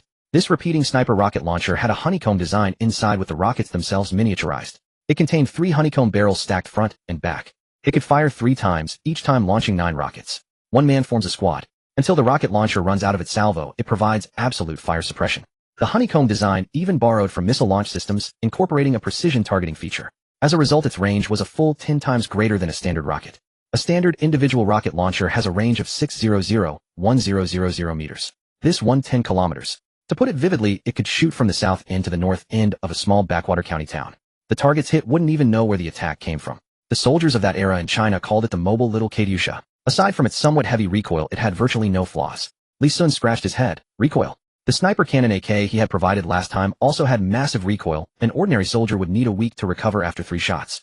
This rocket launcher was the same. However, compared to the war outcomes it could achieve, the recoil drawback was negligible. With that in mind, Li Sun sent Poulin the link to the rocket launcher with pricing: rocket launcher body, 1 yuan unit, ammunition, 27 yuan rounds. So a fully loaded rocket launcher would cost 2 yuan. A bit expensive, but reasonable. While this individual rocket launcher could be used like the rocket rounds mounted on tanks, a single tank rocket round costs 1 yuan. During military exercises, a single burst would represent an amount of Chinese yuan that ordinary people couldn't earn in a lifetime. When Li Sun sent it, he also included the rocket launcher's specifications. This price was on par with the current Eagles models, but luckily its functionality was over 10 times better. Poulin was silent for a moment, then exclaimed excitedly, "Well, take it. Brother, do you have more good stuff?" Poulin was ecstatic. Even more excited than when he found out he could buy anti-ship missiles. A single missile as a strategic weapon was powerful, but could only serve as a deterrent unless used in massive fire coverage. That would not only be inhumane, but also destroy their homeland. This repeating rocket launcher was different. It was a handheld individual weapon. If every soldier was equipped, 100 men could form a completely overwhelming fighting force. No kidding, a mobile Katyusha. Which army would dare to take that with their flesh? Poulin even thought there was no need to attack the watchtowers and garrisons along the Gaza wall. Just deploy 100 of these rocket launchers. 2 volleys would blow the wall down completely. Who could stop that? Their resistance fighters wouldn't even need to face the Yage Empire's soldiers. How big was Gaza? 365 square kilometers. That was even 3 times smaller than a county in China. It was elongated, stretching 40 kilometers from north to south and 6 to 12 kilometers from east to west. And the repeating sniper rocket launcher had a range of 10 kilometers. That meant Li Sun's rocket launcher could, from within Gaza, directly fire over the wall and hit the Yage troops outside. After buying the launchers, have Big Beard lead his men to stand in the base, aim at the direction of the Yage Empire's army and fire. From the Yage Empire's perspective, the incoming swarm of rockets would be no different from a bomber attack. But now the world's top Eagle bomber costs over $2 billion per aircraft. One bombing run costs $1 million. $2 billion is 20 billion Chinese yuan. That could buy 100,000 fully loaded repeating sniper rocket launchers. What cost effectiveness? Amazing. Poulin placed the order immediately. Ever since tasting the benefits of Li Sun's weapons, Poulin had become the dedicated purchaser appointed by Hamas. And all the funds raised were given to Poulin. 200 million orders Middle Eastern bandits. 1,000 rapid-fire sniper rocket launchers. 10 groups of 100 people each would be sufficient. Poulin planned to send half of the firepower internally. After all, it could catch them off guard. However, he was noticed by the Jacob Empire after the last missile launch. The military department of the Jacob Empire was swift. Although they did not know Poulin's exact coordinates, they immediately mobilized troops to defend against this direction. As Li Sun began to dispatch orders at the Jacob Empire's headquarters, Albert wore a worried expression. The situation is dire. All Middle Eastern countries have begun to support Pakistan, and even the Houthi forces and some Iranian groups have infiltrated Gaza. I have reason to suspect that a significant number are hiding outside Gaza waiting to strike us with a deadly blow. An officer under Albert said helplessly, "General, our lookout has detected activities on the opposite side, but we can. Those Gazans possess many Chinese-manufactured AKs, and their firepower is fierce. Our army can only suppress them with tanks and aircraft. And they might also have missiles." The officer's voice grew softer. Clearly the threat posed by the NG-24 was significant, as even the American warships could not intercept it. If the target is their command center, then they might as well await death. Thus, the military actions of the Jacob Empire have become increasingly infrequent these days, even shifting from an offensive stance to a defensive one, primarily surrounding Gaza without attacking. Don't be afraid. They dare not. This is also their land. Our capital is in Jerusalem, the holy site of the bishop. They cannot use missiles to destroy their millennial-old beliefs. Albert sighed. The consortium still supports us, but the American warships will not come. However, they can provide us with other military assistance. Airplanes, tanks, guns and ammunition, supplies, medicines, everything we need. Albert looked at the thriving residential area and reassured the officers. Look, our citizens support us. Their weapons are ultimately light weaponry. It's better than facing them heated. The territorial advancement plan continues. Albert smiled slyly at the map, saying ominously, of course on the surface we must appear weak, putting on a show at the United Nations that we were intimidated by anti-ship missiles, then calling for peace and an end to the war to lull the world into complacency, allowing the Gaza resistance to let down their guard before launching a sudden and fierce attack. The officers immediately stood at attention and replied yes. Beep beep beep. The phone on Albert's desk rang, and a familiar yet strange voice echoed. The voice was hoarse, but sent a chill down the spine of anyone who heard it. Albert, long time no see. Albert's heart skipped a beat, then he incredulously said, You are Hama. You bastard. How did you tap into our signal? He was the commander of the Jacob Empire's army. The communication lines from the command center were strictly confidential. Hama, as the leader of the resistance, could directly call through the official channel, indicating that every command issued from Albert's end was being monitored by Hama. Hama chuckled, still trying to play tricks. Still trying to feign weakness. Still hoping to catch us off guard. Albert, you are too naive. You Jacob Empire people are indeed skillful in business, but in war, you are truly— Wait for the thick gift I have for you. Albert angrily retorted. What did you say? I am. Beep, beep, beep. The call was disconnected. At this moment, Albert's words were cut off by Hama, leaving him seething with anger, as if he— immediately launch an attack. Planes, tanks, bombard the northern Gaza region. Yes. In Waxia's Magic City. Put the machines over here. Below the floor where Hongqi Technology is located, Li Sun rented an entire floor for experiments entirely dedicated to the superconducting project. Lan Yun helped the workers with the transportation, as these precision instruments could only be handled properly by knowledgeable individuals to avoid damaging the delicate parts inside. The instruments for researching superconductors were extremely valuable. Even a single screw causing a lens to shift by 0.01 millimeters could have a tenfold or even hundredfold impact on the properties of the materials being studied. Lan Yun was not your typical demure woman or an academic. Having grown up in a small county, she had cut wheat and planted rice. When it came to work, she was vigorous and energetic. Her first impression was very different from her quiet demeanor. Her striking beauty drew the attention of the superconducting project team members. At this moment, Li Sun walked from outside the company towards the office, passing by Lan Yun, who was already drenched in sweat, with her perspiration soaking her white tank top, revealing the shape of her bra underneath. Glistening sweat pooled at her neck, dripping onto her delicate collarbone, emanating an aura of soft, watery femininity. Nearby, Zhang Yang swallowed hard. Busy with her work, Lan Yun did not notice Li Sun, but suddenly felt something cover her wet chest. A white coat was— Li Sun appeared with a cold expression. He could pretend to ignore Lan Yun, but as a man, how could he bear to watch his girl being taken advantage of by others? Just looking was not enough. He forbade anyone to look. Li Sun scanned the office, and the members of the project team immediately buried their heads in their work, no longer paying attention to Lan Yun. They muttered to themselves, I knew it, with such a beautiful girl, how could the boss not take action? Lan Yun looked at the clothes on her, and exclaimed in delight. Finally, he noticed me. Li Sun, why did you break up with me? Li Sun fell silent. However, the others in the office perked up. They lowered their heads, but their ears were perked up. Break up. The boss ex-girlfriend. There was gossip. Even if Li Sun tried not to look, it was hard to avoid Lan Yun's fiery gaze at such a close distance. Li Sun felt guilty but resolutely said, I no longer like you. Lan Yun's face turned pale, and her pitiful look immediately evoked sympathy from the others in the office. They cursed internally. Boss, what a scumbag. Lan Yun quietly said, did I do something wrong? Can I change? Li Sun. She tugged at the corner of Li Sun's clothes. Li Sun felt his resolve crumble. Facing the coquetry of the person he loved, and the pleading of a stunning beauty which straight man could hold on, Li Sun's heart was already breaking. But no, the threat from the board of directors had not been lifted. Li Sun endured the pain and forcefully shook off Lan Yun's hand, gripping his clothes. You did nothing wrong, I was at fault. After saying that, he turned and ran. He was afraid that if he stayed any longer, he would truly give in and reconcile. Watching Li Sun flee in panic, Lan Yun instead smiled. When does a person flee? When they are feeling guilty. Li Sun's escape indicates that he is far from the calm demeanor he portrays. He is panicking. He still likes me. There must be other reasons he can't tell me. Time is on my side. I will slowly win him over. With this thought, Lan Yun hummed a little tune as she continued working, occasionally glancing at Li Sun's office. On the border of Pakistan, a loud explosion rang out. Poulin and his team officially fired the first shot, maneuvering along the border as they gradually advanced towards the command center of the Jacob Empire. Thanks to the reconnaissance from the Falcon drones, Poulin and his team easily grasped the direction of the Jacob Empire's main camp. With the support of the Chinese AK, with the Thunder Falcon drones assisting in the attack, Poulin's offensive was like a torrent. The tanks and aircraft that were supposed to defend the border had already been sent by Albert to bomb the interior. Albert began to panic upon hearing the gunfire. Only then did he realize the purpose of that phone call. A pincer attack. So Hamas intercepted my communications, timing their attack on my command center, just as my tanks and planes were headed to bomb the interior. Is this his grand gift to me? He underestimates me too much. Even without tanks and planes, I can still drive back the border's rebel support. Albert exclaimed angrily. Gather. Deploy the soldiers from the wall towards my command center. I intend to annihilate these border rebels in one fell swoop. An officer voiced his concerns. General, the dispersed soldiers outside the wall are to prevent the interior rebels from breaking through. If we suddenly withdraw these troops, will the interior have a problem? What if the rebels break through now? Albert scoffed. Aren't there tanks and planes? Those gazans in the interior are currently being bombed to ashes. How can they break through the wall? Don't worry. Assemble. With Albert's order, the troops stationed at the wall began to quickly gather from their dispersed state. They formed up in battalions towards the command center, now conducting a large assembly beneath the wall to count their numbers and replan their combat strength. An officer passionately rallied the troops. Great warriors of the Jacob Empire, you are the true sons of God for the revival of our great Jewish nation. Let us crush these filthy lower beings. Now these filthy lower beings dare to attack our noble General Albert. Do you agree? The throngs of soldiers roared. Disagree. Despicable lower beings. The officer nodded. Long live the Jacob Empire. Long live the Jewish nation. Long live the Illuminati. Under the sunlight, the light refracted on this officer exuded a divine aura. Then the soldiers of the Jacob Empire below felt invigorated.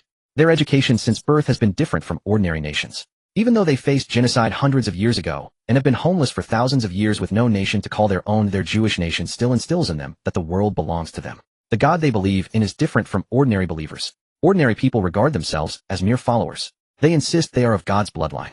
Thus these educated individuals have grown up with the concept that they are superior. All other races in the world are inferior, including other races in the Eagle Sauce Empire and the Angsa Consortium, including the Chinese nation and the White Bear nation. None of them are worthy of their respect. Therefore they could ruthlessly stab in the back those who had accepted them into Pakistan a century ago. Back then Pakistan took them in out of pity for the slaughter of the Jewish nation, then supported the establishment of a Jewish state, while also allocating a piece of land for their survival. The birth of the Jacob Empire was entirely due to the generosity of Pakistan. But a century has passed. The black land that once occupied only one of Pakistan on the map is the area where the Jacob Empire was founded. Now this land occupies 90% of Pakistan. It wasn't achieved overnight, but through a century of constant erosion and subtle occupation. And the outbreak of this war is merely to more swiftly and completely occupy Pakistan. The Jews of the Jacob Empire are even unwilling to grant the last piece of land to these Palestinians. Gaza. No way. They are determined to drive the Gazans into Egypt to become refugees. What if Egypt is unwilling to accept so many refugees? What if too many people die on the way? No worries, just kill a few more. After all, they are inferior beings. This made Hamas particularly understand the little mustache later. The little mustache once said the Jewish nation deserves to be exterminated. Hamas now deeply agrees. Such a vile nation will only bring calamity to the world. China has already suffered 3 times due to this calamity. Even the new China was no exception. The first time was during the late Qing dynasty when China was closing itself off, and these Jews suddenly discovered this pure land after seizing the business opportunities in the outside world. But China was closing itself off. No matter. Open it. Hit. Thus something called opium flowed into China. The Opium War, which would haunt the future humiliating history of all China, began, and the source of all this behind Thessine's capital is Jewish capital. The second time still in that era. Our China always has capable people emerge in times of crisis. Lin Zex's destruction of opium at Human inspired all of China to start the anti-opium movement.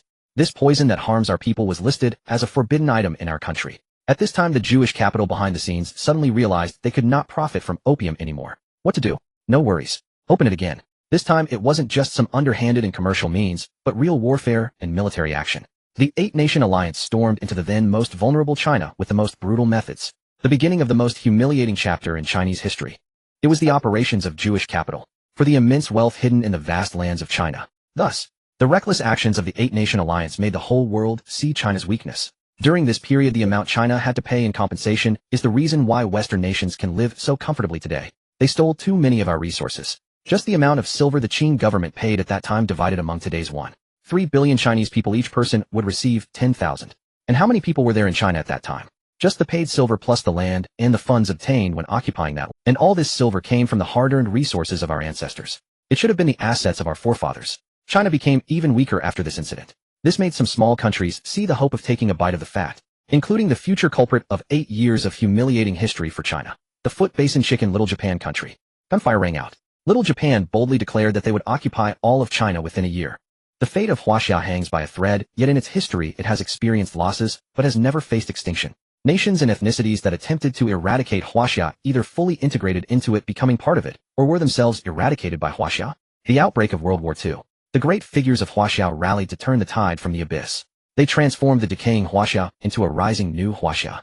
It was during World War II that a man known as Little Mustache perceived the true nature of Jewish capital and carried out a genocidal massacre against them.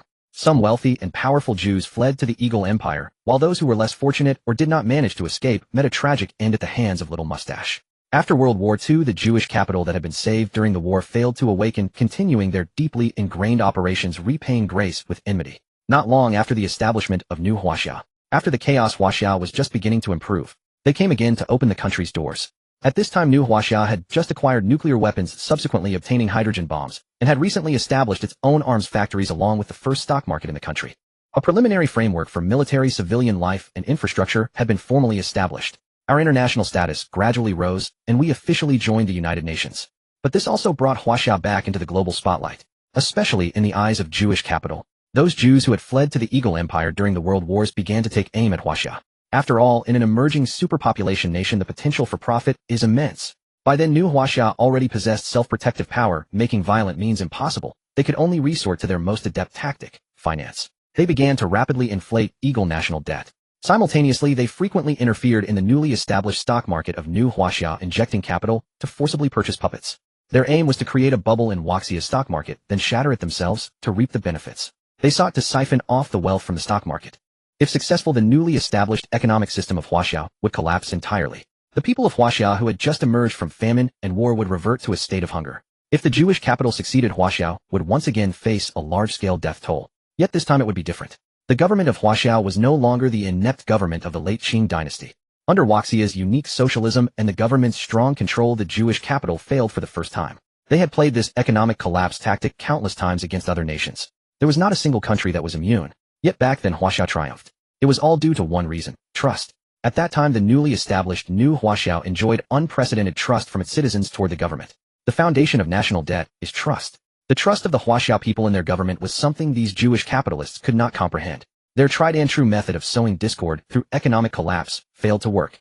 Thanks to the people's trust, Huaxia's economic system miraculously stabilized even when on the verge of collapse. This left the Jewish capital utterly bewildered. Because they needed capital to control national debt and foreign economic stock markets, they had to invest vast amounts of money to depress prices. And this time Huaxia did not collapse, instead it retained all their money.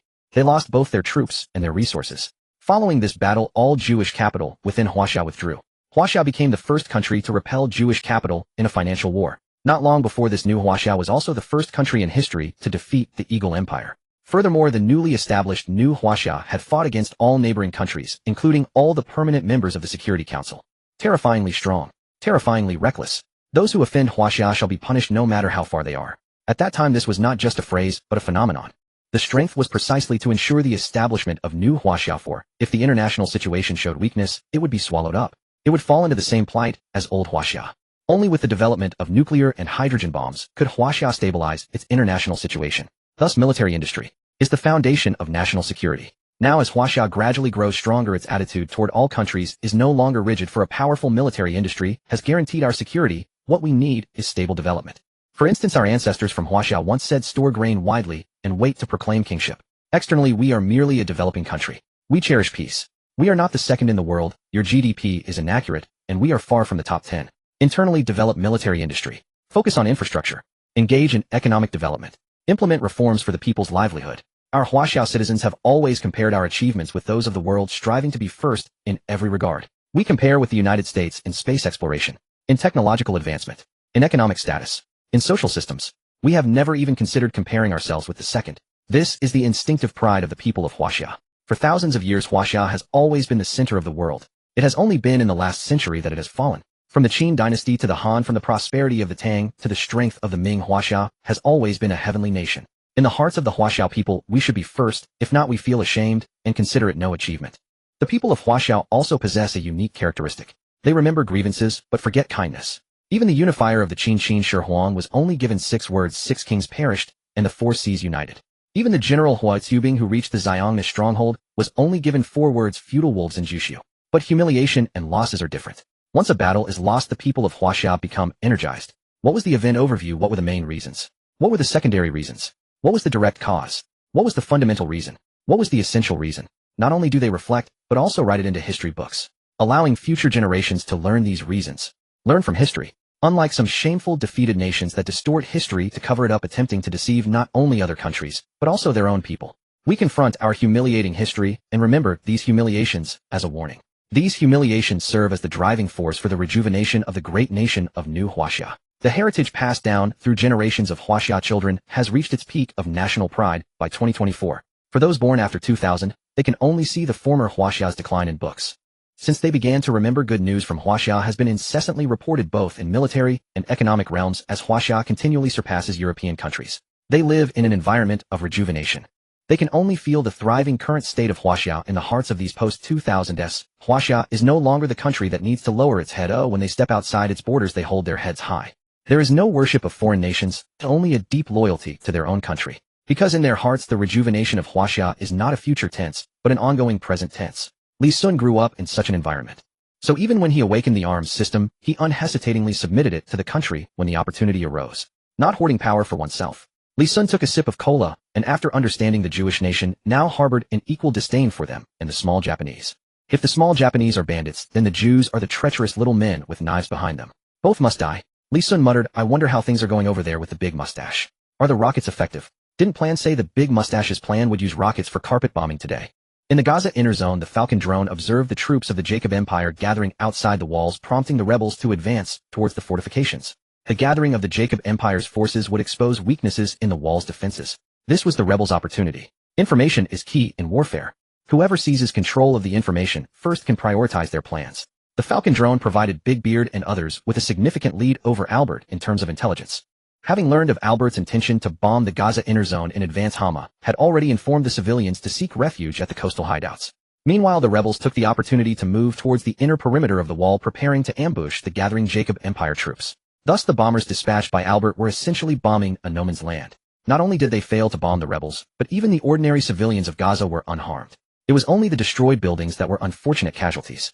Behind Big Beard, an officer with a monocle excitedly exclaimed, General, when do we start the attack? The defenses at their watchtowers have clearly weakened significantly. If we attack now, we can definitely catch them off guard. Big Beard pressed down on the monocle-wearing officer, using the Falcon drone to survey another area, and spotted a transport plane landing. Big Beard muttered, is that military supplies sent from the Eagle Empire to the Jacob Empire? Wait, is that a large amount of... Big Beard originally planned to use rockets to bombard the gathering troops, but now things had changed. Food. They now had Li Sun as support, so they weren't as desperate for weapons, but soldiers still needed to eat. Considering the civilians' food had always been in short supply in Gaza, but due to the war, weapons were prioritized, and going hungry was just part of the deal. But how could they pass up food that was delivered right to their doorstep? Big Beard excitedly revised the plan. Damn it, Monocle Guy. There's a major haul. Listen to me, let's slightly modify the original plan. Well, split into two teams. You take the rocket team to bomb he'll take another team to seize the supplies. Remember, use the Falcon drone for real-time communication and don't accidentally bomb. The monocle-wearing officer was stunned. Who leads the team? Me. I lead alone. This isn't right. General, let's stick to the original plan, otherwise Hama and General Poulin will kill me. Big Beard boldly declared, once you're in the field, the leaders can't control me. Don't worry, if anything goes wrong, they'll protect you. Stop talking nonsense, let's go. Big Beard said, rushing towards the direction where he had just seen the transport plane with just over 20 men. These 20 men were reasonably armed. Among them were 3 equipped with Falcon drones, 1 radio operator, and the rest were armed with the most advanced Huaxiao AKs, including 4 rocket soldiers and 4 snipers with AK variants. Plus, there was the formidable Big Beard. A team of over 20 could, in theory, easily infiltrate an entire army. Big Beard and his crew moved quickly. As losing aircraft was not an option, the monocle-wearing officer couldn't coordinate with Big Beard. He had to hurry to seize the opportunity to bombard and grab the supplies. In less than 15 minutes, Big Beard heard the monocle officer's voice over the earpiece, preparing to give orders. General, they have finished gathering, and if we don't bomb soon, they will begin to move. I am ordering the attack now. 3, 2, 1. Boom, boom, boom, boom. A series of rocket launches rang out beneath the wall. These rockets soared high into the sky in a parabolic trajectory. Thanks to the view provided by the Falcon drone, they hit the Jacob Empire's troop positions with pinpoint accuracy. From the perspective of the Jacob Empire troops, they had just finished their oath and were preparing to transport all the supplies from the transport plane before departing. But now, what sound is that? An officer from the Jacob Empire curiously turned to look at the sky. A myriad of red dots began to appear in the sky. It was none other than the rocket barrage from the monocle-wearing officer's team. These rockets launched from rocket launchers had a missile. The scouts on the watchtower were still savoring the excitement from the oath when these red dots prompted them to sound the alarm. There are missile clusters.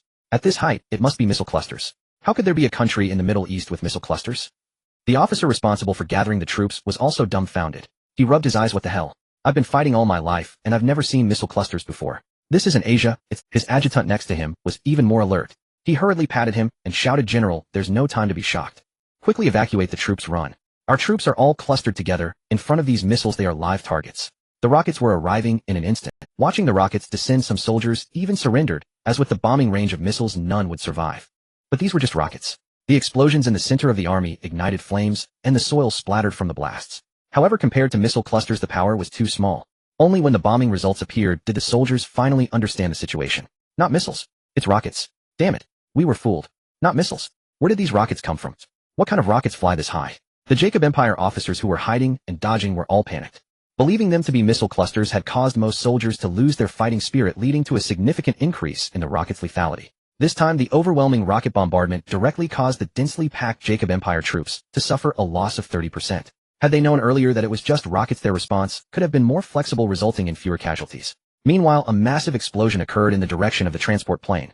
The tremendous sound of the transport plane exploding instantly attracted the attention of all soldiers on the battlefield. The officer of the Jacob Empire's complexion changed dramatically. Not good. Their target is our military supplies. Go support them. As soon as he finished speaking, another explosion sounded from the distant sky. A dense barrage of rockets came again. The triple-layered rocket launcher clips meant that the monocle-wearing officer's team didn't even need to reload. The entire Jacob Empire army was firmly pinned down at their station. Support was utterly impossible. At this moment, the monocle-wearing officer received Big Beard's excited order. Next time, make sure to block those main forces. There are too many supplies here. I need time to transport them away. The monocle-wearing officer raised his gun and laughed. I vow to complete the mission.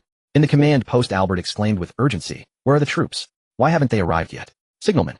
Signalman! Connect me immediately and ask where they are." The sound of gunfire at the border grew closer and closer. A signalman hastily reported, "Can't establish communicate." "Wait, General. Look, is that the direction where our troops are assembling?" "Holy!" Albert followed the signalman's gaze and saw a sky full of red rockets arcing down toward the assembly point. Albert's mind went blank. What was happening? Before he could react, the air raid siren at the garrison blared, its piercing sound echoing through the air. Then came explosions one after another. The garrison's military equipment and various facilities were engulfed in flame. From Albert's elevated vantage point, the troops in the garrison camp were scattering like headless ants. The casualties must be massive. Albert felt his heart bleed. After all, the Jewish population of the Yage Empire had taken a century to reach its current numbers, and every loss was significant to them. The signalman asked in confusion, "How is this possible? Where did those rockets come from?" The watchtowers and ultraviolet alarm devices at the wall weren't triggered, meaning the rebels didn't go beyond the wall. So where did they launch the rockets from? The wall is very high, and the troops' assembly point is 2 kilometers from it. What kind of rocket can fly over the wall and still travel 2 kilometers? Albert glared angrily in the direction the rockets came from. It's from inside the wall. From the Joshua Inner District. They must have gotten some new weapon. Fuck. Albert paced back and forth in the command room. The gunfire at the border was drawing nearer, meaning that the forces he had deployed there might not be able to hold back the rebels. He was only 25 kilometers from the border. Wasn't that extremely dangerous? He had to assemble the troops quickly. Ever since Hama had interrupted Albert's phone call last time, Albert had felt their network was highly insecure. It was likely that enemy drones were intercepting their communications. Albert had mobilized a group of telegraph operators from the previous era to use traditional radio communications. As long as the code wasn't cracked, intercepting the signal would be useless. While Albert was urging the signalman, another volley of rockets in the sky above the wall shattered his composure. The bombardment had not stopped since it began. Albert felt a sense of despair. He had always been the one bombarding others, and never before had he been bombarded. He didn't know how many troops would survive, but he needed at least half to have any hope of countering. Beep, beep. The radio crackled to life. Albert's spirits lifted instantly. Quick, listen. The signalman began decoding the electrical signals coming through the radio. Minutes later, the signalman reported after reading the decoded message, "Bad news, General. A message from the wall. Some troops are attacking our transport aircraft. Also, the casualty situation in the rocket-stricken area is unclear, but estimated at least 40 losses." Transport aircraft. Albert snapped back to reality and immediately ordered, "Send half. No, 1/3 of the troops to secure the supplies from the transport plane. Those contain new weapons from the Yingjiang Empire. They must not fall into rebel hands. The remaining 2/3 of the troops must reach here within half an hour to protect me. Also recall the aircraft bombing the Joshua Inner District and redirect them to the border combat zone. Bomb those native rebels to death." The signalman immediately began transmitting orders. "Yes, sir." "What?" "He went to seize the transport plane. Said there were supplies. And he wants you to lead the team."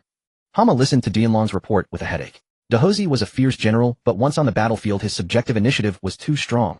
Hama couldn't control him.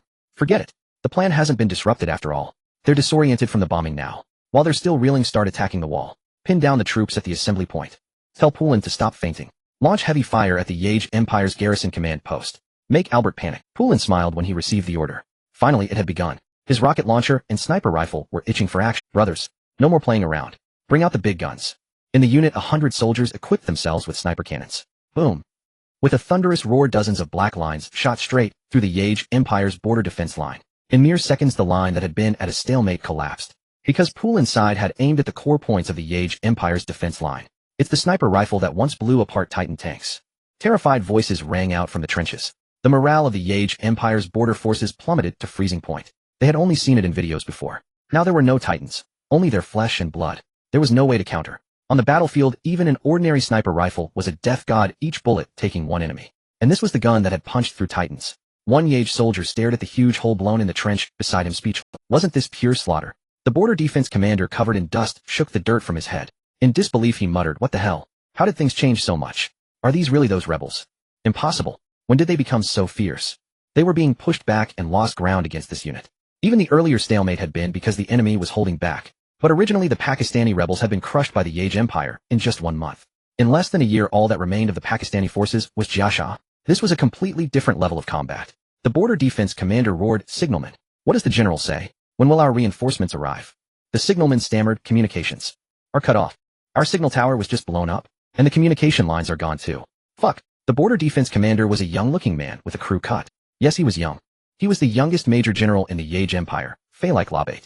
Facing the weapon disparity with Poulin, he had held out for a full hour without retreating, making him a fierce general of the Yage Empire in modern warfare. Young and arrogant, he didn't know the meaning of retreat. Labate spat and said harshly, "We've been making a big commotion for a whole hour and still no reinforcements. It looks like something's happened in the rear. Something's gone wrong. We must not fail. We must pin ourselves to the border. Even if we withdraw, we must not break. Withdraw slowly. Buy as much time as possible for the rear." Labate bit his finger and said with resolve, "Begin a measured retreat from the eastern line. If any unit sustains losses exceeding 30%, rotate them immediately. Fight while falling back. The enemy's advantage is startling combat power. Though they are far fewer than us, they can nevertheless suppress us. But we can use our numerical superiority to implement a rotation-based defense. Execute it." On the other side, Poulin also realized how unusual this garrison was. Remember, before the sniper cannon variant of the Huaxia AK, even the Yingjiang Empire's elite mechanized corps would turn and flee. And the fire just now was several times the force we used against the Titans. Yet the Yage Empire troops opposite are still holding fast. This is nothing like what one expects from a capitalist army. Poulin watched the defensive map in the Falcon drone's view and sneered, "Not bad. Although this fight-and fallback tactic has a certain Huaxiao army flavor I have studied on protracted war. When the few face the many, you must divide and dissipate them, strike each piece in turn. Create local situations where the many fight the few. In other words, though the whole appears as the few against the many, we will not clash head in as a whole. Instead, use maneuver and guerrilla actions to actively fragment the enemy. Once a segment is isolated, our main force will surge in, thus reversing the local balance to our numerical advantage." Poulin enjoys the visibility advantage, and his individual units far outmatch the enemy. This division tactic is perfectly suited to him. Poulin gestured, "Direct every Daju at the west line and all routes that support it." Weren't they withdrawing on the east? Force them to withdraw. The terror of the Daju, Poulin's nickname for the sniper cannon AK, was turned toward the east. Poulin had wanted to blanket the area with long-range rocket launchers, but with only 3 volleys of rockets, he had to wait until they were within range to strike the command post. Exactly. Poulin's plan was to close within 10 kilometers and bomb the command post directly, no detours. He meant to take out the frontline commander himself. Boom. A demonic roar filled the air. Trenches offered no protection for the Yage Empire soldiers. They could only close their eyes and pray the shots were not meant for them. A single round could pierce a trench and tear a meter-wide hole. 100 rounds. The eastern line was emptied. Nearly 100 meters of ground was flattened. Never mind wounded soldiers. There were no trenches left. The dead-just shots were so distinctive they immediately betrayed the direction of fire. Labate, commanding the eastern line, felt unease. How did they know we planned to withdraw on the east line and instead strike the west line where there is no fallback? Quick, notify the west line to pull back. A scout stammered, "Commander, no need to send a runner." There. He handed Labate the binoculars. Though Labate had braced himself the moment he looked through them, he could no longer contain his fuck. Labate spat and cursed. "What the hell kind of weapons am I fighting against? What are the rear supports waiting for? Watching us throw away our lives and be annihilated here while they block the enemy." At the transport plane, Dahuzi sprang out at the sound of rockets, his best cover. Under the Falcon drone's surveillance, the transport carried only a small contingent, mainly there to move supplies. They would never have expected anyone could strike into the Yage Empire's forward base. The transport had fewer than 20. The Falcon drone cleared the way ahead of Dahuzi. Behind him marched 20 fully armed fighters, his old subordinates who had fought Titans and battled the Yingjiang mechanized corps with him. The Falcon drone opened fire first. A heavy machine gun swept across the side of the transport, several sentries fell, and the gunfire drew everyone's attention. Dahuzi led the charge, twin Huaxia AKs in hand, sweeping fire toward the enemy. As he yelled, "Smash the Don't let the pilot fly the transport away." A man behind him crouched, braced the Daju, and took aim at the cockpit. Boom. A huge hole shattered the cockpit glass. Human blood sprayed from the breach. Anything alive there would not. Done. The 20-age Empire transport soldiers were annihilated in a single encounter by the lightning assault of Dahuzi the Falcon drone and the Daju. TCH. Let's see what loot there is.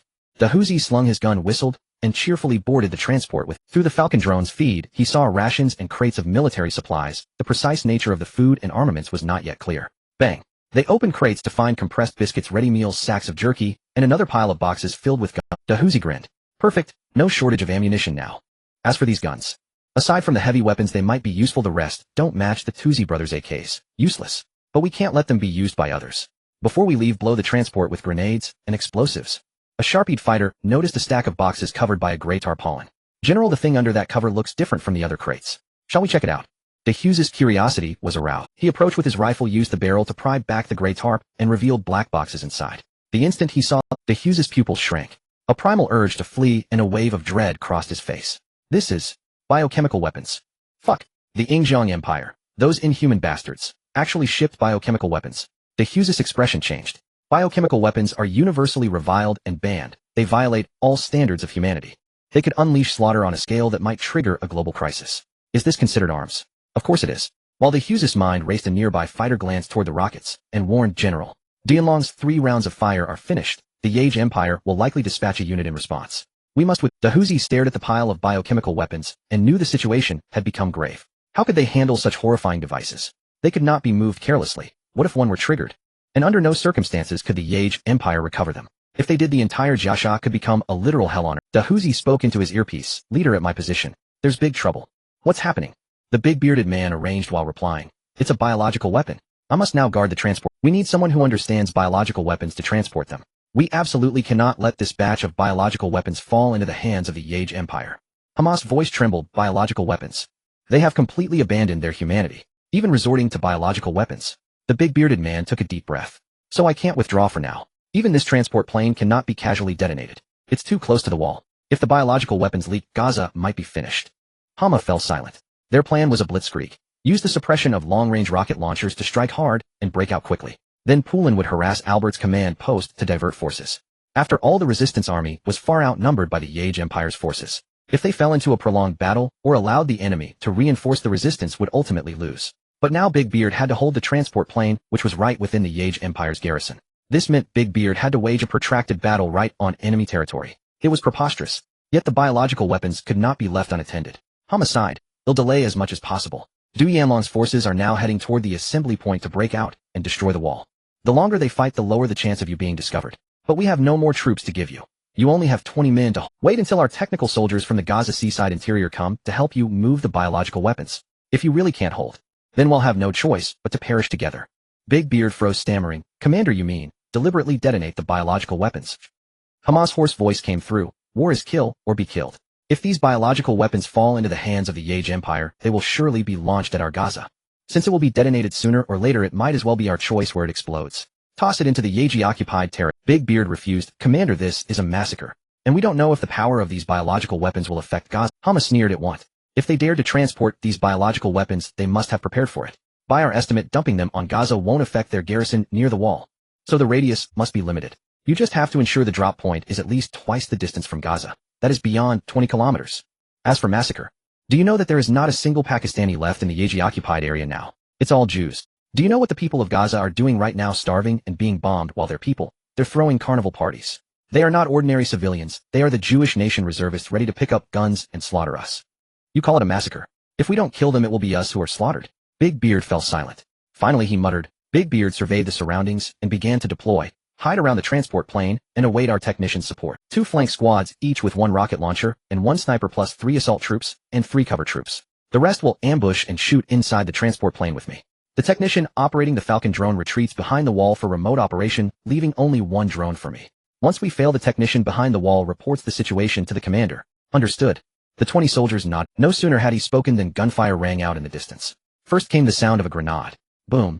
A cloud of white smoke billowed. Smoke screen. The enemy had come prepared. A force of nearly 100 appeared in the Falcon drone's view. Big Beard signaled, and the 20 men quickly took their positions. The smoke grenade tactic was highly effective. However, smoke not only confuses vision, within the smoke the Falcon drone stealth technology would also be detected. After all, the Falcon drone still relied on rotating wings to fly, making it too conspicuous in the white smoke. As Big Beard maneuvered the drone to retreat, a bullet precisely struck the drone's wing.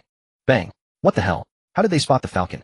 Wings severely damaged. Will crash. Big Beard had no choice but to ram the drone into the 100-man squad. The Falcon's self-destruction caused no casualties among the 100-man squad. The blast dispelled the white smoke. Then the appearance of that 100-man squad was fully revealed before Big Beard. It was a unit completely different from standard Yaage troops. Their equipment, firearms, tactical glasses, all exuded, and most conspicuous was the logo on their gear, a star-spangled banner. The Yingjiang Empire. A voice came from among the 100-man squad. You there, the team that pierced the Yingjiang Empire's mech core, right? I remember your leader, that big-bearded man. The speaker was the squad commander Kayert. Kayert smiled. You're too late. This transport plane came twice. This time it's only delivering scraps. The first trip brought the latest weapons the Yingjiang Empire supplied to our great Yaage Empire. Your drone stealth tech has been cracked. And what about your sniper rifles? We have the Yingjiang Empire's latest shields, stronger than Titans. As he spoke, 9 soldiers emerged from cover carrying shields. 3 men per shield, each shield very thin, less than a centimeter thick. Big Beard was bewildered by the enemy's behavior. Were they just asking him to shoot at them? Were they stupid? Their sniper rifle could punch a huge hole through a Titan. A 1-centimeter shield, wasn't it as flimsy as paper? Big Beard's beard twitched. The enemy seemed to know him specifically, citing his achievements to lure him into firing. Since you don't believe will grant your wish, Lao Ba, take a shot at them. Aim for the head behind the shield. Sir, the soldier called Lao Ba raised the sniper rifle, aimed, and fired in one fluid motion. Boom. A black line slammed straight into the shield. The bullet resonated with the shield's metal, forcing everyone to cover their ears. After the piercing metallic resonance faded, only a white that remained on the shield.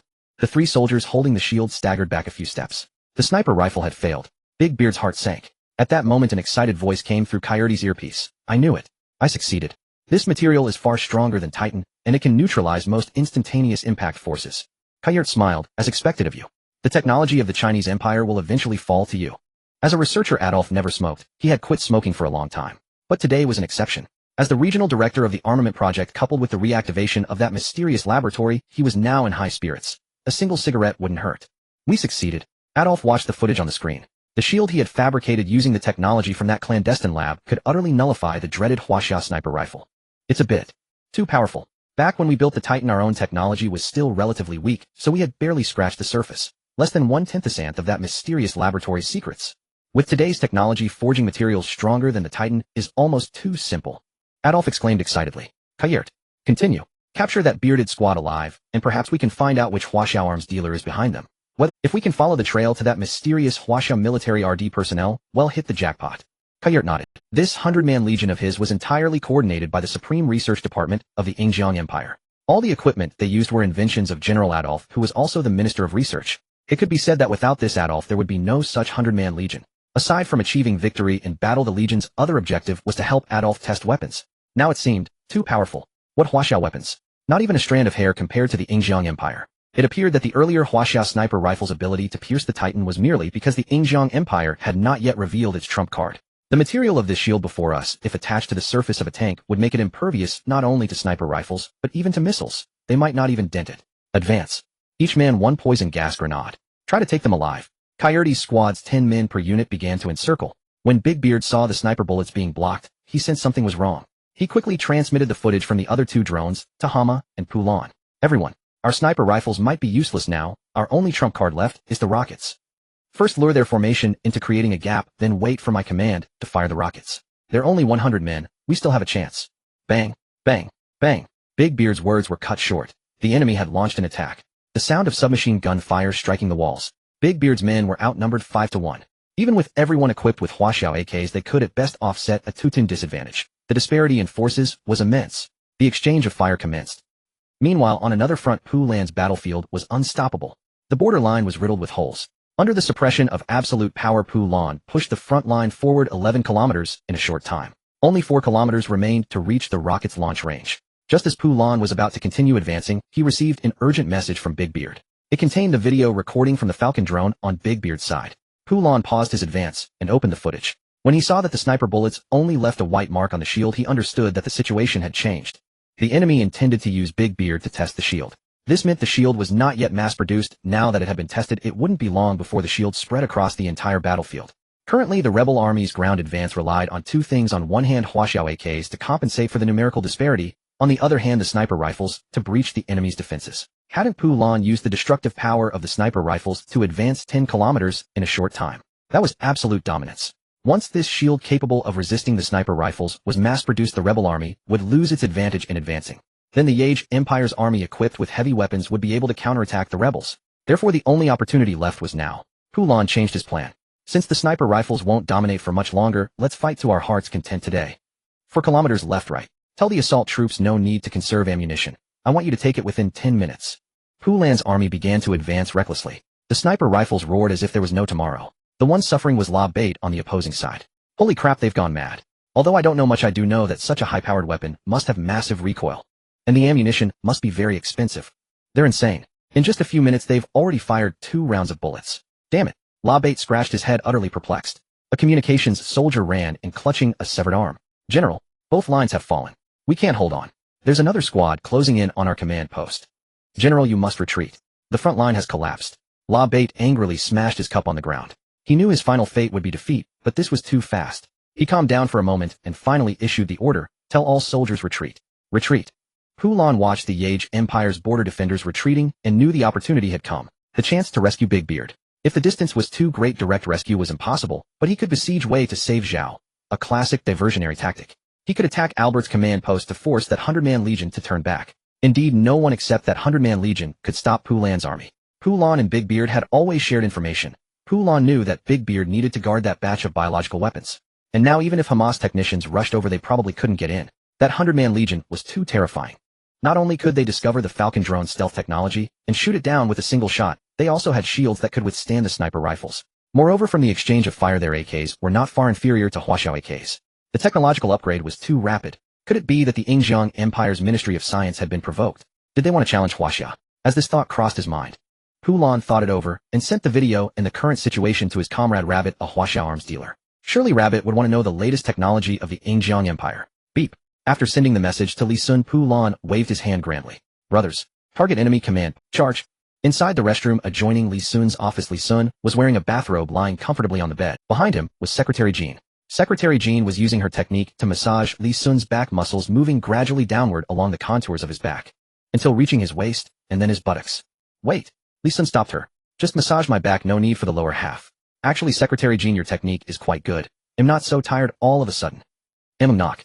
Knock. A knock came from the door, followed by a pleasant voice. General Li, this is Lan Yun. I'd like to discuss the superconducting project. I'm coming in. Although Li Sun hadn't done anything wrong, he felt like a guilty party caught red-handed. He immediately jumped up, putting on clothes and stammering, wait. They'll be ready in a moment. Lan Yun pushed the door open and entered. At that moment Li Sun was half-dressed, while Secretary Jean stood calmly by the side. Their 6 eyes met. Lan Yun instantly turned red-hot. A closed resting room. A stunning secretary with long black hair. And a man partially wearing a bathrobe. What is going on here? Jean, what are you doing? Lan Yun couldn't hold back any longer. They had agreed to be sisters in heart, to compete fairly, and whoever won would take it all. Now relying on her position as a secretary to cheat using seduction, is that it? How infuriating. Lan Yun ground her back teeth in frustration. Unfortunately, she lacked the timing, location, and connections, otherwise she would. Jean blinked and said, guess what? Li Sun immediately broke into a cold sweat. Don't listen to her. It's probably just a massage. Saying this, Li Sun felt guilty himself. A massage.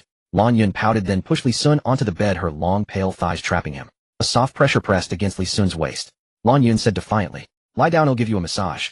Jean was taken aback by Lan Yun's overflowing jealousy and could only cover her mouth and chuckle. Li Sun coughed twice and hurriedly helped Lan Yun off him, saying seriously, it's just a massage, don't listen to Jean's nonsense. You are overthinking. Didn't we come here to discuss the superconducting project? Speak up, what is it? Lan Yun was on the verge of tears, but when she heard Li Sun mention work, her mood calmed down slightly, and her focus shifted back to business. All superconducting equipment has been installed and calibrated. We can enter the first phase of superconducting experiments now. I came to ask when you will start the experiments. Li Sun nodded. Got it, I'll schedule the exact time at the latest by the day after tomorrow. I need time to prepare my superconducting project proposal, and my team will handle the core aspects of the proposal. And Lan Yun, you will be responsible for the detailed material resources. Lan Yun nodded. Then the office fell into an Neither Lan Yun nor Jean spoke. Both of their gazes converged on Li Sun. Li Sun felt his scalp tingle under their intense stares. The atmosphere of the battlefield made Li Sun's entire body stiffen. The key is one is an ex-girlfriend, and the other is a personal secretary. What position do they have in this battlefield? Li Sun didn't understand, but didn't dare to speak up. Ding ding. Dung. A notification sounded from Li Sun's computer background. This was the tone for important personnel he had marked when they messaged. The notification sound was like heavenly music, pulling Li Sun out of the quiet battlefield. Here comes the reason. Cough cough. Here's the work. Li Sun said calmly. I need to protect the information of important clients. You both should leave for now. Hearing Li Sun speak, Lan Yun and Jean slowly exited. Li Sun also opened the background notification, and the first thing that caught his eye was 3 red exclamation marks from Purang, followed by a video. Li Sun was very familiar with the video format. It was the footage from the Falcon drone. But the content of the video was incomprehensible to Li Sun. In the video, a soldier wearing tactical gear from the Eagle Crafts was seen foolishly carrying a shield, while across from him was from the system. Li Sun learned the most detailed data. In this era, Earth simply could not have materials to withstand the... Yet the next scene left Li Sun utterly stunned. The shield had blocked it. The bullet from the big sniper only left a shallow white mark on the surface of the shield. The shield even had no seams. What is this? Technology. It is known that the absence of any seams in the material indicates that the shield was crafted in one piece, with no signs of welding or assembly. Either the casting technique is exceptionally advanced, but such high-level techniques cannot be mass-produced, or it was crafted in one piece using a mold. This method of using molds only applies to alloys and iron blocks. And obviously alloys and ordinary iron blocks cannot withstand the bullets of the big sniper. So, the technology level of this shield in front of him was clearly unreasonable. Li Sun was puzzled. Could it be that there are individuals with awakened systems mastering future technology in the Eagle country? As soon as this thought was born, the system reacted. Verifying video authenticity. Video authenticity. Unknown technology detected. The type of technology does not belong to human civilization. Searching for its source. Then the system fell silent. This was the first time Li Sun saw the system react so slowly. Even searching for a small pistol in the vast technology library didn't take a second, but now waiting for the source of this technology took Li Sun a full 10 minutes. Li Sun furrowed his brows and speculated. If the type of technology does not belong to human civilization, does that mean it belongs to an alien civilization? Li Sun felt a vague sense of worry. For decades there had been rumors suggesting that a relic from an alien civilization might have fallen within the Eagle country. Then came the technological explosion. The Eagle country rapidly developed thanks to the gains from the relics, becoming the world's #1. But such rumors were often treated as mere jokes, and no one took them seriously. But this detection from the system left Li Sun dumbfounded. It was not human technology after all. Li Sun had always maintained a hostile attitude towards alien civilizations, because they have no reason to help you. Over-reliance on their technology could even pose a hidden danger to human civilization. If one day conflict with alien civilizations truly occurred, this technology that once came from aliens could be rendered completely useless overnight at their signal. If that is the case, Li Sun would need to vigorously develop the technology within the system in Huaxia to cope with future crises. After all, many technologies in Huaxia now also come from the Eagle country. Li Sun's attitude towards the system and alien civilizations was entirely different. He speculated that the system stemmed from the future Huaxia civilization, as it only contained future Huaxia technology, with no trace of Eagle country or White Bear technology. Li Sun, also from Huaxia, actually had a strong fondness for his system. It felt like this was inherently his own belonging. It was merely an advance on what was already his. Moreover, from the system's restrictions on him, it was clear that the system did not wish to cultivate a ruthless and bloodthirsty host, but rather encouraged Li Sun to engage in human scientific research. The only selfish desire of this system is probably its special favor towards Huaxiao, especially hoping that Li Sun could help Huaxiao achieve global unification through weaponry. As Li Sun was lost in thought, a prompt sound from the system echoed in his ears. Warning! Warning! The source of the technology has been identified. The technology of the shield originates from the Malo civilization 10 light-years away, with a technological level equivalent to Huaxia in the year 2100. Currently, the restoration of the shield's source technology level is at 5, with a technological level equivalent to Huaxia in the year 2030. Li Sun's heart raced at this moment.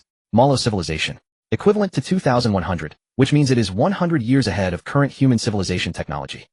There really is an alien civilization. Holy crap. Why does the Eagle Empire possess extraterrestrial technology? Is it a technology exchange, or a trap of civilization? Only 5 of the technology's origin has been restored, yet it rivals our technological level of 2030. If the Moro civilization descends now, wouldn't Earth directly become a slave civilization?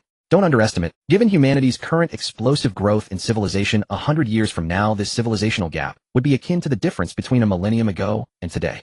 Li Sun shot up from his chair. The employees in his office turned their gazes toward him. It was no wonder Li Sun was excited, for this was an extraterrestrial civilization, certified by the system. Gradually recovering from the shock of the news, Li Sun felt a surge of exhilaration. His worries about the board of directors and the debt had considerably faded. Once you set your sights on the cosmos, everything in life seems trivial. Let's do this. Li Sun twisted his neck. Isn't it just an alien civilization? Even if it rivals China of 2100, my system can ultimately upgrade far beyond that year. China even has weapon technology from 2400.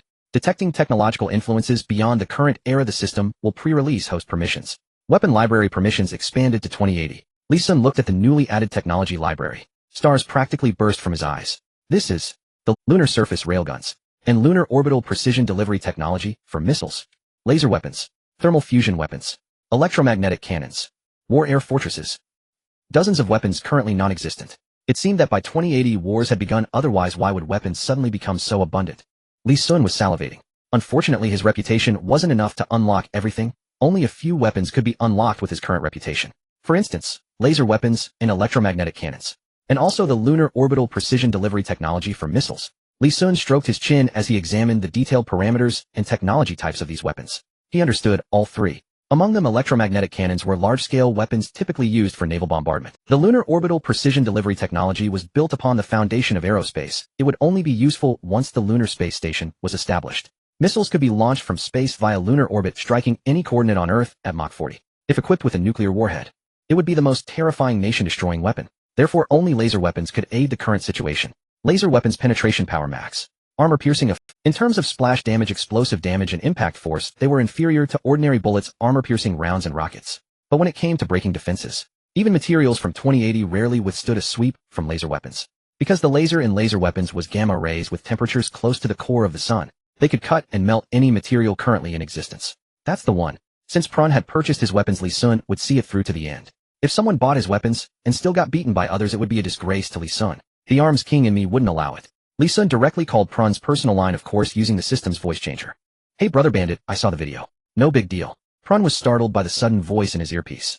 He was preparing to launch a rocket barrage on Albert at that moment. After a stunned pause, he realized, is that you, brother Rabbit? What? No big deal.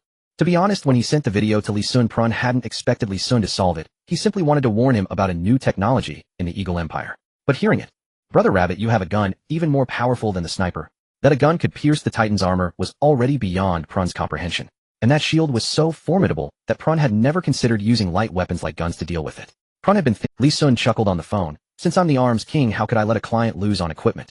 Same as always, you pay more and I provide after-sales service to maintain some of your guns in real time. After maintenance, that shield, like mud and chicken feathers, it'll shatter at one touch. Prun hesitated. Unlike Big Beard, although Prun also trusted Li Sun, he still retained basic rationality and wouldn't blindly go all. The sniper rifle's bullet strength and power were already at their peak. He couldn't imagine any bullet stronger than an armor, but after hesitation, he ultimately chose Li Sun's advice. Alright, how much more?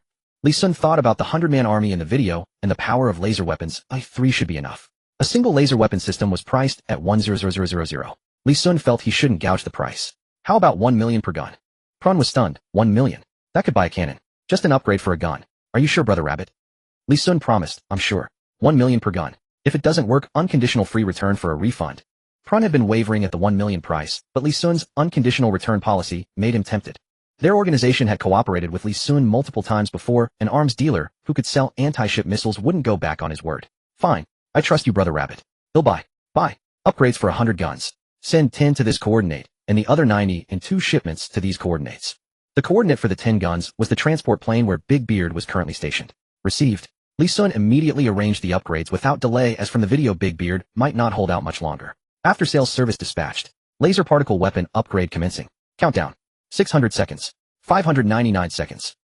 Lao Ba. Big Beard's hoarse roar mixed with bullets, grenades, and explosions. A bullet pierced the transport plane's fuselage, passing through Lao Ba's chin. Bang. Teeth and bone fragments mixed with blood spat out. Lao Ba crashed to the ground in pain, but the war continued. He endured the agony and instantly scrambled back up, gripping his gun. But his jaw was shattered, unable to close. Lao Ba spoke with a dangling jaw. Woeo. I'm fine, boss. Big Beard couldn't understand him, but as long as there was sound, he wasn't dead. Not dead was good.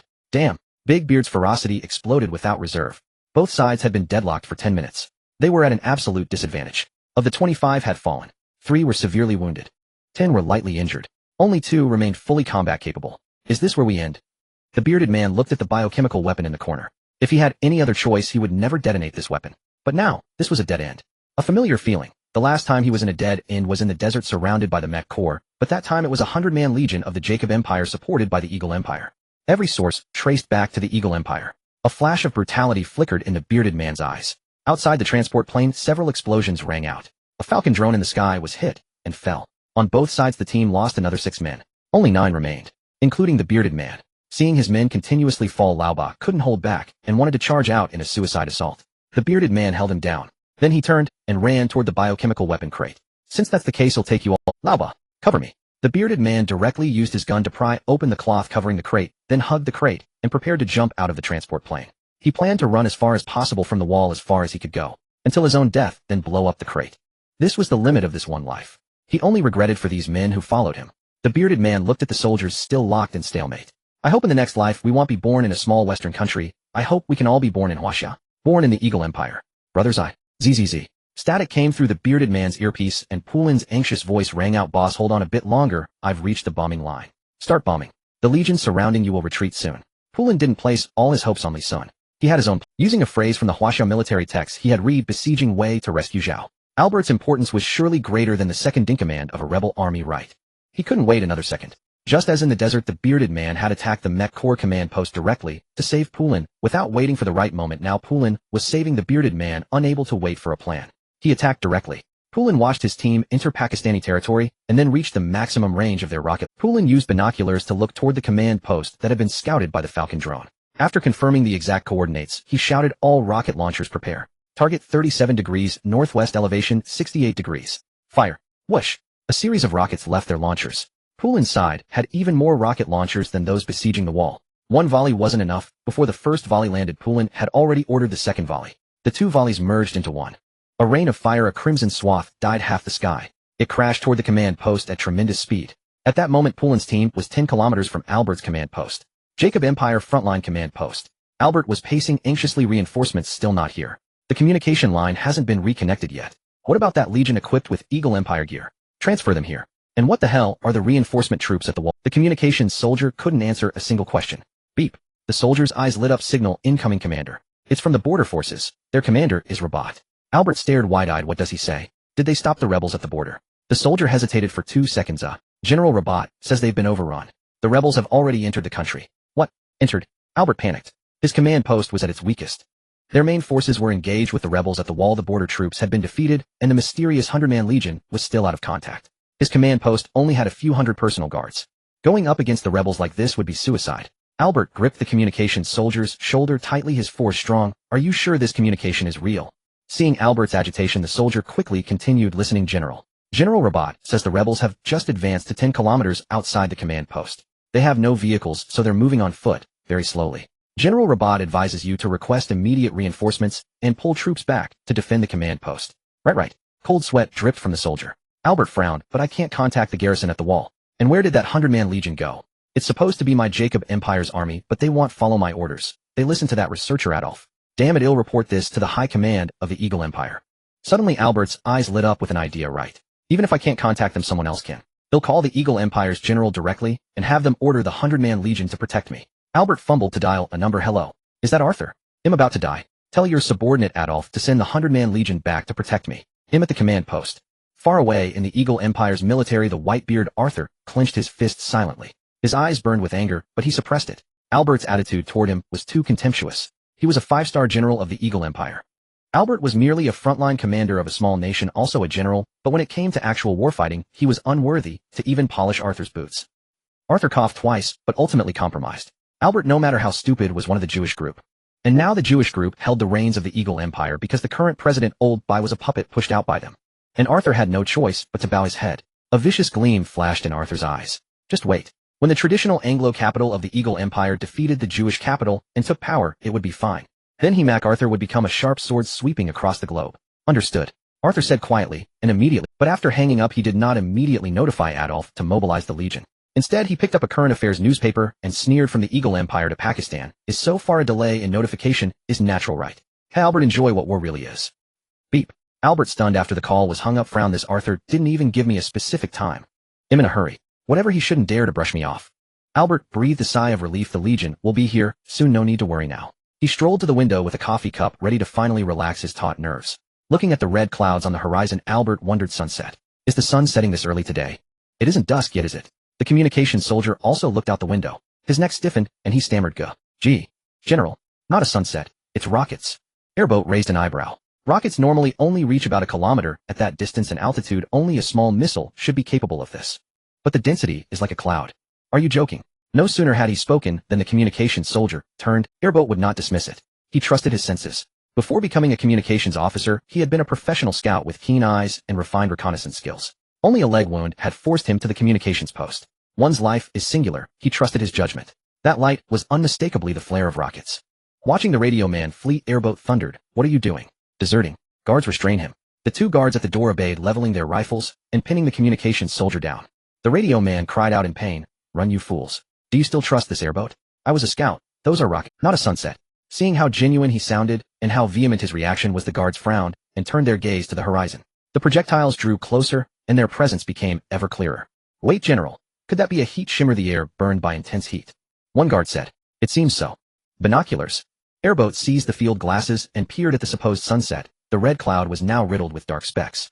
Airboat swallowed. Could it be? As the formation neared, a sound like air being torn apart reached their ears. As soldiers, they all recognized that noise.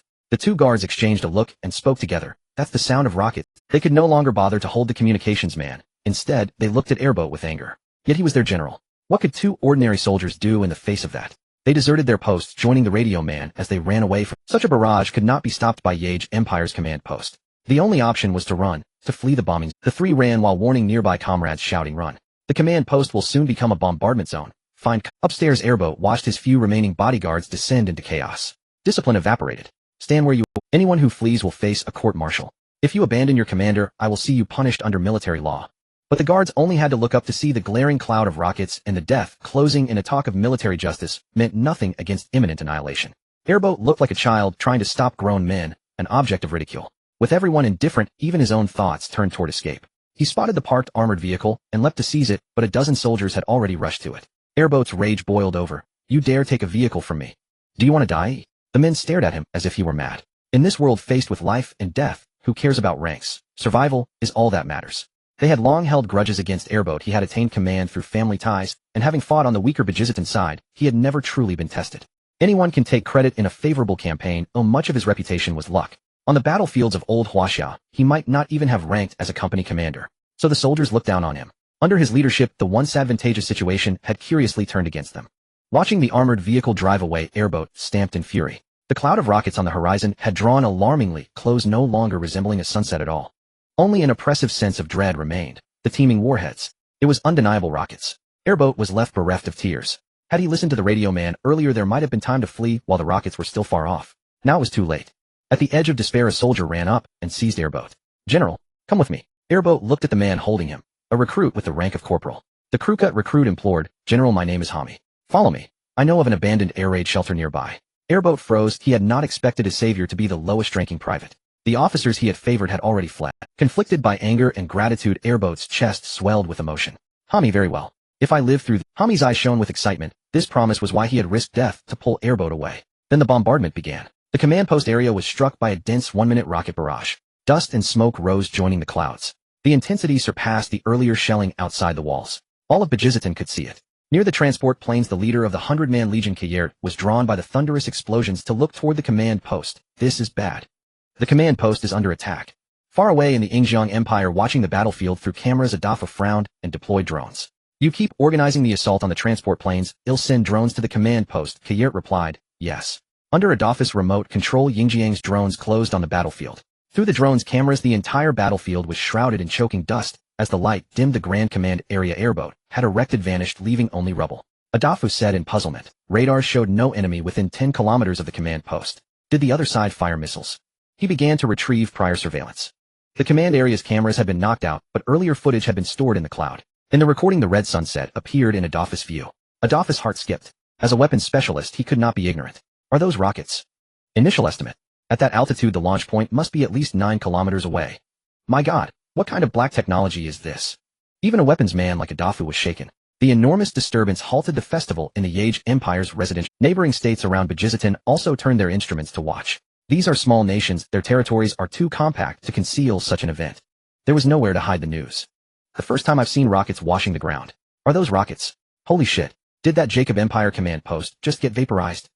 At an observation post in a neighboring country of Pakistan, the guards were watching with exhilaration. For so many years we've watched the Jake Empire winning every battle. Finally they're on the receiving end. That's insane, man. Did you see that? If that were us, we'd be vaporized too. Are those rebel weapons? Where did they get rocket launchers like that? An officer-like figure lowered his voice mysteriously. It's a Chinese website called Arms King. I'm telling you quietly, don't blabber. I only found out through a friend. The rocket launchers we saw, they're sold on that site. And the Eagle Strike missiles, sniper rifles, AKs, drones that blew up online before. All sold by arms dealers on this. Some guards huddled together, utterly stunned. Wait, weren't they supposed to be from the Chinese military? It's just a small-time arms dealer from a website. Sir, which website did you say? Send me a link. The officer frowned. I don't have one either. The site seems to be invitation only. Those who can purchase firearms on it receive exclusive links from the site's arms dealer manager, where links are sent by approved regular customers. One guard nodded sagely. Exactly. A website this awesome wouldn't just open to small fries like us. Even if it did, we couldn't afford those killer weapons. Even if I can't buy 'em, fine, just watching the excitement. Another guard spoke with more fervor. But pity those Jacob soldiers in Gaza. They'll never know who really killed them. The neighboring country's guards had seen the rocket fly from 10 kilometers away straight into the command post. But since the Jacob Empire was so arrogant, there was no need for them to warn. And some busybodies had already leaked the surveillance footage from the watchtower. After all, it wasn't classified. They could make a tidy profit off the video. This kind of explosion footage was sought after by journalists and websites alike. Along with the video, the 4 characters Arms King spread. Lee Sun's website made its first appearance tied to the footage. On global social platforms, holy shit. New video. The Jacob Empire's frontline command post leveled. The rebels have that much firepower.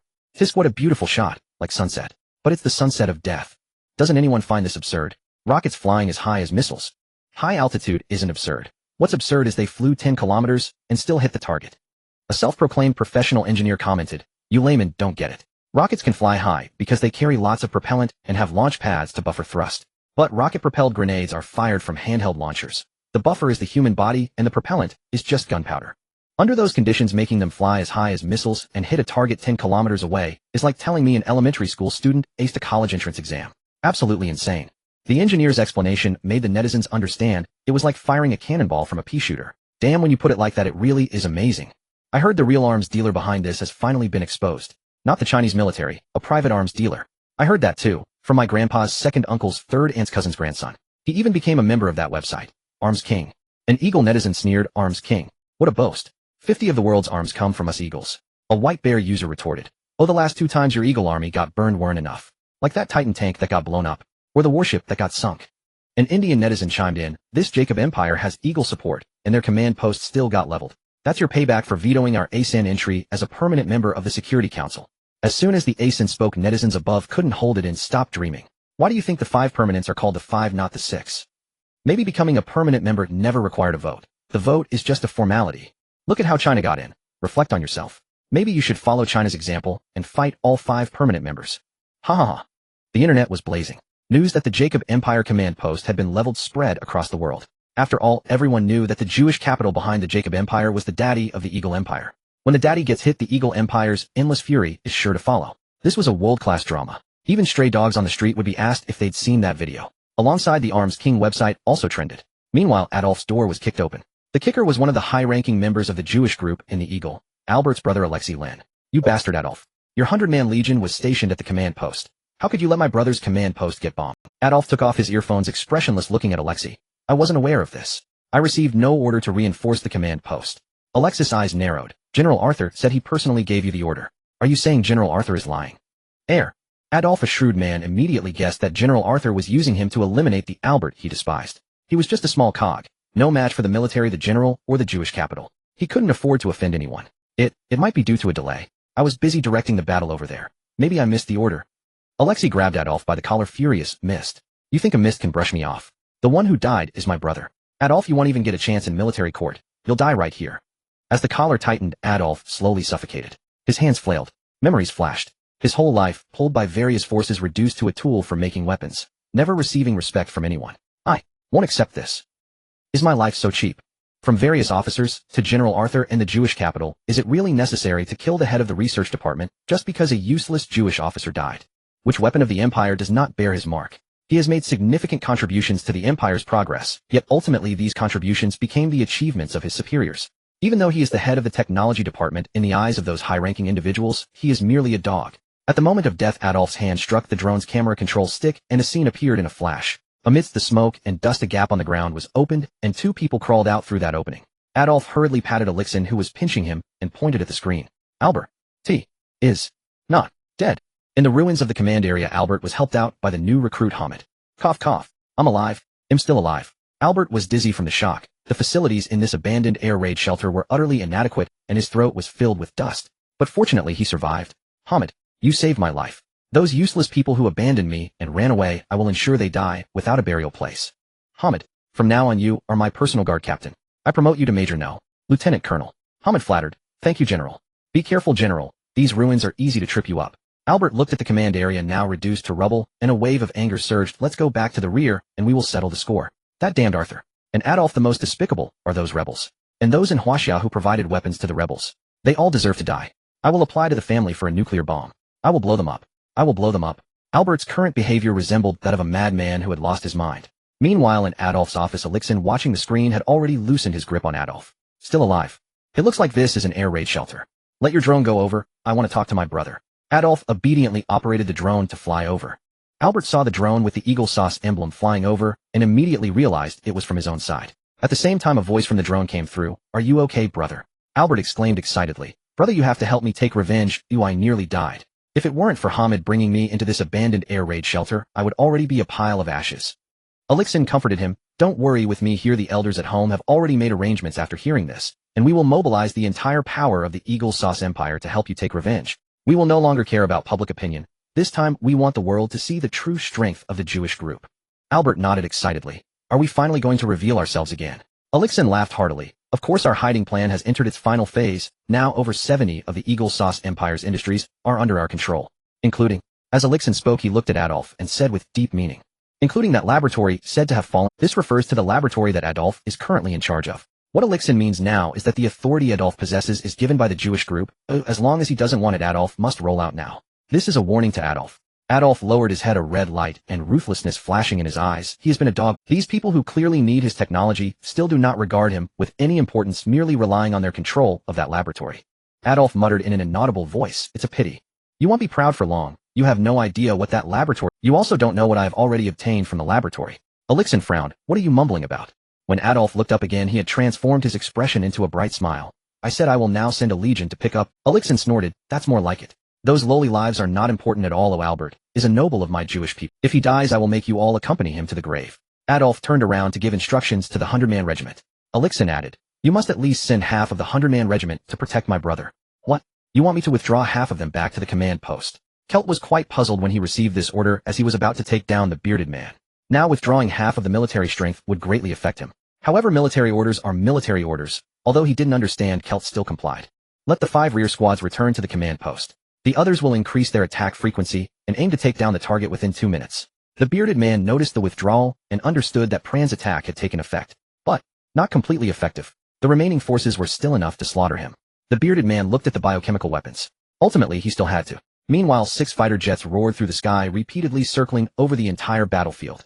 These were the fighter jets that Albert had once recalled returning from bombing the inland target.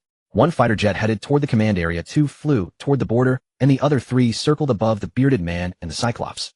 Pran prepared to retreat upon seeing the fighter jets. Their rockets could not reach the fighter jets, and the jets could easily dodge at the speed of the rockets. It's our fighter jets.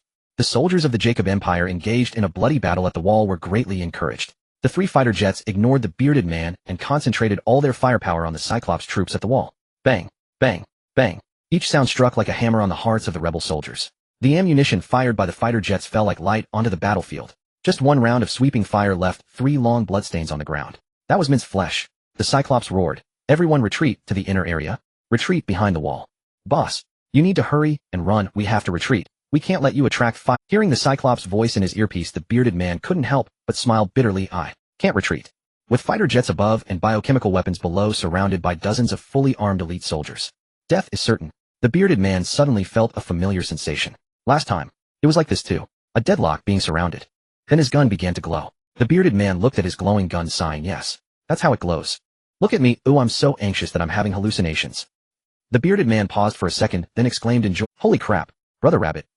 Xing Tian, the god of war. In Chinese mythology, he is the warlike deity, and the first practical laser weapon of China was named after him. Its full name is the high-melting laser-directed blasting weapon, Xing Tian. When the user pulls the trigger, a high-energy ray equivalent to the core temperature of the sun shoots from the muzzle, melting the target into molecular state within 0.01 seconds. The weapon is recharged by solar, electrical, optical, and thermal energy. Therefore, the magazine of Xing Tian is an oval energy bottle used to store and collect energy.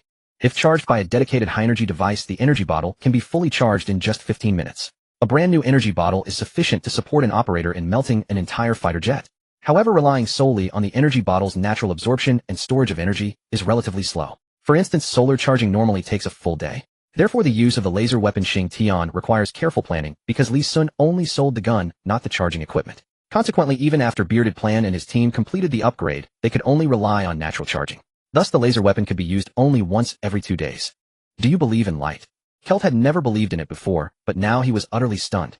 Bearded Plan and his companions had been cornered into a desperate situation. The originally 20-person squad had been reduced to half, and all were forced into a corner of the transport plane. Then right before his eyes, the guns in the hands of these rebels began to glow. What was happening? Was this a movie shooting? This was. Not only were they glowing, but through the shape of the light, Kelt clearly noticed that their gun barrels were undergoing drag. It reminded him of a scene in a movie, Gun Upgrade. Because Kelt had been staring at Bearded Plan, he witnessed the light particle upgrade. The vision of light particles lasted less than a second before it was complete. Kelt's eyes widened as he saw the gun in Bearded Plan's hand transform into a highly technological object resembling both a gun and a cannon barrel. Kelt breathed rapidly into his earpiece. Commander Adafu. Did you see that? The guns of those rebels glowed and changed into another gun. Do you know what technology this is? It looks like alien technology from movies.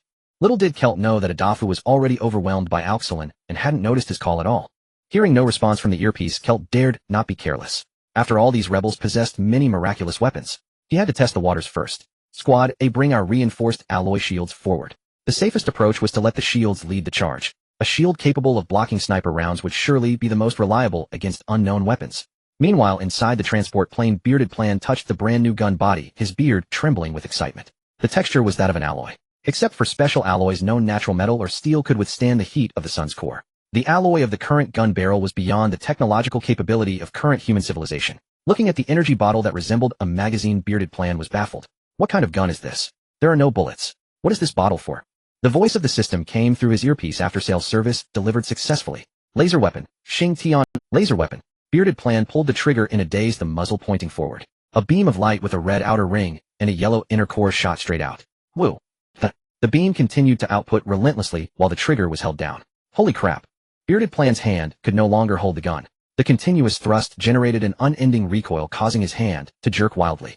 The deadly beam began to sweep uncontrollably inside the transport plane. In just a few moments, the massive transport plane was sliced into pieces like a toy. The laser beam extended continuously, and in an instant several soldiers from the 100-strong Yage Legion, besieging Bearded Plan outside the transport, were cut in half. This turn of events caught both Kelt and Bearded Plan off guard. Chief, steady your gun. Damn it, you're going to hit our own people. A soldier rushed over to steady Bearded Plan's body, which was being pushed by the recoil. Bearded Plan finally stabilized and released the trigger. At that moment, the entire battlefield fell silent, including Celt's side. A soldier of Celt's swallowed silently. He felt as if he had just watched a horror movie. Suddenly a laser burst from the transport plane, and before anyone could react, several of his comrades were sliced in half. As a soldier, he now felt weak in the knees just standing there. They weren't afraid of fighting, charging, or facing enemy lines. What they feared was dying in such inexplicable ways. Kelt was completely stunned by the destructive power of the laser weapon Bearded Plan had just used.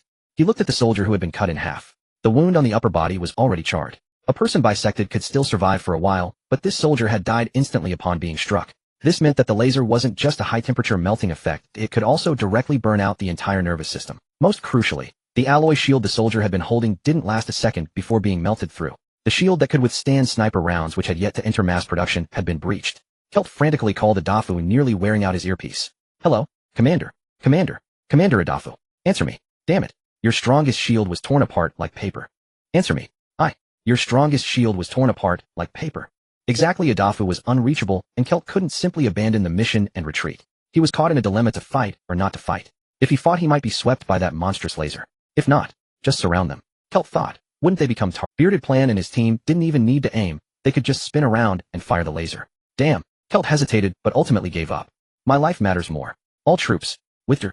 Kelt was about to order a retreat when fighter jets roared overhead. Celt's attention was caught. An idea struck him, right? I can't beat them, that laser is too dangerous. I can fall back and have the fighters bomb them. Action followed thought. Kelt gave the order for the Legion to slowly withdraw. Meanwhile, he connected to the fighter jet channel through his earpiece. Hello, this is Kelt. Is this 1154? Fighter 1154, please respond. After a 2-second pause, a voice came through the earpiece. 1154 receiving. Commander Kelt. Mission objective: wreckage of the transport plane. Bombing. 1154 received. The warplane in the time-space immediately ceased its circling and began to dive towards the transport plane. The big bearded man heard the sound above and immediately sensed something was wrong. Wait, why is there the sound of an airplane getting closer? Is it coming for us? Another soldier looked into the distance and said, Boss, they are retreating. The big bearded man looked up at the sky. They want to clear the area to bomb us. Let's retreat. The big bearded man spoke halfway, glancing at the laser weapon in his hand, then chuckled twice. Retreat. Nonsense. Brothers, raise your laser weapons, and let's deal with it. It's just one plane, isn't it? Faster, we have 9 laser weapons. A warrior frowned in concern. Boss, can this really work? Can we actually hit it? The big bearded man raised his hand to aim. We can hit it. He had just personally tested the power of this laser weapon, and in his view its range was definitely enough to strike the warplane. Especially since if the warplane wants to bomb, it must lower its altitude. Moreover, the warplane from the Yake Empire should have already bombed once. If they are low on ammunition, they will need to lower their altitude again to use heavy machine guns to sweep them. At this time, the probability of hitting is even higher. The speed of the warplane is too fast. We need to coordinate our aim. 9 people are responsible for 9 directions. We must predict its forward direction and block it completely. Yes. And you all haven't fired, yet make sure to pay attention to the recoil. Although the recoil of this gun isn't as powerful as a sniper rifle, it requires sustained force to maintain stability. So your whole body must not relax for even a second. Understood. After the big bearded man finished his instructions, the warplane was already approaching the shooting range. In the distance, Kelt did not let his guard down. He had seen the attack mode of that laser weapon, and it might be able to hit the warplane. So he did not order his troops to approach or provide support, but silently watched. If the warplane was destroyed, he would run away immediately. Better the death of a friend than the death of a poor fellow. If the bombing of the warplane was successful, he would lead his troops to rush in and take down the big bearded man. Whether it be a corpse or a live capture, it would count as a great achievement. The pilot aboard the warplane was unaware that he had become Celt's bait. He eagerly began his dive. After all, since the start of the war, Pakistan had no capability to respond to the warplanes brought in by the Eagle Empire. So as a pilot, he had basically never encountered any resistance, not even a hint of danger. He had gotten used to missions. He did not need to consider any potential hazards, just given the mission target the mission coordinates. And then he would pull the trigger, watching the mission target get shattered by his bullets, reduced to ashes by his bombs. Then he would leave triumphantly. After returning to base as a pilot, he would also receive commendations from the military. Life was as easy as a snap of the fingers. All of this stemmed from his identity as a pilot of the Yake Empire. The 1154 warplane had become his Come on, let's have some fun. After the warplane descended to a certain height, he as the pilot noticed that the transport plane below had already been destroyed. From the gaps exposed, the rebels inside the transport plane were aiming their guns at him. He chuckled, feeling the ignorance of it. Do they think they're watching some absurd movie? Shooting at a plane with rifles? How ridiculous. Not to mention that at my current altitude, rifles can't possibly reach me. Even if their range is sufficient, my warplane's starting speed is already at 1 Mach. Actually, while the speed of the warplane decreases during shooting, it's still not something their measly rifle bullets can catch up to. The pilot licked his lips, moving the control stick in his hand to align the targeting icon on the screen with the transport plane below. Target locked. Start loading the bullets. Then just as the pilot was about to press the trigger, he saw the muzzles of the big bearded man and his group begin to glow.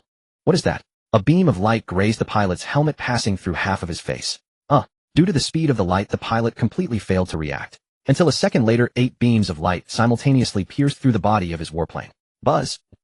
And the flying warplane, like the pilot, seemed not to have reacted immediately, becoming densely sliced by the 8 beams of light without separating at once. A second later, the pilot's pain nerves finally reacted. At this moment, the pilot in agony had completely lost the ability to control the warplane. Half of his face had been completely obliterated by the laser weapon's beam. Now it was just a moment of reflection. In fact, at this point, the warplane no longer needed his control. The aircraft shattered into pieces with a screech, plummeting like rain from the sky. The cut edges of these fragments were all melted by high temperatures. The pilot didn't even have the chance to pull the emergency parachute as he fell to the ground together with the debris. His descent pierced the sky, echoing throughout the entire combat zone. With the sound of bones hitting the ground, it fell silent. This sound was accompanied by the explosion of the aircraft part. The explosion of the 1154 warplane attracted the attention of another warplane. The 1168 warplane was stunned. After all, the beam from the laser weapon disappears once the trigger is released. So the pilot of the 1168 warplane had no idea what had happened. He only received the signal of the 1154's crash and then saw the massive explosion. 1154. 1154. This is 1168. What happened? Is there an enemy attacking? Damn. Didn't see any enemy planes. Could it be that the rebels brought in surface-to-air missiles? That doesn't make sense. If it were surface-to-air missiles, our warplane's radar system would definitely react. He didn't understand. How could it suddenly crash? Could it be like in the jokes, colliding with an eagle or a bird that just happened to block the view, causing an uncontrollable explosion? Absurd. So the 1168 warplane began flying towards the direction where the 1154 warplane had. From a distance, the pilot of the 1168 warplane had already seen the destroyed transport plane and the crashed 1154 warplane beside it. Just as he was preparing to approach for a closer look, Celt's voice came through the headset. Stop. Don't fly any closer. Stop now. If you go any further, you'll enter the firing range and be destroyed by the laser. Sir, what did you just say? Did you not hear? Still flying. However, the speed of the fighter jet was simply too fast. Even though Kelt had issued a warning, by the time he finished speaking, the 1168 fighter jet had already flown above the transport aircraft. Pilot of the 1168 fighter jet, what did you just say, Commander? Kelt fell silent, then replied calmly, it's nothing good. As soon as Kelt's words fell, 9 beams of laser shot out from the wreckage of the transport aircraft. Target 1160. Taking advantage of the laser fire sweeping the 1168 fighter jet, Kelt decisively ordered everyone retreat. Even as he issued the command, he had already run towards the nearest armored vehicle, driving away without hesitation. Run. A moment's delay could mean death. Thankfully, the arrival of the 1168 fighter jet attracted the fire. Otherwise, after the 1154 was shot down, the rebels would have targeted Kelt's legion. Isn't it easy to hit the fighter jets in the sky from so far away while they're running on foot? Sorry, 1168 fighter jet, although I don't know the name of your pilot, I will remember your contribution. Before he could finish speaking, the 1164 fighter jet in the sky was already reduced to scraps. Then a massive explosion rang in his ears. The sound of the explosion was like a catalyst. Kelt pressed down harder on the accelerator. He stood up to accelerate. Too terrifying. Kelt felt his foot on the accelerator trembling. He loved fighting and the thrill of confronting enemies, which is why he joined the army. But now his legion was not fighting against the rebels with beards. They were being slaughtered due to absolute technological superiority. This outrageous laser didn't even need to aim. Just pulling the trigger and moving the wrist would do. You don't need to aim to shoot, and you can't even play Fruit Ninja. Seeing the enemy just cut them down. For decades they massacred using weapons obtained from the British Empire, and now it was their turn to be slaughtered. Kelt now wanted to complain about Adolf. How could the Minister of Technology of the Eagle Empire provide weapons that were suppressed by the arms of a rebel?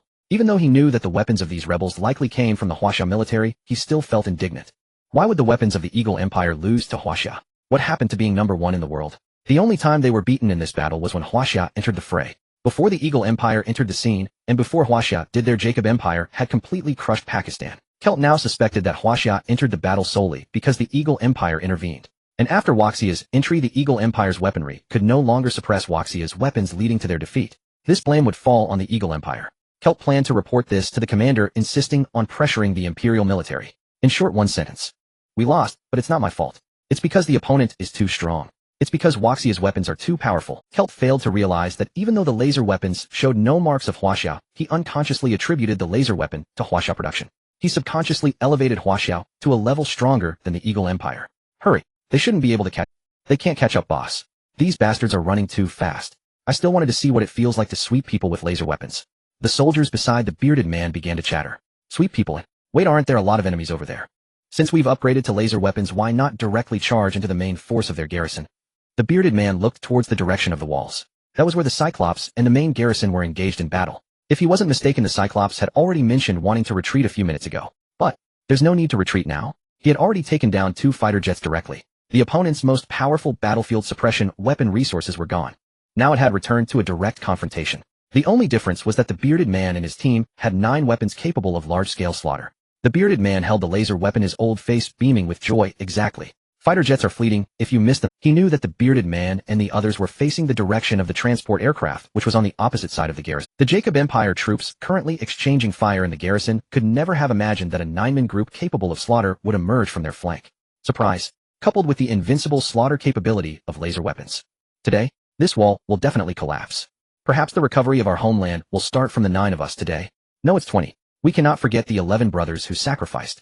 The bearded man's words stimulated all the soul. Recover the homeland. If this were in Huaxia, it would be the first line on the first page of the family tree. If we could succeed, just dying now would be worth it. Let's go. The Jacob Empire troops in the garrison numbered in the tens of thousands. Yet the 9 of them showed no fear. The bearded man first found an armored vehicle used for transporting supplies. Upon seeing the supply vehicle, he remembered that there was a box of biochemical weapons on the transport aircraft. The bearded man frowned and said, "No, we can't all leave. We need to leave 2 people here to contact our technicians to retrieve the biochemical weapons." Upon hearing this, his 8 soldiers turned around in unison. "I won't do it. I won't stay. I want to recover the homeland. Don't think you can leave me here to guard while you guys go fight. Damn, I can't stay. Don't look at me, I can't read. What if I'm— Whoa, I've never backed down, not even once." The last soldier rolled his eyes. "What can I say after you 7 have— An old 8 with a broken jaw just stopped mumbling and howling. Take a break." The bearded man laughed twice. "It's you, Sha Wu. You are the most clear-headed and rational suitable for this brainy task. Old 8, you're injured, so stay back and cooperate with Sha Wu." Old 8, "Whoa, I won't do it. Why should I? I want to achieve merit. I want to fight." The bearded man completely ignored Old 8's objections. "All right, this matter is settled without any room for negotiation. You 6 get in the vehicle with me. Let's set off. The walled combat zone. Hurry. Save him. He's been shot in the right leg. Support him and pull back. Where's the medic? Evacuate the wounded immediately. Deputy Commander, we can't hold them off anymore. Fighting as we retreat, they're relentless. Their pursuit is insane. These Jacob soldiers, emboldened by the devastating air strikes from their fighters, just now, are suppressing us with sheer numbers. Deputy Commander, maybe we should just abandon the wounded and pull back first." The one-eyed man's remaining eye glinted with determination as he cursed. "Impossible. I will never leave our injured brothers behind. If we do it once, what about next time? What if you are the ones wounded then? Once such an act occurs from this day forward, a seed will be planted in the hearts of every resistance fighter.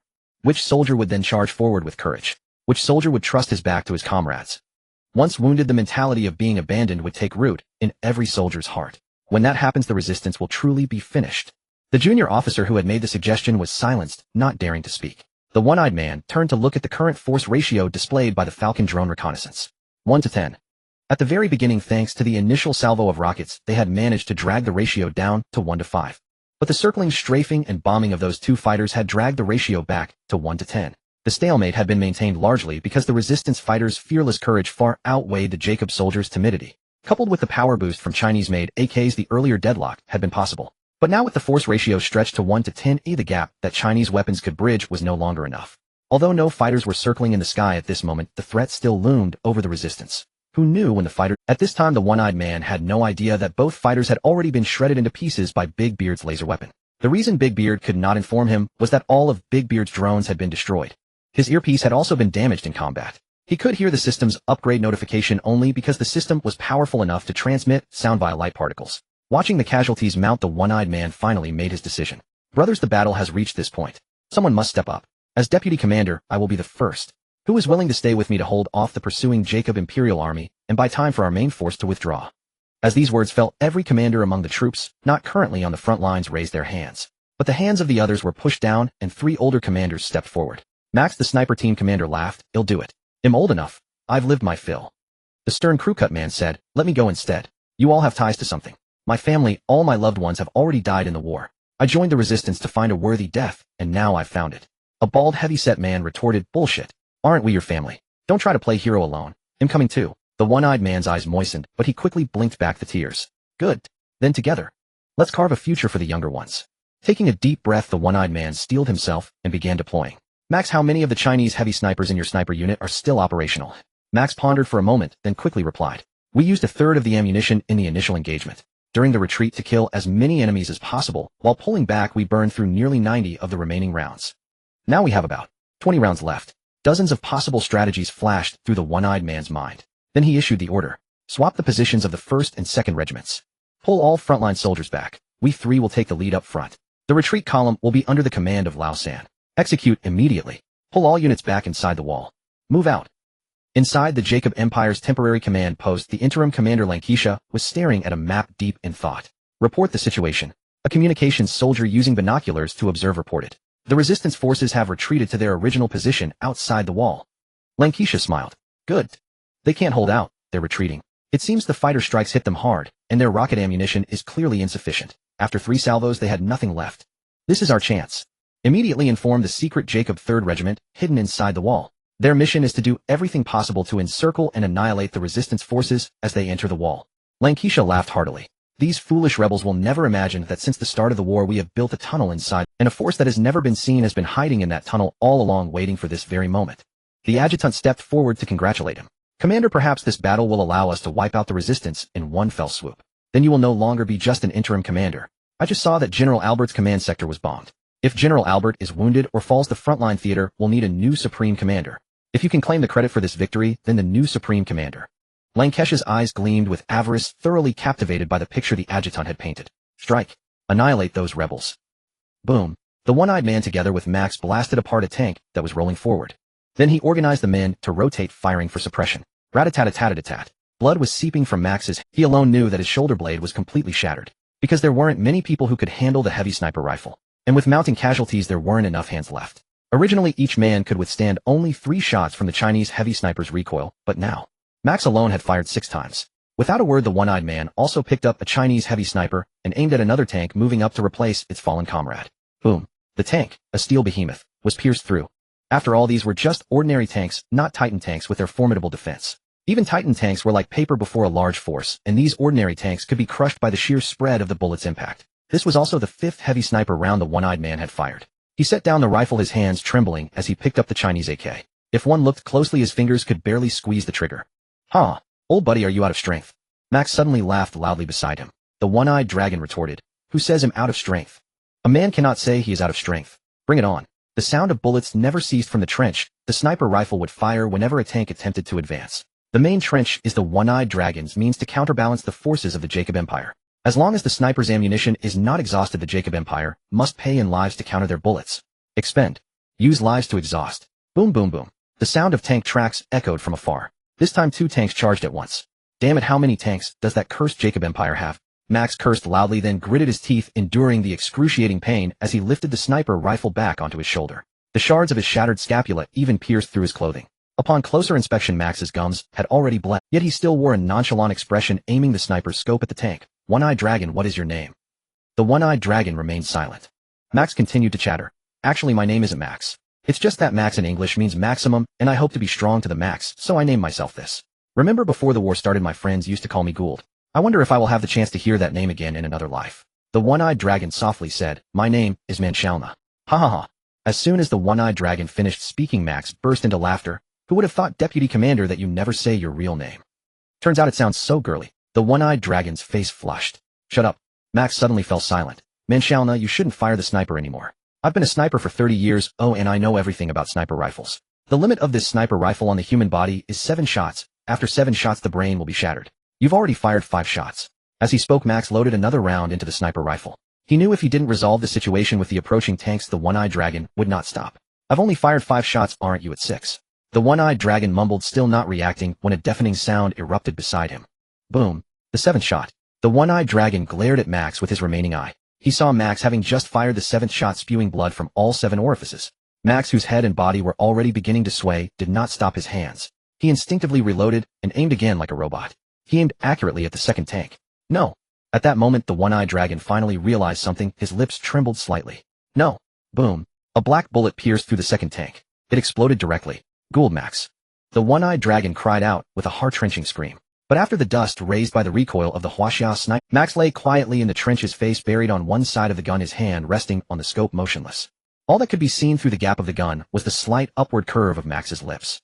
As if smiling, the one-eyed dragon could no longer hold back his tears. The 8th shot was entirely fired by Max. By the time of the 7th shot, Max's brain had clearly already been shattered. The 8th shot was fired by Max for the one-eyed dragon. After all, firing one more shot could provide the one-eyed dragon with one more chance at life. At this moment, the one-eyed dragon could no longer hold himself together. He had known Max for a full 20 years. From before the war escalated to the most severe times of war to the current counterattack. They had both experienced the loss of freedom, loved ones and friends, making them not only comrades, but also the most important family in each other's lives. I curse your mother, Jacob Empire. The one-eyed dragon clenched his fist and looked across. There was no time for sorrow. The one-eyed dragon had to throw himself back into battle. Ah! Tada-da-da-tada. He began to frantically pull the trigger in rapid succession. The crazy one-eyed dragon even single-handedly suppressed a squad of 50 Jacob Empire troops trying to invade. Although he had long known that choosing to stay behind to snipe the pursuing Jacob Empire forces would likely end in total annihilation, when faced with the death of his comrades, the one-eyed dragon was still filled with grief and rage. Yet among the team left to hold the line, not a single soldier feared death or chose to flee. The one-eyed dragon knew he was unlikely to survive. Looking at the endless Jacob Empire forces being replenished with resources, the one-eyed dragon developed thoughts of a suicidal charge. Now the time should be enough for the troops to retreat, right? Just as this thought crossed his mind, a violent explosion occurred at the sound of the Jacob forces charging erupted. Along with it came the sounds of bullets, bombs, and rockets from weapons exclusive to the Jacob Empire. The one-eyed dragon's heart sank. It's over. Is there an ambush? Is there an ambush from the Jacob Empire forces at the wall breach? This would mean that the commander of the Jacob Empire had already guessed their retreat route. The retreating main force would likely be directly surrounded and annihilated.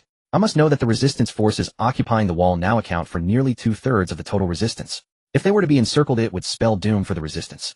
Looking back, the one-eyed dragon gazed at the few remaining resistance fighters holding the line, and the sound of tank tracks echoed again. A deep sense of helpless despair surged within him. Only now did he realize the immense pressure the leader of Hamas faced back then. When the war first broke out, and at the most dangerous times in Pakistan, his current situation was several times more difficult. Hamas had managed to slowly grow the resistance forces to this point by sheer will, forcing the Jacob Empire to build walls trapping Gaza. I'm sorry, leader. I'm sorry, general. I'm an incompetent deputy. You're talking nonsense. You did great. One-eyed dragon. Just as the one-eyed dragon prepared to draw his gun for a suicidal charge, a bold voice rang in his ear. Then a burly figure appeared. The one-eyed dragon, looking at this figure, suddenly felt a mix of emotions, a sense of He called out in confusion, "General." The newcomer was none other than the bearded man. The bearded man's life was accompanied by his 2 soldiers. Each of them held a white weapon that looked somewhat like a gun. The one-eyed dragon's expression changed dramatically, excitedly saying, "General, how did you get here?" "There is an ambush at the wall breach. We are also going to be encircled. It's a dead end. We came to block the pursuers." General, you must escape quickly. The bearded man gently pressed on the one-eyed dragon's bloodied shoulder. He looked down at the Jacob Empire forces from the trench and said lightly, "You did well. Rest well here the next. Leave it to me."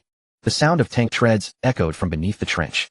The captain of a certain unit of the Jacob Empire, watching one of their tanks charge up the trench without being destroyed, excitedly exclaimed, "Hurry, hurry, hurry. Their sniper is out of bullets. Now is our opportunity. Those filthy natives are doomed." A soldier questioned, "Commander, how do you know those insurgents are out of that terrifying sniper ammunition?" The commander rolled his eyes and replied, "Did you not see our tank has already made it halfway? When they had bullets, our tanks would explode the moment they appeared. They don't have any heavy weapons over there. They can only counter our tanks with snipers. As long as our tanks can cross the firing line, what can those humans use to resist our steel tide? So they won't let the tanks into their defenses until they are completely out of ammo." The soldier from the Jacob Empire nodded. "Commander, what if those insurgents are doing it on purpose? Trying to ambush us after we get in?" The platoon leader fell silent for a moment and dismissed the idea. "Why would they go? Their snipers are already capable of inflicting long-range damage against us if they have enough bullets. If they don't have enough bullets, even if they let our tanks in, what do they have to break through our defenses? Hey, isn't that just asking for death?" However, the Imperial soldier's words did remind him. He opened his walkie-talkie, suggesting to his fellow officers on the Imperial Army's secure signal channel, "Everyone should still be cautious. The insurgents are crafty, and it could be a plot. I suggest we let the tanks lead the way. They have nearly exhausted their ammunition. We can send all our tanks in together." Voices of agreement from other officers echoed in the channel. After all, having tanks lead the way was a safe strategy for those who had risen to high positions in the military. Naturally did not want to charge into battle with their flesh and blood. "This is a good suggestion. The Eagle Sauce Empire has sent us so many tank supplies, we must make good use of them." A major general agreed. "Don't worry about battle losses. Even if this batch of tanks is completely destroyed, there will be a continuous supply of military equipment coming from the Eagle Sauce Empire." Another colonel laughed. "Ha ha. Truly the Eagle Sauce Empire. Our ancestors really planned ahead. After years of plotting, we have secured the capital within Eagle Sauce, and now our Jacob Empire is on the verge of a great revival." Various voices rose and fell. "Yes, we don't have to exert much effort now. If you ask me, why bother with Pakistan? We should deploy troops to take all the countries in the Middle East in one fell swoop. What's so good about staying in the Middle East? Why not just relocate to the Eagle Sauce Empire? Families still hope. We remain somewhat low-key. Being too blatant will provoke the people over in the Eagle Crafts Empire." Finally, a voice interrupted. "All right, we're still in a fight. What are we chatting about? Let's start. Completely eradicate these insurgents." It was the temporary frontline commander. "The 3rd and 4th battalions will attack from the northwest, bringing 10 tanks with them. The 1st and 5th battalions will approach from the southeast and northeast respectively, each taking 7 tanks, especially the 1st battalion responsible for the mortar positions, while the 5th battalion sniper unit will occupy the heights. The 6th battalion will charge from the southwest in armored vehicles at top speed. Finally, the Special Operations Battalion will act as a sharp blade. I want you to make the fiercest charge. Break through this army that obstructs us, then like a knife insert yourselves into the main body of the enemy retreating behind the walls. And join forces with the ambush troops. Operation Code, Eradication." The Commander Longsha officially issued the operational orders. A total of 17 tanks, 23 armored vehicles along with a sniper unit, a mortar battalion, and a large number of infantry made a tumultuous departure from the garrison. In the insurgent trenches, the one-eyed dragon looked at the advancing Jacob Empire army with a sense of despair. "We completely misjudged the military strength of the Jacob Empire. Even though we had the advantage of time, place, and people and managed to consume 1/3 of their military strength with rocket strikes, they continued to suppress us with a steady stream of military equipment from the Inyang Empire relying on their original numerical superiority. General, you must retreat." Saying this, the one-eyed dragon hefted his sniper rifle. "I have 2 bullets left. I can stop 2 tanks for you." The bearded man rolled his eyes, snatching the sniper rifle from him. 2 bullets left. This is a sniper rifle.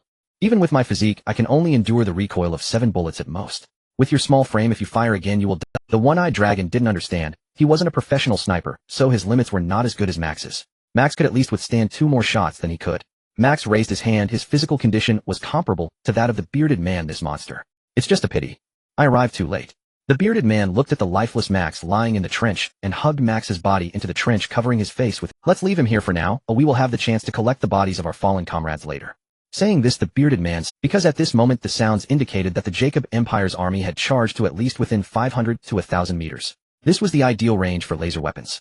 Because at a longer distance the power of laser weapons would diminish slightly, while at a closer range the holders of laser weapons could easily be interfered with by other weapons. "Ahuhulao. Tell the other 4 brothers on the outside that my laser is the signal. Let's begin." The bearded man only brought 2 soldiers with him. The other 4 soldiers were arranged around the Jacob Empire's army, hidden away. He was waiting for the formal start to give a massive surprise to those officers of the Jacob Empire who disliked charging into battle. Isn't it true they prefer to hide in the back?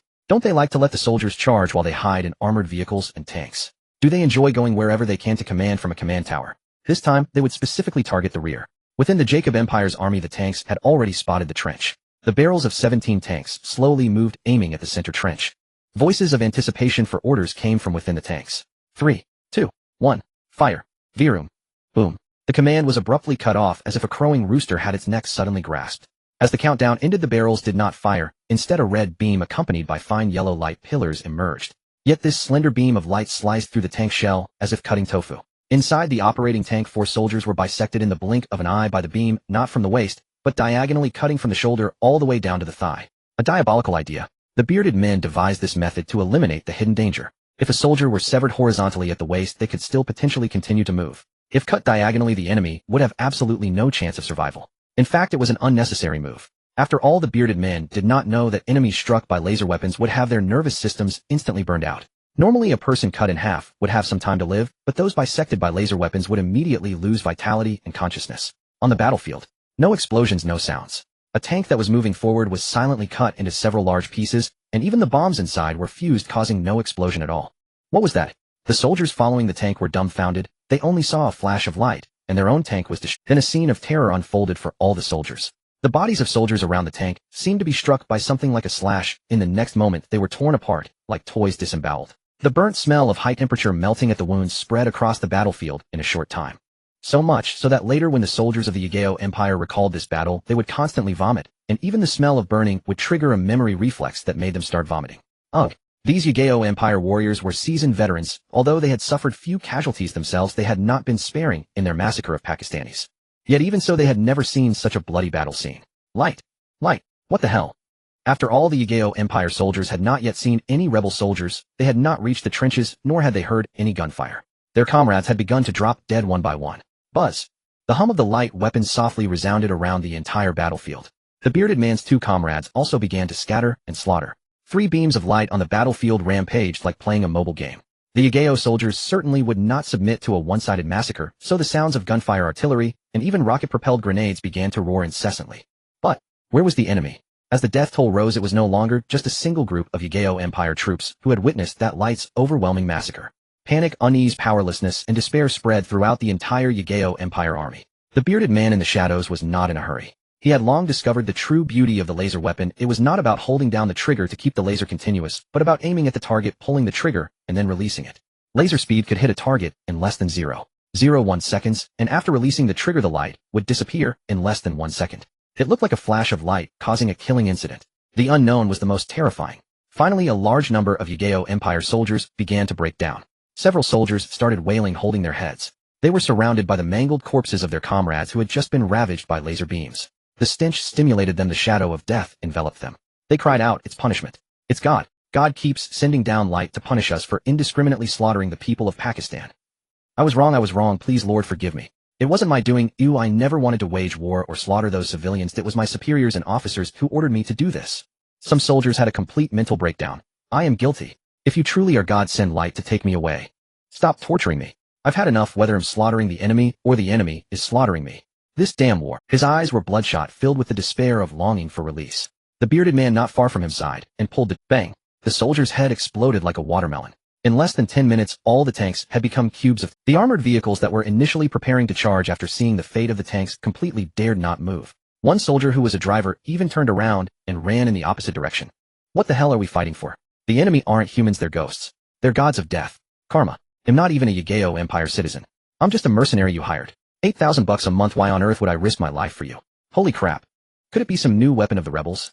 The officers observing from the far rear also realized this. The interim overall commander Lankisha had already convened a command post meeting. Almost all officers who had not gone to the front were present, and everyone wore a gloomy expression. Lankisha asked, "It absolutely cannot be ghosts or gods in my opinion. This should be a new weapon provided by Huaxia to the rebels. But what kind of weapon is this? It seems we've never seen anything like it." The officers exchanged glances. They didn't care about the weapon. They were just worried that their own subordinates were almost all dead. "Commander, sir, perhaps we should retreat first. These are all my direct troops. They're really about to be wiped out." Lankisha. This war was about whether Lankisha could be officially promoted to true battlefield commander. What did it matter if these officers lost some subordinates? Even if he had to send these officers to die, as long as he could win this war, Lankisha was willing. Lankisha squinted and said, "Use hostages. Go to the labor camps and grab some Pakistani civilians, also some civilians we captured from Gaza, and use them as human shields in front of the troops. I don't believe that these rebels, no matter how powerful their weapons are, would dare to harm their own compatriots. What a vicious scheme. So when your own command ability is lacking, you resort to this trick. Just as Lankesha finished speaking, an untimely voice appeared in the command post meeting hall. The voice was hoarse and ragged, as if the vocal cords had been chewed by a duck. The officers' hearts trembled. They were all wondering who dared to refute the commander-in-chief's order. Lankesha also slammed his hand on the table and roared, "Who said that? Come out." Meanwhile, the first adjutant beside Lankesha, his mouth trembling, pointed at the door and said, You, Hama. Buzz. A beam of light flashed. A hole the size of a bowl appeared on the adjutant's head, and the smell of burnt flesh came. Then his body fell straight and stiff to the ground. This sudden change made everyone in the command post immediately draw their guns in astonishment, quickly stand up, and look toward the back. Even Lankesha had already drawn his gun. At the door, Hama, along with 4 warriors who originally belonged to the bearded man and wielded these laser weapons, appeared in the Empire's frontline command post meeting hall. Hama swept a gloomy gaze and smiled. "I thought it would be that waste Albert. I didn't expect that waste couldn't even hold out to see me," and went back to the rear crying. "Today, you all will die here." How are you here?" Lankesha was stunned. Hamar, the supreme leader of the resistance, bore a bounty far greater than that of Lankesha himself, the temporary commander. By merit alone, Hamar was extraordinary. His feats transcended mere military accomplishments. His true strength lay in something deeper. He had become the living faith of the Pakistani people. Such a man should value his life above all else. So why would he appear unarmed and unguarded on the battlefield amid enemy forces? Lankesha and his kind could never comprehend Hamar's conviction. As General Zhu of the Chinese military once declared, and lived by, how can a general command an army with grounded authority if he refuses to set foot upon the battlefield? Hamar embodied those words. Seize him, kill him now. With Lankesha's roar, officers in the conference hall instinctively drew their weapons and raised them to fire. But these officers had grown complacent, far too long. Before Lankesha even finished issuing his order, 4 veteran soldiers behind Hamar had already reacted. Without waiting for Hamar's command, they activated their laser rifles, not releasing the triggers, but sweeping the beams violently across the room with their arms. In that instant, nearly 2/3 of the officers in the chamber lost their heads, skulls flying like raindrops, thudding heavily onto the floor. Lankesha's words died in his throat, choked by sheer horror. His voice trembled. What kind of a laser weapon? Impossible. Even the Eagle Sauce Empire possesses no such device. My family has never encountered its specifications in their most classified archives. Then how do you possess it? Weapons in this era remained stuck in the technological paradigms of late 20th century Earth. Laser armaments were still rare elite instruments even in the early 22nd century. Let alone now. Thus Lankesha's shock was entirely justified. Hamar's expression remained icy. He held no laser rifle. Instead, he drew a Chinese-made Desert Eagle from his belt and leveled it at Lankesha's temple. "Tell me, what is your Illuminati plan? What role does Pakistani territory play within it? And provide me with the full roster of Illuminati operatives. I will spare your life." Lankesha's eyes flickered. Then he lunged for his sidearm. Bang! Before his finger could tighten on the trigger, Hamar fired. A dark circular bullet hole bloomed on Lankesha's forehead. He was dead. Hamar frowned. A senior officer who stands above thousands, yet craves survival above all else, chooses suicide over uttering a single sentence that would save his life. Just how terrifying is this Illuminati plan? Hamar clapped twice. "Begin. Leave none of these high-ranking officers alive." The 4 soldiers nodded and surged through the camp, unleashing chaos. Screams pierced the air, gunfire erupted, and explosions thundered without cease. Elsewhere atop the trench line, one-eyed dragon stared dumbfounded at the collapsing ranks of the Jacobian Imperial Army. "Damn, boss, you're damn." As the bearded commander and his 2 comrades moved across the battlefield like divine warriors, unstoppable, untouchable, shattering all resistance. Even with his wounded body, one-eyed dragon's heart raced uncontrollably. Laser weapons. Those legendary beam arms. Are they real? "Boss, General, brother, where did you get them? Give me one." Envy overwhelmed him utterly. "Patience, you'll have one soon enough." The bearded commander surveyed the retreating legions below, not pursuing further slaughter. Too many targets. Even laser weapons consumed finite energy. He glanced at his power cell. Only 1/3 remains. No more indiscriminate carnage. We must locate our one-eyed dragon interjected. "Right. The main force may be ambushed near the perimeter wall. We need to move fast. With your laser weapons, our main force will surely turn the tide." A deafening boom shook the air, the unmistakable report of artillery fire echoing from the wall's direction. The bearded commander's face hardened. Not good. The Jacobian artillery and sniper units likely withdrew upon seeing our advance, then rushed to reinforce the ambush teams at the wall. "Move, now." They sprinted toward the wall while Falcon drones surged ahead to scout. The drone feed appeared. Jacobian troops exploited the wall's terrain advantage, launching relentless assaults against the resistance's main force. Meanwhile, Jacobian artillery and snipers encircling the perimeter delivered sustained suppressive fire. And the resistance's main force, attempting to breach the gap and re-enter the inner zone, was pinned down, buying time only with the blood of their soldiers. The bearded commander growled. "They rely on that wall. It's theirs. They know every conduit, every hollow, every hidden passage. We're powerless against it." One-eyed dragon asked urgently, Then what do we do? The bearded commander paused, then glancing at his laser pistol smacked his palm against his forehead. Damn it, they hide behind the wall. Then we erase it. How much energy remains in your power cells?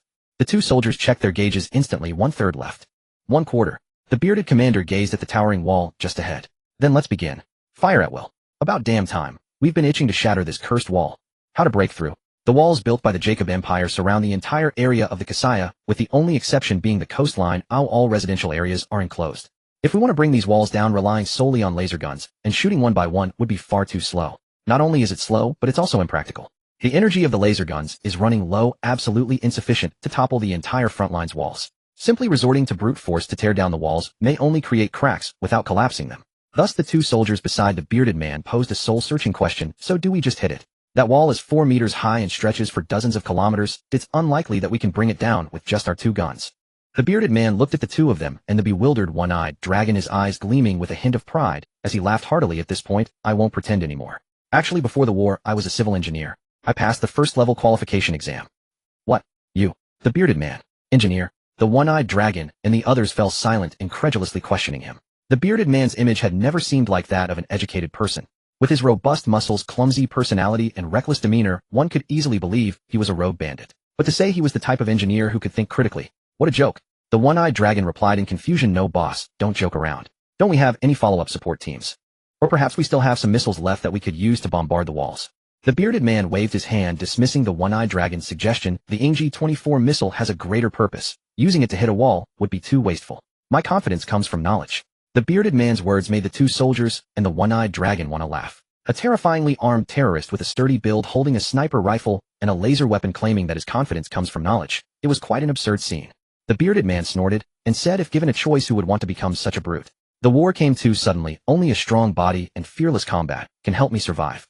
I really was an engineer. Since the walls were built, I have quietly memorized their shape, calculating their actual structure in my mind every day. As he spoke, the bearded man crouched down and began drawing the internal structural mechanics of the walls in the dirt with a... Watching the bearded man draw so seriously, the one-eyed dragon and the other two soldiers exchanged a glance and also crouched down to carefully observe the mechanics diagram. In a moment, the diagram on the ground had become quite professional and illustrative. The one-eyed dragon, who used to be an intellectual, could tell at a glance that this diagram was real. Boss, you're serious? The bearded man glared at him and excitedly said, I have waited too long for this day. Ever since the walls were erected, I have calculated the structural weaknesses of these walls 1,000 times in my mind. These are the structural support points. I just need an opportunity to destroy them. And this operation, along with the appearance of laser weapons, just provided me that opportunity. Firstly, any modern civil structure is built using materials like reinforced concrete and bricks on a certain framework. Therefore, there will inevitably be central support points in the structure. Just like the foundation of a building, if other parts are destroyed, the building will not collapse. But if the central support point is damaged, it would be like removing the lowest layer of a tower of tarot cards. Boom. The bearded man gestured with his hands. This entire structure will collapse instantly like a stack of building blocks. The one-eyed dragon and the other soldiers understood it meant that they didn't need to destroy the entire wall, but only needed to damage the support points. So our target is the central support points of the wall. The bearded man shook his head and nodded. Yes, we need to destroy the support points, but not just one. The wall is too large and too long. Its architectural structure is dispersed. I have calculated that the entire wall has a total of 18 nodes, which means there are 18 central support points. Most of them are concentrated in the central part of the wall, while fewer exist on the sides. The bearded man looked toward the battleground near the wall's breach and calculated there are at least 8 nodes in that combat. The remaining 10 nodes are distributed with 5 on each side. The bearded man said to the two soldiers, I will now mark the positions of the support points on both sides for you two. Be sure to memorize them, 5 positions each. As for the 8 support points in the central combat zone, they'll take care of those. The two soldiers raised their laser weapons and with serious expressions reported, understood. We swear to complete the mission. After receiving the coordinates from the bearded man, they hurriedly took an armored vehicle toward their destination. This was within the military district of the Jacob Empire, and they might encounter some rogue troops at any moment. These two soldiers were always in danger of combat. This could be a one-way trip. The bearded man shouted, you don't need to take out all 5 nodes. The structures will influence each other, and perhaps destroying 4 will suffice. Once the mission is complete, you must return to the inner area immediately, without rendezvousing with me. They replied. They were not worried about their own safety. Compared to the sides where there were few enemies, the central combat zone, where General Bearded was headed, was the most dangerous place. Even with laser weapons, there were mortars and sniper rifles there, not to mention the passages of the wall structures. The bearded man also boarded an armored vehicle and set off with the one-eyed dragon following him as fire support, because the bearded man needed to use the laser weapon and had no room to use a gun. Charge! At the breach of the wall, the ambushed troops of the Jacob Empire and the main forces of the resistance were engaged in fierce gunfire. Several other troops of the Jacob Empire were also involved in the fight. In the rear of the battlefield, several commanders of the Jacob Empire gathered together. Special Operations Team Leader, Mozak. Sniper Company Commander, Sambapi. Mortar Commander, Shatras. Ambush Team Leader, Boris. A messenger rushed in urgently. Not good. The main base is gone. It is said that it was God's punishment that directly penetrated the commander and 90% of the officers have all died. What? The 4 team leaders jumped up from their chairs. Are you sure? The commander is gone. The messenger with tears streaming down his face got up from the ground. I just escaped from there. There were 4 beams of light shooting everywhere. Anyone who gets touched by that light will be torn apart. If accidentally hit, they'll be instantly charred. The command meeting hall has collapsed, and it's filled with corpses. The commander's body was hung in the highest place. It was too terrifying. Ugh. As he spoke, the messenger actually began. This. Light again. A laser weapon. Watching the communication soldier vomit directly, saying Boppy, the commander of the sniper company, frowned and said, actually through my sniper scope, I saw that beam of light, which resembled the laser from legendary movies. And these lasers are indeed absurdly lethal. Saying Boppy looked at the other 3 and said, besides Bao-Lizi, who is busy here ambushing the main force of the resistance, you 2 were supposed to be tasked with capturing that trench, weren't you? Why didn't you 2 go? Shah Telisai sneered and said, you didn't go either, did you? We all witnessed the power of that laser, a force comparable to gods and demons. We went to support, not to die. My military merits aren't enough for me to retire and go home, so of course I withdrew. But I'm not a deserter. Am I not here helping Bao-Lizi fight the main force? Mozaik's veins bulged. He slammed his hand on the table and roared, you 2 bastards. Do you think I wanted to? We agreed to attack together, cover each other, and support each other's fire, but you, that sniper bastard, and Shah Telisai, just ran away. My special forces soldiers charged forward. They suffered 1/3 casualties. If you hadn't run, we would definitely have captured that trench. Saying Boppy sneered. If we hadn't run, we'd all be dead. You should be grateful we took you away. What the hell did you say? Mozaka, the commander of the special forces, immediately rolled up his sleeves. Bao-Lizi quickly smoothed things over. Come on, gentlemen, harmony brings wealth. Since you're here, just cooperate with me. My side seems to have great results, but those resistance fighters are too unafraid of death. We can't capture them in a short time. I was also afraid of being criticized for taking too long. Now that you're here, we can definitely capture this main force at top speed. Even though the Supreme Commander is gone, a new one will come. After that, if we can present the military merit of capturing the Resistance's main force. Haha. The 3 commanders exchanged glances. They said in unison, our superiors are all dead. If we can offer such great military merit, we will surely become the right-hand man of the new Supreme Commander. Rapid advancement. Bao-Lizi, the commander of the ambush regiment, nodded in agreement. Right. With such a huge fortune before us, what is there to argue about? In the future, we will all be close friends and dear brothers. A bright future awaits us. You know, this resistance has completely angered the high-ups of our Jacob Empire and Eagle. Not only can we curry favor with the Supreme Commander, but we will also surely please the absolute high-ups in the family. By then, perhaps one of the 4 of us could become the Supreme Commander. Mozaka, Sang Boppy, and Shah Telisai were stirred by Bao-Lizi's words, their blood boiling. A fire seemed to rage in their hearts, eager to charge into battle and claim military merit right now. Bao-Lizi continued, enough talk, let's get to work. My plan is as follows. Mozaka, your special forces capabilities are obvious to all. With you cooperating and charging ahead, we will surely breach the Resistance's defensive perimeter with maximum efficiency. Sang Boppy, take your snipers to keep an eye on those in the Resistance who are wielding large-caliber rifles. They may lack sniper skills, but their guns are devastatingly powerful. If your snipers can suppress the fire of those large rifles, then some of our heavy weapons like tanks will come into play. Shah Telisai, you will use mortars to bombard the inner defensive ring of the Resistance intermittently. It doesn't have to be effective, but it must make their commanders scurry and panic, unable to command effectively. The 3 nodded and looked at Bao-Lizi, asking, and what about your ambush regiment? Bao-Lizi smiled and said, we are familiar with the wall structure. We will lurk within the walls and conduct Hitandran warfare. We'll ensure the Resistance cannot escape through breaches in the wall during the chaos. We are the human wall that the Resistance can never cross. Then everyone, let's begin. Boom. The thunderous sounds of mortars rang out continuously. All the Resistance fighters had to take cover on the reverse slope of the mountain. At the same time, whenever the mortars ceased, the Jacob Empire's troops would start charging. Concurrently, snipers in the distance kept up harassing fire. This caused many wielders of large rifles to fall dead. In addition to these 3 groups, because they were close to the wall, Jacob's ambush teams would periodically emerge from the wall to launch surprise attacks. After inflicting a large number of casualties on the Resistance's main force, they would vanish. Commander Lao San, we can't hold on any longer. A young man wearing round glasses looked worried. His name was Lao San, not because he was the 3rd-born, but because in every battle, he only fired 3 bullets. The reason was that he was too steady. Every bullet I fire will hit its target. And that target is always the enemy's most important commander or member.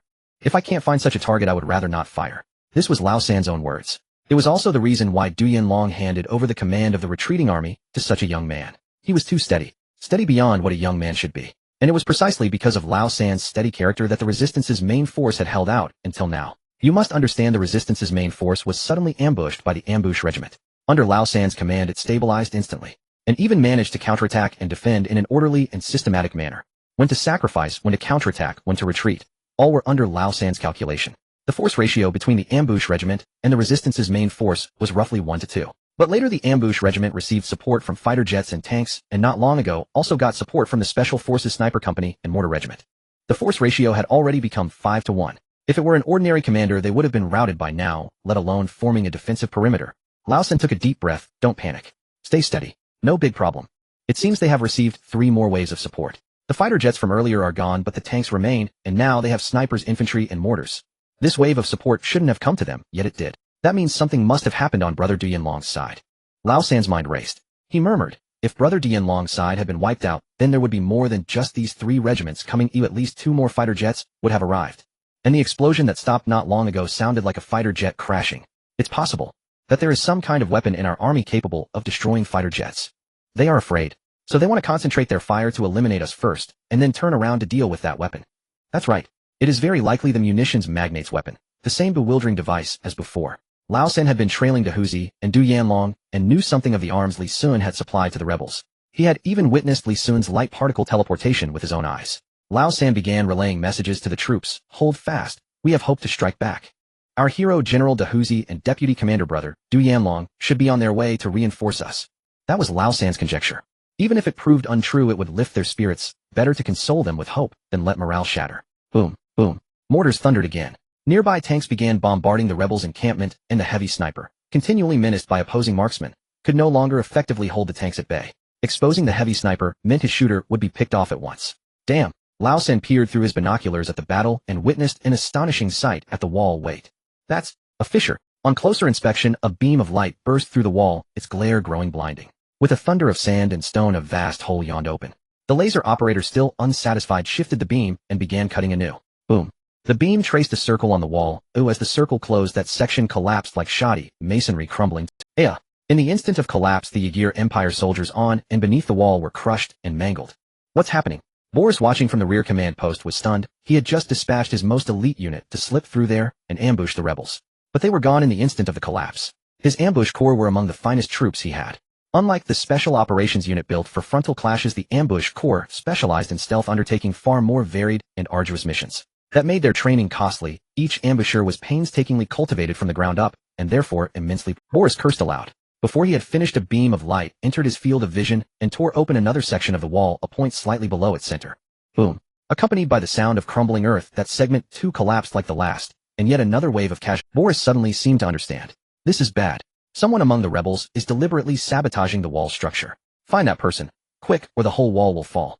The soldiers who heard Boris' command exchanged helpless looks. How could they hunt a single saboteur across such a vast wall? While Boris hesitated, 3 more sections began to collapse. One of those fell at the junction with the previous breach, the other 2 collapsed toward the wall's flanks. Boris roared, not just one. There are 2 more undermining the wall at either end. Send troops to find them. You useless lot. This wall cost us so much in material and manpower to build. If they can bring it down so easily, how will the Yagir Empire maintain its standing in the world? Boom. Another section fell as if to mock Boris' words. Elsewhere, the Special Operations Commander Mozak snapped. Into his earpiece, he spat at Boris. What the hell kind of route did your ambush corps lead us on? A company of my special forces was crushed before even leaving the wall. Is this you could find the exit blindfolded? Are you doing this on purpose, trying to bleed my troops, so that after the battle you can claim the lion's share of the spoils? Boris was speechless. I wouldn't betray my own men. I don't know how the rebels discovered the wall's structural weak points. Mozak sneered. Enough excuses. I don't trust you. My special forces will decide how to proceed from here. No sooner had Mozak hung up than the sniper commander Sangbapi's furious voice crackled in. 50%. Fully 50% are dead. My sniper company was never large. Each man was an absolute elite. We reached the high ground on the wall as ordered, and then the wall collapsed. Boris, what is going on? If I recall, your ambush corps took part in the wall's construction. Did you cut corners? Boris had no defense. The laser was invisible up close, a flash that vanished in an instant. Only by surveying from afar with binoculars could one see the laser striking the wall's weak points. To Mozak and Sangbapi, the collapse appeared inexplicable. Boris sighed. It's not our fault. The rebels have obtained a laser weapon and are directing it at the wall's structural weak points to induce collapse. Brothers, pull your men off the wall and away from it.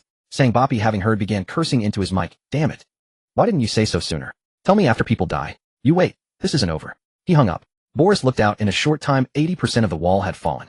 The section facing the rebels' main force had collapsed entirely. From then on he could no longer use the wall's structure and passages to ambush the rebels. That was the foundation of his chance for glory, gone. Boris' eyes were rimmed with blood. If he won he would win honor, but if he were defeated it would be a grave catastrophe for him. This wall had stood for years. Yagir Empire forces had used it to repeatedly rout the rebels within, and it had become a symbol of the Empire's strength. It had even deterred neighboring states. Now that symbol had crumbled, under Boris' watch. What judgment awaited him? Even a victory might not save him from the High Command's displeasure. Meanwhile elsewhere Dahuzi, having completed his mission, had rejoined the main force. Lao San was overjoyed to see Du Yanlong and Dahuzi. General, Deputy Commander, at last you're safely back. If you'd been any later, I couldn't have kept my composure. Lao San's face was strained, however steady he tried to appear. The life and death fate of the entire main army made his heart race. With Dahuzi and Du Yanlong returned, he could hand that fearful burden over. Lao San watched astonished as Dahuzi, though nearly spent, raised his laser weapon and cut a passage through the rubble of the collapsed wall. Dahuzi shouted, "Everyone retreat quickly." In Lao San's eyes the flash of the laser weapon was almost overwhelming. He guessed right. This is the weapon that destroyed the airplane. But he never expected it to be a laser weapon. The first time I saw a laser weapon was in Star Wars: The Lightsaber.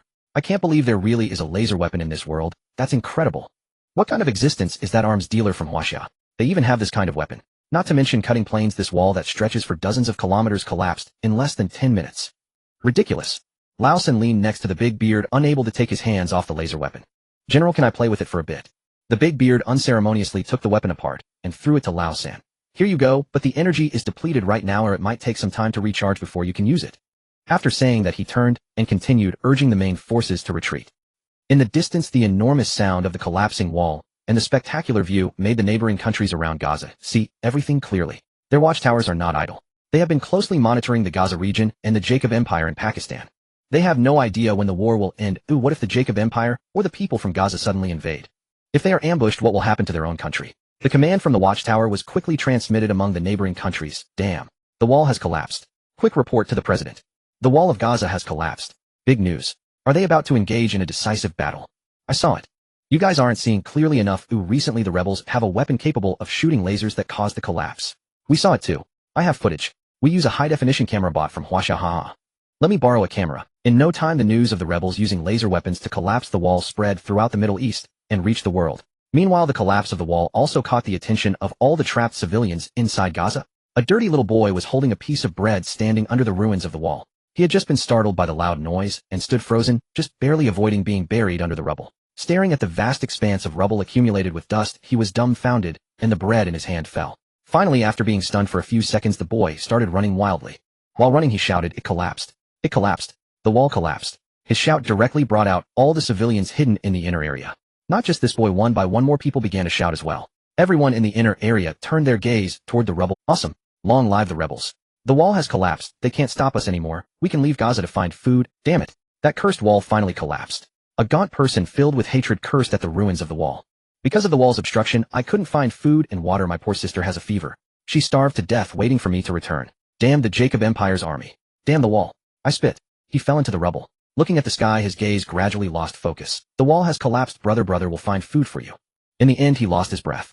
Some civilians from Gaza began to climb the rubble and run outside Gaza. They were like resilient insects crawling little by little out of Gaza, dispersing throughout Pakistan. While running they muttered, "Food. Water. Water. Food." Without the wall's obstruction, the civilians of Gaza would not be stopped by the Jacob Empire's army. Because the borders of Gaza are simply too long and the number of Jacob Empire soldiers is insufficient to guard the entire border, they built the wall. And this time with the walls collapsed, the obstacles of the rubble make it difficult to rebuild the wall. Learning from the previous lesson, the rebels will never allow the Jacob Empire to rebuild the wall. With the entire wall collapsing, the special forces could no longer engage. The tanks and mortars hidden behind the wall's ruins lost their effectiveness. The main forces of the rebels quickly retreated to the inner area, while Mo Jiaku and Sangba Pai could only lead the remnants back to the rear command post.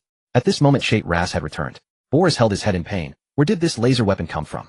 Isn't it intentionally blocking my path to advancement? How can we be so unlucky? Where did the rebels get the laser weapon? It's Huaxia. Mo Jiaku with a bandage on his head said coldly. Just like the last few times, it should also be that arms dealer from Huaxia I saw online. It seems to be called the King of Arms. This arms dealer seems to be specifically opposing the Empire. This time after the Eagle Sauce Empire sent us equipment, he turned around and supplied the rebels. Damn. I need the Empire to find this behind Thessine's arms dealer when we return. He'll take people to blow his head off. Damn. My arm. Just give me a coordinate and I guarantee that this behind Thessine's arms dealer won't have a complete corp. Among the three, only Sheit Ras was unharmed. Sheit Ras mocked, "Can you find him? This arms dealer has openly confronted the Eagle Sauce empire multiple times. And now there's not a single clue. This shows that the connections behind this arms dealer are definitely not simple. I say we should report truthfully. The responsibility for the wall's collapse does not fall on us four. Boris, however, seemed to have heard something, raising his head with red eyes and a maniacal look. Merit. That damn laser weapon was provided by that arms dealer.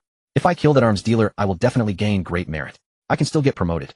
Looking at Boris' frenzied appearance, Sang Bapai quietly said to Emojaku, I've heard that the leader of the ambush team has a lowly status. He rose from a lowly slave, so he is particularly concerned about military merit and promotion. It seems to be true. Boris murmured. Just as he was about to leave, he was pushed back by a figure. He frowned and looked up angrily. Who? The door hadn't opened, but 4 lasers flashed by. The 4 beams instantly pierced the heads and chests of the 4 commanders present. Boris' life was cut off, and he fell straight down. Emojaku, being the strongest present, instinctively dodged. The laser deviated slightly, only piercing his chest.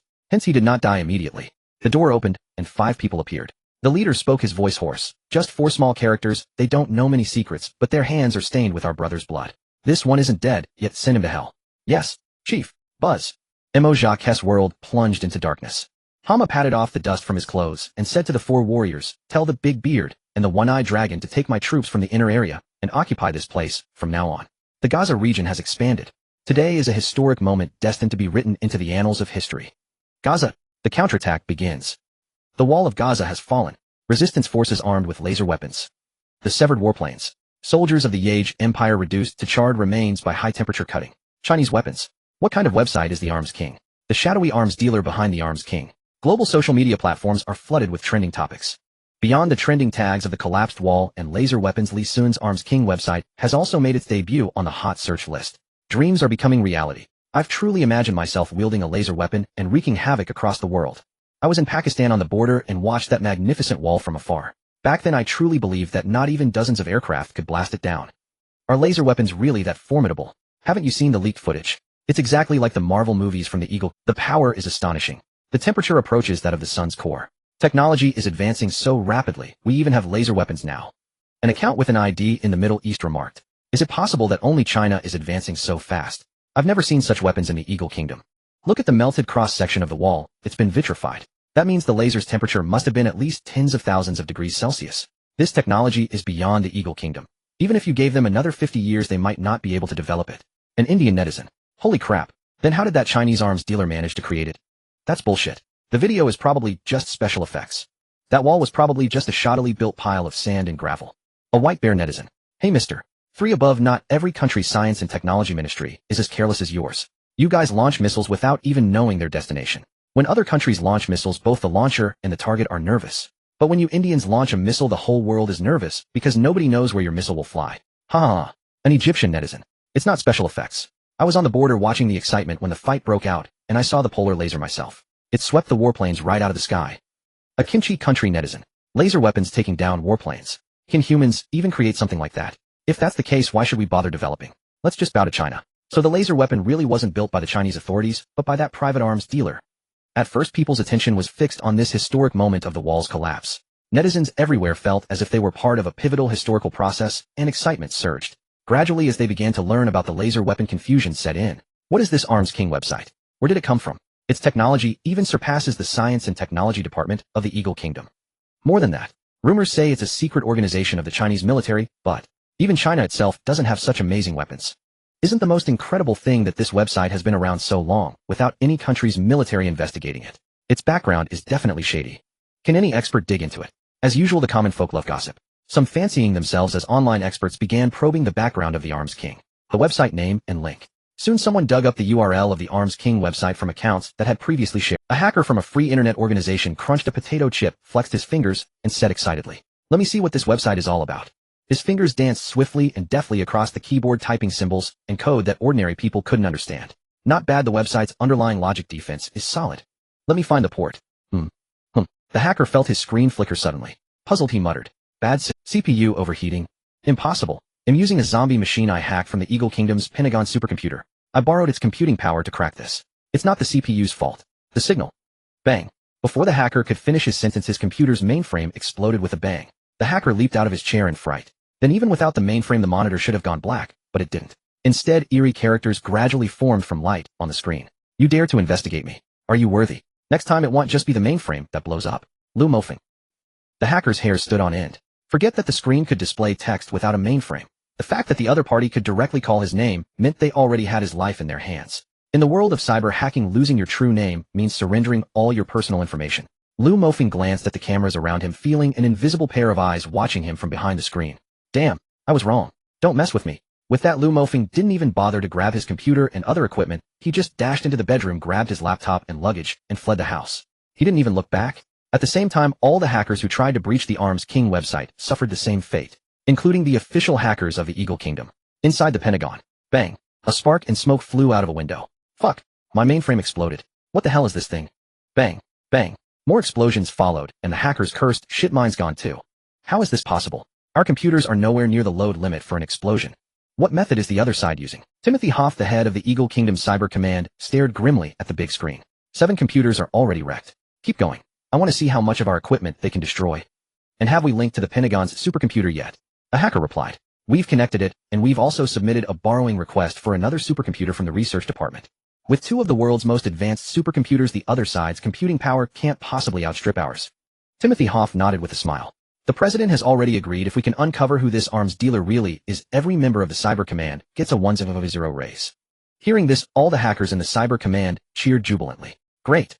Awesome. Let's divide the roles. Some of us launch massive attacks, others focus on defense. Let them taste the might of the Eagle Kingdom's hackers. Just a private arms dealer's website daring to challenge the power of a nation. Their organization probably doesn't even own a single supercomputer. Ha ha ha. Can they still blow up our mainframes? Why don't they try destroying the supercomputer's mainframe if they're so capable? That really puts this arms dealer in a tough spot, just like our lawn worker who doesn't know what's good for him. A typical American joke. Timothy Hoff chuckled along. Ha ha ha. These guys better stop joking around. Don't let your guard down. This arms dealer is no simple foe. Our troops have been caught off guard by him a few times already. The reason for the strict investigation this time is also because the laser weapons were developed by them. The hackers fell silent, some gasping laser weapons. Timothy Hoff's expression turned serious as he said gravely, General Arthur from the military is already overwhelmed. The president was furious upon learning of this and questioned the science and technology department on why they lagged behind a small arms dealer from Huaxia. So the task has fallen onto our cybersecurity department. If we can't find this behind-the-scenes arms dealer from Huaxia this time, we might all be out of jobs. Hiss. A collective gasp echoed throughout the cybersecurity department. Do it. We must take down this site. The hackers began typing rapidly on their keyboards, energized as if charged with adrenaline, feeling as if they were engaged in a fierce battle with the keyboards. What was once a source of amusement and routine tasks has now turned into a life-and-death struggle. The ability to breach this website could determine their fates. A hacker under the state's employment enjoyed benefits beyond imagination. They certainly did not want to return to the days of constant surveillance by the government. The method employed by these dozens of hackers was to unite the computational power of all computers to attack and defend within the same matrix. The main reliance was on those 2 borrowed supercomputers. A qualified hacker can utilize a single computer's computing power to its utmost. The extent of utilization depends. Normally, one hacker could not even exhaust the computing power of a supercomputer. It is simply too vast. Thus, the standard for evaluating a hacker's strength is based on their utilization rate of supercomputers. The entry standard for the Empire's Cyber Information Security Department is that hackers must achieve a utilization rate of 1 for supercomputers, while the world's top hackers can reach 3. Legend has it that the most formidable hacker from the White Bear Nation is also among the world's best, achieving 4. At this moment, the Empire's Information Security Department was leveraging its manpower advantage to combine computing power. One person can achieve only 1 to 3, but what if 2, 10, or even 50 people utilize it simultaneously? Supercomputer joint utilization rate, 10, 20, 30, 40. Timothy Hoff stared at the screen in astonishment. How is this possible? The 40 computing power from 2 supercomputers is equivalent to 80 from 1 supercomputer. How could there possibly be a website that can withstand 80 of a supercomputer's computing power? Even if all the defense systems of the world's nations combined, they wouldn't be able to withstand it. One hacker questioned, could it be that the other side also has 2 supercomputers and top hackers like us? And are they uniting their computing power to fight against us? Another hacker rebutted, isn't that nonsense? The value of supercomputers is well known. It's not just about having money, but requiring sufficient technology and national support. Moreover, we hackers are gathered here with the full might of the Eagle Sauce Empire. How could a private arms dealer have that kind of networking strength and power? And even if they assembled a group of hackers, they still couldn't surpass us. Timothy Hoff frowned and continued, I know you haven't reached your limits yet. Stop talking nonsense and keep increasing the computing power to breach it. Yes. The hackers refocused. If they were previously giving it their all, now they were fighting for their lives. In the world of the internet, engaging in a breaching battle requires not only finger tapping, but also the use of the brain and eyes to decipher and crack thousands of lines of code in a short time. This is not just a physical labor, the mental load is significant. Even top hackers cannot sustain such intense operations for extended periods. Brothers, hold on. We're nearing our limits, and the other side must be close to theirs too. Computing power joint utilization. 49, 55, 57. Judging from the slow speed of the computing power increase, these hackers from the Xinjiang Empire were indeed nearing their limits. 59. Minister, this is the maximum computing power we can achieve so far. The combined power of 2 supercomputers is 118. It can be guaranteed that there is no higher computing power on this planet than what we have now.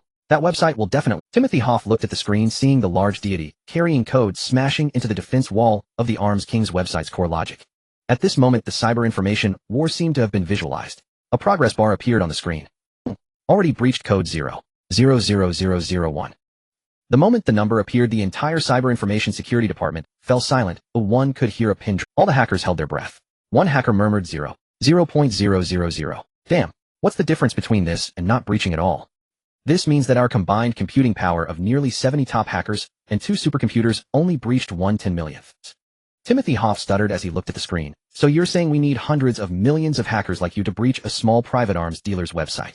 See, what the hell are you joking about? Is the system malfunctioning? Do a self-check for me. It must be your mistake. The hackers did not move. Having spent their lives with computers, they could not possibly make such a basic error here. Only by personally participating in the siege did they realize what kind of monster they were facing. No, not a monster. A god. One hacker slowly stood up looking at Timothy Hoff and said, Minister, it's not a mistake. The gap between us and the other side is like the gap between mortals and gods.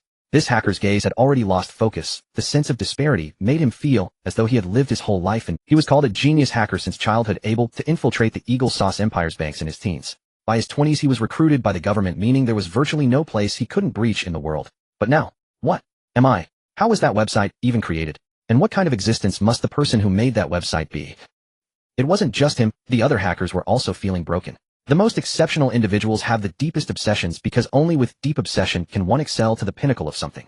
If your obsession with something or a profession isn't profound enough, you cannot execute it to perfection. So at this moment, the hackers' breaking point felt like their worldviews had been shattered. In other words, their mental states had collapsed. Wake up, everyone. Timothy Hoff looked at the disheartened hackers of the entire cybersecurity department in Shuabu Town, his voice tinged with anger. What's wrong with you all? Is it really that serious, just because we couldn't breach a single website? The hacker stared at the progress bar and supercomputing power linked to the Arms King website. With red eyes, he kept muttering impossible, impossible, and then suddenly turned to Timothy Hoff. What do you know? Is it just a website? Can a site built on information withstand the computing power of 2 supercomputers? Can it withstand the siege of a hacker group from our country? It's definitely not just a simple website issue. It's fundamentally unscientific. Such immense computing power, regardless of how amazing the website's defense system is, will cause it to collapse under the sheer strength of the computation. This is not a technical issue at all. It's like a law of physics. This is a matter of common sense. It's common sense for hackers. He exclaimed, just like you can't use a paper cup to hold back a river. The hacker clutched his head in agony. So how did they manage to do it? It's unscientific. This is unscientific. Timothy Hoff was momentarily stunned by the hacker's rebuttal. Although he was the head of the cybersecurity department, he was more adept at handling political events and management rather than technology. Therefore, he was somewhat knowledgeable about technology, but lacked any faith in scientific research. Regarding the inability to breach the Arms King website, his greater concern was that he would lose his position. Timothy Hoff frowned and said, no matter what you all say now, it means you can't breach this website, right? So I have done everything possible. I have united all your strengths and borrowed 2 supercomputers for you. Therefore, the responsibility for not being able to breach this site should fall on you. Timothy Hoff turned around, ready to address the hackers who were falling behind, and was prepared to report the situation to the military and the president. As he turned, 3 lines of text suddenly appeared on the previously silent computer screen. A group of robbers just knocked on my door, and they think they can run. Don't you want to ask for my permission first? Maybe I wanted to invite you in for a chat. Since you don't want to come, I'll come to you. Let's see what garbage can be recycled from your trash heap. The sudden appearance of these words startled Timothy Hoff. What do these few sentences mean? Have we been hacked? With no time to report, Timothy Hoff hurriedly ran down to direct the hacker. Get to work. All the data in our cybersecurity department is top secret of the Eagle Sauce Empire. If even a little leaks out, you will be sent to a military court and imprisoned forever. As the name suggests, the cybersecurity department is responsible not only for the security of the entire Eagle Sauce network, but also for the network security of various confidential documents of the Eagle Sauce Empire. All the best hackers from the entire Eagle Empire gather here, so the data stored here is theoretically the safest and most confidential. From personal information intercepted from various devices across the country, and even globally, to the latest technological achievements of the military and the weapons department. This is why Timothy Hoff was so tense. As the minister, if a set of data were to be lost, the primary responsibility would, if leaked, especially information on experimental data from labs that cannot be internationally acknowledged, the entire reputation of the Eagle Sauce Empire would be at stake. especially the experimental data regarding the global pandemic caused by bats 2 years ago. As the head of the cybersecurity department, Timothy Hoff was privy to the internal details. The so-called bat virus was merely a ruse and accidental byproduct of the Eagle Sauce Empire's research into combining animal DNA with human DNA, and someone wanted to use it as a weapon, which is why it was accidentally leaked. To avoid drawing the world's attention to the Eagle Sauce Empire's illegal labs, Timothy Hoff couldn't help but think that the one who came up with this plan was truly a genius. No, a devil. When Timothy saw the information of the entire plan, he was astonished. At that moment, only one thought crossed his mind, that he truly was not qualified enough to be a cold-blooded politician. Because spreading the virus worldwide, even within the Eagle Sauce Empire, was entirely planned. This was a cleansing plan by the Jewish capital within the Eagle Sauce Empire. They believed that the world didn't need so many people, or rather that the world didn't need so many old, weak, sick, and disabled individuals. What the world needed were productive workers. Thus, the cleansing plan came into being, essentially utilizing the virus characteristics to eliminate the old, weak, sick, and disabled humans. In the 2 to 3 years of the pandemic, young and middle-aged people infected with the virus mostly did not die, while the elderly and those in poor health had an 80% chance of not surviving once infected. It must be noted that in recent years the Eagle Sauce Empire has been troubled by issues concerning the elderly and the homeless. So when the pandemic hit, their then president began to announce the welcome of the virus without any resistance. Their slogan was to coexist with the virus to defeat it. But behind their slogan lay the traps of capital. Hundreds of thousands of the elderly and weak died in this great cleansing. The elderly lacked the strength to combat the virus, while the homeless had no capital or resources to fight against it. With these people's burdens lifted, the economy of the Eagle Sauce Empire finally began to recover. All of this was within the calculations of the Jewish capital. Only the poor and the elderly died in the pandemic, while the rich even isolated themselves, having private doctors for care. To them, the virus was no more than a common cold. Timothy Hoff was one of them. During the pandemic, he even fired some of his servants solely because they might carry the virus. Just as Timothy Hoff was lost in his memories, he looked up to see pandemic data flashing briefly across the screen. Experimental report on the combination of bat genes and human DNA and virus application. More data began to flicker and flow out towards the outside world. No. These data must never be leaked. Moxuhuo shouted in terror. Quick! Stop him immediately. If this information gets out, who knows what disaster it will cause. We'll be killed by the families of those who died. Even the broken hackers panicked. Quick! The supercomputer. Initiate supercomputer connection right now. Some hackers attempted to repeat their old trick, pooling the supercomputer's computing power to resist. They had no idea what kind of monster they were facing. System, did you get it? Li Sun stared at the computer screen, which displayed the battlefield between the system and the Eagle Sauce Empire Cyber Information Security Department. To entertain Li Sun, the system had even opened 4 or 5 live camera feeds from the cybersecurity department. Got it. I'm now leaking some classified documents from the Eagle Sauce Empire's database. Among them are the design blueprints for the Eagle Sauce Empire's latest missiles, latest fighter jets, and latest tanks. Also included is the disclosure of data from certain viral experiments, including the experimental data from the recent COVID-19 pandemic. Li Sun raised an eyebrow. He hadn't known the Eagle Sauce Empire was actually connected to COVID-19. Wait, the rumors said the Eagle Sauce Empire did it. Could it really be true? System, show me the files first. Suddenly, a striking title appeared. Experimental report on the combination of bat genes and human DNA and the application of viruses. Damn.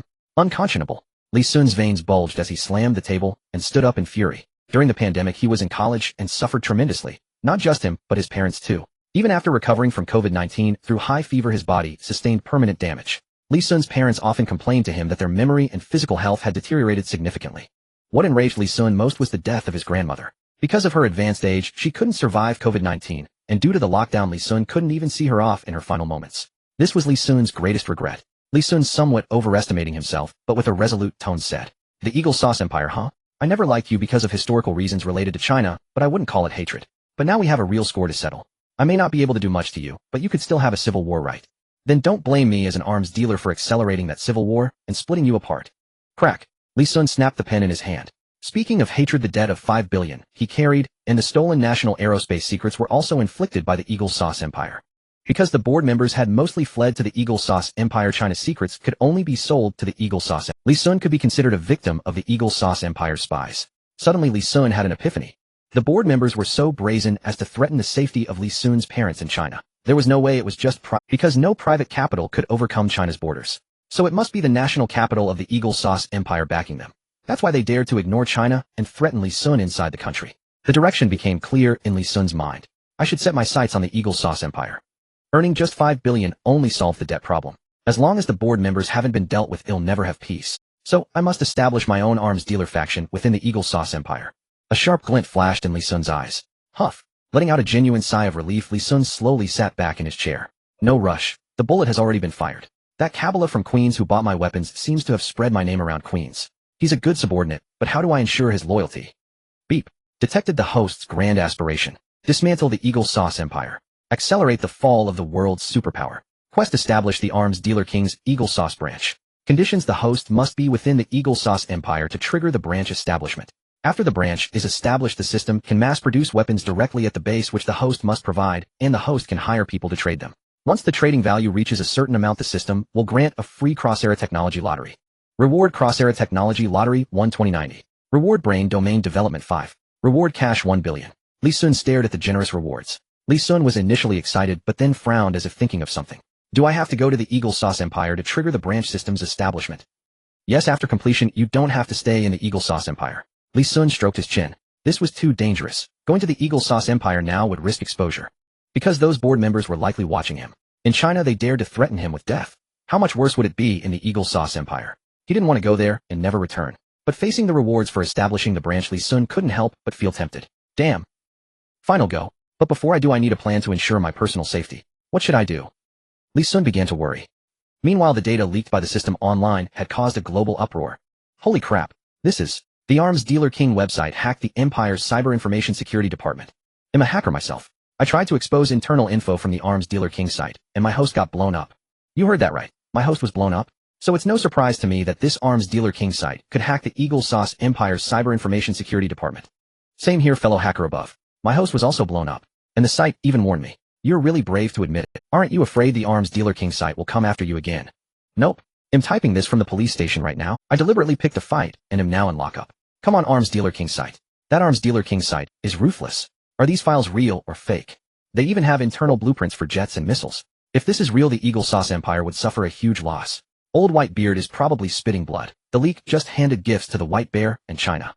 An Indonesian netizen commented, "Are you all only looking at the weapon blueprints? Didn't you see the pandemic data at the end? That's the virus leaked from the Eagle Sauce Empire's lab. COVID-19 was an artificial virus made in the Eagle Sauce lab." Suddenly, netizens who hadn't read the details were shocked. What? Motherfucker. Are you saying that my college entrance exam was ruined, my leg was broken, I was locked down, and couldn't see a doctor at home? All because of a lab leak from the Eagle Sauce Empire. The Eagle Empire. Washington, D.C. A group of people stormed into the lecture hall raising banners of the pandemic. You are committing murder. Millions of the Empire's citizens have been murdered by you hypocritical capitalists. Conspiracy. This is a capitalist conspiracy. If you don't give us a reasonable explanation and compensation, we will sing the Internationale. Pay for my loved one's life. This is an insult to the Eagle Empire's national charter. The people's right to life, human rights, and freedom are inviolable. Return my life. Comfort the dead. On the podium of the conference hall, the man was at a loss. He had come to deliver his political vision and lay the groundwork for the next presidential election, but out of nowhere the arms dealer website had struck. What's going on? How did that waste Timothy Hoff let such classified lab data leak? Isn't this screwing me over? In a panic, he waved his hand and shoved his vice president onto the stage. He dared not answer any questions from the public now, for one wrong word would cause an uproar. After all, the pandemic document concerned not just the Eagle Empire, but every nation in the world. Then he retreated backstage and fumed. Is this how you handle things for me? How did those protesters break in? Where's security? Throw them out. Yes. The police and military surrounded the venue, grabbing the protesters and dragging them out without giving them a chance to resist. Relieved, the man on stage continued his smooth talk. He was old, 80 years old. His memory was not what it used to be, and his limbs were no longer agile. If he faltered, the people behind him. But then he furrowed his brow. This leak of the classified pandemic files actually helped me. You see, during the pandemic, the then president, competing with me for votes would be impossible. But the masses are blind. Even if the blame was theirs, now I have to bear it. Sigh. Now I'm afraid not only the Empire's citizens, but also Huaxia and Baixiong will come to demand an explanation, right? Trouble. Just what is this arms dealer website able to breach the Information Security Department's defenses? Looking at the documents handed to him by his subordinates, his eyes gradually filled with shock. What? They ignored the combined computing power of 2 supercomputers and directly broke into our database. Could it be a joint effort by Huaxia's red hackers and the top hackers of the Baixiong Empire? That's impossible. He read another report submitted by Timothy Hoff. The defense system inside the arms dealer website uses technology never heard of, completely different in both logic and algorithms. And the website's attack on the database was silent, leaving not a single trace. Defense impregnable, offense penetrates every gap. To think such technology and website came from a private arms dealer. Tell those idiots in the cyber information department to stop provoking this guy. See if we can negotiate a cooperation. Meanwhile, online, netizens who had expected the Eagle to go on a killing spree, what's going on? The arms dealer leaked all the Eagle Empire's classified data, yet the Eagle hasn't reacted at all. Is it backing down? The person above clearly doesn't know the Eagle's information security department, the last line of defense for the Empire's data. The fact that the arms dealer broke through and obtained the files means the Eagle lost this confrontation so badly, it doesn't even have its underwear left. If it doesn't back off, the president's porn site password might leak next. Is the arms dealer that powerful? I'm a professional hacker. I can responsibly say this website's technology is the strongest in the world bar none. Note, not just the strongest, but a generational gap ahead. I'm a professional victim. I can only say it's beyond technical. It's damn eerie. Their technology sent me a message on a broken, unplugged monitor, then blew up my motherboard right in front of me. That's not science. One theory is, do you know how much psychological damage this does to a college student just starting in 10086? Serves you right. Who told you to attack their website? Of course they blow up your, but I'm different. I want to join. If you can't beat them, join them. Boss, can you give me an entry link? Please. Me too, me too. In an instant, the whole internet was begging for the arms dealer's entry link. That sent the arms dealer trending again, but seeing these messages, Lee Sun panicked. He wasn't taking just anyone. Even those curious Huaxiao netizens wanted to join his website. Are you kidding? Huaxiao has a strict gun ban. If he dared to sell arms to Huaxiao, not to mention the state's disapproval, even he himself wouldn't agree, let alone his ancestor. If Lee Sun went home, his parents would break his legs and make him kneel in the ancestral hall to confess. Lee Sun hastily issued an overnight statement. The arms dealer website welcomes global buyers, but it does not accept any buyers with Huaxiao coordinates. Moreover, if any Huaxiao buyer is found using false coordinates to trade, the arms dealer will personally purge them. At the same time, small countries bordering Huaxiao are also excluded from the trading list, with Jiapingji and Paokai headed. Finally, the link to the arms dealer website has been uploaded to the social platform homepage. Please follow. Lee Sun's statement was posted from his virtual account on a social platform. The declaration set netizens abuzz. Still saying it's not Huaxiao. Still saying it's not Huaxiao. You are blatantly acting. Translation: I'm Huaxiao, so I don't sell to Huaxiao people. LOL. Everyone is welcome to buy guns except Huaxiao. Ha. What a stark contrast to the Eagle Empire's arms dealers. Those greedy merchants can't wait for their own people to buy guns and go to war so they can rake in blood money. Compared to them, this Huaxiao arms dealer is incredibly principled. Indeed, Huaxiao is the second most populous country. To give up such a huge market and still stick to the bottom line of his own people, this arms dealer has got something. Not only powerful and trustworthy, but also principled and conscientious. In an instant, everyone's understanding of the Arms King website began to diversify. They even developed a fondness for an arms dealer, especially among the Chinese netizens. Although they lamented their inability to purchase firearms, they expressed satisfaction and understanding of the Arms King website's actions. This is how it should be. Unaware that he was being praised, Lee Sun was laughing heartily in his room. Then with shining eyes, he gazed at the system panel. Rise. Rise. Rise. Almost there. The reputation points needed for the technology of copying the materials are about to be sufficient. This time the gamble paid off. The crew led by Big Beard Plan really delivered. The reputation points on the panel continued to soar. Lee Sun stared at the panel as he fell asleep every night until the early morning of the third day. After 2 days had passed, the reputation finally broke through that barrier, gradually stabilizing, and the growth rate slowed down. Instinctively opening the panel, Lee Sun took a deep breath and began calculating his panel. Host: Lee Sun. Nationality: China. Reputation: 18. 3 million. National reputation: 4 million.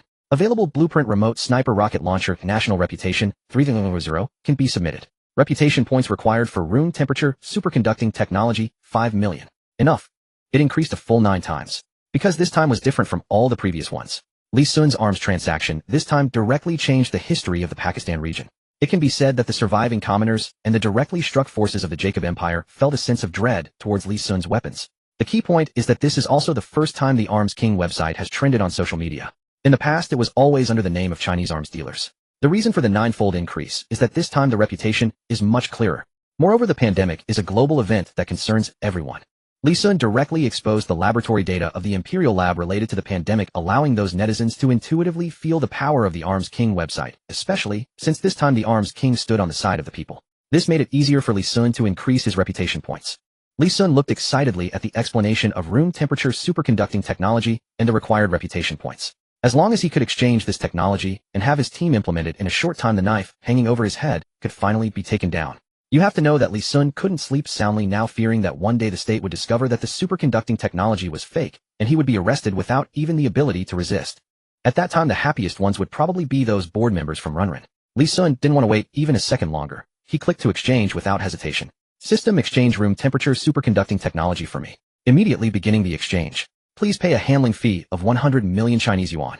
Lee Sun couldn't help but exclaim, what the hell? You didn't mention before that it would require Chinese yuan. System, are you trying to take advantage of the fire? You see that I really want this technology and suddenly demand a high price. Is that face saving? Now please pay a handling fee of 200 million Chinese yuan.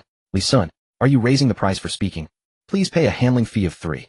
I already paid 200 million. Lee Sun immediately shut the system up. He regretted complaining about the system. One sentence raised the price by 100 million. Who can stand that? The host's 200 million has been deducted. Reputation value of 8.3 million has reached the standard. Issuing room temperature superconducting technology to the host's brain.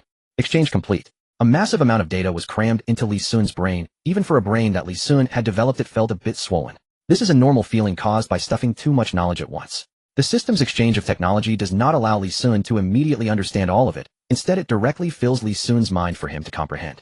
If the host's IQ is not sufficient or cannot understand this technological plan, it would be equivalent to a wasted investment. Lee Sun closed his eyes, leaned on his bed, and slowly digested the knowledge. He was digesting not just knowledge, but also the integrity that belonged to him as well as his bright future. So now Lee Sun seemed to be lying peacefully on his bed, yet his brain was engaged in an unprecedented fierce battle. Room temperature superconductivity is a technology that no one in the world has been able to achieve, and the complexity of the knowledge involved is unprecedented.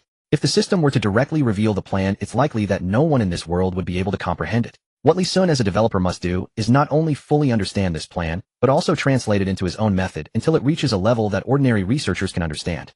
It's equivalent to writing a manual for a spacecraft that even high school students can understand. The difficulty is unimaginable. Lee Sun only needed to digest it a little to realize the enormous obstacles within. This is not simple. I thought I was the strongest human in brain domain development and would have no problem cracking this technology. It seems now that just having a developed brain is not enough. I need to use my brain often. Then I can't think of anything else. I need to focus entirely on this matter. He then picked up his phone and sent a message to Secretary. I am going into seclusion for a week. Please do not disturb me unless it is something very important. You handle the matters of Hongxi technology and let Lan Yun take care of the superconducting team's laboratory. Between you and Lan Yun, you take the lead. That's it. While Lee Sun is in seclusion during these days, significant events are unfolding internationally. First, Hama, acting as the leader of the rebel forces, officially established a new government, becoming the first president, and then, with an overwhelming advantage, shattered the walls and expanded Gaza's territory, forcing the Jacob Empire's army to retreat 20 kilometers. Due to the international pressure of public opinion, and after this major defeat, the Jacob Empire was forced to announce the cession of some territory to Gaza. In reality, it is because they currently have no way to defeat Hamas' new government. At the same time, Big Beard was appointed as the commander of the army and Plan as the prime minister, turning the previously weak Gaza area's rebels into a force that could stand against the Jacob Empire's army. The Jacob Empire originally wanted to seek aid from the Eagle Sauce Empire, but at this time the Jewish capital within the Eagle Sauce Empire was already in disarray, unable to protect itself. This was because at 3:15 a.m. that night, a loud explosion occurred in a residential area of a Jewish officer in the suburbs of Washington, with flames soaring into the sky. The explosion continued to spread, devastating the entire wealthy enclave. This wealthy area is 80 Jewish capital. The range of such an explosion is undoubtedly that of a missile, but it was not fired by an external enemy, because witnesses around and CCTV footage showed that the missile's trajectory was fired from within the Eagle Sauce's territory. It seemed to be from Texas. When Adolf arrived at the scene, he saw the blurry inscription on the missile wreckage, Eagle Strike 24. If Lee Sun were not in seclusion at that moment and saw this news, he would likely guess what had happened. Indeed, a month ago, he sold a missile, Eagle Strike 24, to someone in Texas, USA. It was that ID, Civil War State King. The next day, the wealthy district was sealed off, and the Jewish capital that had lost numerous family members was furious, especially since the missile used was the Eagle Strike 24. But they could only rage impotently. They had no way to deal with the Arms King website under the protection of the system. They could only turn their attention to Texas, the launch site. Rumors circulated that a large number of capitalists in this Jewish wealthy district were trying to intervene in Texas government affairs, forcing the cornered governor to counterattack. Since utilizing state resources was too obvious, they placed an order from the Arms King website. Of course, the governor would. The Jewish capital, lacking evidence, could only investigate the governor discreetly, leading to an unhappy resolution. Thus, a hidden civil war within the Eagle Sauce Empire slowly commenced. Seeing Texas launch missiles made other governors panic. Although they usually looked down on each other and occasionally had conflicts with firearms, they had never used missiles, a weapon of mass destruction. This is how people are. Once a breach is opened, it becomes larger. These governors couldn't help but think Texas set a precedent by launching missiles. What about the future? Would there be a second launch? A third? What if he offended the governor of Texas? What if the governor of Texas wanted to? No. They also needed private missiles. They couldn't be unilaterally restricted. That would be unfair. They couldn't just wait for Texas to dominate. Thus, these governors also began discreetly stockpiling missiles. The question arose, since hoarding missiles was a secretive act, how could they keep it confidential without utilizing their own resources? They simultaneously thought of a name: Arms King website. These governors could easily find the link to the Arms King website through their connections and enter the site. Upon entering the site, they were shocked by the prices of the items sold. Not only were the prices of firearms and various weapons at least half cheaper than those of arms dealers in their Eagle Sauce Empire, but the power also appeared to be significantly greater. As locals of the empire, they should have turned to the British Empire's arms dealers, but at that moment, Who could resist money? Must buy. Ding. Purchase quantity exceeded. The individual purchasing limit for Eagle Sauce IP has been reached. No further purchases allowed. The governors frowned and said, why not make money? What a strange restriction. This setting was made by Li Sun to maliciously control gun ownership to the extent that it could counter the state, mainly fearing that these guns would be used against Huaxia. The limit on individual purchases would confine the arms of the Arms King to circulate within state units. Most importantly, Li Sun would have the system determine the buyers of the firearms before dispatching. He would never supply enemies. At this moment, the governor of Hebei hesitated and canceled part of the gun orders, then searched for missiles, ultimately selecting the Eagle Strike 24 missile. So cheap, only 1 billion. Get a few more. No, 3 more. Beep, beep, beep. Purchase limit reached. The governor of Hebei's resentful voice echoed, why can each person only buy 2? I have money. It's so frustrating not being able to spend. I wonder if there are any VIP slots available to buy more weapons. Thinking this, the governor of Hebei began writing a feedback form to the back end of the Arms King. Since it was a decision-making issue, the system couldn't autonomously resolve it, and forwarded the message to Li Sun, who was VIP customers. Li Sun, who was solving the problem of reconstructing molecular structures for room temperature superconductors, blinked. Of course there were. For instance, the bearded man and Pran. These two were personally served by Li Sun and would receive epic upgrades on weapons and experience prices whenever new ones were released. Not only because these two allowed Li Sun to make money, but also because they were his first customers. Most importantly, no matter how many weapons Li Sun sold to the bearded man or how powerful those weapons were, they would never fall into Huaxia's territory. However, these governors of the Eagle Sauce Empire could not be guaranteed. Thus, they absolutely could not become VIPs. Paying money would not suffice. Li Sun initially intended to refuse, but after thinking, he replied, of course, VIPs on this site enjoy limited purchasing rights for new weapons with double purchase quantities and the best after-sales service. However, this site does not accept monetary purchases for VIP status. Only when buyers reach a certain prestige value will they be upgraded to VIP customers. This is what a capitalist is. Buyers who purchased his weapons had to earn prestige, but once they earned prestige, these buyers would upgrade to VIP and buy more guns, thus earning more prestige and purchasing. Damn. It became a cycle. Experiencing the thrill of the system controlling the host following this model, Li Sun became the system for these governors. Li Sun thought excitedly that this way the buyer's dependence on the Arms King would grow stronger. Until eventually all the weapons in these states were imported from him indirectly, giving him control over the local military power of the Eagle Sauce Empire. Brilliant. Li Sun continued. Prestige points are the prestige earned by buyers using arms from My Arms King website, as My Arms King VIP does not accept waste. Whenever prestige breaks through My Arms King website will reward buyers with some free benefits starting at 10 million as encouragement.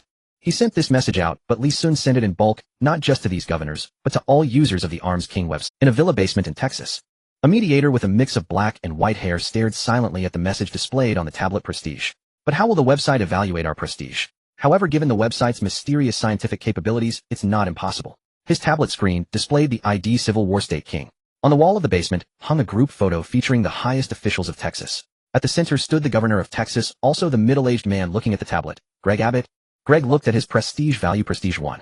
3 million VIP level 1 prestige line, 1 million VIP level 2 prestige line, 10 million VIP level 2 pending unlock. V1 privilege, doubled purchase quantity, V2 privilege, 2 priority purchases month, V3. This feels like a pay-to-win mobile game. Li Sun was on the 4th day of his seclusion. The arms dealer had reached a transaction volume of 60 billion, of which 50 billion came from the 50-plus states of the Eagle Empire. Because the states varied in wealth, the quantity and types of weapons they purchased differed, but every state bought at least enough arms to equip a 1,000-strong force. Of that 50 billion, a larger portion came from their purchases of Eagle Strike 24 missiles. This kind of weapon of mass destruction baffled Li Sun. Could they really be planning a civil war? Otherwise, what use would such a weapon of mass destruction serve? Moreover, the Eagle Strike 24 is not a standard new intercontinental missile. Its primary purpose is to strike naval vessels at sea. Does the Eagle have a sea? Or are these people simply intending to use anti-ship missiles as intercontinental missiles? Li Sun glanced at the orders. If war broke out, and all these intercontinental missiles were launched, the Eagle Strike 24S he had sold would likely riddle the Eagle Empire with holes. To be fair, given the Eagle Strike 24's long-range defense capability, ability to evade interceptor missiles, and blast radius, although it cannot fully match an intercontinental missile, it can rival about 80 of a standard intercontinental missile's power. Spend little, gain big results. Li Sun shook his head. As an arms dealer once, he sold the goods. Who cared if the empire was engulfed in flames? As long as he made money, that was all that mattered. And if the Eagle Empire wasn't in chaos, where would Huaxia's opportunity come from? Li Sun turned off his computer, calmed his restless mind, and then devoted himself wholeheartedly once again to conquering the room temperature superconducting material technology. Day 7 of seclusion. As usual, he awoke from sleep. His brain had been developed to such an extent that he rarely felt tired. Just 3 hours of sleep per day sufficed to keep him energetic. However, the room temperature superconducting material technology was so complex that even with his system-enhanced brain capacity, after 20 hours of continuous work, he needed to rest for 6 hours. But just as he woke up today, Lee Sun habitually turned on the daily news broadcast and was greeted with explosive headlines. 13 out of the 50 states of the Eagle Empire have suffered severe fires suspected to be the residual traces of missile explosions. Today, within the states of the Eagle Empire, large-scale armed conflicts have occurred multiple times with extremely fierce firepower involving heavy weapons such as rockets. In Washington District, Washington State of the Eagle Empire, during a presidential debate, Pulonk was assassinated by a killer struck in the ear. Biden publicly announced withdrawal from the next presidential election. Lee Sun blinked, unable to digest it. He had only been in seclusion for 3 days, and the world had turned upside down. The former president of the Eagle Empire, Pulonk, who had been leading in the polls, was assassinated. Biden, that puppet of Jewish capital, actually withdrew from the race. The Eagle Strike 24 missiles he had sold had actually exploded in war. What the hell? Suddenly he felt like he was witnessing history being made.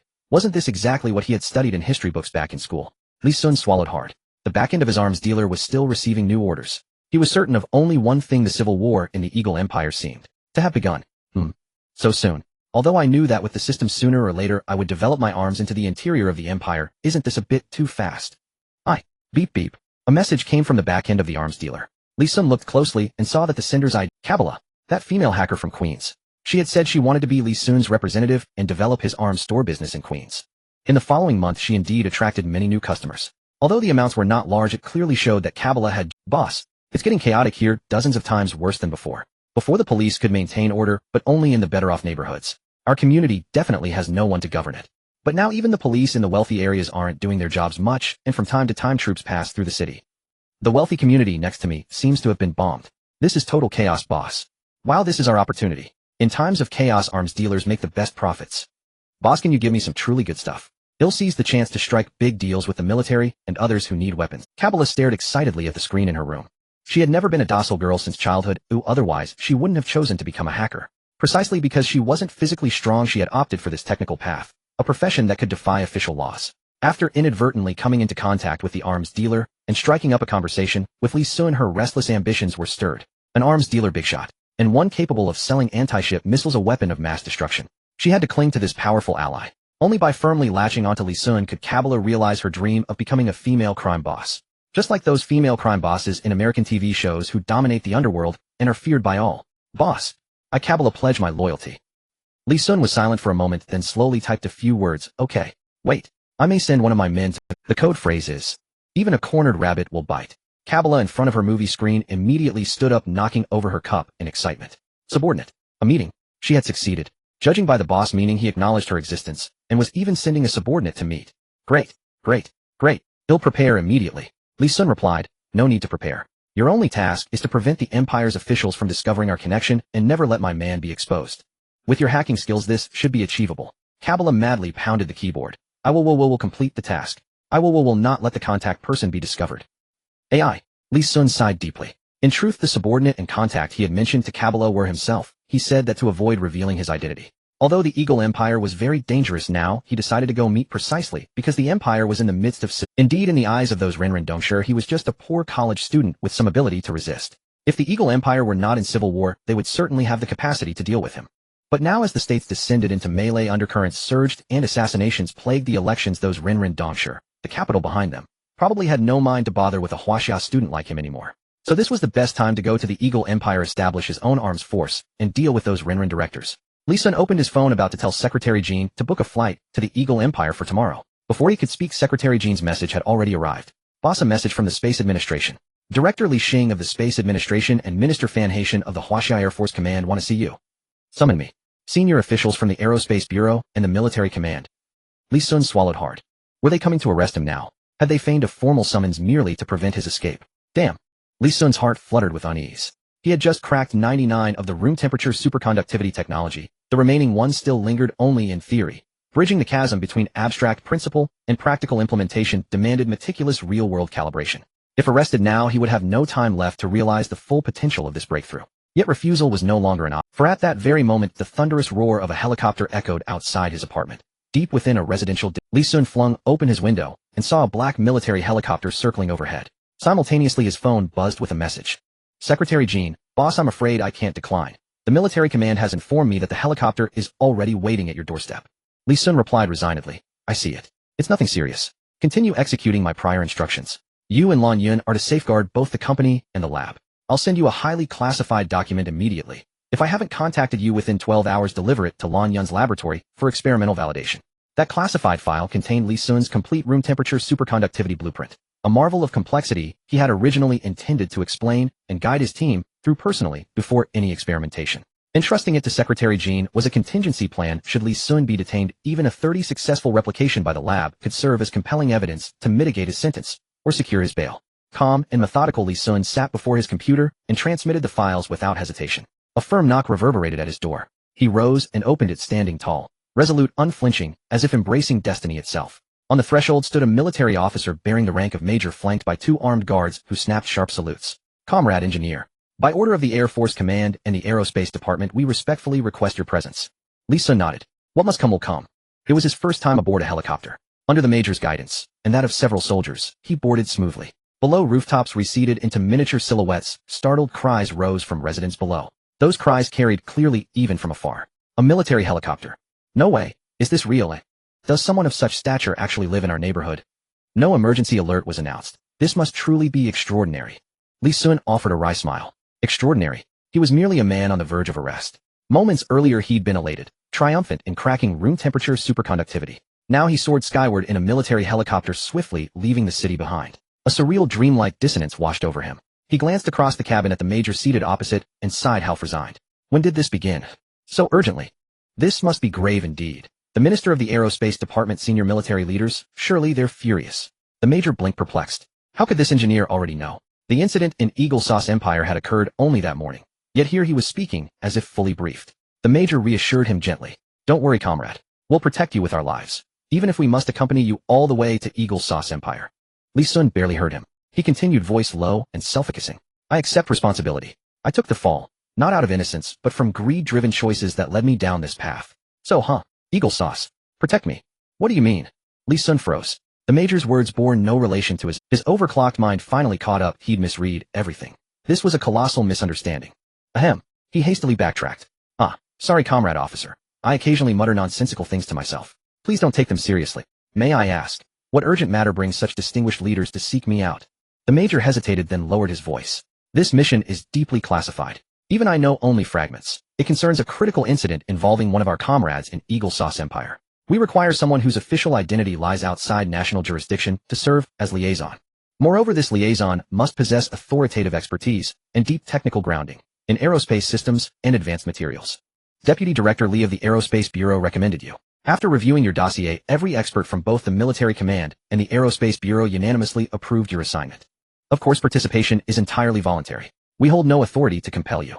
As for the precise nature of the liaison, the individuals involved, and the full scope of your duties, that will be detailed personally by Director Li Xing of the Aerospace Bureau and General Fan Haitian of the Air Force Command.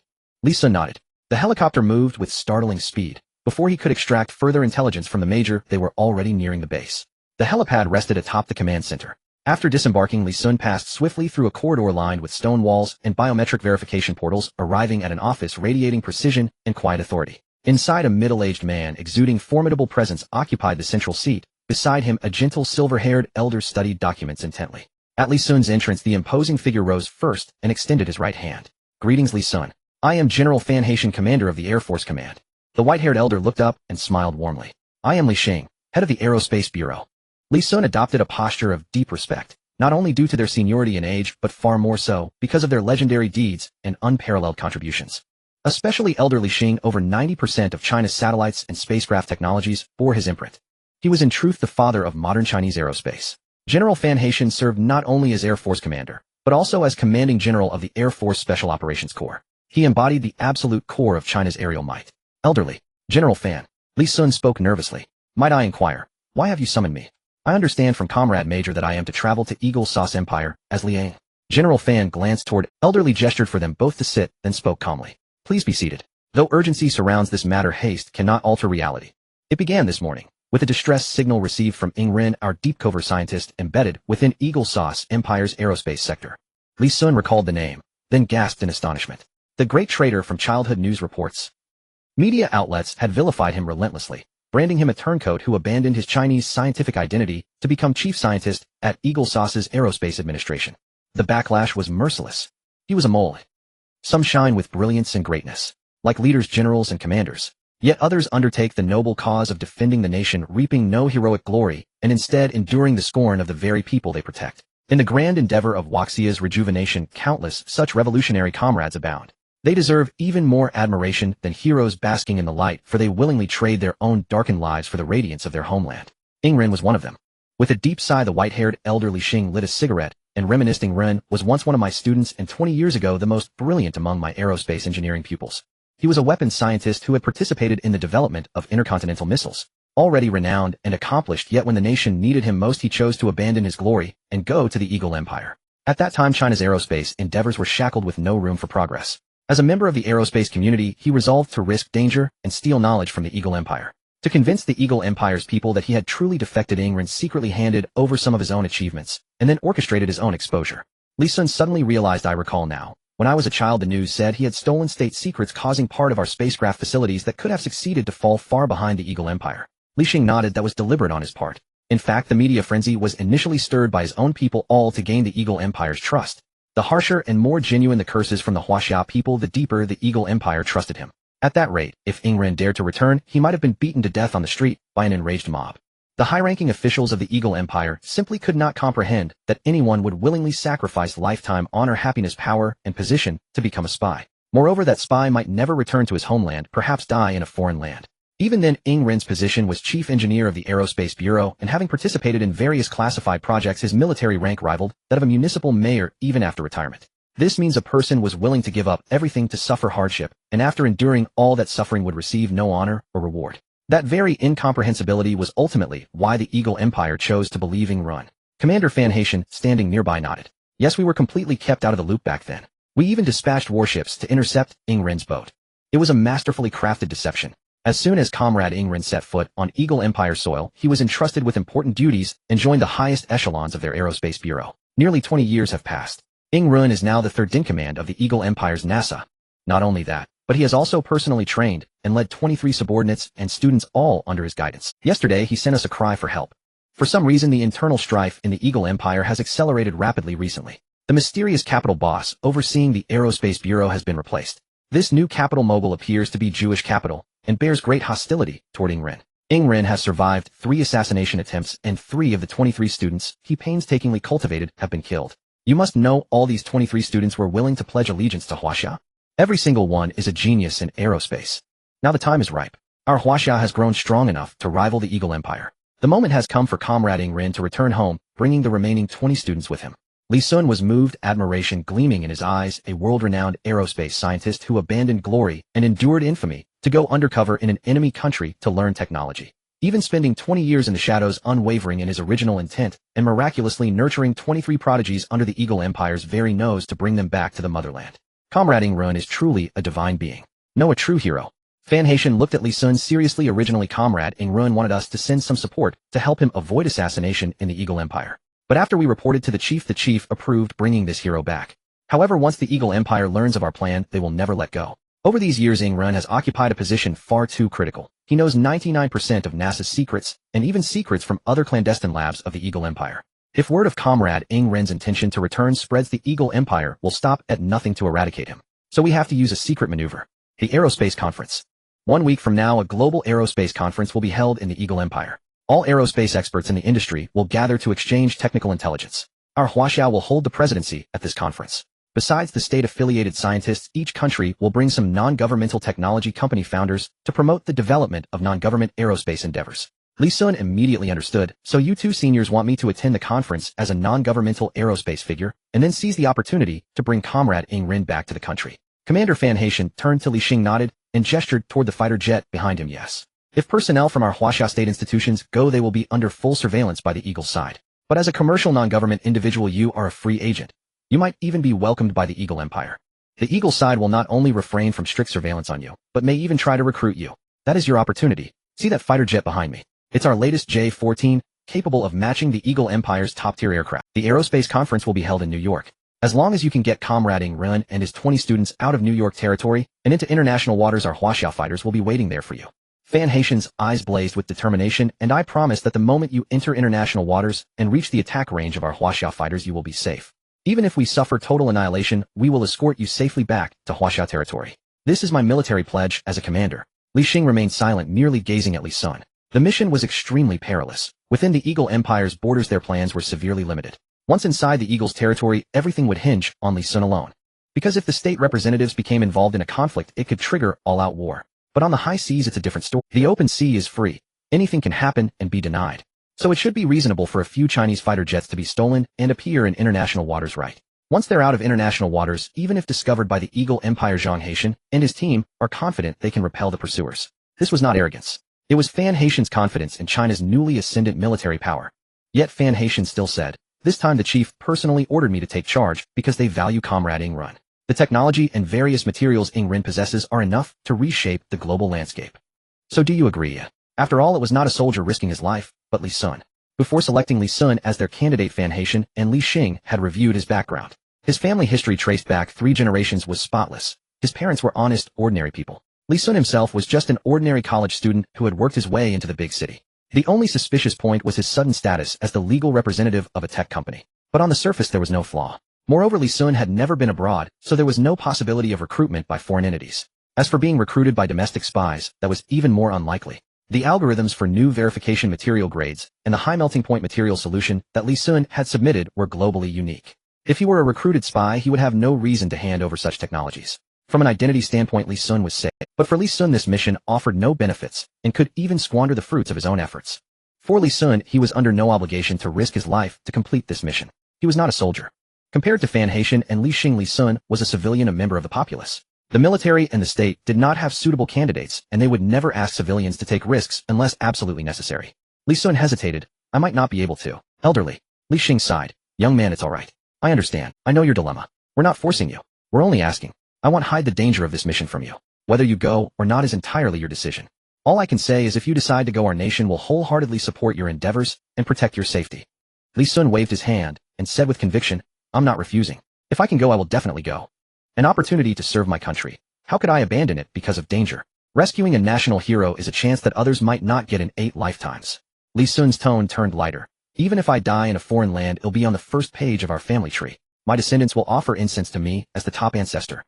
Ha ha ha. Li Xing and Fan Haitian exchanged a glance, slightly surprised that Li Sun showed no fear, even a faint trace of excitement. Li Xing asked curiously, "Since you agree, what did you mean by that earlier statement?" Li Sun scratched his head. "It seems I've been recruited by your deputy director as a visiting chief engineer of the Space Administration. In that case, am I considered a state institutional personnel? Then I wouldn't meet the criterion of being a commercial, non-governmental person. Can I still carry out the mission?" Li Xing paused, then smiled. "Oh, rest assured. Visiting means non-staff. You enjoy the benefits without bearing the responsibilities of state employment. So you're not a state institutional personnel." Hearing this, Li Sun's eyes lit up, showing no concern for his own safety. General Fan Haitian couldn't help asking, "Are you sure you want to go? Have you thought it through? This mission is genuinely dangerous. Don't think sending someone to international waters is simple. The Eagle Empire's military and the FBI are no joke. If they detect your intentions, they will likely shoot you without hesitation. Let me be clear up front, we need you, but we need someone with a sharp mind, reason, and courage, not a glory-seeking fool. This is no game, nor a mission you can undertake on a whim for fame. If you're not fully prepared mentally and physically, you'll not only die yourself, but also doom Comrade Ing Ren along with you." Li Xing didn't stop Fan Haitian from speaking so bluntly. This was the reality. No one would sugarcoat things just because you claimed to want to be a hero. A rescue mission was not a stepping stone for personal glory. In this world, even sacrificing one's life required conditions. Li Sun said seriously, "Of course. I've agreed after careful deliberation. I clearly understand the dangers ahead. I also know the consequences if carelessness leads to mission failure. You've both seen my dossier. I'm not a hot-headed fool. I possess the knowledge base to convince the Eagle Empire, experience in managing teams, the mental fortitude to deal with major tech suppliers, and my youth might even make the Eagle side drop their guard. Finally, I have a heart loyal to my country. This mission, no one else is fit but me. He'll sign a military pledge." In truth, even without this, Li Sun was already preparing to go to the Eagle Empire to complete the system's tasks. After all, Kabbalah was waiting for him. Li Sun also wanted to buy an island in the Eagle Empire to set up an arms manufacturing plant. Building a military factory domestically was simply impossible. Moreover, Li Sun had a hypothesis about the Arms King system that required going abroad to verify. This hypothesis was also one of the reasons he dared to take the risk in the Eagle Empire. The system's rules might change depending on the territory Li Sun was in. Perhaps once in the Eagle Empire, many of the system's restrictions on him would vanish. Excellent. Truly a prodigy of our new generation of Huaxia. The white-haired old man Li Xing slammed the table and stood up, his eyes full of admiration as he looked at Li Sun. Earlier, when Li Sun had developed the high-temperature, high-melting point material, he had already earned Li Xing's favor. That material was a stroke of genius. Such talent was outstanding even among Li Xing's decades of students. And his students included legends like Ing Run, who could serve as the third-in-command of the Eagle Empire's space administration. If not for Ing Ren being yellow-skinned and of Huaxia descent, he would surely have been more than just third-in-command. He could have been the director himself. And the new algorithm Li Sun later produced was even more stunning. If not for Li Sun's age, Li Xing, the director of the space administration, would have wanted to promote him directly to deputy director. Fan Haitian nodded and said, "In that case, pack up, say goodbye to your family, and we'll set off in 3 days. That's enough. 3 days is the maximum time. If it exceeds that, there will be danger on Ing Ren's side." Fan Haitian implied that since this journey might involve life and death, it was only natural to give Li Sun time to say farewell. Let me explain the details of the conference and the personnel information from the Eagle side, just in case. Li Sun shook his head. Since the situation is urgent, there's no need to wait for 3 days. Let's set off now. Oh, I've already packed my luggage. Fan Haitian raised an eyebrow, his eyes filled with confusion. This was a mission to the Eagle side that could be life-threatening. Isn't he worried? And yet he's rushing to go. Moreover, this young man seems to be well prepared with his luggage ready. You. Li Sun immediately said with righteous indignation, "Commander Fan, there's no need for excessive apologies. This mission is for the country. If I don't return, then so be it. After all, one must have a nation before having a family, and saying goodbye to my parents would only add to the sorrow. And if the comrades from the silver side were not in dire need, they certainly wouldn't call for our help. Let's hurry. Commander, don't be overly sentimental. The mission takes precedence." Cough, cough. Li Xing chuckled to himself. He didn't expect that the dignified Minister Fan Haitian of the Air Force General Staff, the commander of the Air Force Special Operations Forces, would actually be lectured by a 20-something kid. Commander Fan Haitian's face darkened as he turned away. "You brat. Fine. Then let's set off now. I will immediately notify the research personnel to board the plane. Li Sun, you just follow behind. I will send someone with your gift, and once you arrive in the Eagle side, someone will be there to assist you." The code phrase is, "A cornered rabbit will bite." Li Sun. This code phrase is exactly the same as the one he agreed upon with Kabbalah. If it weren't for Li Sun knowing that Fan Haitian wouldn't bypass the system to retrieve chat messages, he would have suspected that the latter was testing him. Alright. I remember it. Without a moment's rest after leaving the base, Li Sun followed the soldiers into the cabin. The plane immediately took off, heading towards the Eagle Empire.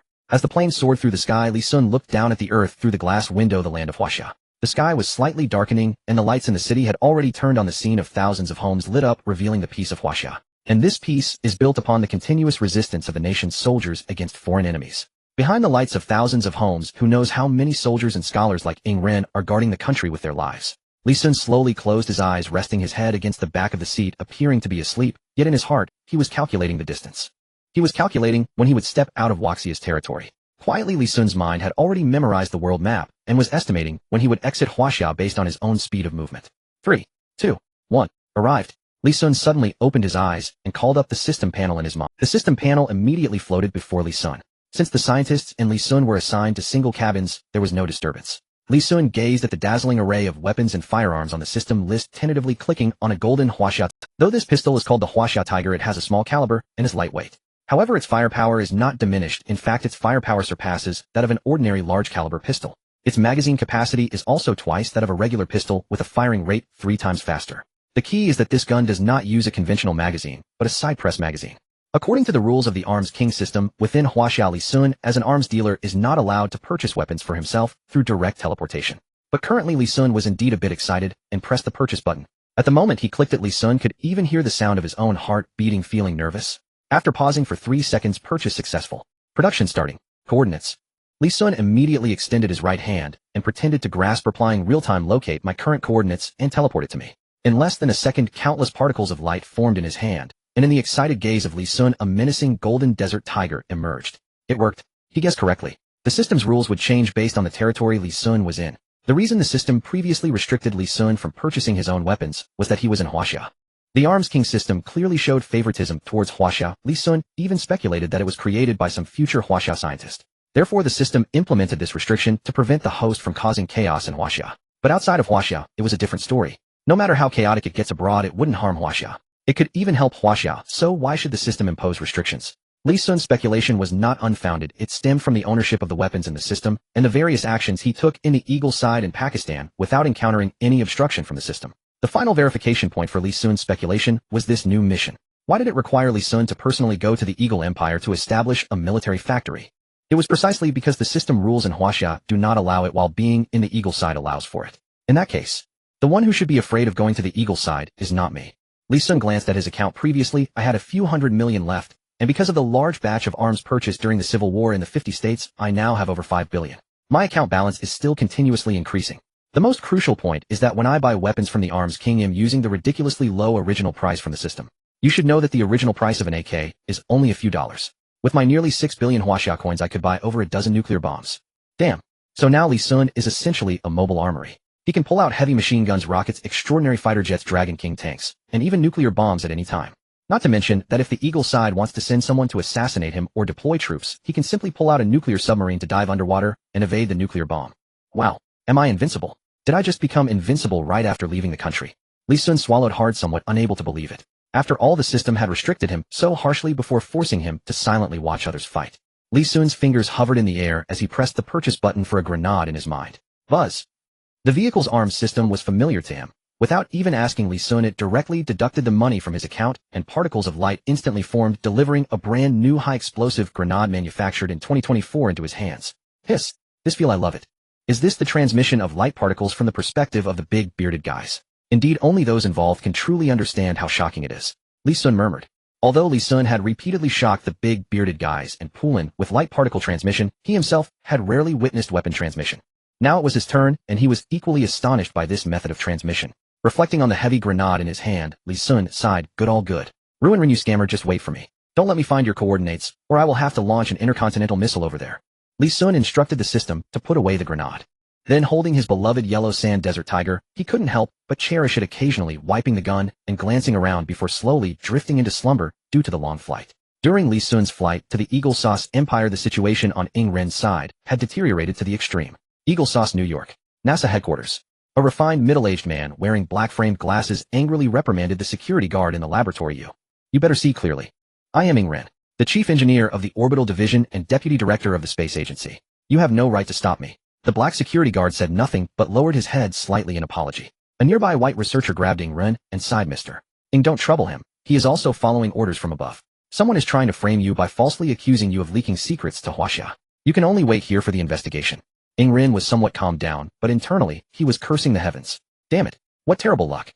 He had been undercover in the space agency for 20 years without any flaws. During this time, he had indeed transmitted technology to Huaxia secretly a few times, but he had never been discovered. This time he had not been discovered either. Instead, he was caught in a crossfire of capital struggles and presidential elections. That's right, collateral damage. In the politics of the Eagle Sauce Empire, if you have no background, you cannot rise. You can only work honestly as a technician. Thus, to access core technology, Ing Ren chose to side with a certain capital faction, knowing that the previous president was Trump, so celebrities naturally stood by his side. But now the situation has changed. In recent years, Jewish capital has risen dramatically, no longer lurking, but boldly showcasing their strength. They even disregarded the exposure to bystanders. Furthermore, they conducted a thorough investigation of the upper echelons who were not controlled by non-Jewish capital. And Ing Ren was swept away as a person associated with Trump.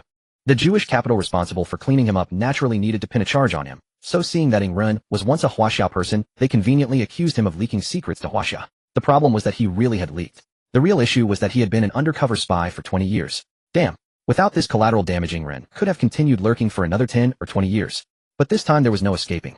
Although what he did was secretive and left little evidence, if Jewish capital truly wanted to frame him, they would surely find clues. Every action leaves traces. Moreover, the ones investigating him were the most elite FBI and military forces. Once exposed, he and his students would either be forever confined in Eagle Sauce or dead. Either situation was unacceptable for him. Now he could only hope that his homeland had plans to rescue him. He still had a crucial technology in his mind that could change the world order, which he had not transmitted to Huaxia. At least send someone to take this technology away. Then even if he died, he would have no regrets. Mr. Ing, what's wrong with you? A nearby white technician shook Ing Ren's shoulder, who was lost in thought. Ing Ren frowned and said, it's nothing, Smith. Can you do me a favor? I want to find out how my students are doing now. Smith nodded. He had worked with Ing Ren for over a decade, and Smith did not believe in the so-called collusion at all. Mr.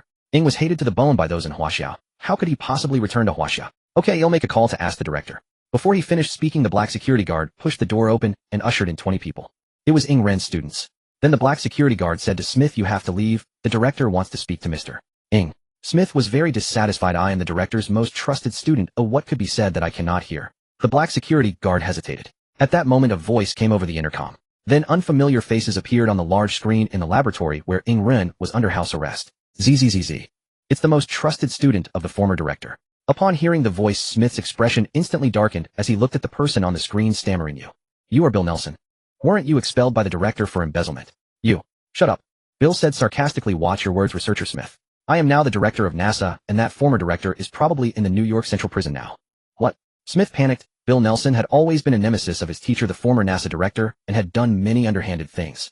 It seemed that Bill was leveraging Jewish capital to make a comeback. Even the teacher had been taken to the central prison without resistance. What about these small fries like them? Anxious Smith looked at Ingrid. Ingrid kept a straight face, as at this point, even if he softened and switched to Jewish capital, he probably wouldn't have a good ending, so he might as well act to the end. Ingrid said powerfully, Bill, you know best whether I colluded or not. I think the capital behind you didn't let you take over NASA just to eliminate all the backbone of the agency, right? Without me, director, how many people can still shoulder great responsibilities in NASA, including Smith?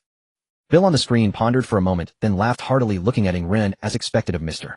Ing, eloquent and insightful.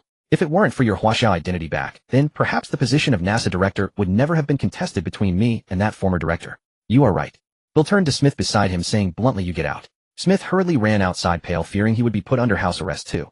Now was not the time for him to show off. At this moment, only Ingrid and his 20 students were left in the room. Bill sat high up, looking down. Mr.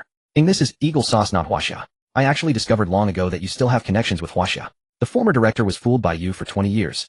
But I don't care. I am now being heavily relied upon by Jewish capital. I urgently need results. As long as you are willing to help me, the position of Deputy Director of NASA is still yours. Bill waved his hand, and a page of a PPT appeared on the subscreen, with several large words strikingly displayed: communication black box, the core challenge of achieving precision nuclear strikes in outer space. Bill's enticing voice echoed, you've actually solved this problem, right, Mr. Ing? Ingrid's pupils contracted. Bill said smugly, you thought you were hiding deep. Although I left the space agency, I know every laboratory inside out over the years. Because I left the back door in the main system before I left, so I can monitor the labs through the external network. You deliberately didn't use NASA's lab for secrecy, but built a private lab outside. However, just once you used NASA's signal transmitter for 10 seconds. And I monitored it. Ingrid lowered his head and pondered. That time was to verify the strength of the communication blackout. The communication blackout is a problem all countries face when studying spacecraft re-entry. As the name implies, all communications of the spacecraft would fail as if shrouded by a black curtain. It generally occurs during the period when the spacecraft enters the atmosphere. The reason is that the spacecraft's original sensitive components temporarily malfunction due to high temperature and pressure when passing through the atmosphere. The high temperature and high-speed friction create a high-temperature film on the spacecraft's surface that resembles a signal shield. This high-temperature film reflects all signals, causing both ground stations and space stations in orbit to lose contact with the spacecraft. After this communication blackout period passes, the spacecraft's communication returns to normal. This period of lost communication means the spacecraft is completely out of control with no instruments or operating system controlling it. Therefore, this period of lost communication is the biggest challenge for precise landing of the spacecraft. Because no one can predict the spacecraft's position before and after the communication blackout, it is impossible to locate it accurately. The spacecraft has a payload capacity. It can carry any weapon, the most powerful of which are hydrogen bombs, and once a country solves the communication blackout problem, it means the spacecraft can return precisely. Then it can use the advantage of the spacecraft's re-entry trajectory to carry out hypersonic precision strikes. That would be the most indefensible, terrifying strike in human history. It is ultra-high acceleration from outer space combined with the power of nuclear weapons, achieving only 2 words: unstoppable. Imagine this: a super technological power builds a layer of space stations in Earth's outer orbit, and inside the space stations are many spacecraft loaded with nuclear warheads. These spacecraft are stored in a way that cannot be destroyed or found. And this technological power can use the spacecraft's orbital return at any time to launch a precision strike against you. The return speed of the spacecraft is Mach 26. You should know that even the world's fastest missile barely moreover, the spacecraft can accelerate. Mach 26 is merely its normal speed. It is the speed boosted by gravity. Once actively accelerated, the spacecraft's speed may even exceed Mach 30. Let alone a spacecraft carrying a nuclear warhead, even a bare black steel rod at speeds above Mach 30 is enough to directly vaporize the targeted location. Not to mention adding the power of nuclear weapons. Therefore, a country that achieves orbital precision strikes from outer space will redefine what deterrence means. Currently, the world can maintain peace because on one hand, major countries are actively developing their economies, technology, and culture. On the other hand, it is nuclear deterrence. A country with nuclear weapons has the ability to flip the table, but it is only a disruptive ability, not a dominating one. Because nuclear weapon launch is very slow. Its essence is to use missile capability to carry nuclear warheads. That is to say, it cannot achieve a devastating strike. The targeted side will discover that the enemy has launched nuclear weapons, leaving time for a counterstrike. In other words, once nuclear weapons are used, if both sides possess them, it will inevitably lead to a mutually assured destruction. You drop 100 nuclear bombs on my country, oh, I drop 1,000 on yours. The effect is the same, oh, everyone dies together. So in order for everyone to survive, my country and I have a tacit understanding not to use nuclear weapons only as deterrence. But the orbital precision strike technology, after overcoming the communication blackout, is different. It can unilaterally crush the enemy. Even without carrying nuclear weapons, it can destroy all the enemy's cities before they question. How many cities does the Eagle Nation have? 53 states, each state divided into several regions. And if one wants to destroy the Eagle Nation, it only requires precision strike technology, combined with hundreds of nuclear bombs, directly striking all 53 states that may have nuclear weapon technology or nuclear reserves. No time or means to react. No opportunity to react. Destruction begins from space. The speed of Mach 30 is 36,752 per kmh kilometers per hour. The distance from the outermost layer of the atmosphere to the ground is 1,000 kilometers. The spacecraft first orbits the Earth to reach the designated position, then accelerates to return for impact. At Mach 30, the time from the outermost atmosphere to the ground is less than 10 seconds. Yes, from giving the order to destroying your country takes less than 10 seconds. How can you defend? How can you defend in space? With current human technology, it is impossible to engage in combat in space, and even many space stations cannot complete docking. Only a handful of countries possess qualified aerospace technology, and Huaxia is one of them. So now what Ing Ren holds in his mind is a weapon technology capable of changing the world order. If Ing Ren can hand over the technology to Huaxia, Waxia's voice will rise to number 1 in the world. If Bill obtains the technology hidden by Ing Ren, it is hard to imagine what the crazy Eagle Empire would do after all the first atomic bomb in history was dropped by the Eagle. During the period when Huaxia did not possess nuclear weapons, the Eagle formulated no less than 10 plans for nuclear strikes against Huaxia. Technological supremacy is addictive. Not all countries, after obtaining weapons surpassing the rest of the world, can resist the urge to destroy it. So Ing Ren, he cannot let his breakthrough in communication blackout technology fall into the hands of the Eagle Empire or any country other than Huaxia. Once he hands over the technology, it is equivalent to placing the fate of his motherland in the hands of a great power. Ing Ren will never allow history to repeat itself. What is your decision? As senior scholars of the space agency, both you and I understand the importance of this technology. As long as you teach this technology, I guarantee you will not be limited to this space agency. Ing Ren, relying on this technology, I will not only be the director of the space agency, but will become an entity with real power in the Eagle Empire. I will no longer be a puppet of capital, I will become a new capital. By then you will be second only to 1 and above 10,000. Even the Empire's president you can become. Ing Ren slowly raised his head and showed a smile really tempting. Power, wealth, and the promise of becoming the president of the world's strongest nation. Bill, you sure know how to paint a grand picture. But that means you haven't actually reported my situation to the upper echelons of Jewish capital, have you? You want to keep my technology for yourself? If you had already told Jewish capital's leadership, the one who came wouldn't be you, Bill. It would be the military under capital's control. Ing Ren walked slowly toward Bill on the screen, showing no fear whatsoever, not at all like someone under house arrest. Instead, he held his head high and threatened Bill, threatening me. Who do you think you are? Since you know I cracked this technology, you should also realize that even if I proposed trading this technology for your life to Jewish capital, they would absolutely agree. The one holding the initiative is not you, but me. Bill, let me out. Only then will I consider helping you earn the trust and respect of Jewish capital. Even Ing Ren's students couldn't believe their teacher was being so defiant. Some of them began to worry that he might enrage the NASA director across the screen, who could then kill them all in a fit of rage. They wouldn't kill the teacher, but the students weren't nearly as precious. You? Fuck. Are you looking for death?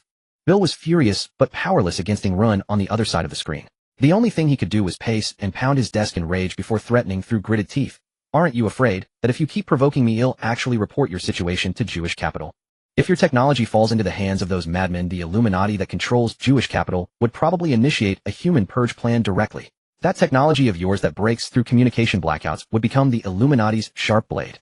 You would be one of the culprits leading humanity to extinction. Ing Ren replied coldly, no, because you're greedy. What? Ing Ren chuckled softly. In China there's an old saying, a dog can't change its habit of eating shit. You as a person will never overcome your greed. You know I have technology that can make you the ruler of the world's top superpower. You'll never easily give up this opportunity. If you did, you'd probably never sleep peacefully again. You're a thorough power-hungry man of greed. Clap, clap, clap, clap. Bill applauded, regaining his composure. All right, let's see how long you can hold out. I really don't want to kill you. But what about your students? They're not as precious as you, and I doubt they're as tough as you. Let's break through the communication blackout. You can't do it alone after. These students of yours are your team, right? I believe even if I can't get the core technology from their mouths, I can at least learn some. Ing Ren, I heard you Chinese have been tough nuts to crack for decades. I wonder how tough your students will be under prison torture. Buzz. The big screen went black. Bill disconnected the link. Ing Ren clenched his fists. Slowly he turned to face his 20 students. Though he called them students, they were all adults. Among the 20, a couple were in their 20s, but most were in their 30s, and some were even 40. Ing Ren looked at their faces. Some were panicked, some confused, some terrified, and 1 or 2 were resolute, even welcoming death. Ing Ren spoke softly. I'm sorry to drag you all into this, but I absolutely cannot hand over this technology. Fakes won't work either. Bill's expertise is among the top in the world. He'd verify a fake communication breaching technology in no time. So I ask you to hold on. I've already sent a distress signal to our motherland, and I believe they'll soon come to rescue us. A bald student around 30 smiled. Teacher, don't worry. I'm not afraid of pain. I grew up in gangs. When I was 12, I was captured by a rival gang and beaten half to death. I've been through every kind of torture. The others didn't speak, but their eyes gradually turned resolute. However, a few of them avoided eye contact, showing signs. The 40-year-old middle-aged man spoke anxiously. Teacher, will China really send someone to rescue us? I met you when you first came to the Eagle Empire over 20 years ago. I had just graduated then, and China was still a small rising nation. 20 years have passed, and China has never looked after you. Do you really think China would risk such a dangerous operation just to save you? We all just saw how cruel Bill can be. Anyone coming to save you wouldn't even make it past the NASA building before being killed by the military and the FBI. And China might not even send a rescue team at all. Teacher, maybe. Just give it to them. The middle-aged man said excitedly. If we give it to them, we'll instantly rise above everyone else, never having to endure anyone's disdain again. How many times have we been bullied in NASA just because we're yellow-skinned, teacher? And most of us don't even have Chinese nationality. Ing Ren's eyes widened. He never expected a student who had followed him for 20 years to say such things. Shut up. New Hachi, you coward. Before Ing Ren could get angry, the bald student had already grabbed the middle-aged man by the collar. The bald student was called Shaku. He was of Chinese descent, abandoned in the gang-ridden streets of Eagle Empire, raised in black gangs. He met Ing Ren at the age of 15 when Ing Ren was on a mission. So he had been by Ing Ren's side ever since. Shaku said angrily, without teacher you'd probably still be a mediocre endure torture. You probably wouldn't even qualify to be tortured by the Empire. Teacher is Chinese. It's because he trusts us that he shares everything. How dare you question the motherland he trusts? Hey, you keep saying you're yellow-skinned, but if I recall correctly, your bloodline is Chinese. You immigrated to Eagle Empire over all these years. You've never once admitted you're Chinese. Shaku turned to Ing Ren. Teacher, I really suspect this guy. That Bill once eavesdropped on one of our experiments, but the data from that time wasn't enough to confirm our success. The information he could gather was far too limited. But Bill is certain we completed the technology. Someone within the team must have been turned. Ing Ren's heart trembled at these words. He had thought of it himself, but never wanted to admit it. But now Shaku had said it out loud. He could only speak slowly. Whoever it is, come forward yourself. I already have a candidate in mind. If you step out now, I'll let you live. Bang. Inside the laboratory, a mushroom-haired man with thick glasses was sent flying, along with his spectacle lenses and the stapler on the desk. Blood splattered. The man looked in terror at the one who had struck him, Shaq. Among Yingren's 23 students, 99% were academics, but Shaq was the sole former ruffian. Thus in a fight, 10 of them together could barely defeat Shaq. Shaq raged like a lion. Mori, you were a mole. Mori collapsed on the ground, scrambling backward, looking at Ingren. No, I'm not. Teacher, you've missed. I'm not. Bang. Another blow. Shaq grabbed a chair and smashed it against Mori. Shaq, stop. Ingren could no longer bear it, and finally intervened. Only at the sound of Yingren's voice did Shaq cease, but by then Mori was seriously injured. Ingren looked at Mori lying on the floor and said coolly, you were sending a message just now, I noticed. Let me see your phone now, shall I, Mori? Mori panted heavily. Teacher, I just wanted to make money. I needed money to support my parents, to marry and have children too. But even so, I only sold information about other NASA labs to Bill. Oh, I never leaked a single detail about cracking the communication blackout. Teacher, please believe me. Ingren paused for a moment, then looked again at the remaining 19. He believed Mori. Among them, the most likely suspect was Nahachi, who had just shrunk back. Nahachi. Ingren felt a headache coming on. This student had been with him the longest. Though somewhat timid and cautious, he shouldn't have betrayed him. As the ultimate undercover agent, Ingren had his methods. He knew a thing or two about interrogation. Next, I'll speak with each of you privately. Check you first. Yes, teacher. Meanwhile, at New York Central Airport, Lee Sun was escorted to a lounge. Government and non-government personnel had been separated upon disembarkation. During the security check, Lee Sun's list read China Red Flag Technology Co. Ltd. The inspector was from. Since the aerospace conference was hosted in New York by the Eagle Empire, NASA naturally presided. Bill attached great importance to the list of Chinese attendees. Given the sensitive timing, he knew that Ingren had ties with Chinese officials. If he were from China, the conference would be the perfect opportunity to slip in and contact Ingren. Still uneasy, Bill ordered his subordinate dispatch another military squad to guard Yingren's private lab and add 2 more teams to watch over Ingren at NASA headquarters. Keep the surveillance cameras running 247. There must be no slip-ups. After giving the orders, Bill began to scrutinize the list of Chinese attendees. Red Flag Technology. Sounds familiar. Bill frowned, then suddenly remembered something. Isn't this the front company in China set up by the Illuminati, an offshoot of Jewish capital, a spy to pry into China's space program? This is one of our own. Let me see. Legal representative and chairman of Red Flag Technology, Lee Sun. Bill smiled. It was settled. He would approach Lee Sun and learn of China's plans through him. Somebody. Invite Director Lee Sun from the Chinese delegation. And note, invite, not force. Invite me. Yes, mister. Lee, please come with us. Lee Sun looked at the 3 soldiers in tactical gear with live ammunition, and he had no doubt that refusal would mean being forcefully escorted by them. Lee Sun could only smile and follow the 3 soldiers through numerous checkpoints to Bill's office. As soon as the door opened, Bill rushed forward and gave Lee Sun a big hug. One of us. One of us. Mister Lee, you've done quite well in China, even managing to come to the aerospace conference on the Chinese government's special plane. The last time I met your company's director Ma Wang was a year ago at our Illuminati peripheral annual meeting. How is Director Ma? Li Sun was stunned. What was going on? Mom. That was the scoundrel director who had tricked him into being the legal representative and then fled. He actually knew the NASA director. The Illuminati. Li Sun pushed Bill away without changing his expression. From what he knew, Mong had taken the money and fled to the Eagle Empire, then sold the Chinese space agency's secrets to some organization. So that organization was the Illuminati. And this NASA director was also a peripheral member of the Illuminati. Because Bill thought Li Sun was Ma Wang's subordinate, he mistook him for one of their own. But according to the files from Elder Li and General Fan, the NASA director was supposed to be Jewish capital. There could only be one explanation. The Illuminati was a Jewish capital organization. But Bill's misunderstanding was a blessing. Li Sun was exactly looking for a way to get close to NASA and rescuing Ren. Just when he needed it most. Li Sun changed his tone. Director Ma caused too much trouble in China. The heat was on, so he temporarily retreated to the Eagle Empire. He left in a hurry without telling me where he was hiding. He wouldn't dare contact me in China. Director Bill, if you run into him, please let me know. I still need his advice on company matters. Bill smiled. No problem. So Mong returned to the Eagle Empire. He should be in our organization's safe zone. I'm heading there soon. He'll pass along the message. Li Sun's eyes lit up. Found it. Safe zone. Bill's expression shifted, his gaze turning wary. You don't know about the safe zone. Every member of the organization should know. The safe zone was established by the Illuminati to protect its members, with each member owning a standalone villa there. Although Bill had assumed Li Sun was an Illuminati peripheral, this was their first meeting, and he remained cautious. Li Sun sighed. Alas. I was recruited by Director Ma in China. I've never been to the Illuminati in the Eagle Empire. So I've only heard about the safe zone from Director Ma, but never actually been there. This trip to the Eagle Empire was also meant to get acquainted, but I can't find Director Ma. Fortunately, I met you, brother.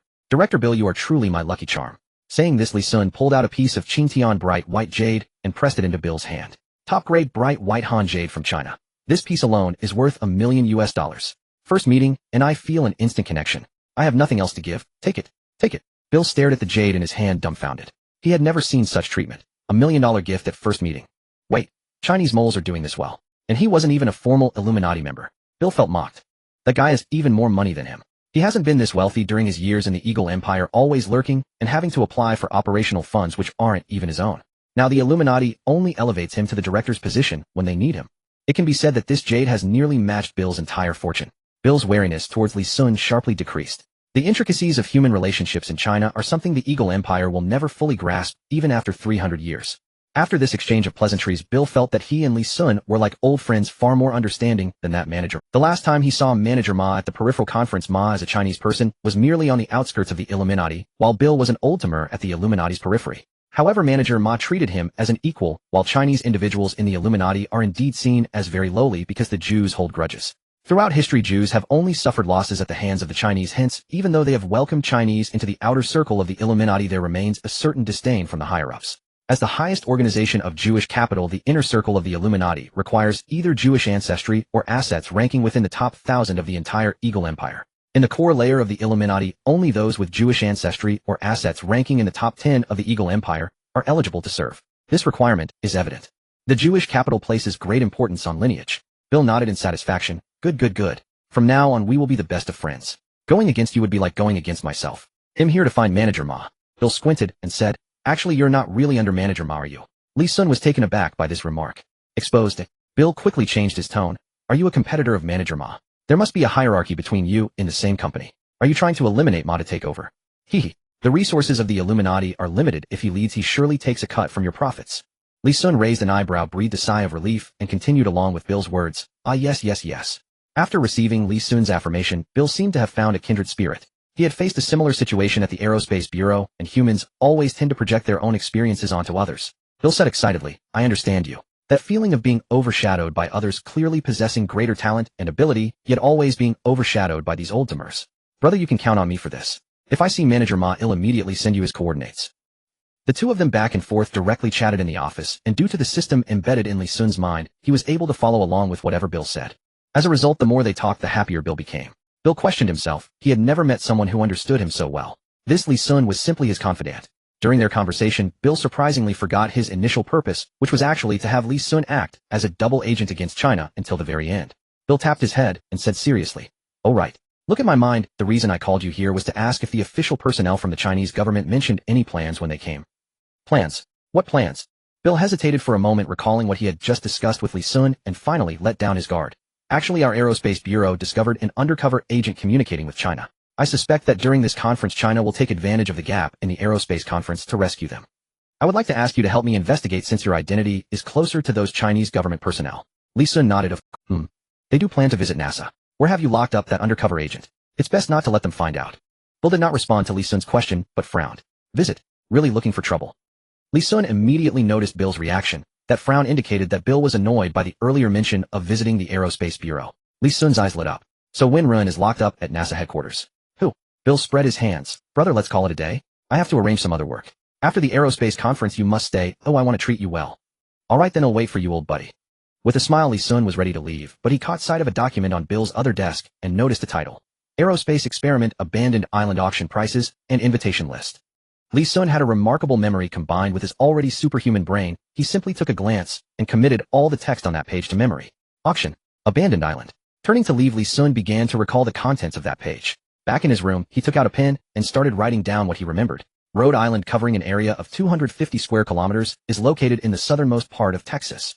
It was once used as a testing site for rockets by the Aerospace Bureau, so there are no inhabitants around. After the experiments ended and lost its utility, the Aerospace Bureau wanted to sell it off at a low price to recover some funds. The internal bidding price, given by the Aerospace Bureau, is $600 million. Bill had already relayed this information to a Jewish businessman named Monday, intending to deceive the bid using the internal price. Li Sun blinked. His arms base just so happened to need an island. Now he was in the shadows while Monday was in the light. The external price for Rhode Island was actually only $800 million. After Monday learned of the Aerospace Bureau's bidding price, the price he set would inevitably be very close to $1 billion, or just a bit over $1 billion to maximize his profit. Therefore, Li Sun's bid of $1 billion would surely intercept it. This essentially meant that Bill was setting up a dowry for Li Sun. Just the funds were a bit insufficient. $600 million equates to 6 billion Chinese yuan, which is all of his fortune. Li Sun shook his head, realizing he couldn't buy it for now. Once he spent nearly 6 billion, he would have no liquid funds left to purchase weapons. Fortunately, the specific auction date is after the aerospace conference, which is 2 weeks away. I still have time to make more money during these 2 weeks. I need to create some big events to make these governors eager to spend. Ding. Detected host location coordinates in the Eagle Empire. Would you like to establish a Firearms King division in the Eagle Empire?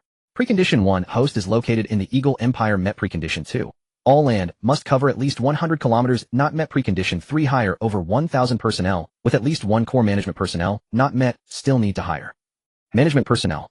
Kabbalah. Li Sun suddenly remembered that since coming to the Eagle Empire he had not yet connected with Kabbalah or the undercover agents arranged by Fan Haidan.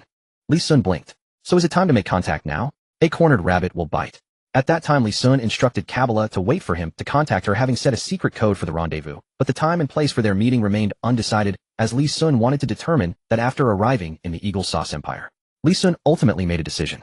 He would first meet with the hidden agents arranged by General Fan Haitian before seeking out. Li Sun looked at the message left by Fan Haitian and murmured, Agent Jean Lon, the guardian of the Cashel Cemetery in Queens, New York. Queens Cashel Cemetery. Li Sun surprisingly had a faint impression of this address. It seemed it was Kabbalah. When he positioned the weapons for Kabbalah, it was near this location in Queens. Could it be that I will run into Kabbalah? That seems too coincidental. In Queens, New York, the sky gradually darkened, lights flickered on, and the local homeless and young black men began to hit the streets. In a certain gang, recently Washington has seen a new route for smuggling arms, and it's said to be run by a beautiful woman. She must be tired of living. The entire arms trade in New York belongs to Old Pie. Does she dare to steal business from Old Pie? I don't know the background, but the guns she sells are indeed of high quality, incredibly tough. They're even tougher than the firearms I used during my military service. Compared to her goods, Old Pie's stuff is simply garbage. Is she that strong? It's a pity Old Pie has already issued a bounty. Whoever can kill her will receive $10 million. $10 million? That's too valuable. Should we try our luck? We might just run into that woman. The person being hunted was Kabbalah, who was selling arms for Li Sun. Because Li Sun's goods were so good, they quickly gained fame in Queens, resulting in a surge in traffic on the Arms King website, leading to Kabbalah, originally just a small-time player, suddenly becoming well-known. This was the real-life spokesperson of the living Arms King. Those liberalists from the Eagle Sauce Empire didn't care whether the Arms King was an enemy or an ally. Whoever had cheaper and better guns would naturally be the one they bought from. Thus, Kabbalah successfully captured nearly 30% of the market share. She thought happily when the boss contact person came to find her, she could use this to prove her capability to be the spokesperson for the Arms King in Queens. Little did she know Li Sun was secretly planning for Kabbalah to directly represent the entire Arms King website of the Eagle Sauce Empire. Today the wind in Queens was strong, as if it were going to swallow Kabbalah. Kabbalah wrapped herself in a trench coat, wearing sunglasses and a wig, understanding the danger she was in, but today, she had to go out. She headed to Cashel Cemetery. Today was the anniversary of her father's death. After stepping out, Kabbalah quickly got into her sedan and sped towards Cashel Cemetery. She lived very close to the cemetery, specifically for the convenience of paying respects to her father, who, of course the price, was living in a chaotic and unsafe neighborhood. Reaching Cashel Cemetery was very quick. In just 10 minutes, Kabbalah arrived at her father's grave with wine and flowers. Looking at the inscription on the tombstone, Kabbalah's eyes gradually moistened, and she placed the bouquet before it, drinking wine and pouring some onto the tombstone. She spoke in a casual manner. "Dad, I never expected that I would become an arms dealer too. I thought I would never have the chance to avenge you, but unexpectedly heaven gave me this opportunity. A mysterious arms dealer suddenly appeared, and this big shot is willing to let me be the spokesperson for Queens." Saying this, Kabbalah took a big swig of wine, then opened another bottle. With the alcohol kicking in, she pulled out the handgun she bought from Lee Sun, showing it off at her father's grave. "Look, Dad, how does this gun look? Isn't it far superior to the ones we sold before? It far surpasses old piece trash. With a gun like this, I can definitely take back Queens. Thanks to you teaching me about guns, I was able to seize this opportunity in a short time and expand my business using the connection." Old Pie must be feeling quite anxious now. A flash of memory crossed Kabbalah's eyes. She was born into a family of arms dealers. 10 years ago, the entire arms business in New York belonged to her family, and her father was the mastermind behind the arms trade in New York. At that time, Old Pie was just a small-time thug in her father's gang. It could be said that she was a mafia heiress from birth, living in luxury and having over 20 bodyguards follow her around. But now she had fallen to living in such a chaotic civilian neighborhood, even almost being robbed by 2 homeless black men, all because of Old Pie's betrayal. Her father's business grew larger and larger, so he couldn't handle it alone and began distributing responsibilities downward. Old Pie started as the smallest thug and eventually became her father's right-hand man. However, as Kabbalah grew older, her father began to think about retiring, as being an arms dealer was too dangerous. Not to mention that firearms are prone to accidental discharge, but the sellers arms dealers engage with are often warlords and fugitives. They would easily throw away their lives, or what's more, they could engage in a black market deal without any integrity. In his youth, her father had the guts to face danger, not only unafraid but excited by it. But after having a daughter, he started to have concerns. Thus her father began to withdraw from the scene and let his subordinates handle business on his behalf. Among them, Old Pie earned deep trust due to being the youngest, performing the best, being the most ruthless and most outstanding. But he was also too ruthless. With her father's absence, Old Pie gradually became a spokesperson for her father, and eventually everyone believed Old Pie would become her father's successor. Her father originally wanted to retire and was happy to let Old Pie take over. But Old Pie had other intentions. He started from a small role and believed that every achievement of his was earned through his own efforts. Thus he was only superficially respectful to her father, but privately felt that her father had given him too little. He felt he deserved more, even the position of the gang leader. Why should he serve an old man who had lost his ambition? Why should he always be referred to as a successor, as if all his achievements were merely gifts from that old man? He wanted to seize. He wanted to create his own arms business. He aimed to completely replace his father both in business and thus exactly 1 month before her father's decision to retire at Kabbala's birthday banquet. Old Pie, this ungrateful snake, finally revealed his fangs. He undermined all of her father's subordinates and ambushed more than 30 gunmen around the birthday banquet. Guests cheered and Kabbala gazed at her 12th birthday cake with eyes that smiled like crescent moons. With a breath, she blew out the candles. But instead of cheers in the darkness, gunfire erupted suddenly. Bang, bang, bang. To this day, Camilla still remembers that terrifying sound akin to a demon's roar. The moment it occurred, she felt the warm, strong embrace of her father's arm beside her. Her father carried her and threw her into the ventilation duct, hurriedly whispering in her ear, "I'm sorry, Dad. Has to go now. I can no longer protect you. From now on, if you have the ability to take care of yourself, live well. If not, then curl up quietly in a corner and endure. Live humbly and with all your might. Wait for the right moment until one day you seize the opportunity that belongs to you. You are my child, and I believe that one day you will achieve your shining moment." The narrowness of the ventilation duct along with the impacts as she slid down caused Camilla to lose consciousness. Camilla crawled out of the duct, and the bloody scene before her would haunt her for life. Her father lay before the birthday cake, battered and bruised. Big Pie even broke all of her father's limbs to assert his dominance.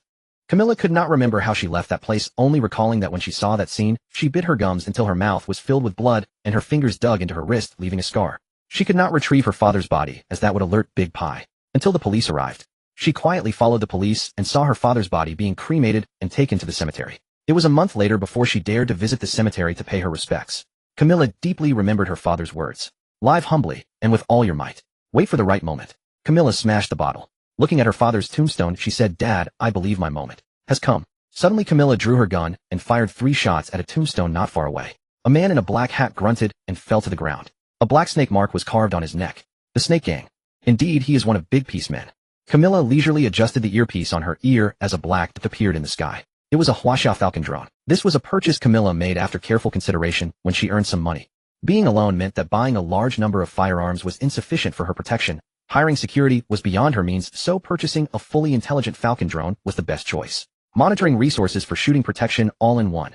Camilla certainly knew that her rising prominence would attract Big Piece attention. It would be easy for Big Piece forces to find out where she lived, but the precise house number was not guaranteed. Therefore, Camilla had already launched the Falcon drone to monitor the area as she left. Her earpiece would relay real-time updates on the drone's reconnaissance. As expected, the moment she stepped outside, she was targeted by nearby surveillance points. When she arrived at the cemetery, one person was hiding inside, while 3 others lurked outside. So when Camilla fired her gun, she was already prepared. Falcon activate silencer mode and stealth mode. Received. In the Falcon's view, the 2 people outside the cemetery, hearing the gunfire, began to creep toward the grave. But 2 people were simply not enough for the Falcon to handle. The Falcon's auto-targeting could take down snipers hiding in a large crowd promptly. With the sound of 2 silenced shots, before the 2 men could even reach the edge of the cemetery, they collapsed into the night. Just as Camilla was about to breathe a sigh of relief, the Falcon's monitoring view revealed 2 more individuals, one of whom was within the cemetery, but showed no clear intent to attack, while the other was a kilometer away. Bang! A gunshot rang out, and the right wing of the Falcon drone was struck and damaged. Wing damaged functionality. What happened? Falcon return, immediately activate predicative trajectory mode, evade the sniper. Camilla frowned, looking toward the sniper's direction. How could the Falcon in stealth mode be discovered? 1,000 miles away, a sniper wearing glasses and chewing gum muttered to himself, Big Pie was right. This girl has some skill. Unfortunately, Big Pie is still formidable, having acquired equipment sent from the latest Weapons Research Institute. That's the legendary Huaxia drone, isn't it? Without these newly developed tactical glasses and this upgraded detonator sniper rifle, I wouldn't have been able to handle that. No wonder it's weaponry personally developed by Adolf, the director of the Weapons Research Institute. Take another shot. The Falcon drone hid behind a tree according to the predicted trajectory, but the sniper's scope began to target Camilla as Camilla tried to escape by running, but to a seasoned sniper, any form of running without obstacles is simply a moving. Dodging a sniper bullet was utterly futile. Just as the sniper's trigger was about to be pulled, a shadow lunged at Camilla.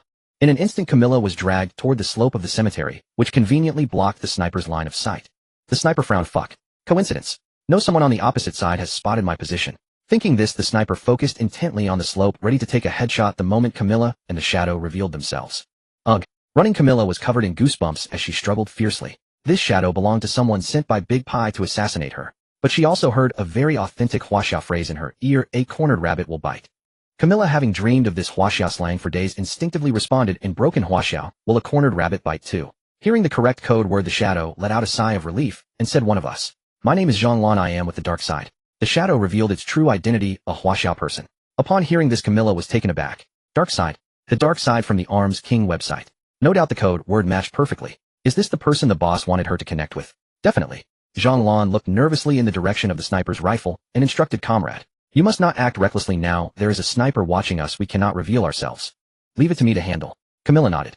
She understood Zhonglan's address, interpreting it as the boss being Huaxiao, thus this was certainly the official terminology of the Arms King. They all called each other comrades. Camilla felt immensely touched. She had finally found her organization. After so many days, she had thought Li Sun had forgotten her. Thus in broken Huaxia, Camilla said in Zhonglan's ear, comrade. My name is Camilla.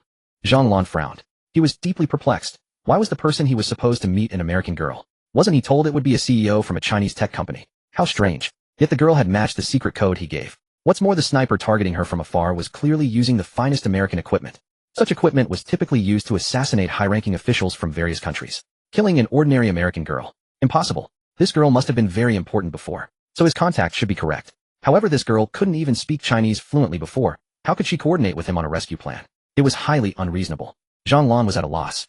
But it was better to take the risk than to fail to respond. What if the intended contact couldn't come and had sent this girl instead? Ahem. Forget it. Let's deal with the immediate crisis first. The sniper, staring at the reverse slope, spoke irritably into his earpiece. Hey perimeter team, get moving. There's a counter-sniper expert on the other side. I've lost sight of him. Hurry. Keep your eyes peeled and stay sharp. He's a pro. With such strong counterattack awareness, his close combat skills must be formidable too. This is a major task Boss Pie assigned to us. If that woman escapes, well, all die. I've marked the coordinates for you. Watch out. That woman has a Chinese drone. They'll keep an eye on the drone, the rest is up to you. Outside the cemetery, 3 vehicles slowly approached the gate. A man leaned out and fired, shattering the lock. 3 black jeeps stormed inside. Meanwhile, Zhonglan, hiding on the reverse slope, was crawling forward with Kalami. As the cemetery's keeper, Zhonglan knew the terrain like the back of his hand. He had a clear plan of how to bypass the sniper's field of view and crawl to safety. By now he had quietly moved from the reverse slope to behind another cluster of gravestones. From there a small path would lead them out of the cemetery. The sound of the 3 jeeps alerted him and Kalami. Kalami immediately said, they must be reinforcements. They probably have guns. Don't panic, we'll send my drone to deal with them. Upon hearing this, Zhonglan quickly stopped her, don't use the drone. But his words came too late. The moment Kalami's drone emerged from its hiding place, a distant sniper rifle roared. Bang! This time the drone suffered even more severe damage than before. Its right wing was hit, and it could no longer. One must know that the Chinese Falcon drone had a trajectory prediction function. However, facing the speed of a sniper rifle, even with trajectory prediction, it was difficult to evade. Of course, this was only true if the sniper was a top-tier expert. An ordinary sniper would still be evaded by the Falcon drone, but an elite sniper leveraging the speed advantage of the bullet could also predict the drone's movements, leaving the Falcon drone. Of course, the trajectory prediction worked. Otherwise, the Falcon drone wouldn't have been hit only on its right wing twice. That sniper wasn't aiming for the wing, he was aiming for the central power source. However, the Chinese Falcon drone had narrowly avoided its vital point. Kalami immediately ordered the Falcon drone back into hiding. Zhang looked toward the sniper's position and held Kalami down. You have a gun on you, right? Take your pistol and protect yourself. Keep the sniper's direction in mind. Don't give him a chance. Then Zhang looked toward the 3 jeeps. A swarm of people had already disembarked, some holding AKs, some with pistols, steel rods, and machetes. Looking closely, there were over 20 people. All were burly and fierce, clearly gangsters who had long roamed the streets. Half of them were black. Kalami's eyes showed worry. They had thought that with the Falcon drone's protection this trip would be safe. But they never expected to encounter a sniper rifle and an elite marksman capable of hitting the Falcon drone. Having grown up in gangs, he knew very well how formidable these street thugs were. Since survival was often at stake, their moves were all dirty tricks aimed at vital points. They fought with no form or discipline and often showed no sense of morality. As for his contact, he just looked like an ordinary middle-aged man. Judging by Zhang uniform, he seemed to be. Zhang, let's run. Even if the drone gets shot down, it can buy us some time. If it's destroyed, it can still launch a bombing run. Kalami tugged at Zhang arm and pleaded. Anyway, I've dragged you into this. If we make it out safely, it'll definitely treat you to a great meal.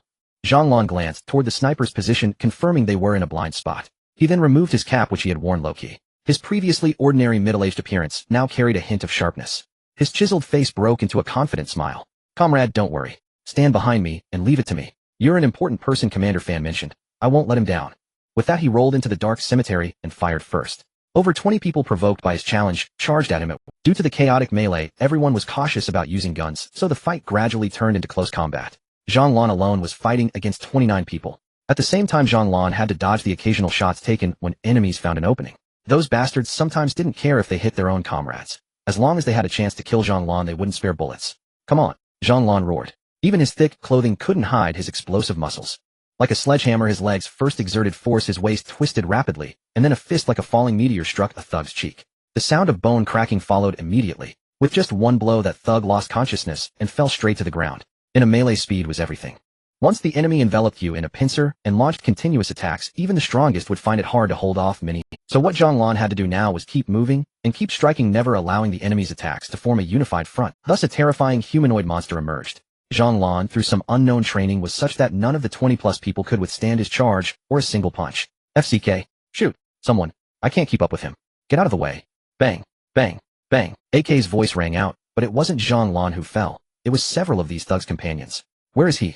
There. Get out of the way. What a... Zhang, who had been crouching, leaped up from beneath the fallen thugs. His legs like reef rocks swept up. The burly man holding the gun was instantly struck in the abdomen, his grip on the weapon faltering. Zhang was the first to land a headbutt. Skull met skull, but Zhang striking first was clearly harder. The burly man rolled his eyes on the spot. Bang! Under the dark moonlight, amidst the crisscrossing tombstone shadows and blinding headlights, Zhang shifted like a phantom, while over 20 men wailed in terror. Camilla stood dumbfounded, watching as if it were a sci-fi movie, no a Chinese martial arts film. Lying on the ground, his teeth scattered and face battered, a thug screamed, Chinese kung fu. Ah!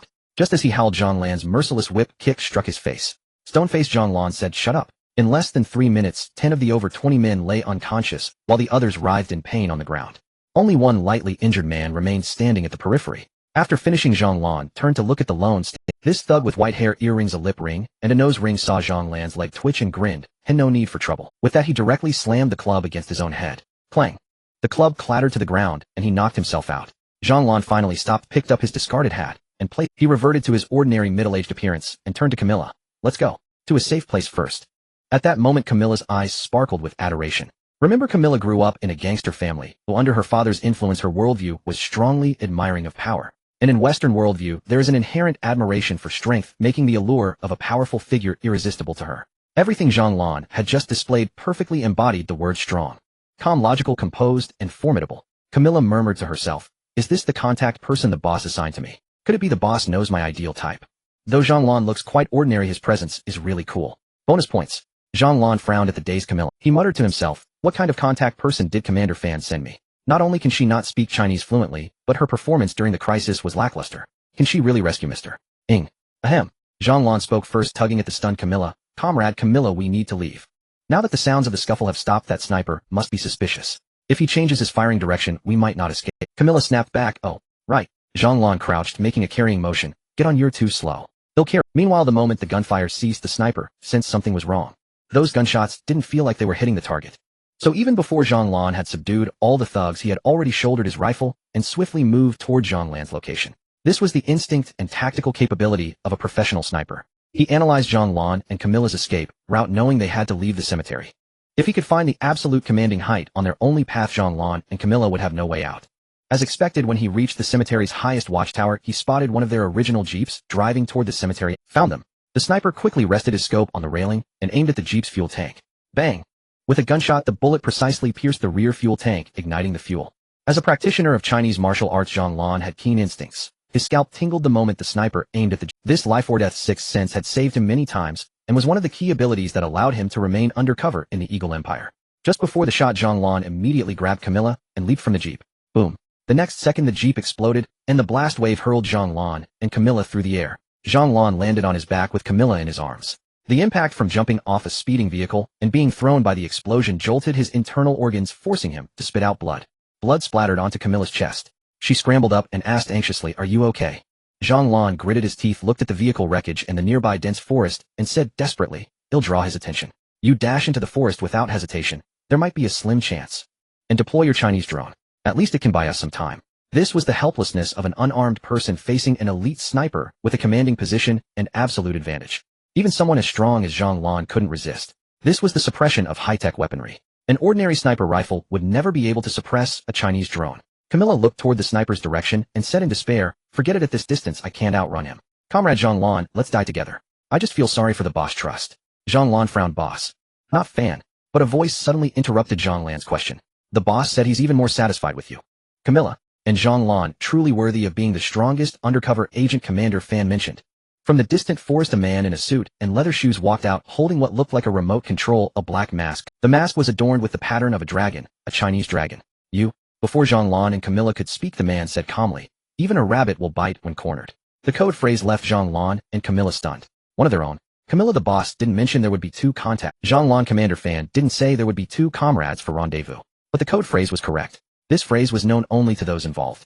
Indeed, the man with the dragon mask was Li Sun. But this was not the time for a rendezvous. They still faced the snipers.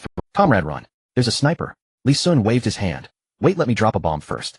We have plenty of time." Saying this, Li Sun glanced toward the sniper's direction, a contemptuous smile on his face, and pressed the remote in his hand. New weapon, remote precision bombing. Have a taste first. Beep. At the moment Li Sun pressed the button on the remote control, 15 artillery pieces that had been set up in the deep mountains 10 kilometers away began to move slowly. Upon receiving the signal from the remote control, these 15 artillery pieces began to automatically adjust their angles, perfectly aiming the shells at the position of the guiding sniper based on the coordinates provided by Li Sun. There was no need for human operation. The intelligence system built into the base could operate autonomously. Moreover, this base was not personally set up by Li Sun, but was instead transported directly using the system's pinpoint teleportation technology to avoid leaving any trace that could be discovered by the Eagle Sauce Empire's military. Li Sun had already been near the cemetery by the time the sniper fired. He arrived early as he was merely an ordinary person without any weapons and needed to observe Zhonglan's situation. However, Li Sun did not expect to encounter Camilla here as he had her coordinates. While Camilla and Zhonglan distracted the sniper and several thugs, Li Sun quietly deployed a Falcon drone, stealthily moving toward the sniper's position to obtain the most accurate location. To avoid exposure, Li Sun did not allow the Falcon drone to get too close, but he managed to roughly identify the snipers. Without a precise target, the only option was to use carpet bombardment. Hence the artillery base was established. On the other hand, Li Sun had refrained from taking action earlier to observe Camilla and Zhonglan's reactions, as it seemed there was some misunderstanding between them. They appeared to regard each other as Li Sun.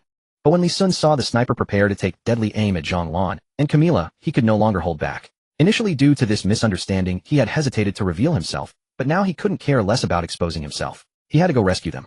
Meanwhile, at the highest lookout tower, the sniper gazed at the mysterious figure wearing a dragon-patterned mask, feeling somewhat confused. Who is this? This person is not listed in the mission, and it seems they are holding some sort of remote control. Never mind, what a great opportunity. None of the three of them have any cover. It's practically delivering their heads to me. Let's start with the most important target. The sniper aimed his gun at Camilla. A professional sniper needs not only exceptional focus, but also a strong heart and the ability to sense any subtle movements. Just as the sniper aligned his crosshairs on Camila, he felt a tingling sensation on his scalp, as if a violent sound. He initially wanted to kill Camila first before checking what was happening, but the overwhelming sensation of impending death compelled him to look up at the sky. In the distance, he saw several white smoke trails gradually spreading with dazzling black dots at the center of the smoke. At first the distance made the sound faint, but with the sniper's keen senses, he still heard the terrifying sound of air being ripped. Damn! Mortar shells! How could such military-grade weaponry appear here? It is well known that infantry is the most common force in the military, while artillery and snipers are rare and crucial. Snipers are responsible for point-to-point eliminations, and when the numbers increase, artillery can determine the outcome of a... In the Eagle Sauce Empire, there is no need for artillery. Mortars only appear during large-scale battles between nations. Thus the sniper was shocked, as even the largest arms dealer gang in the Queen's District did not possess mortars. This is entirely military-controlled. Without military capital permission, these arms dealers could only sell rifles, sniper rifles, and at most rockets. The sudden shock left the sniper momentarily stunned. He thought for a moment and finally reacted, "Wait, this seems to be aimed at me." He panicked. The sound of air tearing grew louder, seeming to threaten to shatter his eardrums. The sniper frantically grabbed his gun and began to run, but the shells that had been far away were now visible to the naked eye. The immense pressure above made it hard for him to breathe, and he finally understood what the tingling sensation on his scalp meant. It was the impending bombardment from the mortar position. When the shells were visible to the naked eye, it meant they were about to arrive instantaneously, leaving no possibility for it. At the moment the shells were about to land, the sniper suddenly halted, feeling an unprecedented calmness within. As a sniper, he crossed his chest with a cross, resigning himself to fate. He couldn't comprehend how he ended up encountering mortar bombardment while simply carrying out a straightforward assassination mission. As the ace sniper of the gang, he had taken out many high-profile targets. But even those powerful figures were merely guarded by infantry wielding submachine guns with snipers, and even pilots flying tactical aircraft for protection. He could accept timed explosives, grenades, and detonators, but being bombarded was something he had never experienced. He simply couldn't accept it. What was the difference between this and using a cannon to swat at flies? The amount of bombardment was more than enough to annihilate a 100-man squad, and yet it was targeting just him, the sniper. What right did he have? The sniper, frustrated with death, let out an expletive. "Are you crazy? I'm just an ordinary gang sniper, and you bomb me with mortars. Even if I don't know who it is, I will curse you." Fuck! Boom. As the shells hit the ground, flames engulfed the entire lookout tower, which was constructed from steel and would turning to char under the bombardment, along with the sniper himself, who morphed into a blackened silhouette. The entire world fell silent. Li Sun looked at his results with satisfaction, knowing that the sniper's weapon was certainly not as simple as that of a mere gang. The Falcon originated from 24 years of Huaxiao, and Li Sun couldn't believe that there were weapons capable of breaking through the Falcon's stealth system in this era. There must be a formidable figure behind it. Li Sun recalled the shield used in Gaza that could block sniper bullets. It was likely from the same person or a weapons laboratory. It was even more likely to be Eagle Sauce's secret laboratory, the same one that the system had previously reported as having extraterrestrial technology surpassing the current era. A soft gulp. Zhang Lan swallowed nervously as he stared at the smoking, exploding blaze in the distance, scarcely able to believe what he was seeing. They were in the Yingjiang Empire, not Huaxiao. Where on earth had the man before them obtained a mortar emplacement? He showed no fear of the Yingjiang Imperial Force's scrutiny and simply unleashed bombardment. The shocking part was that the man before them was one of their own. He had not returned to Huaxiao for years. Had Huaxia's contacts grown so formidable in his absence?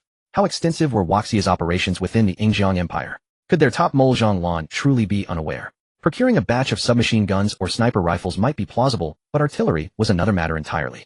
Zhang Lan stammered, asking where the artillery had come from, addressing him as comrade. Li Sun cleared his throat and pinched his fingers together, saying the matter was classified, and that he merely had a small network of contacts. Camilla beside him took no offense. In her mind, Li Sun was the local contact for the Juanhua Zhiwang website the boss had mentioned. Camilla did not imagine that Li Sun was the boss of Juanhua Zhiwang, who no leader of such stature would personally come to so dangerous a place. So it was only natural for someone associated with Juanhua Zhiwang to possess impressive weapons.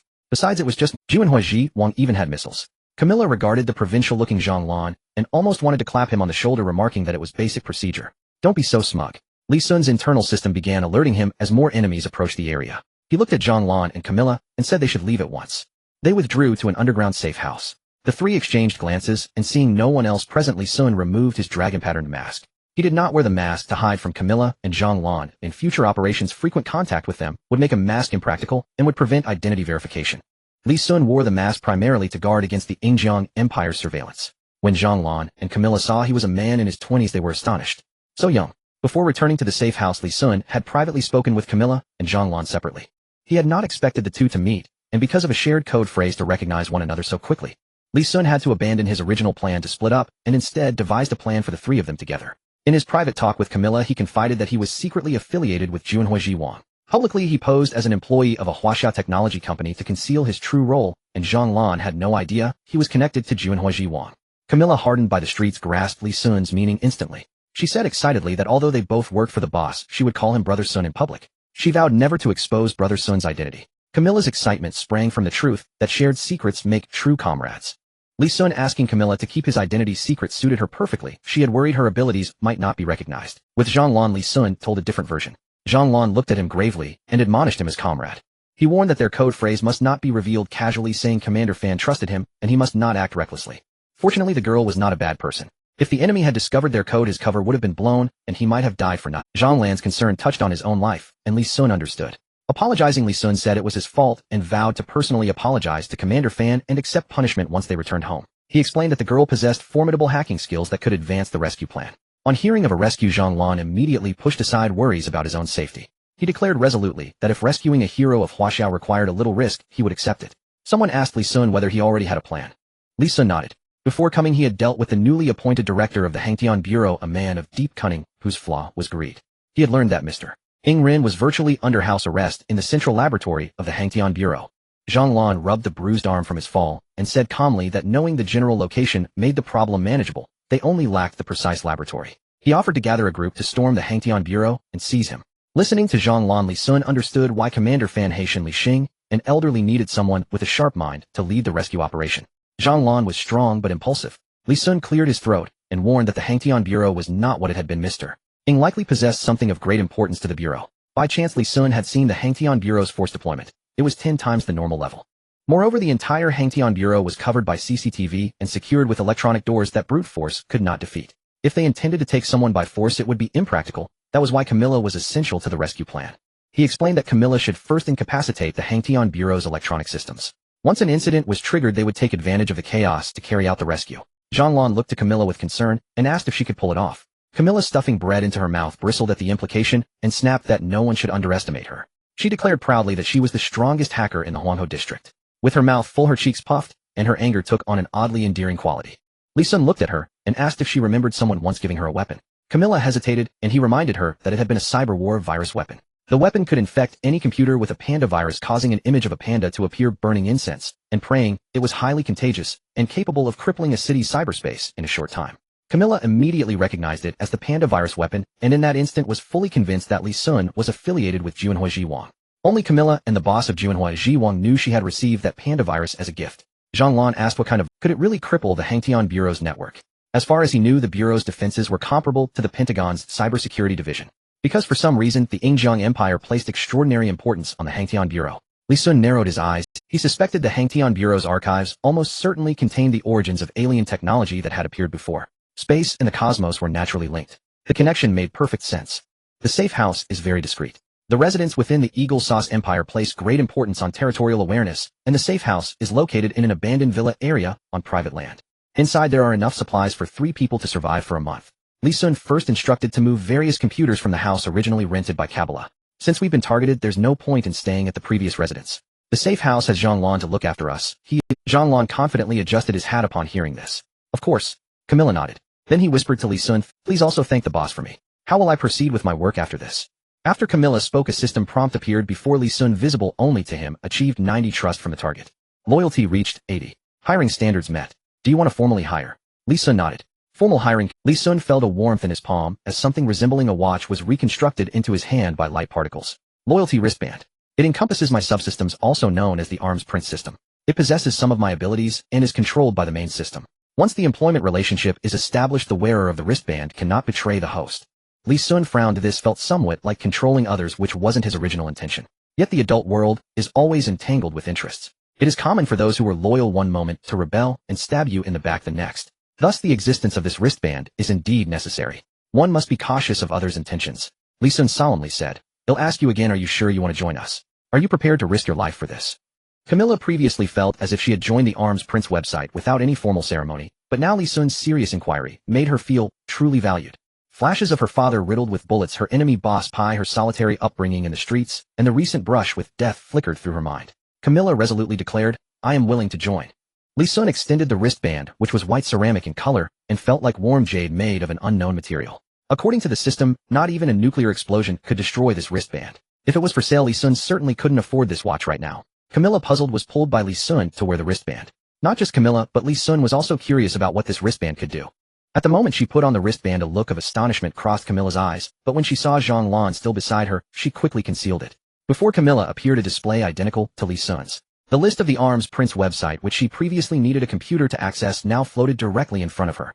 She could purchase any type of weapon, but needed Lee Sun's authorization. The most crucial part was that a system prompt also. Congratulations on becoming an employee of the Arms Prince. Onboarding rewards 2 brain expansion physical enhancement 1, laser weapon 1 title Chicks Hawk. Camilla felt a warm current flowing through her mind. Warm currents coursed through her arms, thighs, abdomen, back, and her entire body gradually became invigorated. This was even more astonishing than the prompts she had seen floating in the air. She stared at Lee Sun with wide round eyes as if to say she couldn't hold back any longer and wanted to shout. Lee Sun hurriedly sent Zhang Lan away. Zhang Lan, go check if there are any items left at Camilla's house. I'm worried we might have forgotten something important. Oh, and by the way, buy me breakfast Chinese style. Zhang Lan promptly responded, okay. As soon as Zhang Lan left, brother Sun, what is this? Our organization is a bit too outrageous. How can both the brain and body be instantly enhanced? What does the voice in my head mean? And what about what I see? Lee Sun covered Camilla's mouth and calmly said, calm down. All of your current enhancements come from the wristband I just made you wear. The voice in your head is our independently developed intelligence system. What you see is projected onto your retina using our technology. As for your brain expansion and physical strength, they are the result of micro-injections hidden in the wristband. These are normal onboarding gifts. Every employee of the Arms Prince receives them. Camilla dazedly nodded, seemingly convinced by Lee Sun. Lee Sun secretly admired how he managed to smooth everything over. Now he could see everything Camilla could see on his own interface, including Camilla's purchase records, reward records, location, and even her physical condition, brain status, and vital signs. It could be said that Lee Sun now controlled everything about Camilla. Lee Sun looked at Camilla and said, your brain capacity has been expanded. At your current level, you should be able to easily defeat 99 of top hackers on your own. Prepare to paralyze the Aerospace Bureau's system. As for the arms dealer's business, he'll message you to arrange it after the aerospace conference ends. Lee Sun needed to buy Rhodes Island first before he could begin developing the arms business in the Eagle Sauce Empire.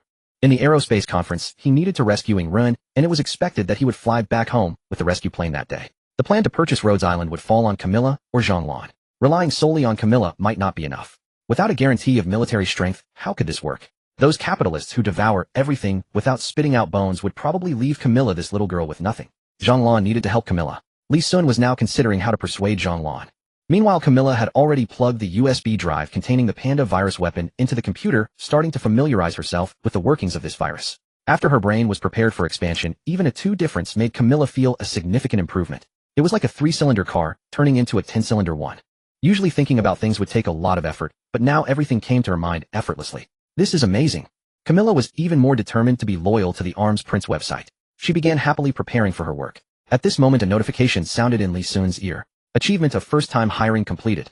Reward development and sale of the Xing Tian series mechanical exoskeleton. Xing Tian exoskeleton 5 per unit. The interface popped up in front of him. Looking at the interface displaying the deep blue mechanical surface with red veins flowing at the joints and muscle lines, Lee Sun did not expect this unexpected gain. Moreover, the data showed that this mechanical exoskeleton would only be produced in 50 years after 2024. What the hell? An exoskeleton. So cool. Lee Sun opened the parameters, and then his brain crashed. The Xing Tian series exoskeleton.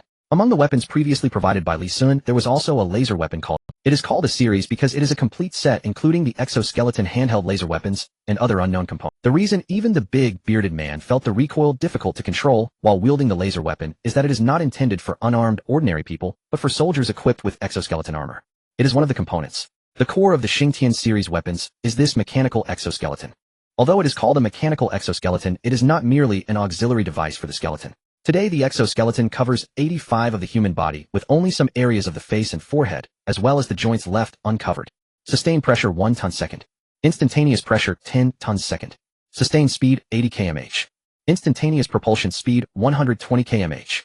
What left Lee Sun's mind in a daze was this most core and fundamental data of the exoskeleton, regarding the strength and speed it can bestow on the user. A soldier wearing the mechanical exoskeleton can achieve a strength exceeding 1 ton due to mechanical enhancement. Moreover, this strength can be maintained consistently above 1 ton. If the energy is activated for an instantaneous burst of power, the effect can reach 10 times. That is 10 tons. What does 1 ton mean?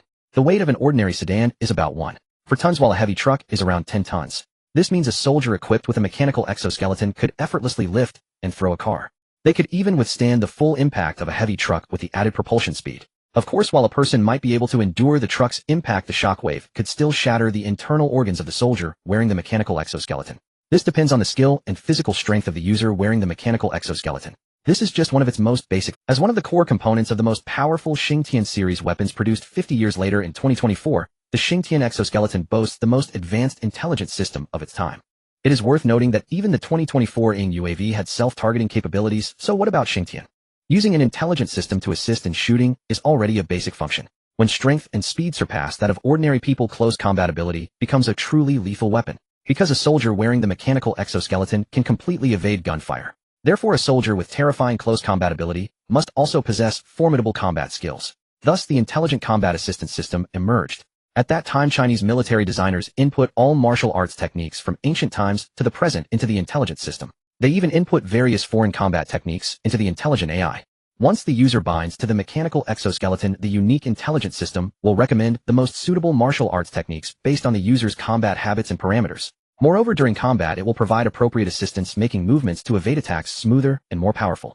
In other words, a martial arts champion capable of defeating 5 people will experience a 1.5-fold increase in skill when wearing the mechanical exoskeleton, considering changes in strength and speed. Furthermore, with the terrifying strength and speed enhancements of the exoskeleton, the user can be likened to an Iron Man proficient in Chinese Kung Fu. Facing an unsuspecting ordinary army, it can be described as a one-sided massacre. The appearance of this weapon in this era is akin to having a cheat code. It is even more of a cheat than those large sniper rockets and missiles. Because those weapons are invisible to ordinary people, even if they are powerful, the public does not perceive them intuitively. They can only see data comparisons presented by knowledgeable individuals and nod saying, "Ah, so it's that powerful." Unlike the mechanical exoskeleton, which provides the most direct enhancement to human combat capabilities. This will give ordinary citizens the most direct sense of immersion. After donning the mechanical exoskeleton, it feels like becoming a superhero. They can visibly see soldiers wearing the mechanical exoskeleton effortlessly battling 100 foes. Not ordinary civilians, but rather 100 well-trained special forces. The visual impact is no different from this is also why Li Sun found it unbelievable. When did the system treat him so well, even rewarding him with such a valuable item in advance? As he finished browsing the data of the mechanical exoskeleton, Li Sun finally smirked.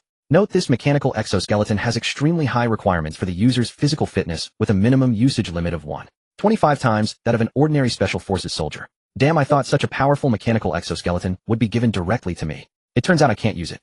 An ordinary special forces soldier has a physical fitness level of 1.75 times that of an ordinary person.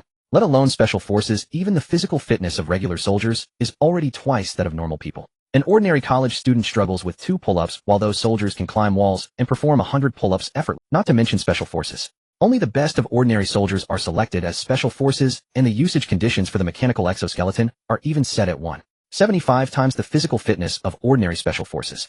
This means that even if users are selected from the army, 99 of the candidates will be eliminated.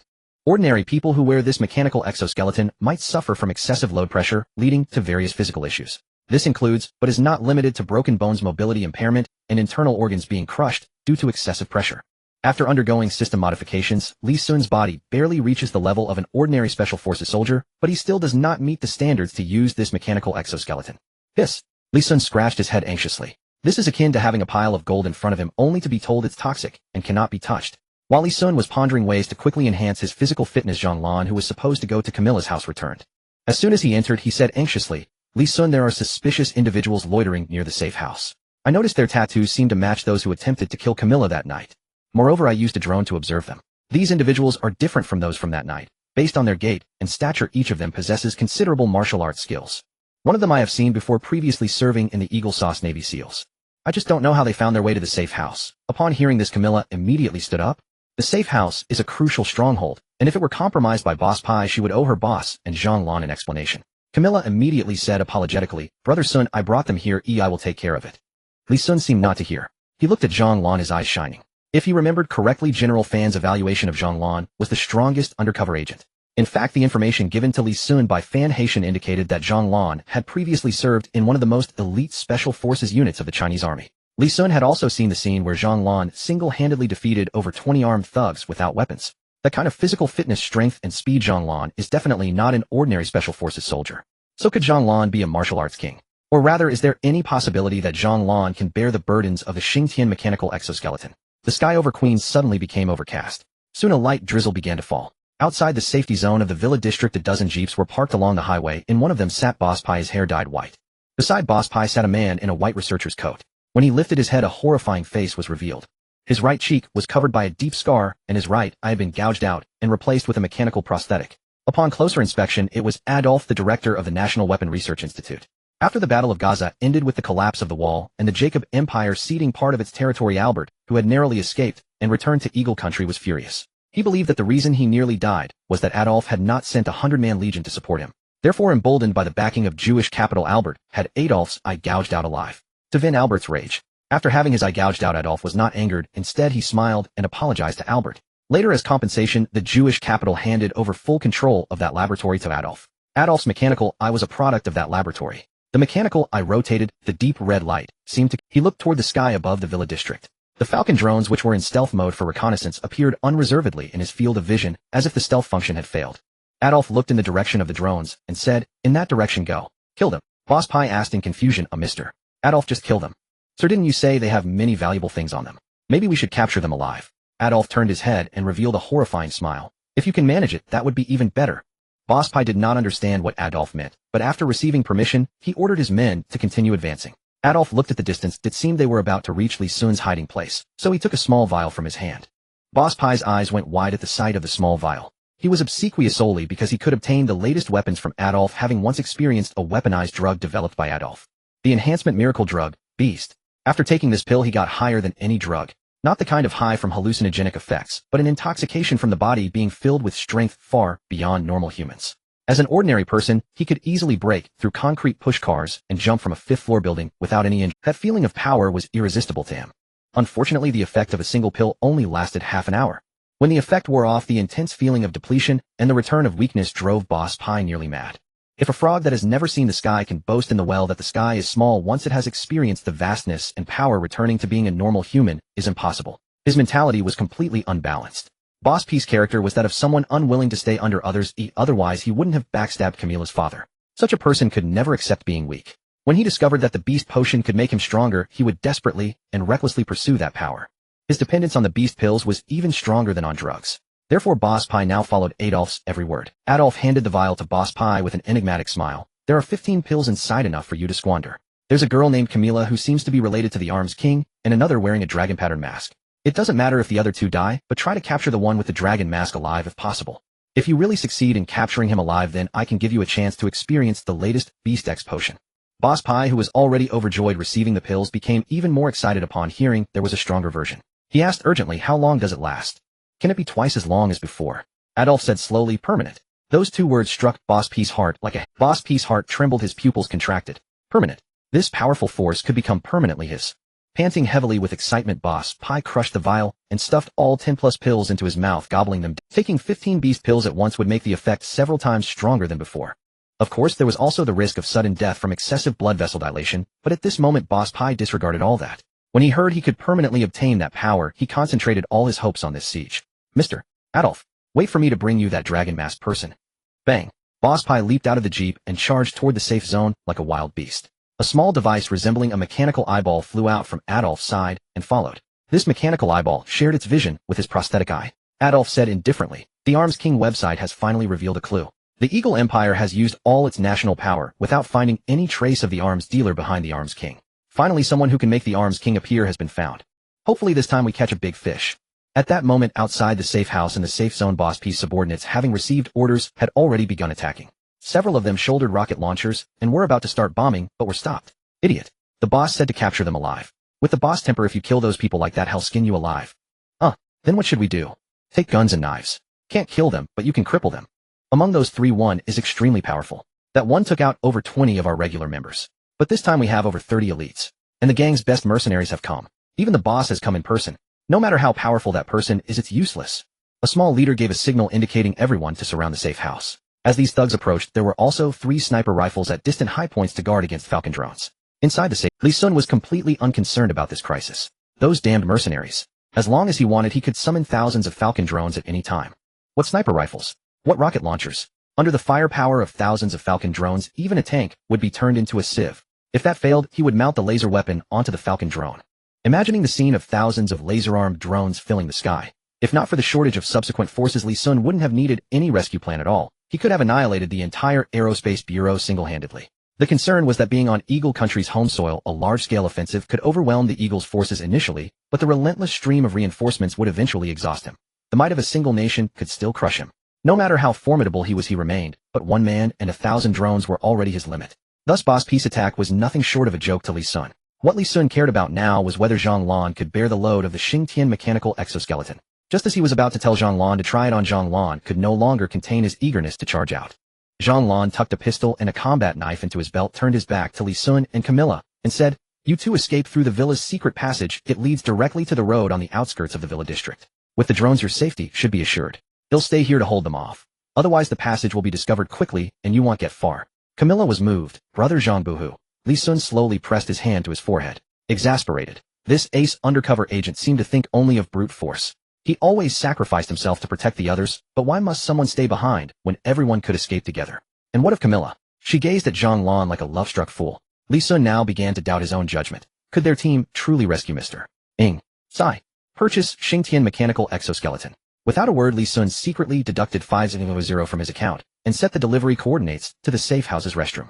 Li Sun grabbed Zhang Lan and said, "Our company has secretly developed an assistive technology originally meant to ease the burden of laborers, but I think it might be useful to you now. Why not head to the restroom and take a look before you charge off?"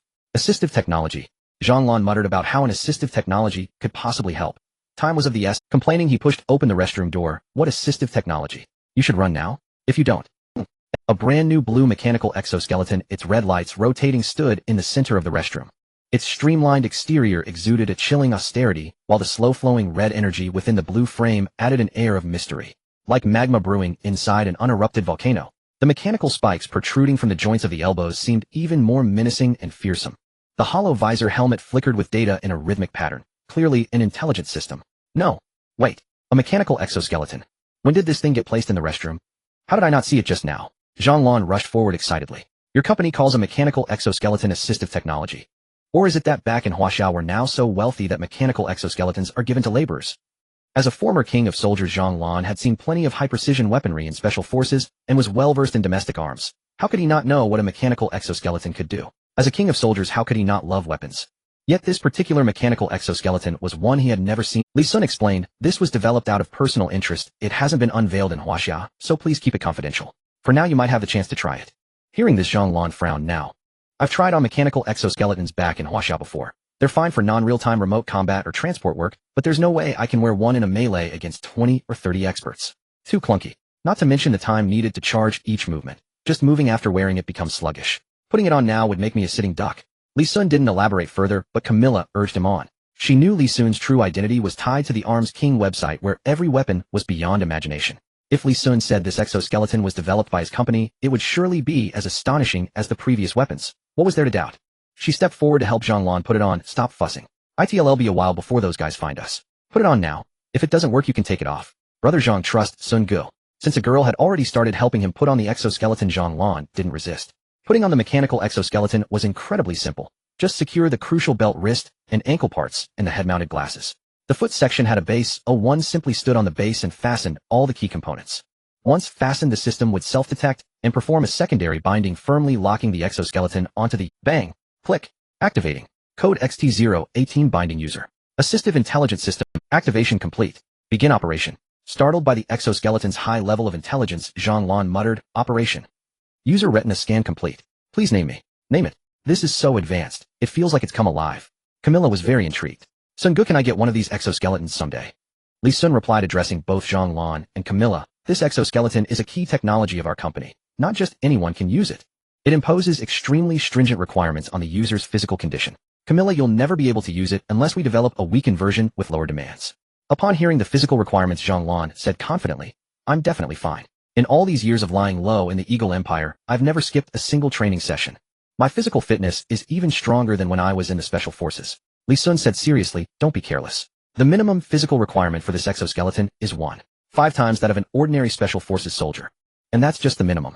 This exoskeleton overemphasizes performance, hence the harsh demands. 1.25 times only allows for the lowest performance to unleash its full potential. You'd need at least 3 times the body strength of a special forces soldier. If you feel any discomfort, never force the performance to activate. It could cause disability at best, or at worst directly paralyze your spinal system. It could even leave you a vegetable from the neck down, or rupture your internal organs." Zhang Lan laughed. "Ha! 3 times. Comrade Lee Sun, let me show you the true worth of Wuxia's greatest sleeper agent.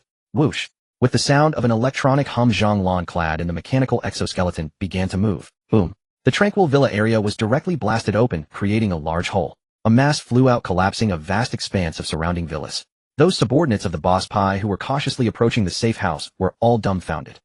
Which fool did it? Who was supposed to capture someone alive and threw a bomb in? It wasn't us, we didn't do anything. Neither did we. Strange. If no one moved, then what was that commotion just now? Could it be that those 3 were fighting among themselves? Amidst the smoke and dust, an indistinct form crawled out from the villa ruins, grumbling. Damn, this power is a bit too much. I couldn't hold it. Next time I definitely won't do this. Don't laugh at me. The small leader trembled at the sound. Was that a person who just flew at that distance and height, and with the force that collapsed the villas? It was impossible for a person to survive. Moreover, Zhang Lan was mumbling in Huaxiao language, which sounded like alien speech to these gangsters who had already mentally supplemented it with movies they'd seen. Aliens. Hiss. Not human. Everyone's heart raced. What is that thing? Everyone be careful. Upon seeing this unknown situation, most had forgotten to keep a live capture, raising their guns. A timid, big-bearded, turban-wearing fat man directly heaved a rocket launcher. The atmosphere grew tense. Yet none dared to fire first. After all, 90 of human fear stems from the unknown. Buzz. With an electronic roar, the monstrous blue figure in the smoke emitted a red glow, clearly preparing for a powerful attack. Its hideous form gradually revealed itself, covered in spikes. Damn. It moved. It's going to attack us. Should we shoot? Oh. This sudden sound broke the stalemate, and the fat man with the rocket launcher was so frightened that he immediately pulled. Boom. The rocket, trailing flames, tore through the air, hurtling towards Zhang Lan at an incredible speed. Unbeknownst to him, Zhang Lan was also in a panic. He had only been acquainted with the Xing Tian mechanical exoskeleton for less than a minute. He had no idea how to use it. Seeing the rocket approaching, he instinctively wanted to dodge. As if the smart system knew its host was a novice with the exoskeleton, it promptly prompted detected ballistic attack, activate neural reflex mode for counterattack. Activate. In the gaze of the crowd, the rocket was less than a meter from Zhang Lan when, aided by the mechanical exoskeleton, the microjets on his arms and forearms erupted. Zhang Lan slightly bent his body, his arms moving forward at a blur, fingers spread wide, predicting the rocket's trajectory. He clamped down on the rocket like a vice. At that moment, the rocket struggled like a toy in Zhang Lan's hand, but his fingers firmly gripped its entire thrust. Zhang Lan swallowed hard. Nothing could be more shocking than this. Damn. Only the user knows. He was now holding a rocket that was spewing flames. He wouldn't even dare to dream of this. Now Zhang Lan just wanted to curse Lee Sun. How could you call this thing assistive technology? The crucial point was that even with such tremendous power, Zhang Lan felt as if he was using less than 20 of his arm's strength. He was far from reaching his limit. If he unleashed full power, Zhang Lan couldn't imagine that scene. He felt he could lift a car into the sky. And at that moment, the area opposite Zhang Lan was eerily quiet. The fat man with the rocket launcher stiffly turned to look at his launcher, doubting whether it was a counterfeit. But the overheated body of the rocket launcher and the qualified marks of the Eagle Sauce Empire's military factory told him that the launcher was fine. The issue lay with that monster across from him. No, not a monster. As the smoke cleared, Zhang Lan's figure revealed itself, concealed by the Xing Tian mechanical exoskeleton's visor and headset. His true face would not be exposed. However, with such a figure and mechanized equipment, everyone could tell this was a person wearing a mechanical exoskeleton. But whose exoskeleton was so overpowered? Catching a rocket with bare hands. The small leader was now sweating profusely. No one had said they were going to fight such a monster. The boss even requested a live capture. Was he tired of living? Forget about live capture. Whether they could escape was another matter. Wasn't it said that the current level of exoskeletons could only live? What was happening in front of him? But the mission had already begun, and the target was right in front of him. He had no reason to back down. If he retreated now, it would give Boss Pai the chance to kill him, but if he didn't back down. After years of experience in the gang, he felt that whoever acted first would be the first to meet their end. Fortunately, he was a small leader. He nudged a gang member beside him, squinted, and shouted, "Charge. The boss is watching us from the back. Whoever kills this monster can become the third in command of the gang." From then on, they would leap to become one of the power players in the dark realm of Queens. Don't be afraid. We have numbers and guns. He only has 2 hands. Even if he can catch a rocket, he can't catch bullets. Fire. Rat-a-tat. The first to open fire was the machine gun. At this moment, the small leader no longer cared about leaving any live captures, even directly contacting the sniper watching the Falcon drone. The sniper switched targets and began to snipe at the mechanical exoskeleton in front of them. The moment the gunfire broke out, Zhang Lan took a deep breath and then exploded. The rocket in his hand and the originally stationary figure of Zhang Lan instantly vanished, leaving only a footprint on the ground. The immense impact force left a pit where he had stepped. The bullets swept into empty space. Their trajectories couldn't keep up with Zhang Lan's speed. Zhang Lan laughed excitedly. So fast. So fast. Awesome. Of course, he was indeed the king of soldiers from the former special forces, and after the first uncontrolled power blast had smashed a big hole in the villa, he was now gradually mastering the second activation perfectly. The speed of learning this combat skill and the keen intuition for battle timing were 1 in a million. I'm coming. The visor covered in cockroach eyes emitted a red glow the color of the intelligence system's data stream, running wild. Enemy forces 36 people. Armed with firearms. Body shape. Combat habits predicted. Target action prediction. Target ballistic prediction. Recommended action path. The intelligence system seemed to have calculated everything Zhang just needed to execute. At that moment in his high-speed vision, Zhang appeared like a blue monster. This monster was moving at the speed of a vehicle, and in just 3 seconds it collided with the first gangster. Dead. The gang member who was knocked down split apart from his waist, his body fracturing into pieces starting from his shoulders. Blood and flesh flew everywhere. In the eyes of the gang members, this all happened in just 2 or 3 seconds. Even the bullets they fired had yet to finish. Without any time to react, the splattered flesh landed on their faces. The pupils of everyone present constricted, their expressions shifting from fierce anger to sheer terror. But it was too late. The blue figure with terrifying speed showed no signs of slowing down, immediately turning and moving again. In that moment of turning, the true nature of the blue figure became clear. The spikes of the mechanical exoskeleton had extended out like barbed hooks. Now that mechanical exoskeleton resembled a living hedgehog. A hedgehog that could match the high-speed movement of an orc. With no time to speak, 3 to 5 people were already smashed into pulp in an instant. Scatter. Everyone crossfire. The small boss turned and ran in the opposite direction as soon as the battle began. Seeing his subordinates being turned into a bloody mess further solidified his decision. Run. While directing and encouraging his subordinates to help him block Zhang, he sought to escape himself. But the small boss strategy proved effective. The crossfire from more than 30 guns greatly restricted Zhang's high-speed movement route. A speed comparable to that of a car made it impossible to maneuver and evade. Zhang, wearing the mechanical exoskeleton, could still be hit and injured by bullets. The mechanical exoskeleton was not a fully enclosing armor, leaving parts of his body exposed. Thus Zhang's speed suddenly decreased, forcing him to evade the bullet paths. A dozen lines of fire formed a large net sweeping towards Zhang. Everyone thought he could not possibly evade this time, but Zhang moved. Wearing the mechanical exoskeleton, he began to sidestep at an incredible angle. With the assistance of new thrusters at various parts of his body, he achieved angles that ordinary people could not. While making these angles, he could also maneuver up, down, left, and right. These evasions didn't even require sight, as the sensors on the mechanical exoskeleton connected with the intelligence system, making micro-adjustments for perfect evasion. In short, 100 evasion rate. 2 words while hanging. Against just over 30 people's gunfire, all he did was delay Zhang's speed and rhythm of attack. Fortunately, the terrifying, deadly charge finally came to a halt. Watching Zhang evade left and right amidst the barrage of bullets, constantly sidestepping using the advantage of the villa ruins, the gang members present finally let out a sigh of relief. But the next moment, the chilling buzzing sound rang out again. Bang! A loud noise of metal tearing. Zhang, while evading the bullets, quickly moved to a nearby jeep and ripped off the top with his bare hands. Using the metal shell of the top as a shield, it rang as bullets struck it, and Zhang charged forward again. Rip! Ah! No! In an instant, several members were torn into pieces. The entire land of this villa area was already stained red with blood. The previously interwoven paths of bullets now revealed significant flaws. Many gang members had already lost their will to fight. At this moment, even the intimidation and inducement of Pai Lao had lost their effect. Damn, what the hell? I can't do this job anymore. I joined the gang for money and freedom, not to die here. Fuck, this monster. Damn, whoever wants to fight can stay him out of here. No, don't kill me.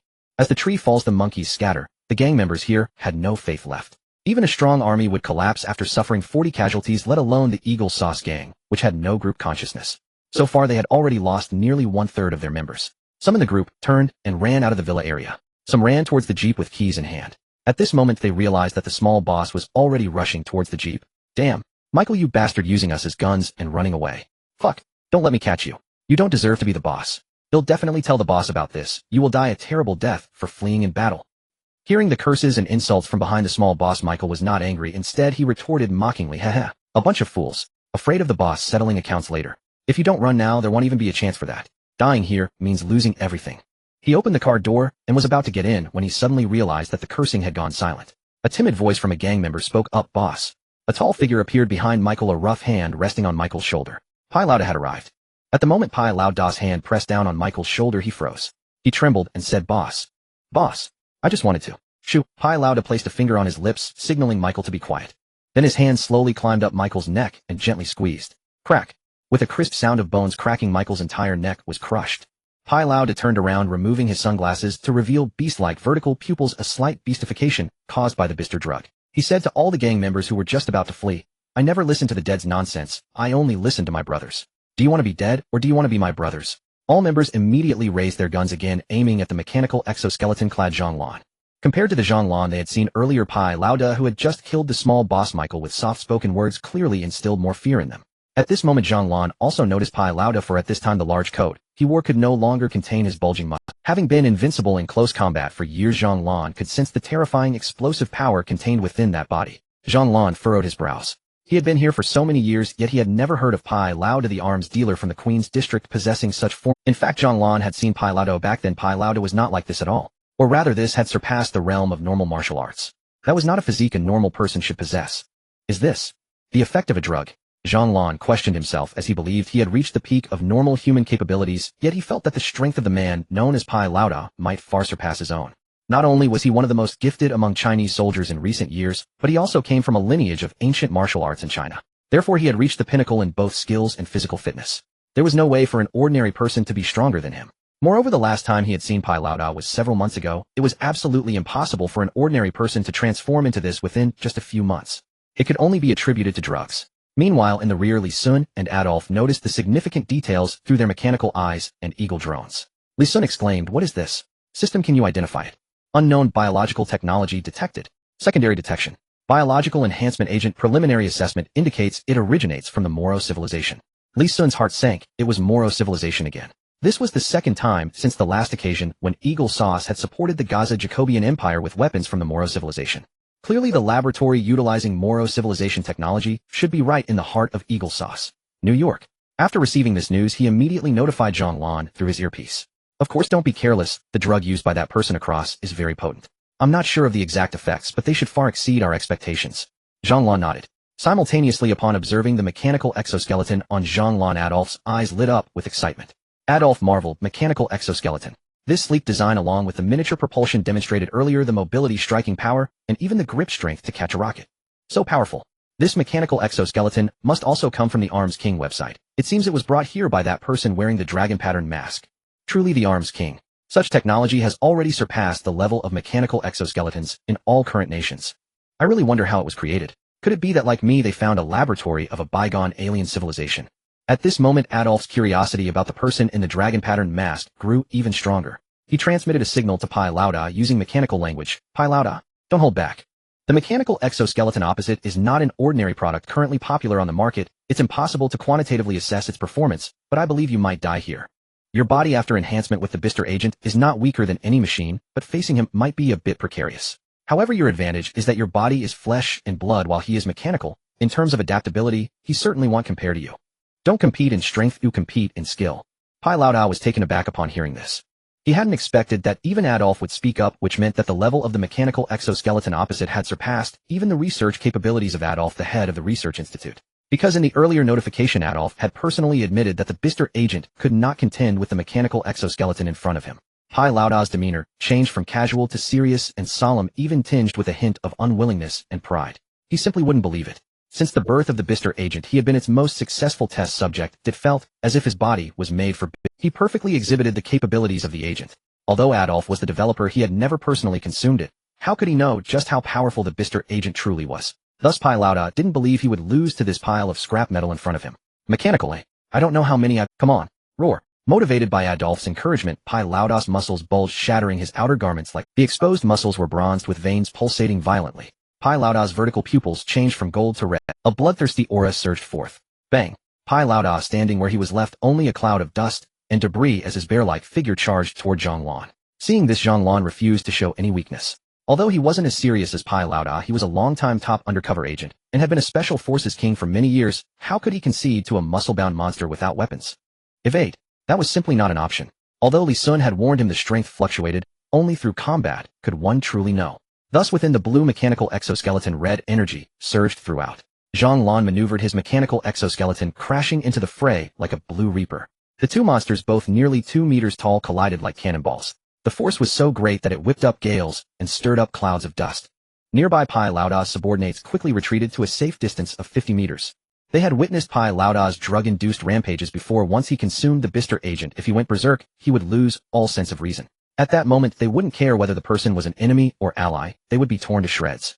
Thus they wisely stepped back to avoid two scenarios. If their Pai Lauda were to perish, they could at least run a bit faster. If their Pai Lauda killed the opponent and then went mad, they had retreated far enough to still have a chance to escape. As for Pai Lauda defeating the opponent while retaining his sanity, that was a rare occurrence. How long do you think it will take for the boss to take down that Huaxiao person in the mechanical exoskeleton? Not necessarily. That mechanical exoskeleton can catch rockets with bare hands. You must be new here, haven't you seen our boss go berserk? Last time after taking the drug the boss crushed bullets barehanded. It's just that he hasn't faced rockets yet. I feel the boss. I bet the opponent won't last 5 minutes. The boss drug effects are just starting, and he still possesses some reasoning. When the effects approach their peak and the boss loses all reason, that's when he becomes truly terrifying. What kind of drug is this? The boss has never shared it with us. You think you can get something you can't buy with money? Do you know how precious that drug is? After the first purchase, Pai Lauda wanted to offer Mr. Adolf $10 million per bottle and couldn't even get it. 10 million. Enough for me to spend a lifetime? No. 3 lifetimes. Another member with yellow hair raised his gun, aiming at the two in combat. You all stop chatting of focus on aiming. If the boss is at a disadvantage, we can still provide support.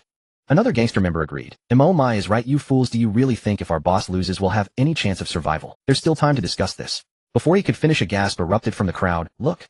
This was a clash between machinery and the beast. Li Sun eagerly awaited the outcome, for according to the system's explanation the Moro civilization was an advanced one. The technological civilization Li Sun had taken over was indeed inferior to that of the Moro.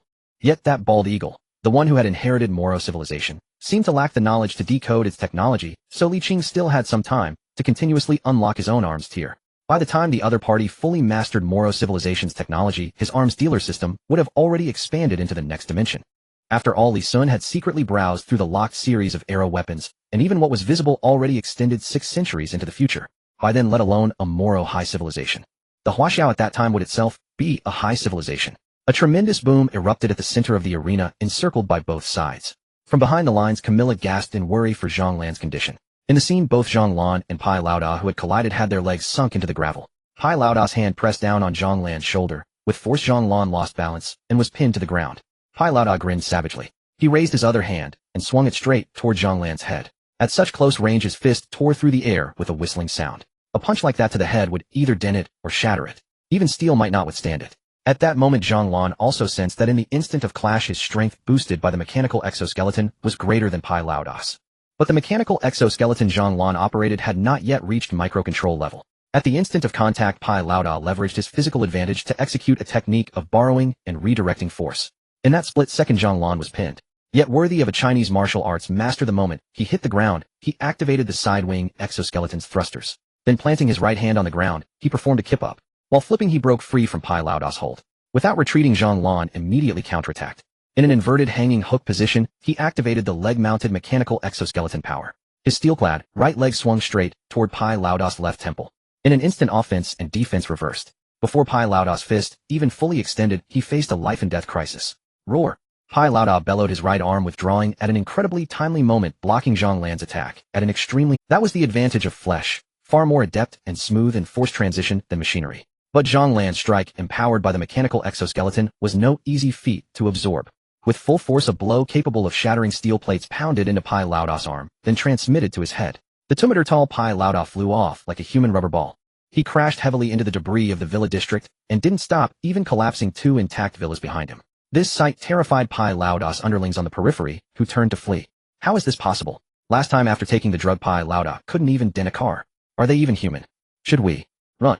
Everyone. The earlier yellow-haired man remained calm. Let's wait and see. The boss isn't that easy to kill. If we flee now and he settles accounts later, we're dead for sure. Sure enough. Rubble from the crater was thrown out. Zhang Lan dodged with a few swift movements, then fixed his gaze. Come again. Pai Lauda's voice was vigorous. When he reappeared before Zhang Lan, his head was clearly injured. Blood had already soaked half his body, but under the effect of the beast potion, Pai Lauda felt no pain. However, after this exchange, Zhang Lan could clearly sense that this opponent, even drugged, was far inferior to the mechanical exoskeleton comrade Li Sun had given him. The gap in absolute strength and speed was too vast.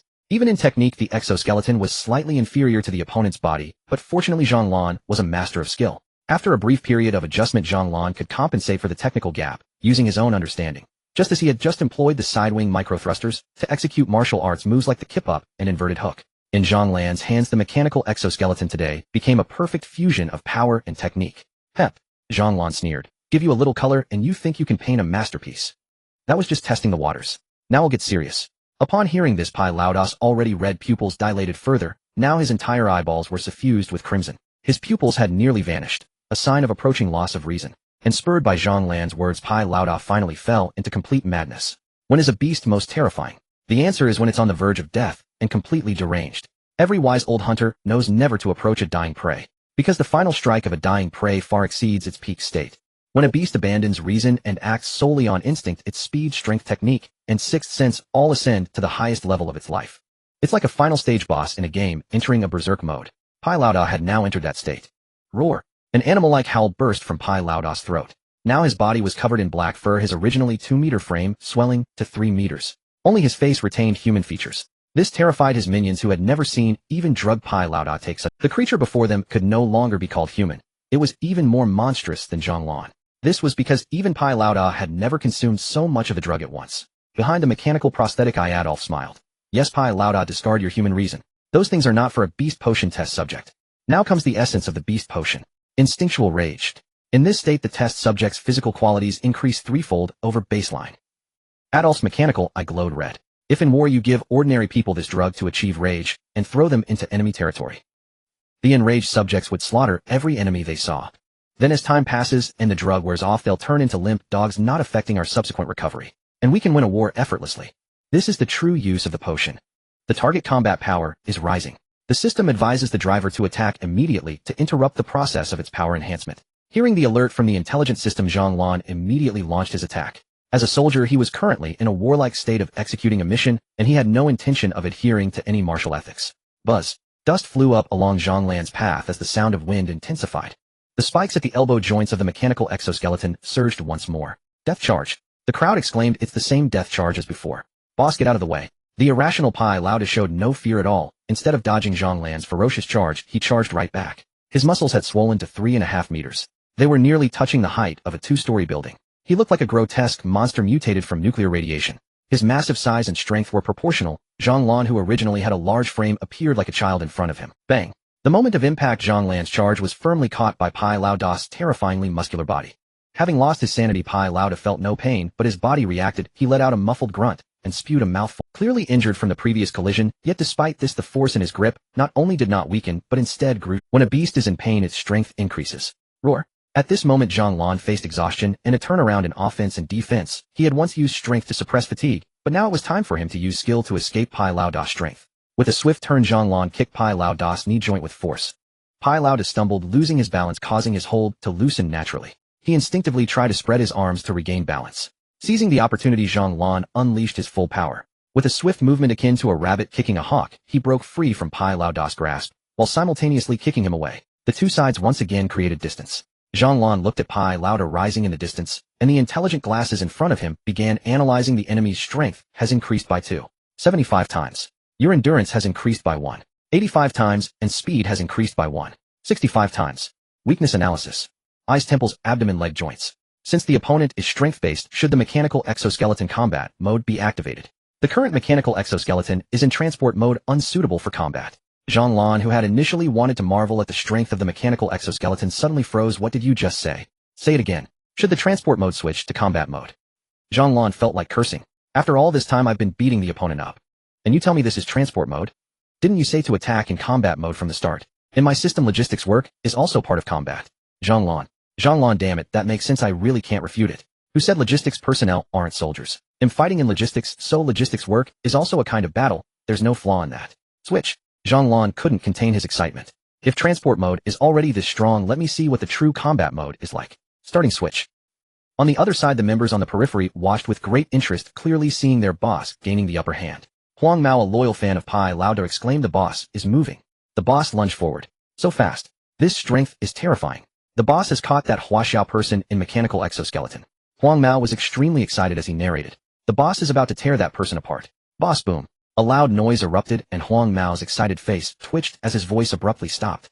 Was he knocked down by a single hand? The scene showed Pai Lauda, who had just been exchanging blows with Zhonglan, now had his head firmly pressed into the ground by a mechanical hand, unable to move. Roar. Zhonglan's appearance changed drastically. The original streamlined mechanical exoskeleton wrapped around him, with only joints and spikes protruding. Like a spiked flower bud. Now every part of the mechanical exoskeleton resembled blooming petals. All the mechanical plates on his body opened up. Revealing underneath was red energy, and the combat suit tightly fitted to Zhonglan's body. Every mechanical transformation had fully powered up. Shining with red flames, the combat mode sacrificed much of the driver's protection, leaving a significant portion of the driver's flesh exposed, but in exchange it granted even greater strength and speed. How significant was the enhancement? Nuclear energy has been activated. Power has reached a peak of 35. At this moment Zhang Lan's hand was pressing down on Pai Lauda, who had previously been unmovable even in full transport mode. The power boost was estimated to be at least 2 to 3 times greater.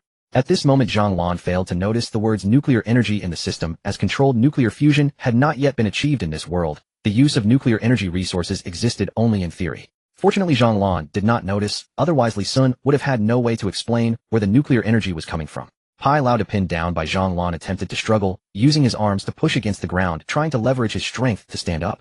Yo! Seeing this, Zhang Lan increased the pressure. Power, 45. Boom. Pai Lauda was pressed back into the ground, his skull smashing into the earth. However, his beast instincts drove him to struggle relentlessly. At this moment Pai Lauda's eyes were bloodshot, continuously oozing blood. Blood flowed from his gums and nostrils.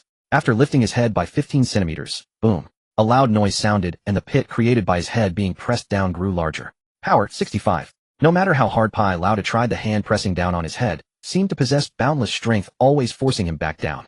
Madness flashed in his eyes. All the muscles in his body twitched. Roar.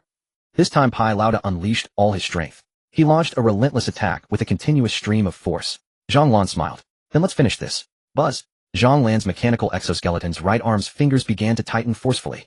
Zhang Lan gazed at the numbers displayed on the glasses, murmuring 70. 80. As he felt the pressure on his head increase, Pai Lauda began to struggle violently, his face contorting. He continuously let out screeching roars. 90. Power. 100. Bang. With a sound like shattering bone and bursting like a watermelon, the noisy cries in his ears suddenly ceased. At this moment, there was no longer a head in the pit, only blurred flesh and continuously flowing brain matter. Pai Lauda's head was crushed by Zhang Lan. The scene fell into silence.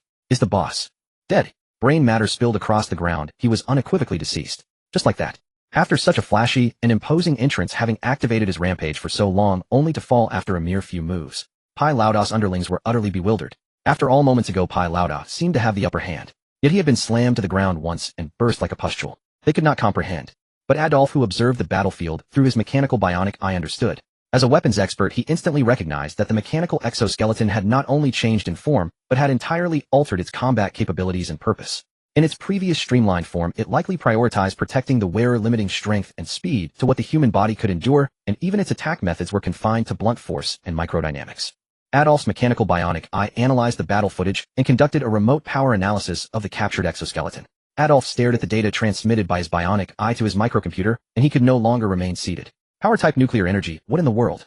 Not only did he shoot up from his seat, but the mechanical bionic eye in his right eye began spinning incessantly. He could not help but spring into action. Where the hell did nuclear power come from?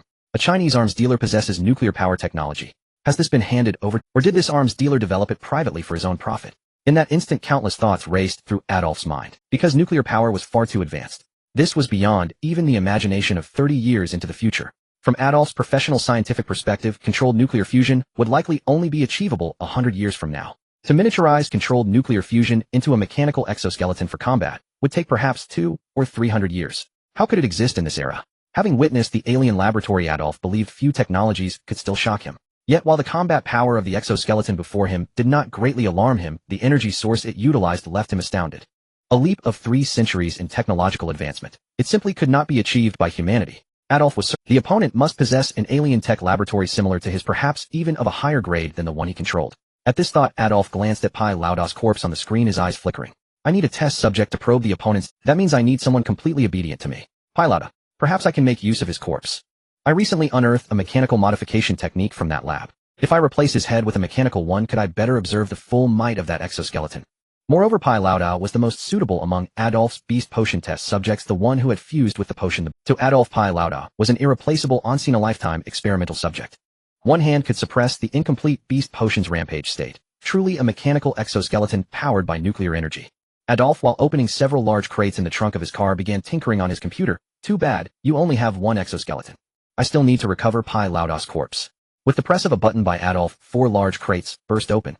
Hundreds of mechanical bionic eyes flew out. Each of these mechanical eyes had a bullet hole exposed on its back. At the same time, hidden within the intricate components were bombs. Every mechanical bionic eye served not only as a reconnaissance drone, but could also fire 3 rounds and self-destruct once. Like a swarm, these eyes swept across the battlefield under Adolf's control. The moment they appeared, Zhang Lan's intelligence system immediately issued a warning alert. Large number of enemies detected. Large number of enemies detected. Enter combat state. Zhang Lan had thought the matter concluded and had begun to relax, but the system's warning instantly snapped him back into a tense combat state. The mechanical exoskeleton on both his arms opened up, revealing 3 rows of bullet holes. He fired at the swarm of mechanical eye drones, but it inflicted little damage. Instead, the mechanical eyes began firing at Zhang Lan from all directions. Seeing the overwhelming number of mechanical eyes, Zhang Lan panicked. He was not afraid for himself. With his combat ability and the exoskeleton's formidable performance, he could escape unscathed even if the number of mechanical eyes doubled. But he suffered from mild claustrophobia, and the sheer quantity of mechanical eyes was immense. He feared he could not hold them off, and then what would happen to Li Sun and Camilla behind him? Li Sun's voice came through the earpiece. Protect Camilla and run. Leave these things to me. As the words fell, in an instant 50 million was deducted from Li Sun's system account. The drones in system manufacturing cost was 100,000 per unit, netting exactly 500 drones.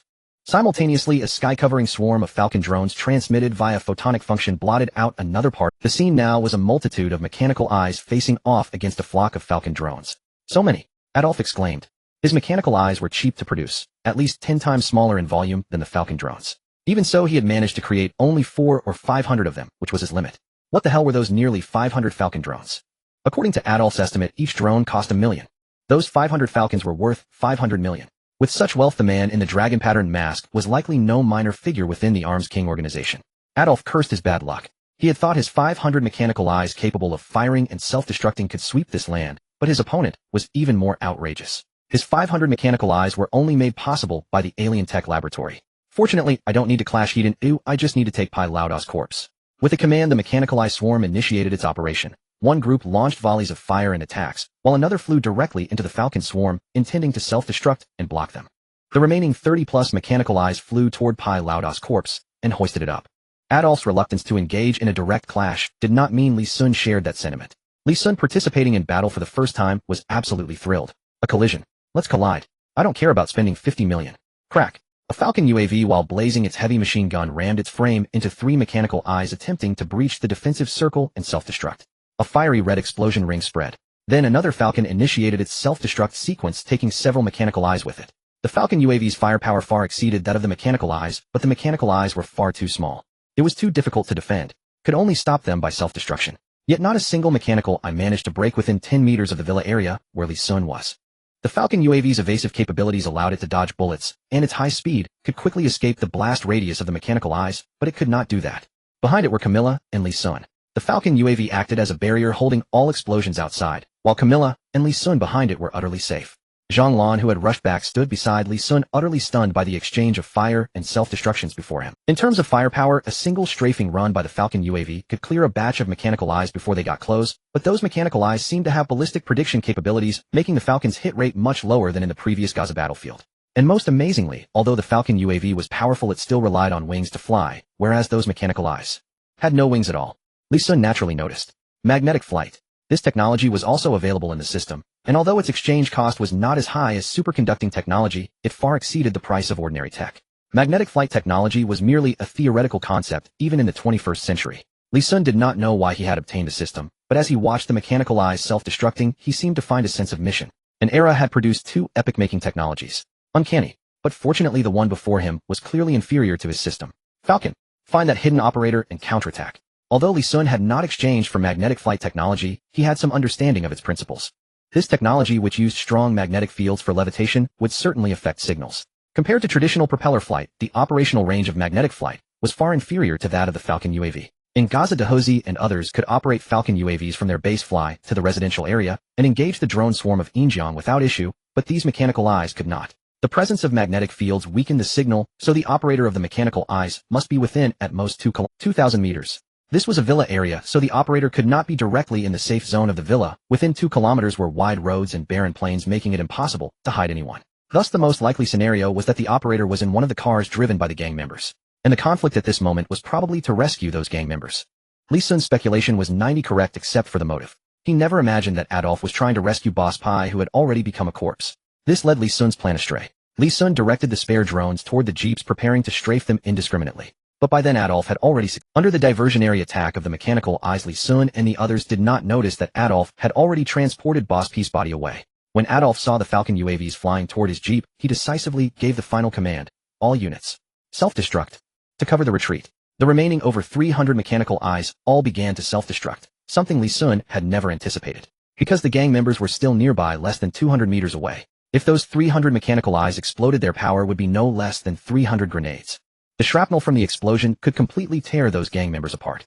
In Lee Sun's mind, this hidden operator appeared precisely to rescue the gang members, so he could not possibly adopt a tactic that would kill 1,000 enemies while losing 10,000 of his own. But Lee Sun did not expect that Adolf could not care less about these people. Then hundreds of mechanical eyes simultaneously halted, completely ignoring the Falcon UAV's attacks. Each spherical body began to glow red and heat up, emitting a beeping sound from within, as if counting down. But those nearby were not just gang members. Lee Sun and the others were also close. Lee Sun's pupils constricted. Holy shit. At the same time, Zhang Lan's helmet display showed the sky full of heating bombs. As a seasoned special operations soldier, Zhang Lan reacted faster than Lee Sun. Without caring to control his strength, he grabbed one person with each mechanical arm, lifting Camilla and Lee Sun, and activated the power unit on his back to full propulsion 100, and Lee Sun, after being lifted by Zhang Lan, immediately came to his senses and ordered in his mind for all Falcon UAVs to ascend at once. Then he commanded the system to perform real-time photonic teleportation for the Falcon UAVs. Because the blast radius of those hundreds of mechanical eyes was indeed powerful, but still within the scope of this era. After all, the core of those mechanical eyes was not offensive, but stealth reconnaissance and magnetic flight. But the Falcon UAV was different. One of its designated roles was as a self-destruct drone. If the massive explosion of those mechanical eyes affected the Falcon UAVs and triggered a chain reaction. Given the explosive power and range of the Falcon UAVs, over 400 Falcons would be enough to reduce 1/10 of New York's Queens to rubble. That would have been a truly deadly situation. Meanwhile, Adolf, who had already driven far away, saw the Falcons ascending. He had witnessed the self-destruction effect of the Falcon UAVs and had originally hoped that the magnetic explosion of the mechanical eyes might trigger a chain explosion among the Falcons. It seemed that the man with the dragon pattern mask was not a fool after all. He did not give him that chance. Adolf drove with one hand and smoked with the other. Looking at the headless corpse in the passenger seat, he said, "Boss Pie, soon your dream of becoming stronger will come true." A massive explosion occurred near the suburban cemetery with dust clouds billowing as if hit by a missile. This earth-shaking commotion immediately drew the attention of the entire Queens Police Department. Even the nearby military districts were alarmed. Queens was not a poor area in New York, it had many wealthy residents. Poor public security would affect the residency rate of the rich, which directly impacted the overall wealth of the district. District Mayor Amanda frowned at the direction of the smoke and called the police headquarters. "Send people there immediately. Classify everything as an accident. Don't ruin our district's reputation." After hanging up, District Mayor Amanda muttered, "That seems to be Pi Laudos territory. What the hell is going on? That damned arms dealer. Did he forget our agreement? We'll have to go talk to him tomorrow." Not far from the explosion center, the safe zone in the villa area had been reduced to rubble, and there was no sign of Lee Sun and the other two. The dozen or so jeeps that had arrived were nowhere to be seen. The gang members were likely blown to smithereens, not even bone fragments left. In the scorched, steaming rubble, a massive rock was suddenly pushed aside. Thud! A faint sound emerged on this land left utterly desolate by the violent explosion.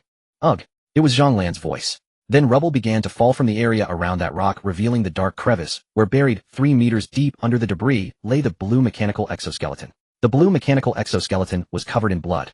The red energy indicator flickered intermittently. As more rubble fell, Zhang Lan's buried form gradually emerged. He had his arms spread wide, as if protecting something beneath him. The exoskeleton on his back had sustained 40 damage. The exposed skin was not only scraped by rubble, but also pierced by shards of metal and rebar. Blood continued to flow. Zhang Lan's eyes were bloodshot, and beneath him, he was protecting Lee Sun and Kami La. Exoskeleton, wear rate 60. Energy consumption 70, power integrity 30. Zhang Lan gasped heavily. Although he had shielded Lee Sun and Kami La with his body when the explosion and rubble struck simultaneously, even though he could block physical damage, the sound waves and shock waves had knocked the two mortals in his arms unconscious. At this moment, if he relaxed his strength even slightly, the rubble on his back would be enough to crush all 3 of them. Zhang Lan rasped. "Is the remaining power sufficient to push the rubble off?" Calculating. Remaining 30 power is sufficient to push the rubble open. Back power furnace and leg power furnace are damaged. Hand power must be used. Zhang Lan looked at the rubble propped up by his arms and said helplessly, "I can't use my arms. If I exert force with them, the rubble will crush both of them." Recalculating plan. No response. Zhang Lan was speechless. At the critical moment, the smart system wasn't so smart, he still had to rely on human brain. He began to observe the surroundings. When the explosion occurred, he instinctively wanted to take Kami La and Lee Sun to avoid the blast damage, so he propelled himself into the secret passage with the fastest power furnace. This secret passage was beneath the villa area and led to the road. Unexpectedly, the villa rubble affected by the blast yield had collapsed the passage instead. Zhang Lan frowned. No choice. He'll have to dig bit by bit.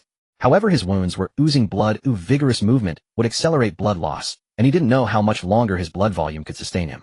When blood loss becomes excessive, one falls into a coma. At that point, it's not willpower that sustains you, but the body's natural response. Zhang Lan gritted his teeth. "I must get the 2 of them up before I bleed dry." He began to slowly dig with small vibrations of his arms, pushing the stones on both sides apart, thus maintaining the shape of his arms to block the rubble that would fall above their heads. But every time Zhang Lan moved, blood spurted from his wounds. As time passed, the gap in the opening grew larger, and Zhang Lan's breathing grew weaker. His vision began to blur. Just a little more, a little more. Hold on. Sunlight had begun to stream through the gap, falling on the three of them. The hot, dry sensation of the light brought Zhang Lan a bit of clarity. He had already moved most of the rubble aside, but as a practitioner of ancient martial arts, Zhang Lan knew very well that his body was nearing its limit. In fact, it no longer met the physical requirements to drive the mechanized exoskeleton. His fingers had completely lost sensation from blood loss and were stiff. No moved. Zhang Lan looked at the opening just a meter away, but his body wouldn't obey. He looked down at the two people beneath him. There was only one option left. How much power is left? Power remaining 15. Release all power from the legs. Leg power is damaged, cannot propel. I'm not talking about using the power unit to propel, I mean release the power. Releasing power is an unconventional method. It will overflow a large amount of energy and heat, generating immense thrust, and will also severely damage the driver's leg structure. Confirm release. Zhang Lan said without hesitation, release. Now immediately, because he knew he didn't have much time left, or if he delayed any longer, even this method might become impossible. Release commencing. Boom. Zhang Lan's leg mechanical exoskeleton exploded directly. The red energy, like the tail flame of an expanding rocket launcher, propelled the three of them upward. In the instant of the explosion, Zhang Lan's leg was a mess of flesh and blood with white bone exposed. But ignoring the pain, he quickly released his right arm at the moment of the blast and tightly embraced Li Sun and Kalami. The next moment, the massive explosion from the released energy directly pushed aside the rubble, sending the three of them flying out of the ruins. They soared over 3 meters into the air. Then Zhang Lan, holding the two, crashed heavily onto the ground, using himself as a cushion. Already on the brink of death, this fall impact likely shattered his internal organs beyond recognition. Protected by him, Li Sun and Kami La, after rolling out of his embrace, suffered only minor scrapes. After the great explosion, the rubble, and this fall, they were only slightly injured. Zhang Lan lay still on the ground. Blood began to seep from his 5 orifices. His pupils started to dilate. Gazing at the blue sky, he furrowed his brows, his lips moving slightly as he murmured in a voice only he could hear, "How unwilling I am to see the skies of the Eagle Empire before my end. I wish to see the skies, white clouds, and seas of Huaxiao once more. At this season, the cherry blossoms at Jiming Temple in Nanjing must be in bloom. Commander, I perform my role as an agent. Not too badly, right? Cough, cough." Zhang Lan. Zhang Lan. Damn it. Bastard. Whoever used Moro technology, I will find you and kill you. Zhang Lan, if you sleep, you'll never wake up. System. Is there any way to save him? Medical tech. Military medical pod. Anything. I can exchange all my money. If you can't even save a person, then stop being the Lord of Arms. Help. Keep him alive. The next day, in the office of the district chief of the Queen's District, District Chief Amanda looked at the report on the ruins of the villa area, somewhat bewildered. No one was found at the scene, but there are signs of a firefight involving thousands of people. Thousands of people. The trace expert also speculated that there were signs of a 3-turtle robot fighting. Smack. Amanda slammed the report on the table and said angrily, "What nonsense? A 1,000-person army? Do you think this is from abroad? Where would a 1,000-person army come from in the Eagle Empire? Even the largest gang has at most 400 people. That 3-turtle robot. Immediately fire that trace expert." As she finished scolding her subordinate, Amanda sat alone drinking coffee, feeling furious in the office. A bunch of useless fools can't even handle this little matter. Do I have to personally issue instructions for everything? And that old skin, didn't I send him a signal to meet me? Why is there still no response? Does he want to die? Without my permission, his gang wouldn't have developed to this point. I can raise an old skin, and I can also destroy an old skin. He seems to be getting carried away. He used to know the rules when he was with the Melbourne family. This old skin is too young. The Melbourne family refers to Camilla's family. Knock, knock, knock. There was a knocking sound outside the door. Before Amanda could give her consent, the person outside had already pushed the door open. Amanda said angrily, "Rules, rules. How many times have I said it? Without my permission, you can't enter even if you knock. Which unit are you from?" The visitor was dressed in casual clothes, wearing sunglasses, and carrying 2 black leather cases, evidently not a staff member. "And Amanda, my name is Camilla Melbourne." The mention of the name Melbourne left Amanda speechless. Amanda stammered, You are that little girl who escaped back then." "No, as for your father's matter, I wasn't a district chief at that time, just a small assistant beside the district chief. I even attended your birthday party." Camilla smiled. "Don't worry, District Chief Amanda, although I was small back then, I still remember things. The assassination back then did not involve any of the guests present. It was purely Old Skin's personal scheme. I'm here to tell you that Old Skin will no longer respond to your signals." When there was no one around before, although Amanda acted haughty when the Melbourne family was at its peak, she was merely the assistant invited by the district chief. The Melbourne family was something she couldn't reach back then. So upon learning Camilla's identity, she instinctively shrank back. Amanda swallowed and asked, "What do you mean? Are you going to assassinate Old Skin for revenge?" Camilla threw one of the black leather cases onto Amanda's desk. "I've already avenged him. This case contains Old Skin's head. It may be a bit smashed, but the DNA can still be tested." Amanda took 2 steps back in shock. What does this mean? Old Skin is dead. The Queen's district is about to change, and she's here to meet her the district chief with a head. Is this a contempt for her authority, or is she trying to intimidate her? Amanda had been a district chief for some years. Although she initially felt instinctive fear at the sight of Camila, she quickly realized that she was no longer that weak assistant from back then. What do you mean? Threatening the district chief? Guards? Amanda laughed, saying, "Little girl, I'm not someone you can easily." Originally confident, Amanda waited for a few minutes, but still no guards came. Amanda began to panic. Guards? Camila smiled and said, "Why don't you look outside?"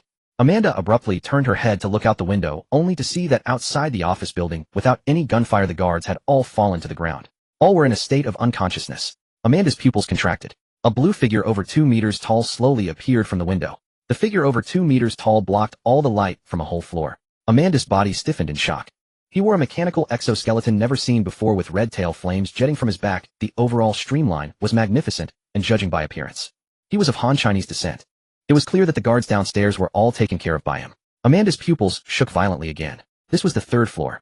Can that mechanical exoskeleton fly?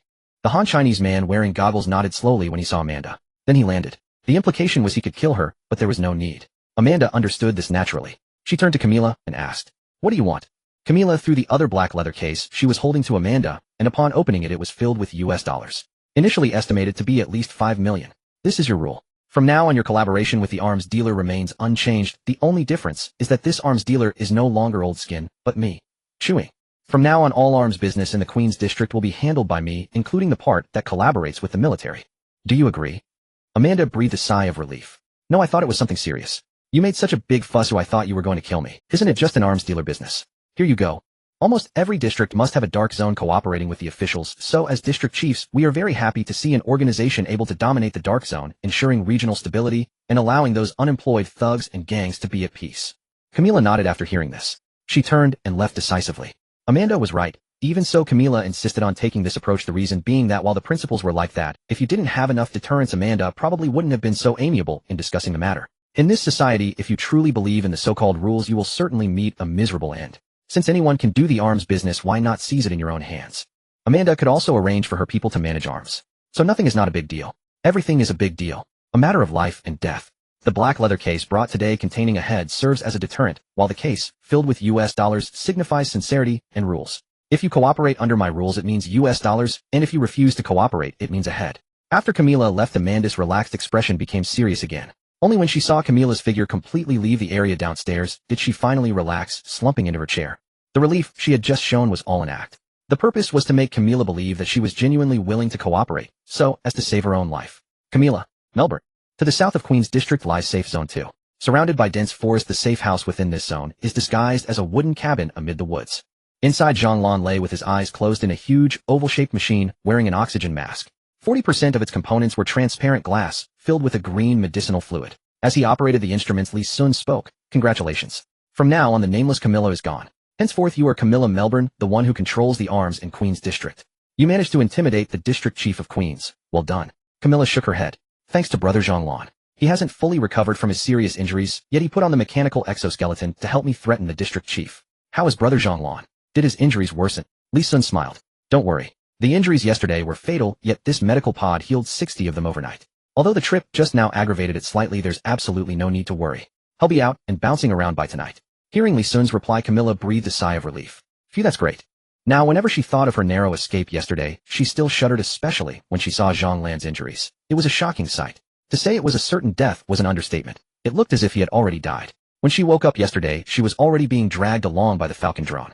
Beside her, Li Sun was struggling to carry Zhonglan on his back. The Falcon drone had no capacity for transporting large cargo. It could only pull by ropes tied to the drone, and it was unstable. In that situation, Li Sun had to take both Camilla and Zhonglan away, otherwise if the police arrived, none of the three could escape. After arriving at the safe zone, Li Sun muttered something for a while, and then used light particle teleportation to bring the medical pod, the very same miraculous pod that healed Zhonglan. Camilla's beautiful eyes sparkled. As expected of the arms dealer king organization, even their medical equipment is this advanced. They can even save someone whose bones are shattered, internal organs are ruptured, and heart has stopped beating. Incredible. She didn't know that Li Sun almost fell out with the system over this medical pod. When he first woke up, Li Sun was completely stunned. Before losing consciousness, he remembered being buried under rubble and seeing Zhonglan's body blocking the blow. When he regained awareness again, he was already lying on the ground. Beside him lay Zhonglan, riddled with holes, some parts of his exoskeleton shattered, clearly dead. With Li Sun's sharp mind, he instantly knew what had happened. And Li Sun's character, You die for me, ooh, I will never betray you. Zhang had died to save him. Since he had the system, a bug-level existence, he naturally would do everything in his power to turn the impossible into possible and resurrect him. Moreover, Zhang was also a Chinese soldier. How could he not save a fellow Chinese? Under Li Sun's coercion and cajoling, the system sifted through numerous technologies and pulled out the most suitable one, the medical pod technology. But the system refused to teleport it because Li Sun's reputation points were insufficient. This medical pod technology was different from firearms. Medical care, as the most vital part of war logistics, was as important as arms. If a team's medical capabilities were excellent, its sustained combat effectiveness would be extremely strong. Even with crude weapons, it could continuously fight against high-tech elite teams. Moreover, powerful medical care could greatly reduce a team's mortality and severe injury rates, which not only helped maintain the team's integrity, but also immensely boosted the soldiers' morale. Because everyone knew that as long as they didn't die, they could be revived, so they would naturally charge into battle fearlessly. An army unafraid of death was the most terrifying army. Therefore, this medical pod technology capable of reviving Zhang, whose heart had stopped beating overnight, was completely on par with nuclear-level technology. But at this moment, whether to mass-produce this technology was not important. The crucial thing was to have one medical pod to save Zhang. That was enough. In the end, at the cost of 90 of his savings, he obtained this medical pod, a version that could not be handed over to the country nor mass-produced. Only this one. Now Li Sun had less than 600 million Chinese yuan left in his account. Of course, if Li Sun dared to boldly disassemble the medical pod and use his own intelligence to crack its core technology, the system would not stop him. Moreover, the medical pod technology was not just about the machine being precise and precious. The green liquid in the pod was also the essence. That liquid was even the most important part for maintaining vital signs. Then, relying on the combination of mechanical technology and biotechnology within the medical pod, supplemented by microcurrent therapy, the injuries were completely healed. In other words, the green liquid, mechanical technology, biotechnology, and microcurrent therapy were all indispensable. The entire medical pod was essentially the pinnacle combination of these four technologies. Li Sun thought, 100 million reputation points to redeem. I really wonder when he'll be able to mass-produce medical technology like this. By the time I have 100 million reputation, he'll surely be the strongest arms dealer. Maybe he'll have to confront the country to get that many reputation points. Gurgle. Zhang, with eyes closed inside the pod, exhaled a breath, sending ripples upward.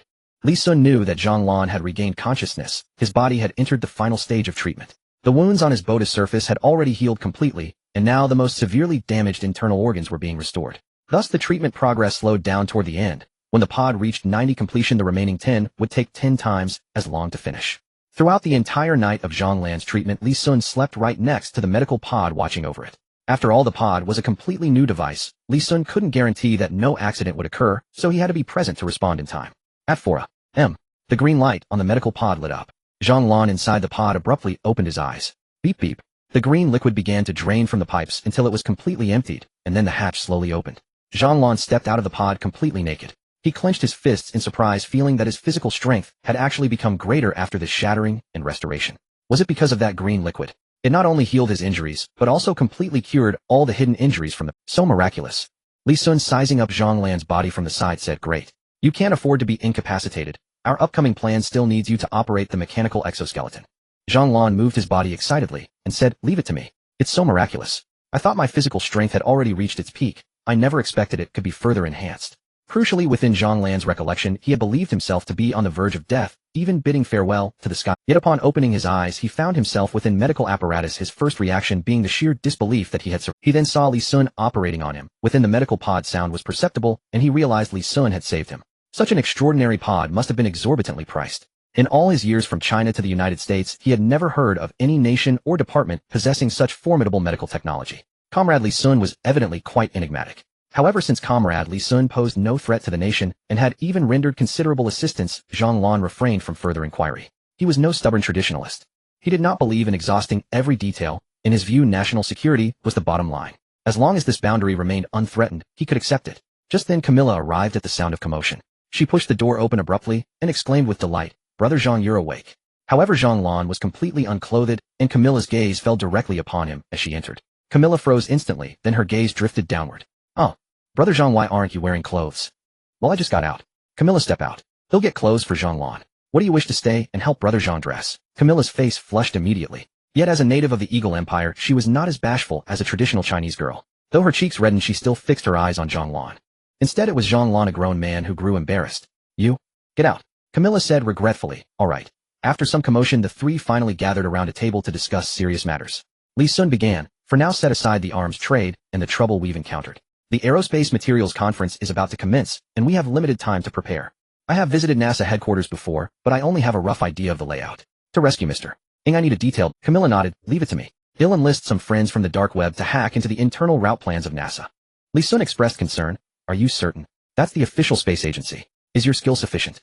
If not for Li Sun having previously asked the system to infiltrate NASA's defense system and being rejected, Camilla wouldn't have. The system's rationale was that it would not actively attack any human faction. The prior defeat of the Eagle Empire's cybersecurity department was purely a response to their provocation against the Arms King website under the system's protection. That was a service Li Sun had paid for. Though the system was avaricious once paid, it ensured the task was executed flawlessly and without any cracks. Camilla said confidently, of course. Those at the space agency are nothing but incompetents. Truly capable individuals wouldn't be caught and forced into labor. The people hired by the space agency and its information security department are the weakest in our circles. The strongest in the Eagle Empire are the free hackers. Take me for example. Li Sun nodded. The situation might also relate to national conditions. In China, the official red hackers are undoubtedly the strongest as the state holds sway over everything. A dangerous hacker could threaten national security, so the state must keep the most formidable threats under its control. In the Eagle Empire, however, the state apparatus is constrained by capital, which means individual constraints are not as stringent as in China. Many hackers forced to work at the Space Agency and Information Security Bureau had their IP addresses discovered by the authorities, leaving them no choice. Thus they had to join the ranks. Meanwhile, sufficiently powerful free hackers could perfectly conceal their traces and roam freely through the dark corners. From this perspective, Camilla's claim that the strongest are the free hackers is not, without merit for those caught, are truly the. Li Sun continued. Okay then, Camilla, you have two tasks. First, obtain the internal route map of the space agency for our use. Second, during our infiltration, you must disable all surveillance cameras, network defenses, and electronic devices within the agency, especially the laser doors and electronic locks. Li Sun turned to Zhang Lan. Once Camilla paralyzes all systems, every electronic lock will open and all laboratory doors will be accessible. That will be our best chance to rescue Mr. Ng. Then it will be up to the two of us to break through the military defenses and extract him. Li Sun pointed to a spot on the map. This is the rescue point arranged by the Chinese military. A dedicated transport aircraft is already standing by. We just need to bring Mr. Ng out of the space agency and reach this point, and the waiting aircraft will immediately take off for China. Li Sun then drew a straight line. The distance from takeoff to China's border is the most perilous. To buy more time and distance ourselves from any pursuing Eagle Empire warplanes, we need to delay the pursuers as much. Li Sun smiled mysteriously. You and Zhang Lan don't need to worry about that. I've already prepared. Zhang Lan asked curiously, what have you prepared? If we forcefully break into the space agency like this, it will cause a huge commotion. They might even dispatch their latest fighters and bombers. Li Sun hesitated momentarily. What he had prepared was somewhat inhumane, even risking the lives of others to save their. He wasn't sure whether Zhang Lan and Camilla could accept it once they learned of his preparations. But ultimately Li Sun spoke. Our plan coincides with the aerospace conference. You see, such international events are highly significant with eminent researchers and government officials from all over the world. If something happens at the conference, the Eagle Empire may be too preoccupied to care about Mr. Ying's rescue. Zhang Lan's pupils contracted you. Li Sun said coolly. I've arranged for explosives to be planted around the conference room enough to level the surrounding structures. Zhang Lan shot up. What? Such actions would harm the researchers. And there are our own people at the conference. How is this different from terrorism? Li Sun sighed. To accomplish extraordinary deeds, one must employ extraordinary means. When I planted the bombs, I meticulously calculated the explosive yield and blast radius. They will only destroy the already evacuated buildings surrounding the aerospace convention, serving to fabricate the atmosphere of a terrorist attack and attract the attention of the Eagle Empire's authorities. The people inside the convention will not be harmed. Moreover, if we don't take this risk, it's highly likely that Mr. Ng will be caught before he even reaches the transport plane. Zhang Lan hesitated. Li Sun dropped a bombshell. According to the message Mr. Ng sent, it was a very short ciphertext encoded with information encryption. There's no way to detail the technical aspects in such a limited space, but he mentioned the communication blackout. Zhang Lan's head snapped up. Though a soldier, he was also a military enthusiast with some knowledge of weapons technology, especially aerospace weaponry. Is it the communication blackout during the re-entry of spacecraft? Exactly. Li Sun nodded, his eyes filled with admiration. He knew that the scholars of Huaxia, unlike himself with his system and enhanced brain power, achieved their scientific breakthroughs through time, experience, and sheer hard work. So we have reason to believe that Mr. Ng may have mastered core aerospace technology capable of breaking through or mitigating the communication blackout. Once we can overcome the communication blackout, you can imagine the devastating weapons that will follow, on a level no less than nuclear arms. Compared to the importance of this rescue mission, my current methods are almost too lenient. Even if it means sacrificing everyone at the aerospace convention, we must bring Mr. Ng back to our country. Li Sun's eyes blazed. Do you want to see the tragedies of decades ago repeat themselves in Huaxia? Now that the Eagle Empire and Huaxia are locked in confrontation, if the Eagle Empire gets hold of such destructive technology as pinpoint strikes via communication blackout, first, do you think they will leave Huaxia time to retaliate, as they did decades ago? Even decades ago they had already drawn up over a dozen plans to nuke Huaxia. If not for the delicate balance between the Tsar Empire and the Eagle back, then we would have long become a bombing test field. Li Sun pressed further. I know you're a humanitarian, but do you know what the president of the Eagle said when they bombed Japan? At that time there were indeed objections to dropping the atomic bomb. President Nixon said people only feel fear when they see reality. The power of weapons must be witnessed, not just heard. From the very beginning the Eagle Empire has adhered to this policy. They know that with such weapons aside from Huaxia countless other nations will suffer thereby, showcasing the Eagle Empire's might. Therefore Mr. Ng cannot remain in the Eagle Empire. Li Sun hesitated. Actually General Fan Haitian gave me a secret mission. If the plan to rescue Mr. Ng fails and his technology falls into the hands of the Eagle Empire, I would kill Mr. Ng. Zhang Lan was stunned. His eyes widened in shock. You? Li Sun sighed. To be honest, I never expected General Fan Haitian to be so resolute. I don't have the heart to do it, but the general also said that even if I didn't kill Mr. Ng, given his character, he would likely take his own life. He would never allow his technology to fall into the hands of the Eagle Empire. After saying this, Li Sun fell silent. Zhang Lan fell silent, and Camilla, who had been eavesdropping, also fell silent. Li Sun stood up and said, that's the reality. Zhang Lan, find out the details and layout of the troops guarding the Aerospace Bureau, so we can plan our breakout. Confirm you're part of the mission, and then execute it. The operation time is precisely when the Aerospace Convention begins. Put on your earpiece, they'll notify you. Li Sun looked at his phone. As for me, it's time to play the role of a mole. The moonlight faded and a green sun hung. In a secret underground laboratory, Adolf, wearing a laser-proof mask, was welding the last component. Beep beep. As the energy was activated, a man lying on a mechanical operating table, with only 1/3 of a human brain and 2/3 of a mechanical skull, slowly opened his eyes. It was Pai Lauda. His body had atrophied after death, yet even so he had shrunk from over 3 meters to 2 meters. The various tubes inserted into his body were delivering the permanent version of the Bister agent, as Adolf had once mentioned. A voice tinged with electronic undertones emanated from Pai Lauda's vocal cords. Who am I? Adolf said slowly. You are Pai-san P3 experimental subject P3O, my assistant and most loyal subordinate. As Adolf finished speaking, his mechanical cyborg eye blazed red. In response, one of P3's mechanical eyes also lit up red. As if controlled by some program, P3 affirmed, I am P3, the most loyal subordinate and assistant of Dr. Adolf revealed a bone-chilling smile. He had succeeded. He had completed the experimental program for controlling the method involved using mechanical eyes to modify humans so as to control their nerves and replacing their blood with the Bister agent to control their entire body. With both the nerves and body under separate control, the entire person would become his puppet. In his plan, Pai Lauda becoming P3 would not be the last. Adolf began to laugh uncontrollably. Hee hee ho ho ha ha ha ha. Albert, Jewish capital, General Arthur. Everything you owe me will be repaid. And that arms dealer, the merchant of death. Just wait. The future belongs to my era, Adolf's era. Adolf quickly calmed down and said flatly, P3, follow me. It's time to pay General Albert a visit, to thank him for the favor of gouging out my eyes. P3 slowly rose. In his mind, an absolutely undeniable task emerged, Adolf's command. Whatever Adolf ordered him to do, even suicide, he would obey without question. Yes. Adolf and P3 got into a jeep and drove toward the Jewish affluent district. Outside the Jewish affluent district, mercenaries patrolled and checkpoints and watchtowers were set up around the entire area, giving it the appearance of a military zone. In truth, the Jewish capitalists feared death as well. No matter how strong the defenses, they were vulnerable to internal threats. Through Adolf's patience, he had now gained the trust of the guards, who considered him one of their own.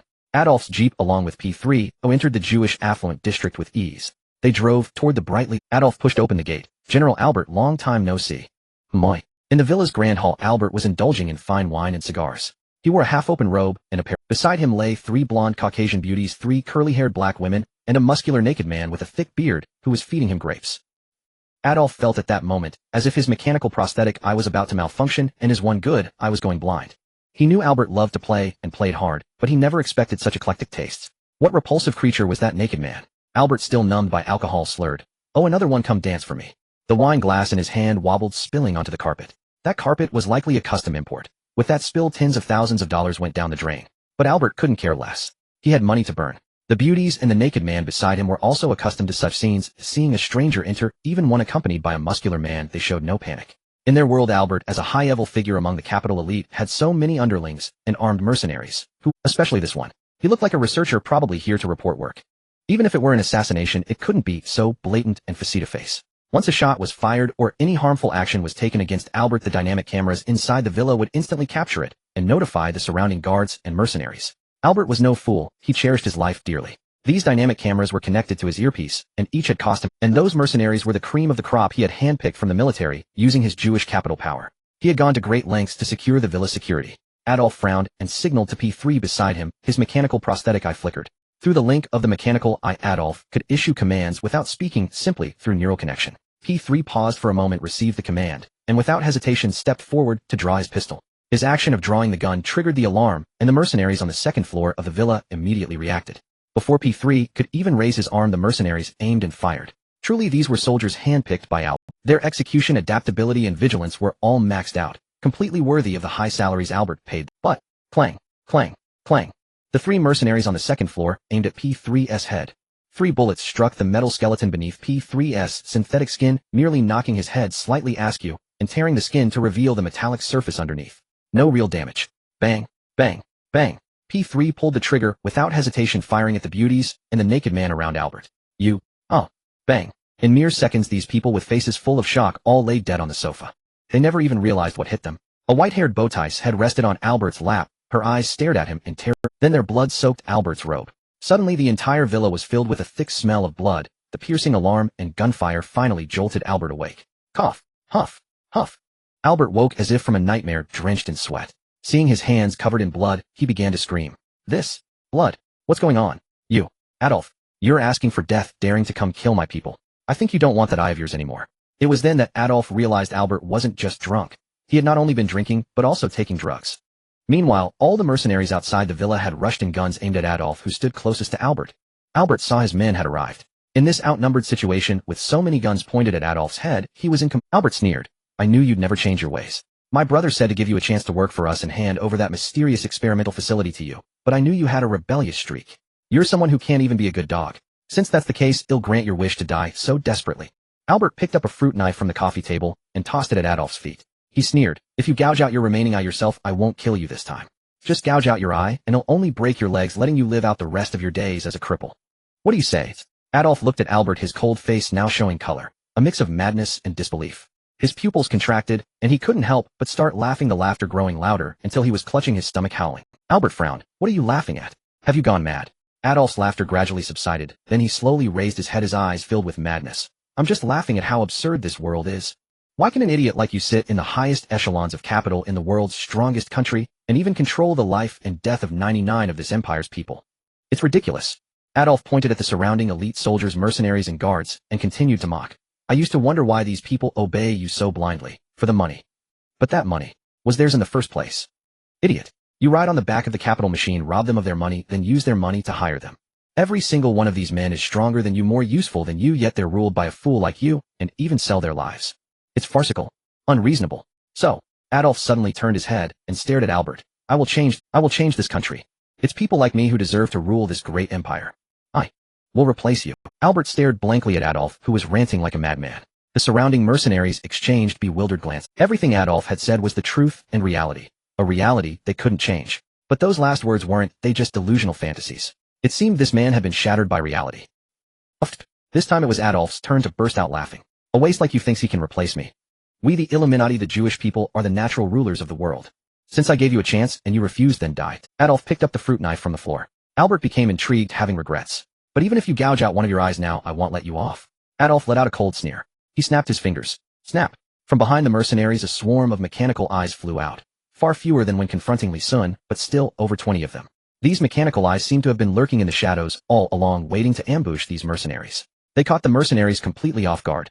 What the hell? Oh, counterattack now? Enemy behind us. Take cover. Bang bang bang bang bang bang.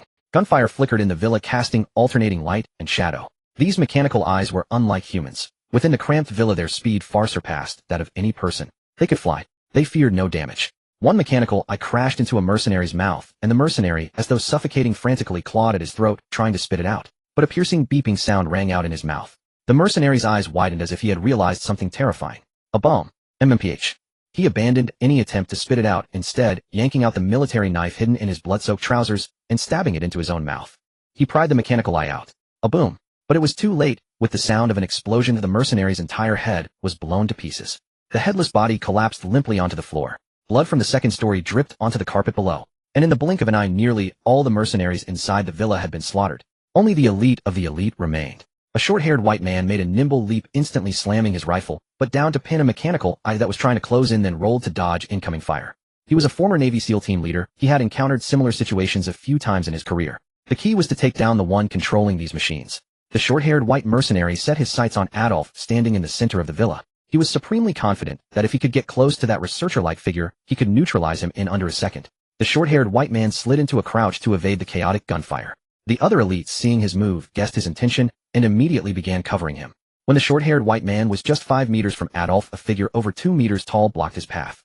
Without hesitation, the short-haired man drew his combat knife and charged. In close combat, size isn't everything. But his mental thought, "I'm a Navy SEAL," was cut short. The huge silhouette before him suddenly vanished, then appeared at his side in an instant. A blur of black rapidly expanded before his eyes. A fist. Then with a sharp crack, the short-haired white man's head exploded. Thud. His headless body crashed heavily to the floor. His blood and brains splattered over the wine stain Albert had left on the carpet earlier. This scene instantly shattered the morale of every remaining elite mercenary in the villa. What kind of monster was this? A single punch that knocks a man down or sends him flying, that they could accept. But a punch that shatters a skull, blows the head clean off, leaving the body standing in place. What kind of strength was that? After all, the hardest part of the human body is the skull. It can even rival steel in certain situations. Ancient bone spurs worn down from friction were the hardest of all. To pierce or shatter the skull required hardness far exceeding that of a human skull, and the blow had to be delivered at an incredible speed. Like an arrow, a javelin, or even a firearm. That meant the man over 2 meters tall possessed strength comparable to an arrow shot from a bow. No, even stronger. It was like a pile driver. It shouldn't be possible to pulverize a skull, and to remove only the head while the body remained in place. Like pulling a tablecloth from under a cup so fast that the cup's achieving such punching speed. Truly terrifying. Add to that the fact that their gunfire had had no effect on this man from the very start, and the exposed metallic skull. He was a robot. The latest humanoid weapon. Spare us. He'll become your subordinate. The mercenaries even dropped their... Adolf smiled. The mechanical eyes flickered, and all the mechanical eyes in the vicinity halted. P3 also stopped. The mercenaries breathed a sigh of relief. The original force of 50 men was now reduced to just 6. Adolf had stopped because he indeed needed people to do his bidding. Of course, these mercenaries would have to become like P3. Go keep watch outside. Don't think about running, I can find you. Adolf sent the mercenaries out. Then he turned to look at Albert, whose eyes were filled with terror. His underwear was soaked. Adolf, I can give you money. Power. A lab. Don't you love labs? They'll give you the best, the world's most advanced laboratory. You. Let me go? Adolf clicked his tongue and shook his head. P3, oh, like a giant holding a chick, pressed Albert down on the sofa, rendering him immobile. Albert begged, no. Please, don't kill me. If you dare kill me, my brother won't let you off. There will be no place for you in the entire empire. Adolf acted as if he hadn't heard. In his hand was the fruit knife he had earlier tried to make Albert use to gouge out his own eye, and he reached it toward one of Albert's eyes. The ice-cold fruit knife stabbed straight into Albert's eyeball, then twisted. Aya, no, please. A bloody eyeball dropped to the floor. Adolf said softly, one more to go. Albert's voice was gone. He could only open his mouth. Then the fruit knife plunged into his remaining eye. The searing pain made him faint instantly. Never in his life had he endured such agony. Seeing Albert unconscious, Adolf waved his hand, and 2 mechanical eyes flew over. They were inserted into Albert's empty eye sockets. Amid a series of mechanical filaments connecting the mechanical eyes rotated in Albert's orbits. Activation commenced. At the same time, Adolf pulled a syringe from his coat pocket. The label read Biosdex. Humming a little tune, Adolf inserted the needle into Albert's skin and slowly injected the permanent version of the Bios serum into his body. Adolf was no reckless fool. The purpose of this visit was not merely revenge. His impassioned speech earlier about replacement was not just self-indulgent ranting. It was a plan. The puppet plan. Inside the villa, a ground strewn with corpses, the pungent smell of blood fills the air. Adolf sits in the seat previously occupied by Albert, who has now awakened before him. At this moment, Albert has lost the previous expression of arrogance, becoming as stiff as a wooden chicken. His 2 flesh and blood eyes have transformed into mechanical prosthetics. His physique also seems to have grown taller, his previously indulgent body now becoming robust. Adolf softly said once more, "Who are you?" Albert replied, "I am Albert, one of the high-ranking members of the Jewish capital's Illuminati. I am P4, the most loyal subordinate of the master." Adolf first chuckled, then his expression turned disdainful as he kicked Albert down to the ground. However, Albert showed no signs of dissatisfaction or resistance. He quickly got back up and knelt before Adolf once more. Even though Albert has now become Adolf's puppet, the previous events still made Adolf find Albert's face extremely repulsive. If not for Albert's utility, he would have sliced him into pieces and thrown him into the sea to feed the fish long ago. Adolf leaned down and asked, "Now tell me, where is the nearest Air Force research base? Do you have access to this base?" In modern warfare, whoever holds air superiority is the master of war. Adolf wants to indirectly gain control over a part of the Eagle Sauce Air Force through Albert. The Air Force in Xinjiang is divided into several divisions, and behind almost every major capital lies a military force that encompasses land, sea, and air. The Air Force, controlled by the high-ranking members of the Jewish capital, is also divided into different factions, with Albert's brother Arxelan commanding the second-ranked Sky War Army. Their Sky combat aircraft are quite famous, especially the Vulture series among the Sky combat aircraft. The Vulture has advanced to the Vulture 15, a machine capable of crushing all aircraft worldwide. This is what Adolf desires the most. Adolf himself is the director of the Weapons Research Institute, and the weapons he studies do not include such large-scale aircraft and missiles. Aircraft and missiles require a team to research together, and as the director of the Research Institute, he does not control the projects. He oversees firearms ammunition and some high-performance instruments. This also shows that the military of the Eagle Sauce Empire and the Jewish capital do not truly trust Adolf. The main means of warfare, including aircraft and aircraft carriers, and the most important missiles for long-range strikes, have not been entrusted to Adolf. Firstly, they think Adolf is not qualified, and secondly, they have never accepted him as one of their own from the beginning. Adolf is very clear in his heart. Wasn't he the first to discover the Morrow alien technology laboratory when it crashed, and he understood the method to crack Morrow's alien technology the best? It is likely that the high-ranking members of the Jewish capital would never let his service come into contact with such core and terrifying Morrow technology. With the continuous decryption of Morrow technology, there are not only Adolf, but other scientists involved in the research. The methods for cracking Morrow civilization's technology are almost widespread, which is why Albert openly suppressed Adolf. Because Adolf is no longer important. Everyone in the Jewish capital is unaware that from the moment Adolf first came into contact with the Morrow technology alien laboratory, he concealed the most crucial core part. A secret pattern. This was inscribed in his palm at the entrance of the laboratory when Adolf was the first to enter. Only those with such a pattern can access the laboratory's database to view confidential information that is never open to. This is also the reason why those scientists who have the same methods to crack the technology as Adolf still cannot compare to him. Adolf can obtain the most precise technology every time through his palm print. For example, this time with the mechanical prosthetic eye, also the Bister reagent. These are technologies within the core data. As for the Titan tank and the shield capable of deflecting sniper bullets, they are merely what Adolf uses to placate the military. After all, even if the core database of alien technology is open to Adolf, he still needs a long time to comprehend. From the very beginning, Adolf has been patient attempting to understand the most core technological data over the years. Finally, among dozens of core technologies, he has grasped 3: mechanical transformation, magnetic flight, and body enhancement control agents. Years of patience have finally erupted, and Adolf naturally does not intend to continue playing along. Adolf looked at Albert and thought although Albert is a useless waste, his brother Arxelan should still give him some military encouragement. Albert nodded and said, "Yes, I have the key to the latest developed Vulture 16 from the Sky War Army." Adolf suddenly stood up. "Vulture 16? Has it been upgraded again? Does Arxelan value you this much? He even gave you the key to such a confidential weapon." Albert continued, "My brother and I lost our parents when we were young, and he raised me all by himself, so Arxelan trusts me. Even though I am useless and often mess up his plans, he still trusts me because I have no other relatives. Within the Jewish group, blood ties are the most important thing." Adolf hurriedly said, "That's not important. Quickly hand me your key." Vulture 16. Adolf is indeed an insider.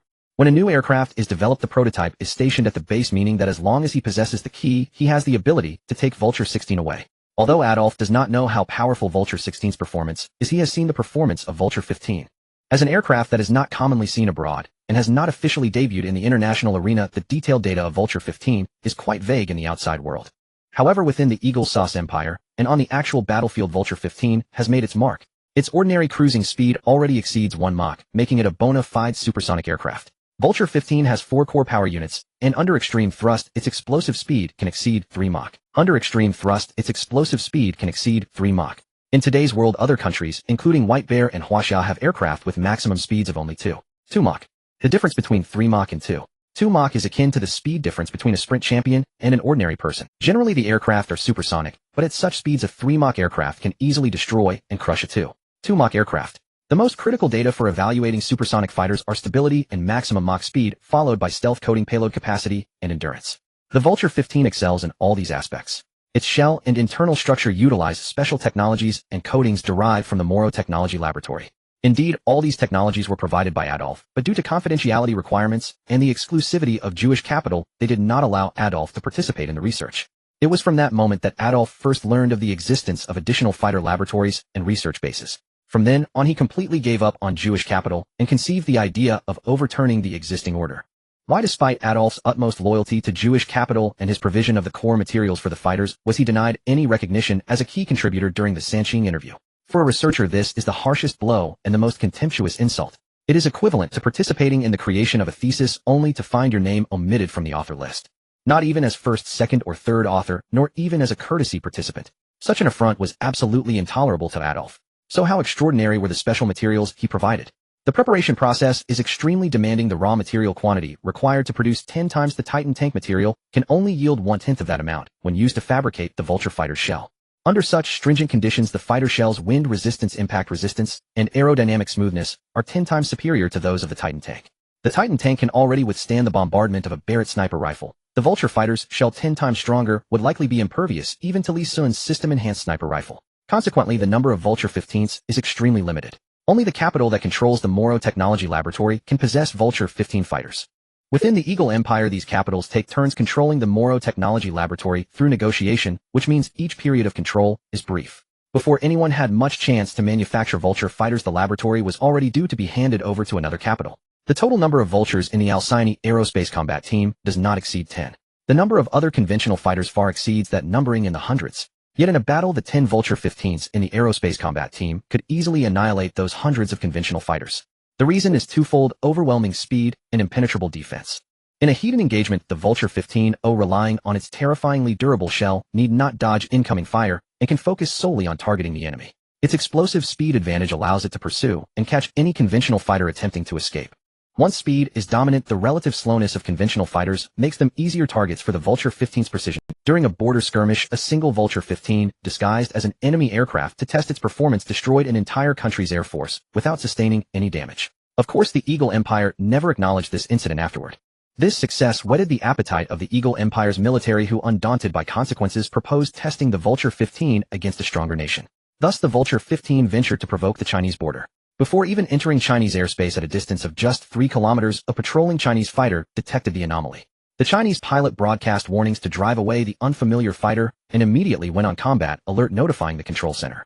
To test its performance, the Vulture 15 refused to leave and began provocatively charging at the Chinese pilot, but a charge implied an attempt to cross the border.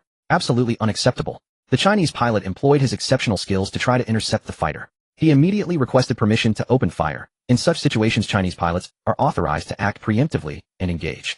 However, the unfamiliar fighter effortlessly outran the Chinese pilot's aircraft. Though not the latest generation, the Chinese patrol fighter was still world-class, capable of Mach 2.1. Yet to the pilot's astonishment, his fighter could not even catch the exhaust trail of the enemy. How is that possible? This defied the Chinese pilot's understanding. Even the superior fighters of the Eagle Empire and the Polar Bear could not outrun his by such a margin. As the Vulture 15 was about to breach the border, the Chinese pilot opened fire. But the Vulture's speed was extraordinary, not only in straight-line velocity, but even more so in vertical maneuvers. Bullets could not catch it, and even the fighter's internal missiles were thwarted by the Vulture's interference radar. The Chinese pilot was stunned. After reporting the situation, nearly a dozen more fighters converged from various patrol routes to the border where the Vulture 15 was provoking. They learned from their comrade the true nature of the unfamiliar fighter they were facing. Their orders were clear: even if it meant ramming with their dozen fighters, they must prevent the unknown aircraft from entering Chinese airspace and endangering Chinese citizens. With that resolve, even though none could match the Vulture's speed, swarm tactics proved effective. You may be too fast to catch, but you can be encircled. When outmatched in technology, the Chinese excel in skill and tactics. 100 years ago, with primitive rifles, they defeated the Eagle Empire's planes and artillery. Now it was just a matter of slightly slower fighters. The Vulture 15's pilot tried to taunt the dozen fighters with speed, but suddenly realized the encirclement was tightening. The gap in the circle was shrinking. How was this achieved? They could not fathom the depth of China's 5,000 years of military texts and the myriad of ingenious formation tactics. This tactic is called the swallow formation. It leverages our fighters' inferior speed by continuously rotating pursuit to force the enemy to alter course. Through countless rehearsed coordination, the enemy is subtly guided into a predetermined ambush path, with several fighters pre-positioned to intercept, so the enemy unknowingly falls into a preset trap, like swallows caught in a net. The swallow formation is adapted from ancient military manuals combined with modern fighter tactics. Of course, the pilot of the Vulture 15 was not to be underestimated. He suddenly realized that if he did not break out in another minute, he might truly be left here forever by these dozens of warplanes. Although his testing mission was not yet complete, the pilot of the Vulture was ultimately afraid. Sweat had already formed on it. Is this Huaxia? One of the 5 major instances in the world, the Iron Great Wall. His commander had warned him not to let his guard down, as Huaxia's methods were many and not simply reliant on technological superiority. As an ace pilot, he did not take it too seriously, believing that the performance of his aircraft far surpassed that of his opponents. In such a situation, if he still felt fear, what kind of ace pilot of the Eagle Sauce Empire would he be? In fact, deep down he thought that no matter how many pilots there were, as long as they were not as good as him, they could never defeat him. However, this thought was now changing. Let's return. The pilot of Vulture 15 pulled the control lever and the speed of Vulture 15 surged into an explosive phase. It instantly shot up to 3 Mach. The carefully arranged concealed encirclement of Huaxia's warplanes was thus pierced by the speed of 3 Mach. Looking at the departing aircraft, the Huaxia pilots erupted in curses. With such a level of aircraft and such a streamlined design, it must be from the Eagle Sauce Empire. How dare they provoke the borders of another country? The imperialist thieves who invade our country are relentless. When we return, we must ask the instructors to strengthen the defense of our borders. 3 shifts are not enough, but we must increase to 6. If I encounter that brat again, I will make him pay. They only rely on their speed. Their shabby technology may not even... Alright. Team A continues to guard the border, the rest return with me to report the mission. This act of infringing on Waxia's borders allowed the upper echelon of the Eagle Sauce Empire to witness the might of Vulture 15. After all these years, this was the first time they could return safely after infringing upon Waxia's borders. Of course, that pilot was still filled with trepidation. If his explosive speed had been delayed for another minute, even with the 3 Mach burst speed of Vulture 15, he would have perished at the borders of Huaxia. With such a brilliant record, the designers and developers of Vulture 15 naturally received significant recognition. Only Adolf, who appeared to be the head of the Weapons Research Institute, did not receive any powerful weapon technology. Adolf actually had a mysterious dilemma regarding Vulture 15, and now this dilemma was about to be overcome. Adolf looked at the key handed over by Albert, which was a USB drive. By simply inserting this small USB drive into the central hub of the airbase, he could unlock the permissions for Vulture 16. If Vulture 15 was so powerful, what about the newly developed Vulture 16? It would undoubtedly be even more terrifying. He needed to wait nearby and incorporate Vulture 16. Albert looked at the USB drive with confidence. With Vulture 16, I should be able to implement my plan. Those Huaxia folks are definitely up to something lately. They think they are being very secretive, but I have already discovered the transport aircraft in the abandoned hangar on the southern side of the seaside. This was actually a chance discovery by Adolf. Producing a large number of mechanical eyes requires plenty of mechanical materials, so Adolf also needed transport aircraft. The Huaxia people had purchased transport aircraft locally from the Eagle Sauce Empire to carry out their tasks without being detected. And it was not an officially sold transport aircraft, but rather one sold in the black market. It was cheap and lacked buyer information, making it safe. Adolf, who secretly manufactured mechanical eyes, naturally needed transport aircraft from the underworld. Coincidentally, he and the Huaxia representative responsible for purchasing meteorite machines both had their eyes on the same aircraft. Unfortunately, Adolf's funds were clearly insufficient, and the transport aircraft ultimately fell into Waxia's hands. Unwilling to accept this, Adolf used a mechanical eye to follow the Huaxia people involved in the transaction. This was how he discovered part of the transport aircraft rescue plan. But Adolf only knew that this transport aircraft was used by Huaxia for some plan.